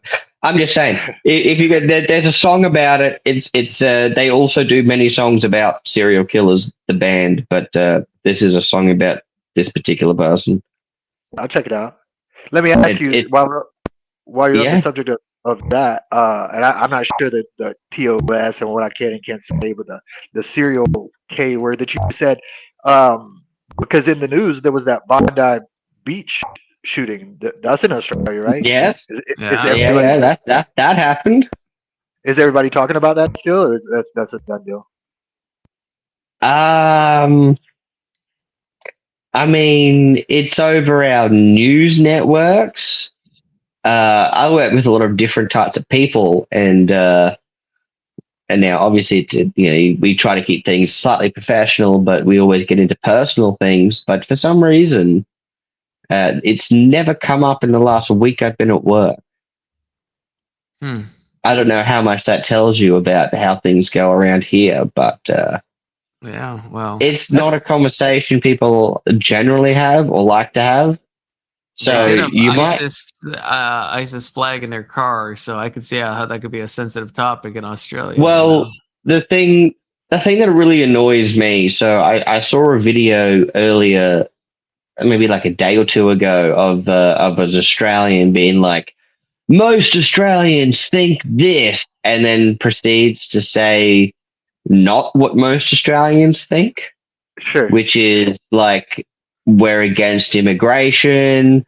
We don't like to have all these people around and all this stuff. But for some reason, probably due to the government influence and the abhorrent indoctrination that happens here in Australia, we feel guilty for some reason about the colonization of the British, and apparently that's bad. Yeah, we have the same situation in and so, Canada, so yeah. You guys, that's right. You're from Canada, bro. You guys basically the same. In the sense that like we've for some reason, and it's not until it becomes a major issue, which it's only now becoming a major issue, even though it's been a major issue for the last like 10, 15 years. A lot of people, they don't care. It's literally nowhere near their radar, because a lot of Australians are really nonchalant. Well, white Australians are really nonchalant, and like, it is what it is a real big like ethos of what we do. And we just kind of buckle up and get on with our lives and try to just do what's best for us, and we keep our mouths shut. And which is bad. And also just because there are other reasons for that too, but it's mainly just like people just like, they don't see the issues of the mass immigration, of all these people coming in, creating their own enclaves around the suburbs, or I don't know, counties, I suppose you guys call them. They're basically just the suburbs or the little like community areas that we have. They don't see the problem of having this mass influx of people around. And they're like, oh, well, they're obviously, and no one looks into it either. And they just go, well, they're obviously they're coming here because it's obviously difficult where they are. So we have to help them.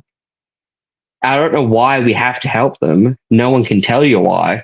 It's just that, well, we can do it. So why aren't we doing it? And it's like, well, we can't help our fucking selves. Why are we trying to help? Anyway, sorry, I'm getting into racist territory here, but no, I get it. It's like, I think I don't know if you agree. I don't know exactly how much we're on the same page of, but I'm like pro helping. I think that, like, at least with Canada, I'm glad to take in a certain number of refugees, but I think both the quantity and the quality are important. And so like Yes. there is a pure numbers game where I think like demographics are destiny, and it is going to change the ethos of a country.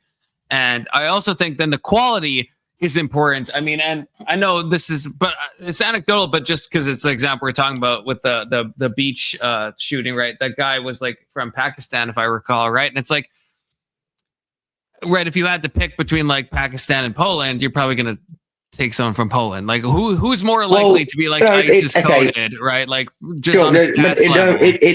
It comes down to this, okay? Most European nations have a similar value structure because they're mainly, and I don't really care what anyone says, is that even secularists, their main value of what's right and wrong comes from Christian ethics. Fight me on it, I don't care. You're retarded if you think otherwise. But most European people come from that same understanding. Now you got the culture shocks of I don't know, do you eat sausage for breakfast because you're from Germany or Austria, or do you eat bacon for breakfast? Like, bacon and eggs, or do you eat sausage with whatever the fuck? Like, you know what I'm saying? That these small things are different and they can be dealt with and assimilated to.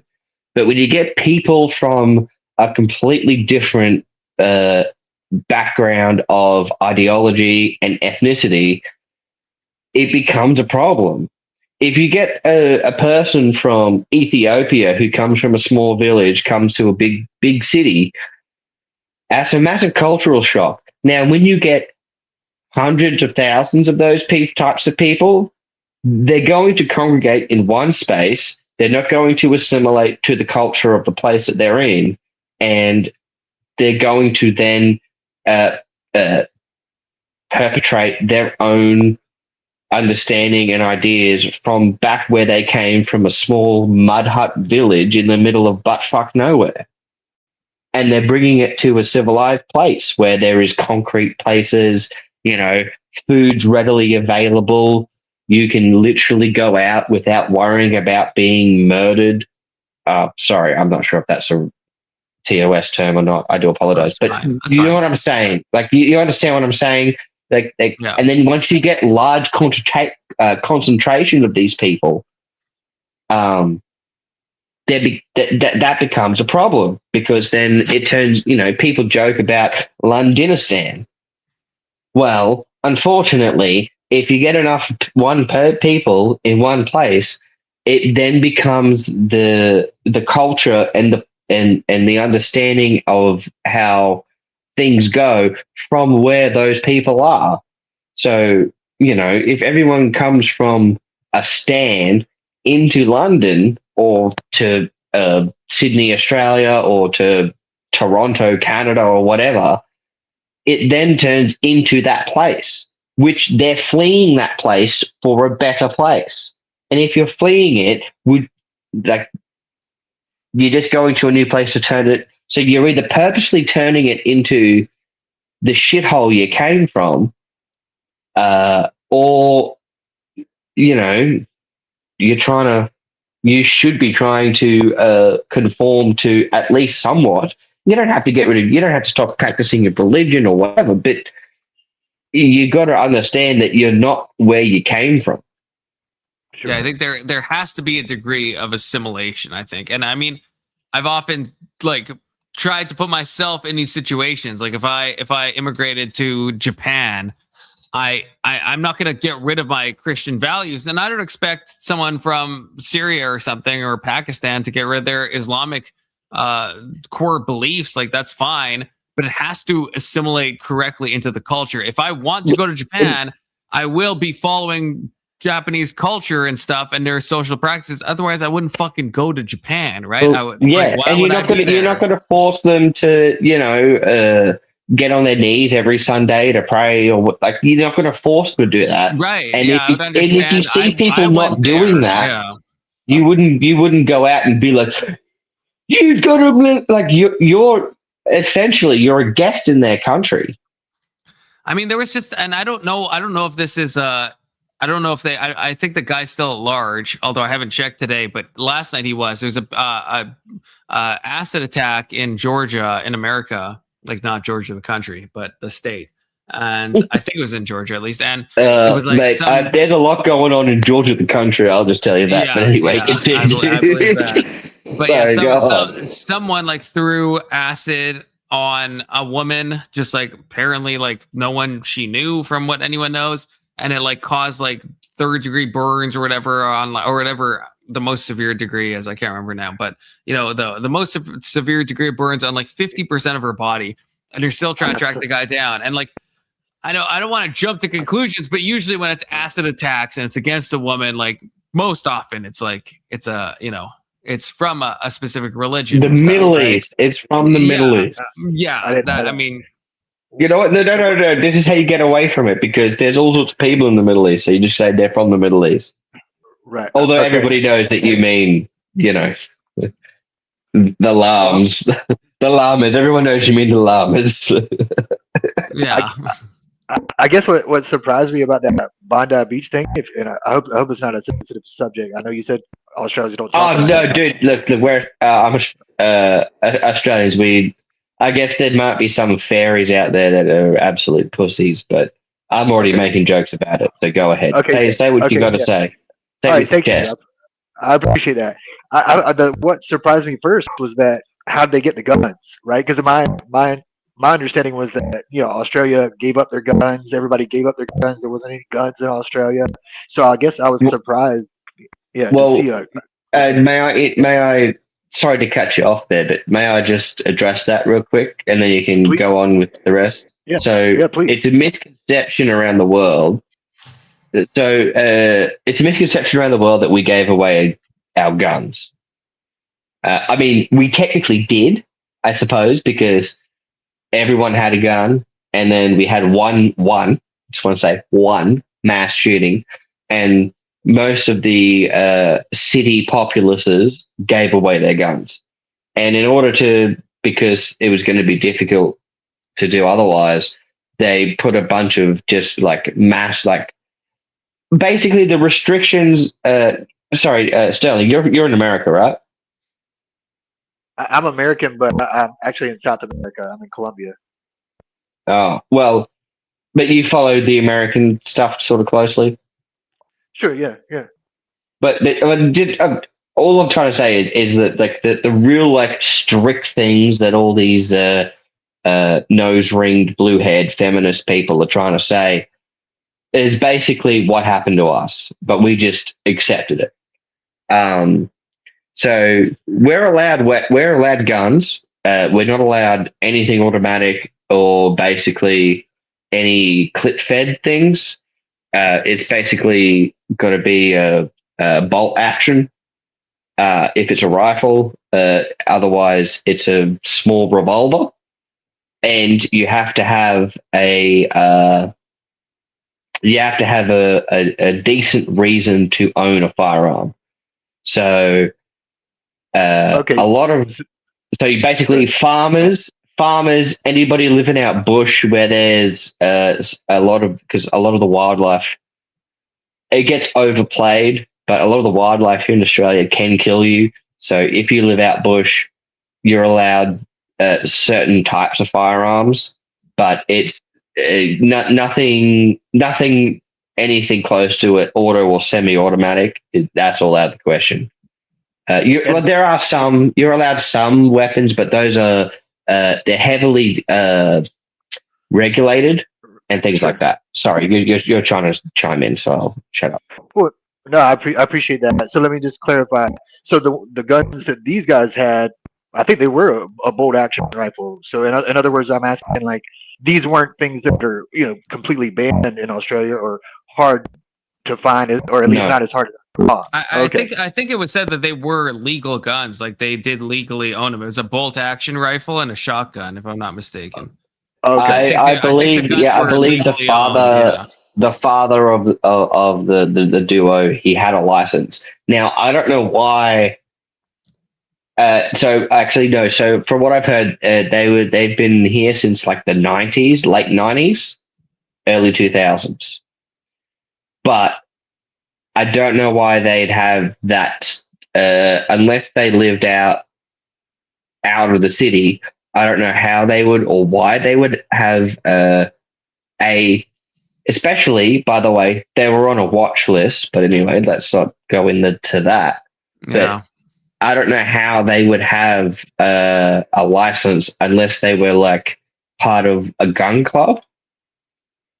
Outside of that, I don't see how they would have the license or ability to have and own these types of firearms, which then led to them being able to go around and do what they had. Now, I really want to just point out something that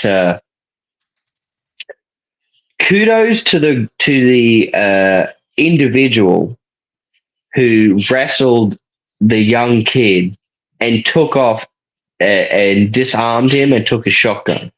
Oh yeah, I saw that. But did you also see that it seemed that he couldn't fire his weapon, even though the dude was, before he disarmed him, was mid-firing, and then he got disarmed, and he ran away like he was about to be shot. If he knew there wasn't any ammunition in the shotgun, he wouldn't have been as scared as he was. And then I'm very like I know that we have rules around here, but I've been in tough situations before. You're not thinking about the repercussions of the situation. And why did the guy not shoot him point blank in the face or the chest? Instead, he put the gun down, stepped away from it, and then apparently later on he got shot anyway. I mean, I'm not a conspiracy theorist. I'm not a conspiracy theorist, but that's. I don't know if it. I don't know. Like from my watching of the video, well, first of all, it was the dad, the older guy that was tackled, not the son. And so he gets him to the. Yeah, it was the older guy, Okay. and so he gets him. He grabs the gun, and then it seems he raises his hand. And I think the way I interpret this is I think in real time he was like, if I was to put myself in that guy's shoes, and I could be wrong, this is just like 100% just like what I would emotionally be thinking, or at least what I guess I'd be emotionally thinking. I think he was like, oh shit, I'm now pointing a gun at this guy, and there's like cops like are all around, right? Not doing much, to be honest, but there are cops all around. If they see me pointing a gun at this guy, they might think that I'm the shooter and they might shoot me. So I think that's why he like raises his hands and puts the gun down and backs away. Because he's like, if they see me shoot this guy, they're gonna think the cops are gonna think I'm the shooter. I might get shot. Right. I'm so sorry. I'm so sorry. But if the cops are around not doing much, they're obviously observing the situation. So it kind of makes the rest of what you just said mute. It's a mute point. If they're already there watching the situation, they know that you've just disarmed and stopped a lethal opponent. Right, but we can't. We have to keep a good theory of mind in place, right? Like philosophically. Yeah, but did that guy know that all the cops were correctly observing all of his actions? Like he doesn't know that. He just tackled the guy, and now he's got a gun in his hand. And I think in the moment he's like, "Oh shit! Wait, am I going to be confused for the mass shooter?" And I think he puts the gun down. And then sadly, even though I will say that guy's a hero, sadly the dad runs back and then gets a new gun and joins the son and keeps shooting. So yeah, so here's a couple. Look, I appreciate what you're saying here, but here's a couple of holes. Right, one. The dude, if there were the cops around, he would have known they were around, okay? Because they should. Well, actually, here's a bit of speculation, maybe. All right, so just roll with me here, okay? He should have known there were cops around if there were a single cop around. Secondly, they ain't doing anything. He has then decided to take matters into his own hands to do the deed. He has then disarmed the person while there is still very close another active shooter. He needed to take this guy out. He did not. Moreover, he if there were these active looking cops around, he would not have been shot and killed, because the guy who saved or who took the shotgun off the guy, he was shot and killed. So there was no known. So he obviously then didn't know there were cops watching. The cops didn't know this guy has done the thing he's done. Even in the which means that cancels out that kind of aspect. Yes, it does. It cancels out. No, the reason sorry, it does it it is does. because in the video you can hear cop sirens. So that means that guy can hear cop sirens. So even the cops had established. Do you know how concrete works? Are you what? Have you ever heard sirens before? Bro, you can yes. You can have sirens blaring off four blocks away. All right, that doesn't mean that there's police paying attention to what's going on. There was like dozens of sirens at the time that the guy tackled the dad to take the shotgun. That's a protection. You don't know that at all. No, I do know that. I've seen the footage. I do know that. Well, this is like been. What do you mean you've seen the footage? The footage doesn't show any of the cops. What are you talking about? Well, then I don't know how you live in Australia and you haven't seen. I've seen the footage. The footage is out there. You can see the cop cars. There's like literally so many cops surrounding everything. You can see this is footage that you can see. Wait, when's the time frame of that between when old mate tackles the guy with the shotgun? Yeah, that's what I'm saying. There is the cops acted poorly, but the cops were there, and the guy tackling the guy would definitely hear sirens from like 14 different directions. They were very close. Yeah, but in fact, I'm saying is after the guy goes back, that's the beginning of the end, when a different cop car that's also on camera, then some other guy comes out and now he has a pistol, and that's where the video ends. I don't know because it's too graphic or what, but that's where it ends, where it's like a cop approaches them because they're on the bridge, the kind of over thing, and then people the cops then come behind, and this is after they run in this direction. He joins up, father joins up with the son passes him a new gun, they start shooting, and then guy comes from behind the police, because the police were like all on his side, like, and they acted badly, but there was due to the lovely nature of the internet, and that these things aren't allowed to be shown, you can just go give us a quick Google and give us some footage of what happened. And I guarantee you it won't be anything that'll be against what you're allowed to show or not, because nothing's allowed to be shown anywhere. So let's have a little gander. And what I can tell you is, no sirens while the old mate's tackling dude with the shotgun. And for some reason, and look, I'm not saying the guy's not a hero, all right? I'm not saying he hasn't done the right thing, because I don't know where the bloody fucking Australians were to get rid of these motherfuckers, and most of them are probably cowering, shitting their pants off in the gutter somewhere, which is really frustrating. But old mate comes in, tackles the dude, no sirens, no cops around. Come on, bring it up. I want to see. I'm trying to find. Wait, can you hear this? I can hear it. I can hear it, but I can't see it. Oh shit! Okay, we want to see it. Sterling wants to see it. Sterling wants to know the actual facts of the matter. Not the fucking shit we're saying. Absolutely. No. We understand.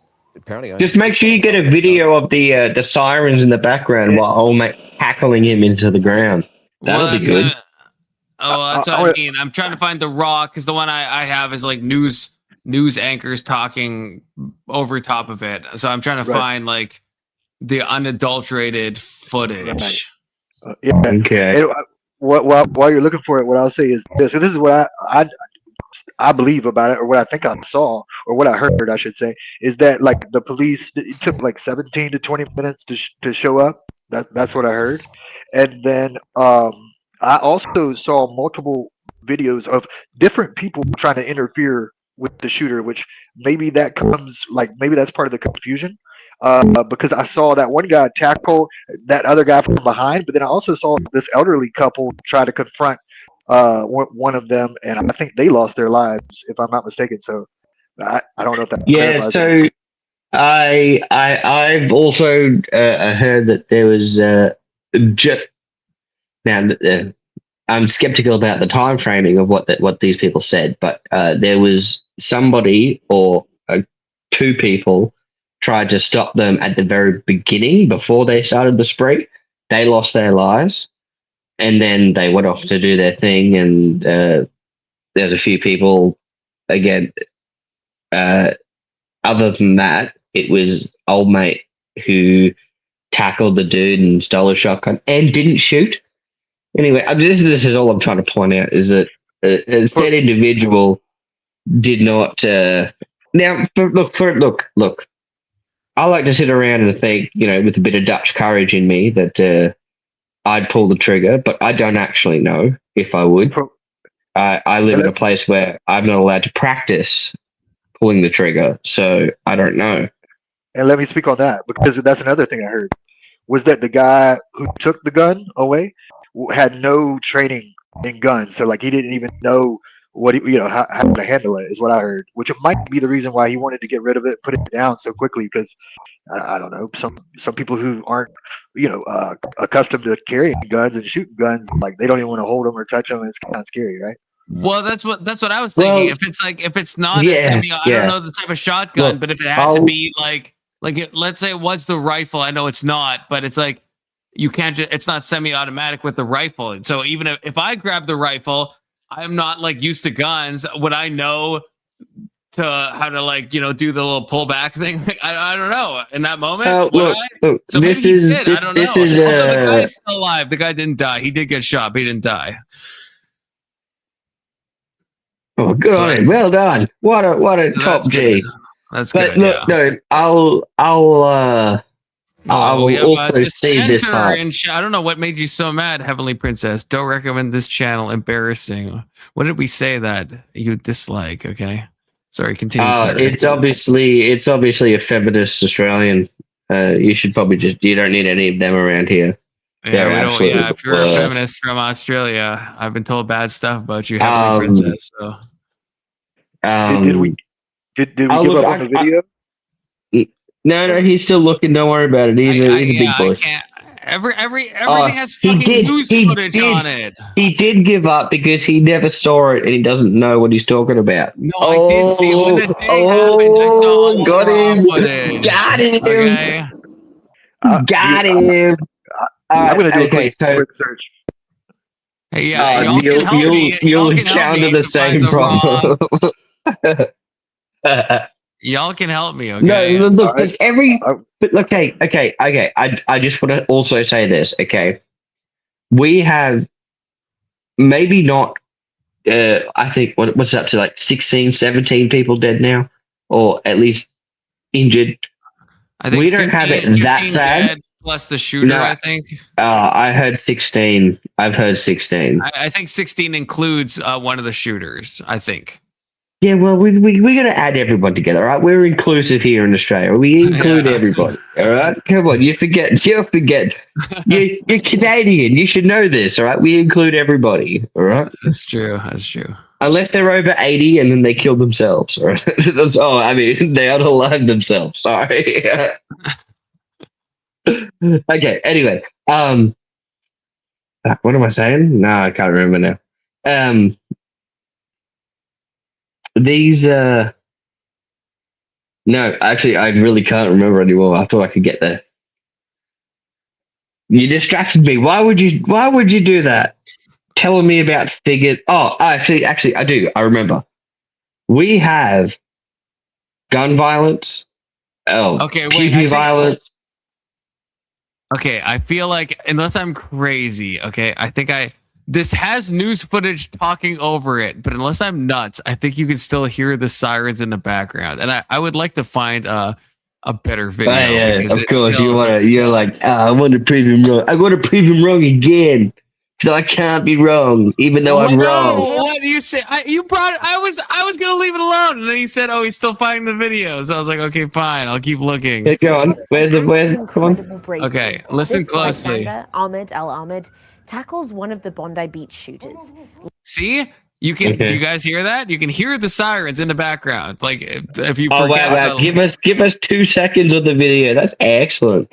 Did you know that I can tell you if it's an ambulance or a police vehicle? Did you know I could do that? Well, yeah, okay, I can't tell. In the chaos, an act of incredible bravery. This bystander, Ahmed Al Ahmed, tackles one of the Bondi Beach shooters, likely preventing Australia's worst mass shooting in decades from becoming even more tragic. He is now in hospital. See, I love how they say that, but again, All right. in the full video, this guy just runs back to the bridge and then is given a gun by the son. Which, I mean, the guy's a hero still, but did it change? And it didn't change anything about the actual outcomes, unfortunately. Okay. I like to be as honest as I can be. All right. I like to give the shit. I like to say people are wrong. All right. That was a police siren. Except, okay. See, I can't tell the difference. So. except, again, I'll go back to my other argument about it. That's fucking 6 blocks away, mate. All right, reverberates off the concrete. He's gonna.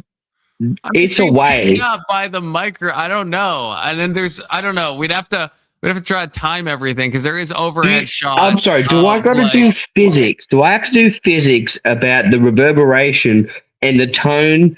Because the tone.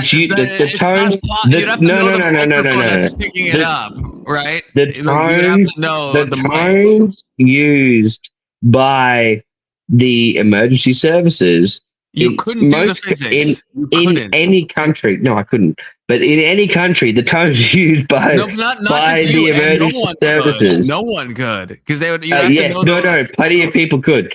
Okay. How you'd have to know the fidelity of the mic and all the stuff about the microphone that's picking it up. Like it's not just you need to know out the sound and the decibels. What you would need to know is the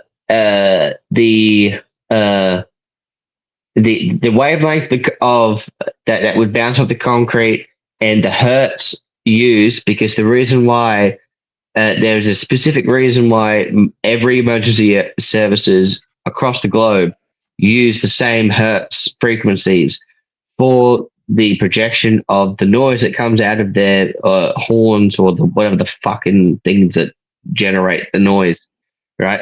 That thing reverberates across the concrete.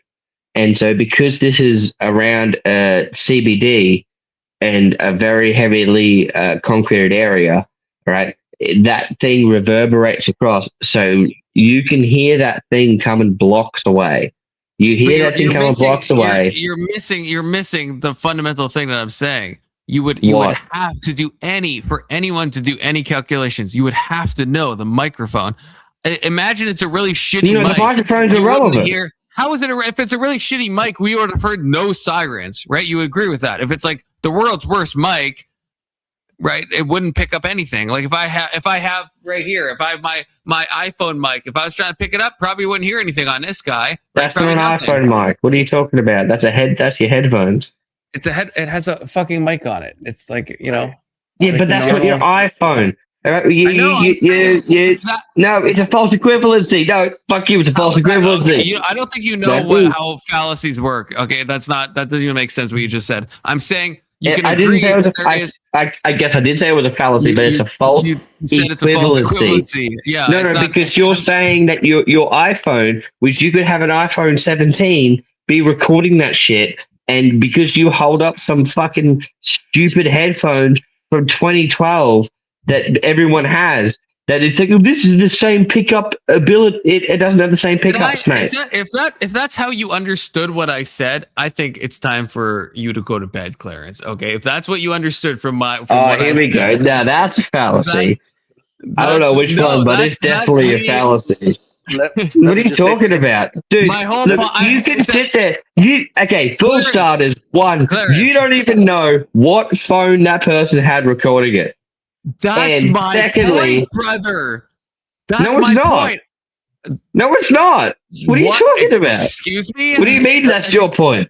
You're Let me like, see a well, the phone. You're saying the phone couldn't pick up the tone No. of Okay, the actually, okay, I'll ambulance punt to and or police. Sterling, is that what I said? If you were listening. What I think you were saying was it would be impossible to measure how far it was because of all these different factors and so forth. Is that right? No, you Because- said it would be impossible to measure because of the No. phone. No, You I said the no. phone. Okay, Yes, you okay, did. It's crazy that Yes, you Sterling. did. It's first of all, never said phone, so that's just another Yes, point. you against did. No, friends. go fuck yourself. You definitely said Okay, I'm phone. live. You can go back and see what I said, and you can do that later, Clarence. I if you can't want. go live because I'm on your panel, you idiot. That's. Are you? I think you're I said I am live, so therefore you can go back when we're done, and you can go check what you said. No, you and never what I said when we're done. You said I'm live, so you can go No, back and check that I never, didn't say that. I never told you to go live, and then you said I Yes. can't go live. No, I'm on your I panel. can't. I never. Hang on a No. No. I said is, I'm on your live. I cannot go back to check if what you said is what you You said. still can do that even on live. I think you could. Yeah, you could pull up YouTube and go back. I could do it if I was on YouTube, not on your live. All right, come on, pay attention, Confluence. Come on, mate. Come on, bud, stop doing this. Why are you do that Why are you right now. doing this to me? You can be on my Confluence, live. why are can you go doing on this to me? YouTube, I thought we were and buds. you can do it. I'm just saying, we are buds. We're the oldest buds. You can't do it. Let's just we be were the clear. best buds ever.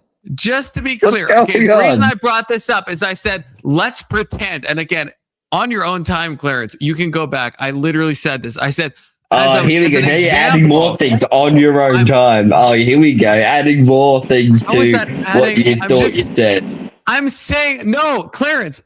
Oh my God. I can't tell if you're trolling me or if you're just like, I think you're happy to be trolling me. I'm just telling you now. I'm you half can go joking back and to half see what I serious. Right? said. I'm saying I don't the need- reason I I brought don't this need to up do is I'm that. saying I know what you said. if hypothetically it was a shitty mic like this, I'm not saying it was. I'm saying if it was a shit mic like this, you wouldn't even be able to hear sirens. If it's a mic like this, it probably would hear the sirens, right? So that's my only point. No, Bring up that- the mic. I'm saying we don't know the mic, and so we can't do. There's no physical calculation you can do without knowing the mic to know the sensitivity to know if it would pick up the sirens to possibly judge how far away they are. That's literally impossible without knowing the specific mic in question, right? That's all I'm saying. That's all I'm But you're saying. also saying that if it's that shitty of a mic, then it wouldn't be picking up the sirens close by. So you don't actually know how far away the sirens are. So you can't say that the sirens are very close and the cops are just ringing around them and they were there observing, which is what you've been saying the whole time. Yes. Yeah, that's what I wanted to get back to that because like there was some claims made that there was cops like all over the area and that they were observing. And to be fair, I didn't see that. And I want to bring up another point. Like, as far as those sirens, I'm not sure that audio was from the video, right? Like, in other words, like I'm not, and it may have been, I don't know, but it also may have been background noise of the reporter. Because the reporter was recording her audio over the video, right? No, you can hear them yell in the video I played. I don't know if it's like screen sharing it. I guess I could share the link in the back chat if you guys want, but you can hear like Well, now we get back to the original problem is one, you don't know what kind of recording device they're using. So you're also making an arbitrary distinction that No, it's I'm nearby, not. whether No, yes, you I'm- no. What, I'm not trying to judge. That would be true if I was trying to judge the distance between the mic and the person yelling. I'm saying, I think it's the actual audio because you can hear the person yelling. I'm not trying to estimate their fucking distance. That's why I brought that up before. If you're trying to do distance estimation, do you remember why we started the whole? Do you remember why we started the whole bring up the footage? But there were several issues. Yeah, I think there's a lot of things. Well, okay. So there might have been a few, but here's one thing that I remember is that you Confluence were saying, well, you can see and hear the fact that there's cops everywhere and they're all around. You Except, can. A, You where are can. the cops? outside of a nebulous siren, which could be 100 meters, Yes, which could be and again, if you wanna 45 go back, you feet can see away, the claims or I made. I never which said could be, which could be 45 feet away, or 600 feet away. Two separate claims. There are videos Go on. of cops surrounding the area with like a dozen, probably more, right, cop cars. And then I said in the video of the guy tackling, you can hear the sirens. So I'm connecting those two things. I don't know the exact time Yes, frame. but you're saying that you're saying they all correlate to each other as to reasons why one old mate was shot who disarmed the guy, and the fact that he made his decisions that he made, which was part of the thing that I pointed out was I don't know why the guy didn't just shoot the dude.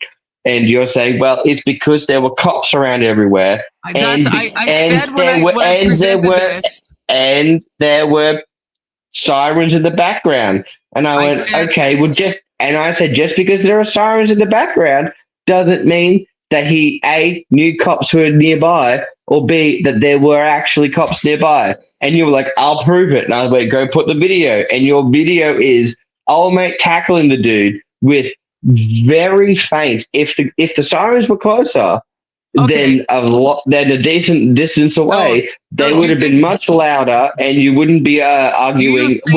It's because of bad. It's bad. It's bad so acoustic. retarded. That's so retarded. But even if not. That's exactly what you said. That's exactly what happened. No, it's not. And you've misquoted me. Like, you honestly should watch this whole exchange Definitely again. haven't done. You've misquoted me like a Definitely have million not. times in a religious conversation and in this one, which is crazy. But I just want to say, even if I grant this, hey! Don't be salty. Don't bring up the past. I'm not. In order to defend the present. Don't bring up the past. I just think it would be helpful. I think you'd be shocked what's if you happening now. actually went But through the religion whole debate video. has nothing to do with now. Okay, come on. There's a lot of mishearing of me. Okay, is what I'm No, saying. there definitely isn't.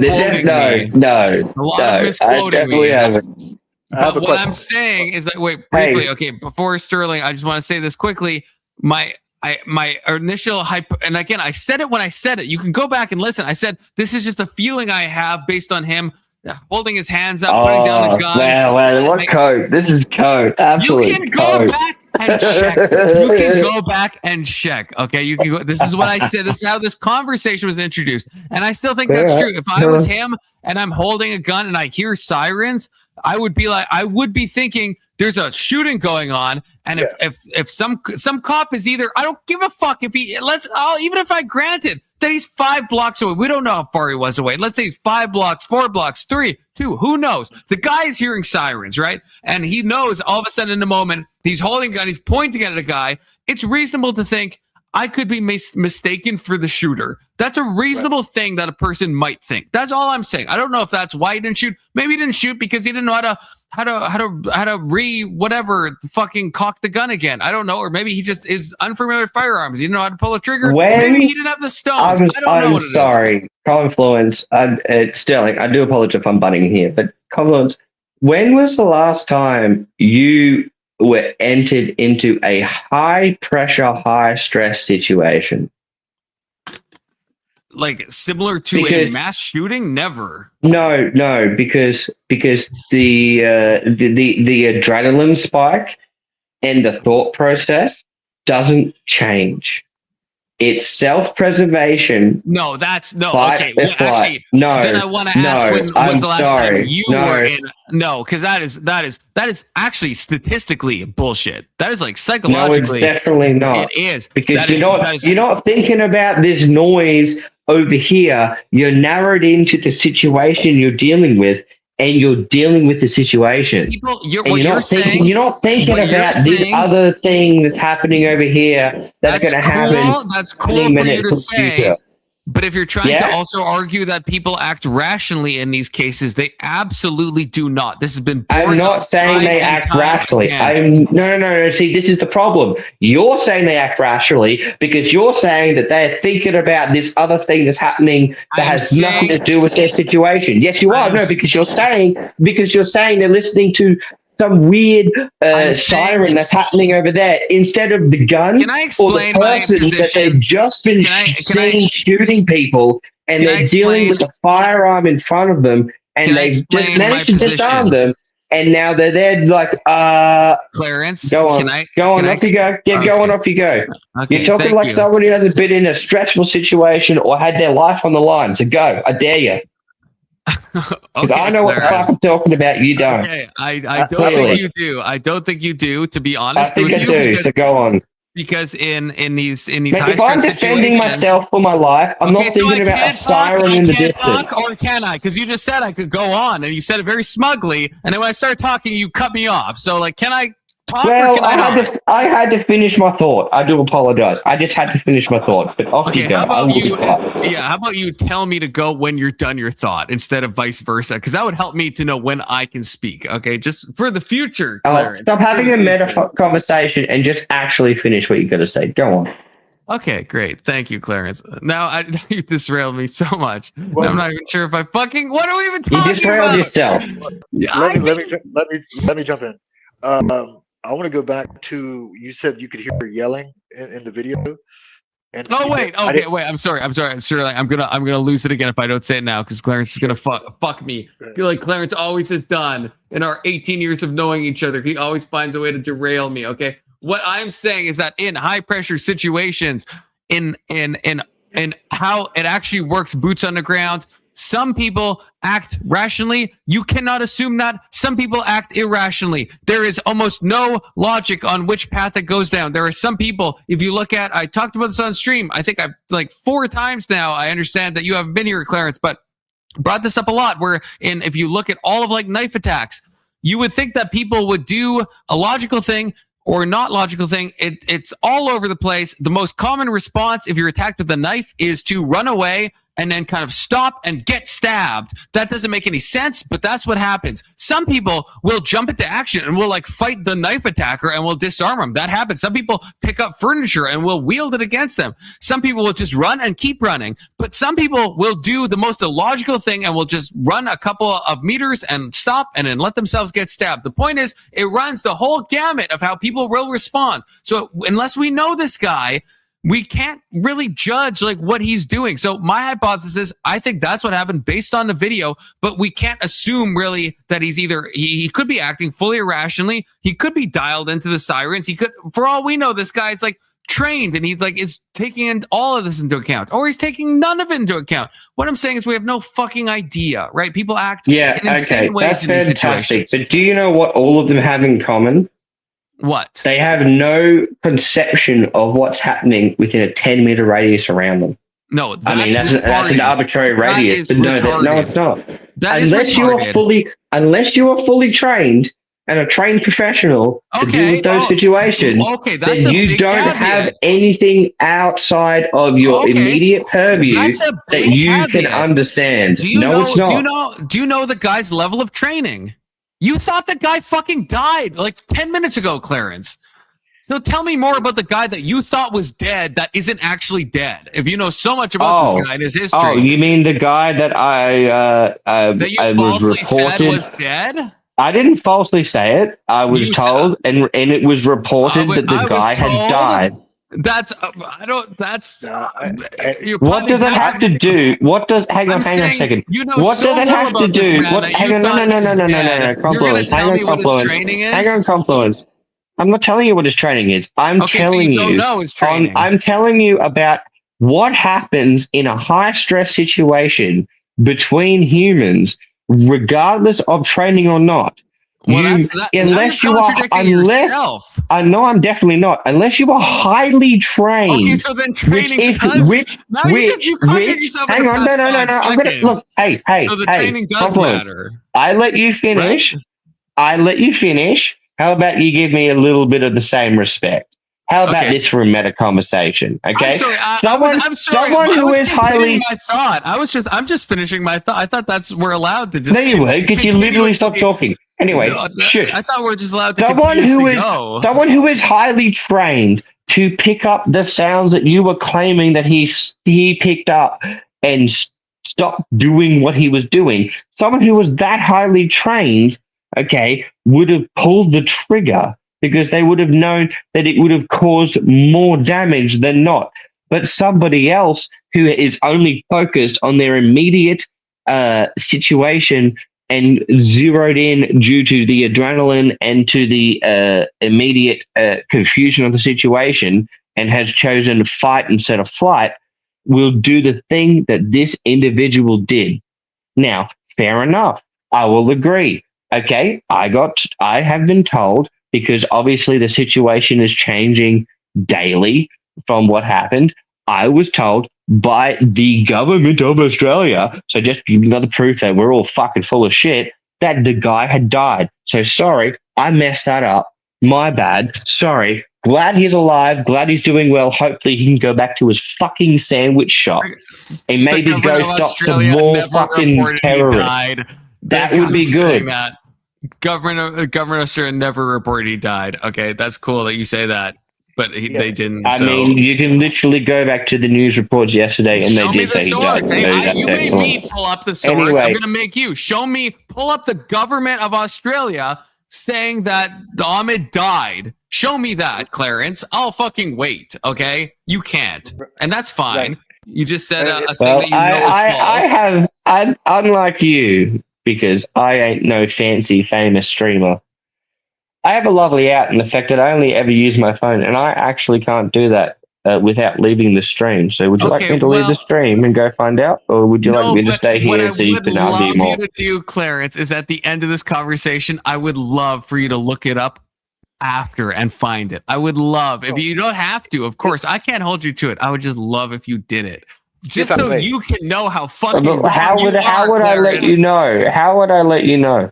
Well, I mean, you could add me on Discord, Confluence 358, or you can join the stream tomorrow. I'm live every single day, okay? So you can let me know at any time, or message me on Discord, Guys. But all I care about is that you were wrong. That's what I mainly care about. Because I've already disagreed that I was wrong about the guy dying. What are you talking about? Why are you trying to be? You said the Australian government had told you that he died, which I'm saying that did not happen.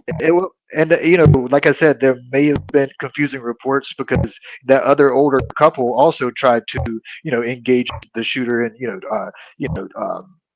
disarm them, and maybe that's the story he heard was that person died. Look, which would there's a million reasons why Clarence might have got the story wrong. That's fine. Right. I'm just saying he did get it wrong, which is fine. Sure. I've already admitted that I probably got it wrong. Why are you even banging on about it? You said the Australian government told us. I've got him in a quandary, and I've already admitted that I'm most likely wrong about anything I ever say. What are you talking about? I even said it earlier. But you know what? I will go. I will go try to find where I heard that the guy died.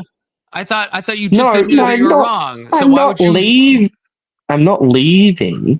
Well, hang on. But why would you need to go and find at all? Because you just admitted that you're probably so there's nothing you need to find. You said you're wrong about it. Because you're sitting here demanding that I give you evidence. And quite frankly, I agree that if someone makes a claim, they should probably have the evidence for the claim. Okay, so and if I have made an incorrect claim, I'd like to be able to provide the evidence to either say I was or was not correct. But I guess I want to get down to claim. Is your claim that the Australian government announced him dead? Is that your claim? Because if it's not your claim, when I uttered the words that came out of my mouth, that was the knowledge that I held at the time. So if there is more knowledge. And what I'm saying is, sorry, I wasn't looking at it 11 minutes ago, the actual thing. I was telling you about the thing that I heard a day and a half ago. What the fuck is wrong with what is this? What do you like? But you can't change your opinion from a day and a half ago. No, you totally can, but then you don't need to look it up. If you're like not sure of that claim, I'm fine. I'm not holding you to that claim. But if you're gonna maintain the claim, then you definitely seem to be, mate. Right, and I'm just trying to. I'm trying to say that sounds like the Australian government could have come out and said that the man who tried to disarm the shooter has passed away, which would be true if they were talking about maybe that older couple, perhaps. But so like there was multiple people who tried to disarm the shooter, and I could see how it might be confusing if which one of them died or whatever. But here's my question is. Back to the video that you were showing, you said like I think you were saying there were cops there because you could hear them yelling. What were you saying? Like who's yelling and what were they yelling? Because I couldn't hear it. No. I'm not the cops yelling. I'm saying I do think that is the audio that I showed is a mix of a reporter talking over top, but the sirens you hear is the actual sirens in the background. Okay. Is this still you, Clarence? Did you sign in on a different device? I'm assuming this is you. I hope so. Sorry, Rob. Okay, just make sure. I face palmed my phone and it did some horrible things, like kick me out. So it's just proof that I was wrong because I got kicked out. or maybe it was you. You booted me. You muted. I'm Okay, Confluence. I understand what you're saying now. Because I was. Anyway, can we move on now? Are we done with this? Okay, we can be. No. I just met with Confluence. Yeah, Sterling, I'll answer your question to the best of my ability. Confluence actually has to be done entirely because Confluence just realized it's 4 in the fucking morning. I know for you, Clarence, it's probably like midday because you're Australian coded. It's 8 p.m. Okay, yeah, Jesus. Okay, so Sterling though you're probably the same time zone as me, possibly. Yeah, it's East Coast time zone if I'm not mistaken. It's 5 a.m. here. Okay, yeah, geez. Oh well, Sterling was having some great questions. I liked his questions; they were really good. Better than anything you could come up with, Confluence. What the fuck? I mean, that could be. I thought we were friends. I thought you had good questions. The fact that we're friends means we can fight so viciously and still maintain our 18-year-long friendship, right? So that's correct. We can banter, right? We can banter. Hang on a second. You weren't upset by anything that was said tonight, were you? Upset in the moment, but in retrospect, no, absolutely not, because Oh yeah, okay, yeah. A long-standing friendship. It's like Sterling Confluence likes to suck my dick a lot. It's good. No, I'm just kidding. I'm kidding. I disavow that. That's not what best friends do. Maybe in Australia, but not. No. We make other idiots and losers do that. So Sterling, get on your knees. Sterling is a good guy. Sterling's a good guy. I am an idiot, but yeah. You might be an idiot, but you're not retarded. Is that right? Not gay. Not gay. But thank you. Thank you. It was a good time. Words for either of you. Well, I was glad that we could have a spirited conversation. I still think you're an absolute moron, Confluence, but you know what? That's why I love you. Yeah, and I really appreciate you letting me up here. Well, I'll come back less of a moron next time, don't you worry. But thank you for having me. I really appreciate it. If anybody in the chat has not liked and subscribed, you should like and subscribe. And grow a pair of balls and come up and have a conversation. Because Confluence will just call you gay and beat you down with his micro penis. Anyway, goodbye, everybody. Have a good one. And good to see you too, Sterling. First time. I'm sorry again to put you through the ringer in the doing some signs and stuff. I hope you understand. But it's been an honest pleasure. You've been a great person to have on, so I'm really glad you joined up. Thanks for having me, and I want to be a regular. And I'll see you tomorrow. Yeah, great. Yeah, anytime you stop in, you're always welcome to my panels, brother. So take care and God bless. Cheers. Peace.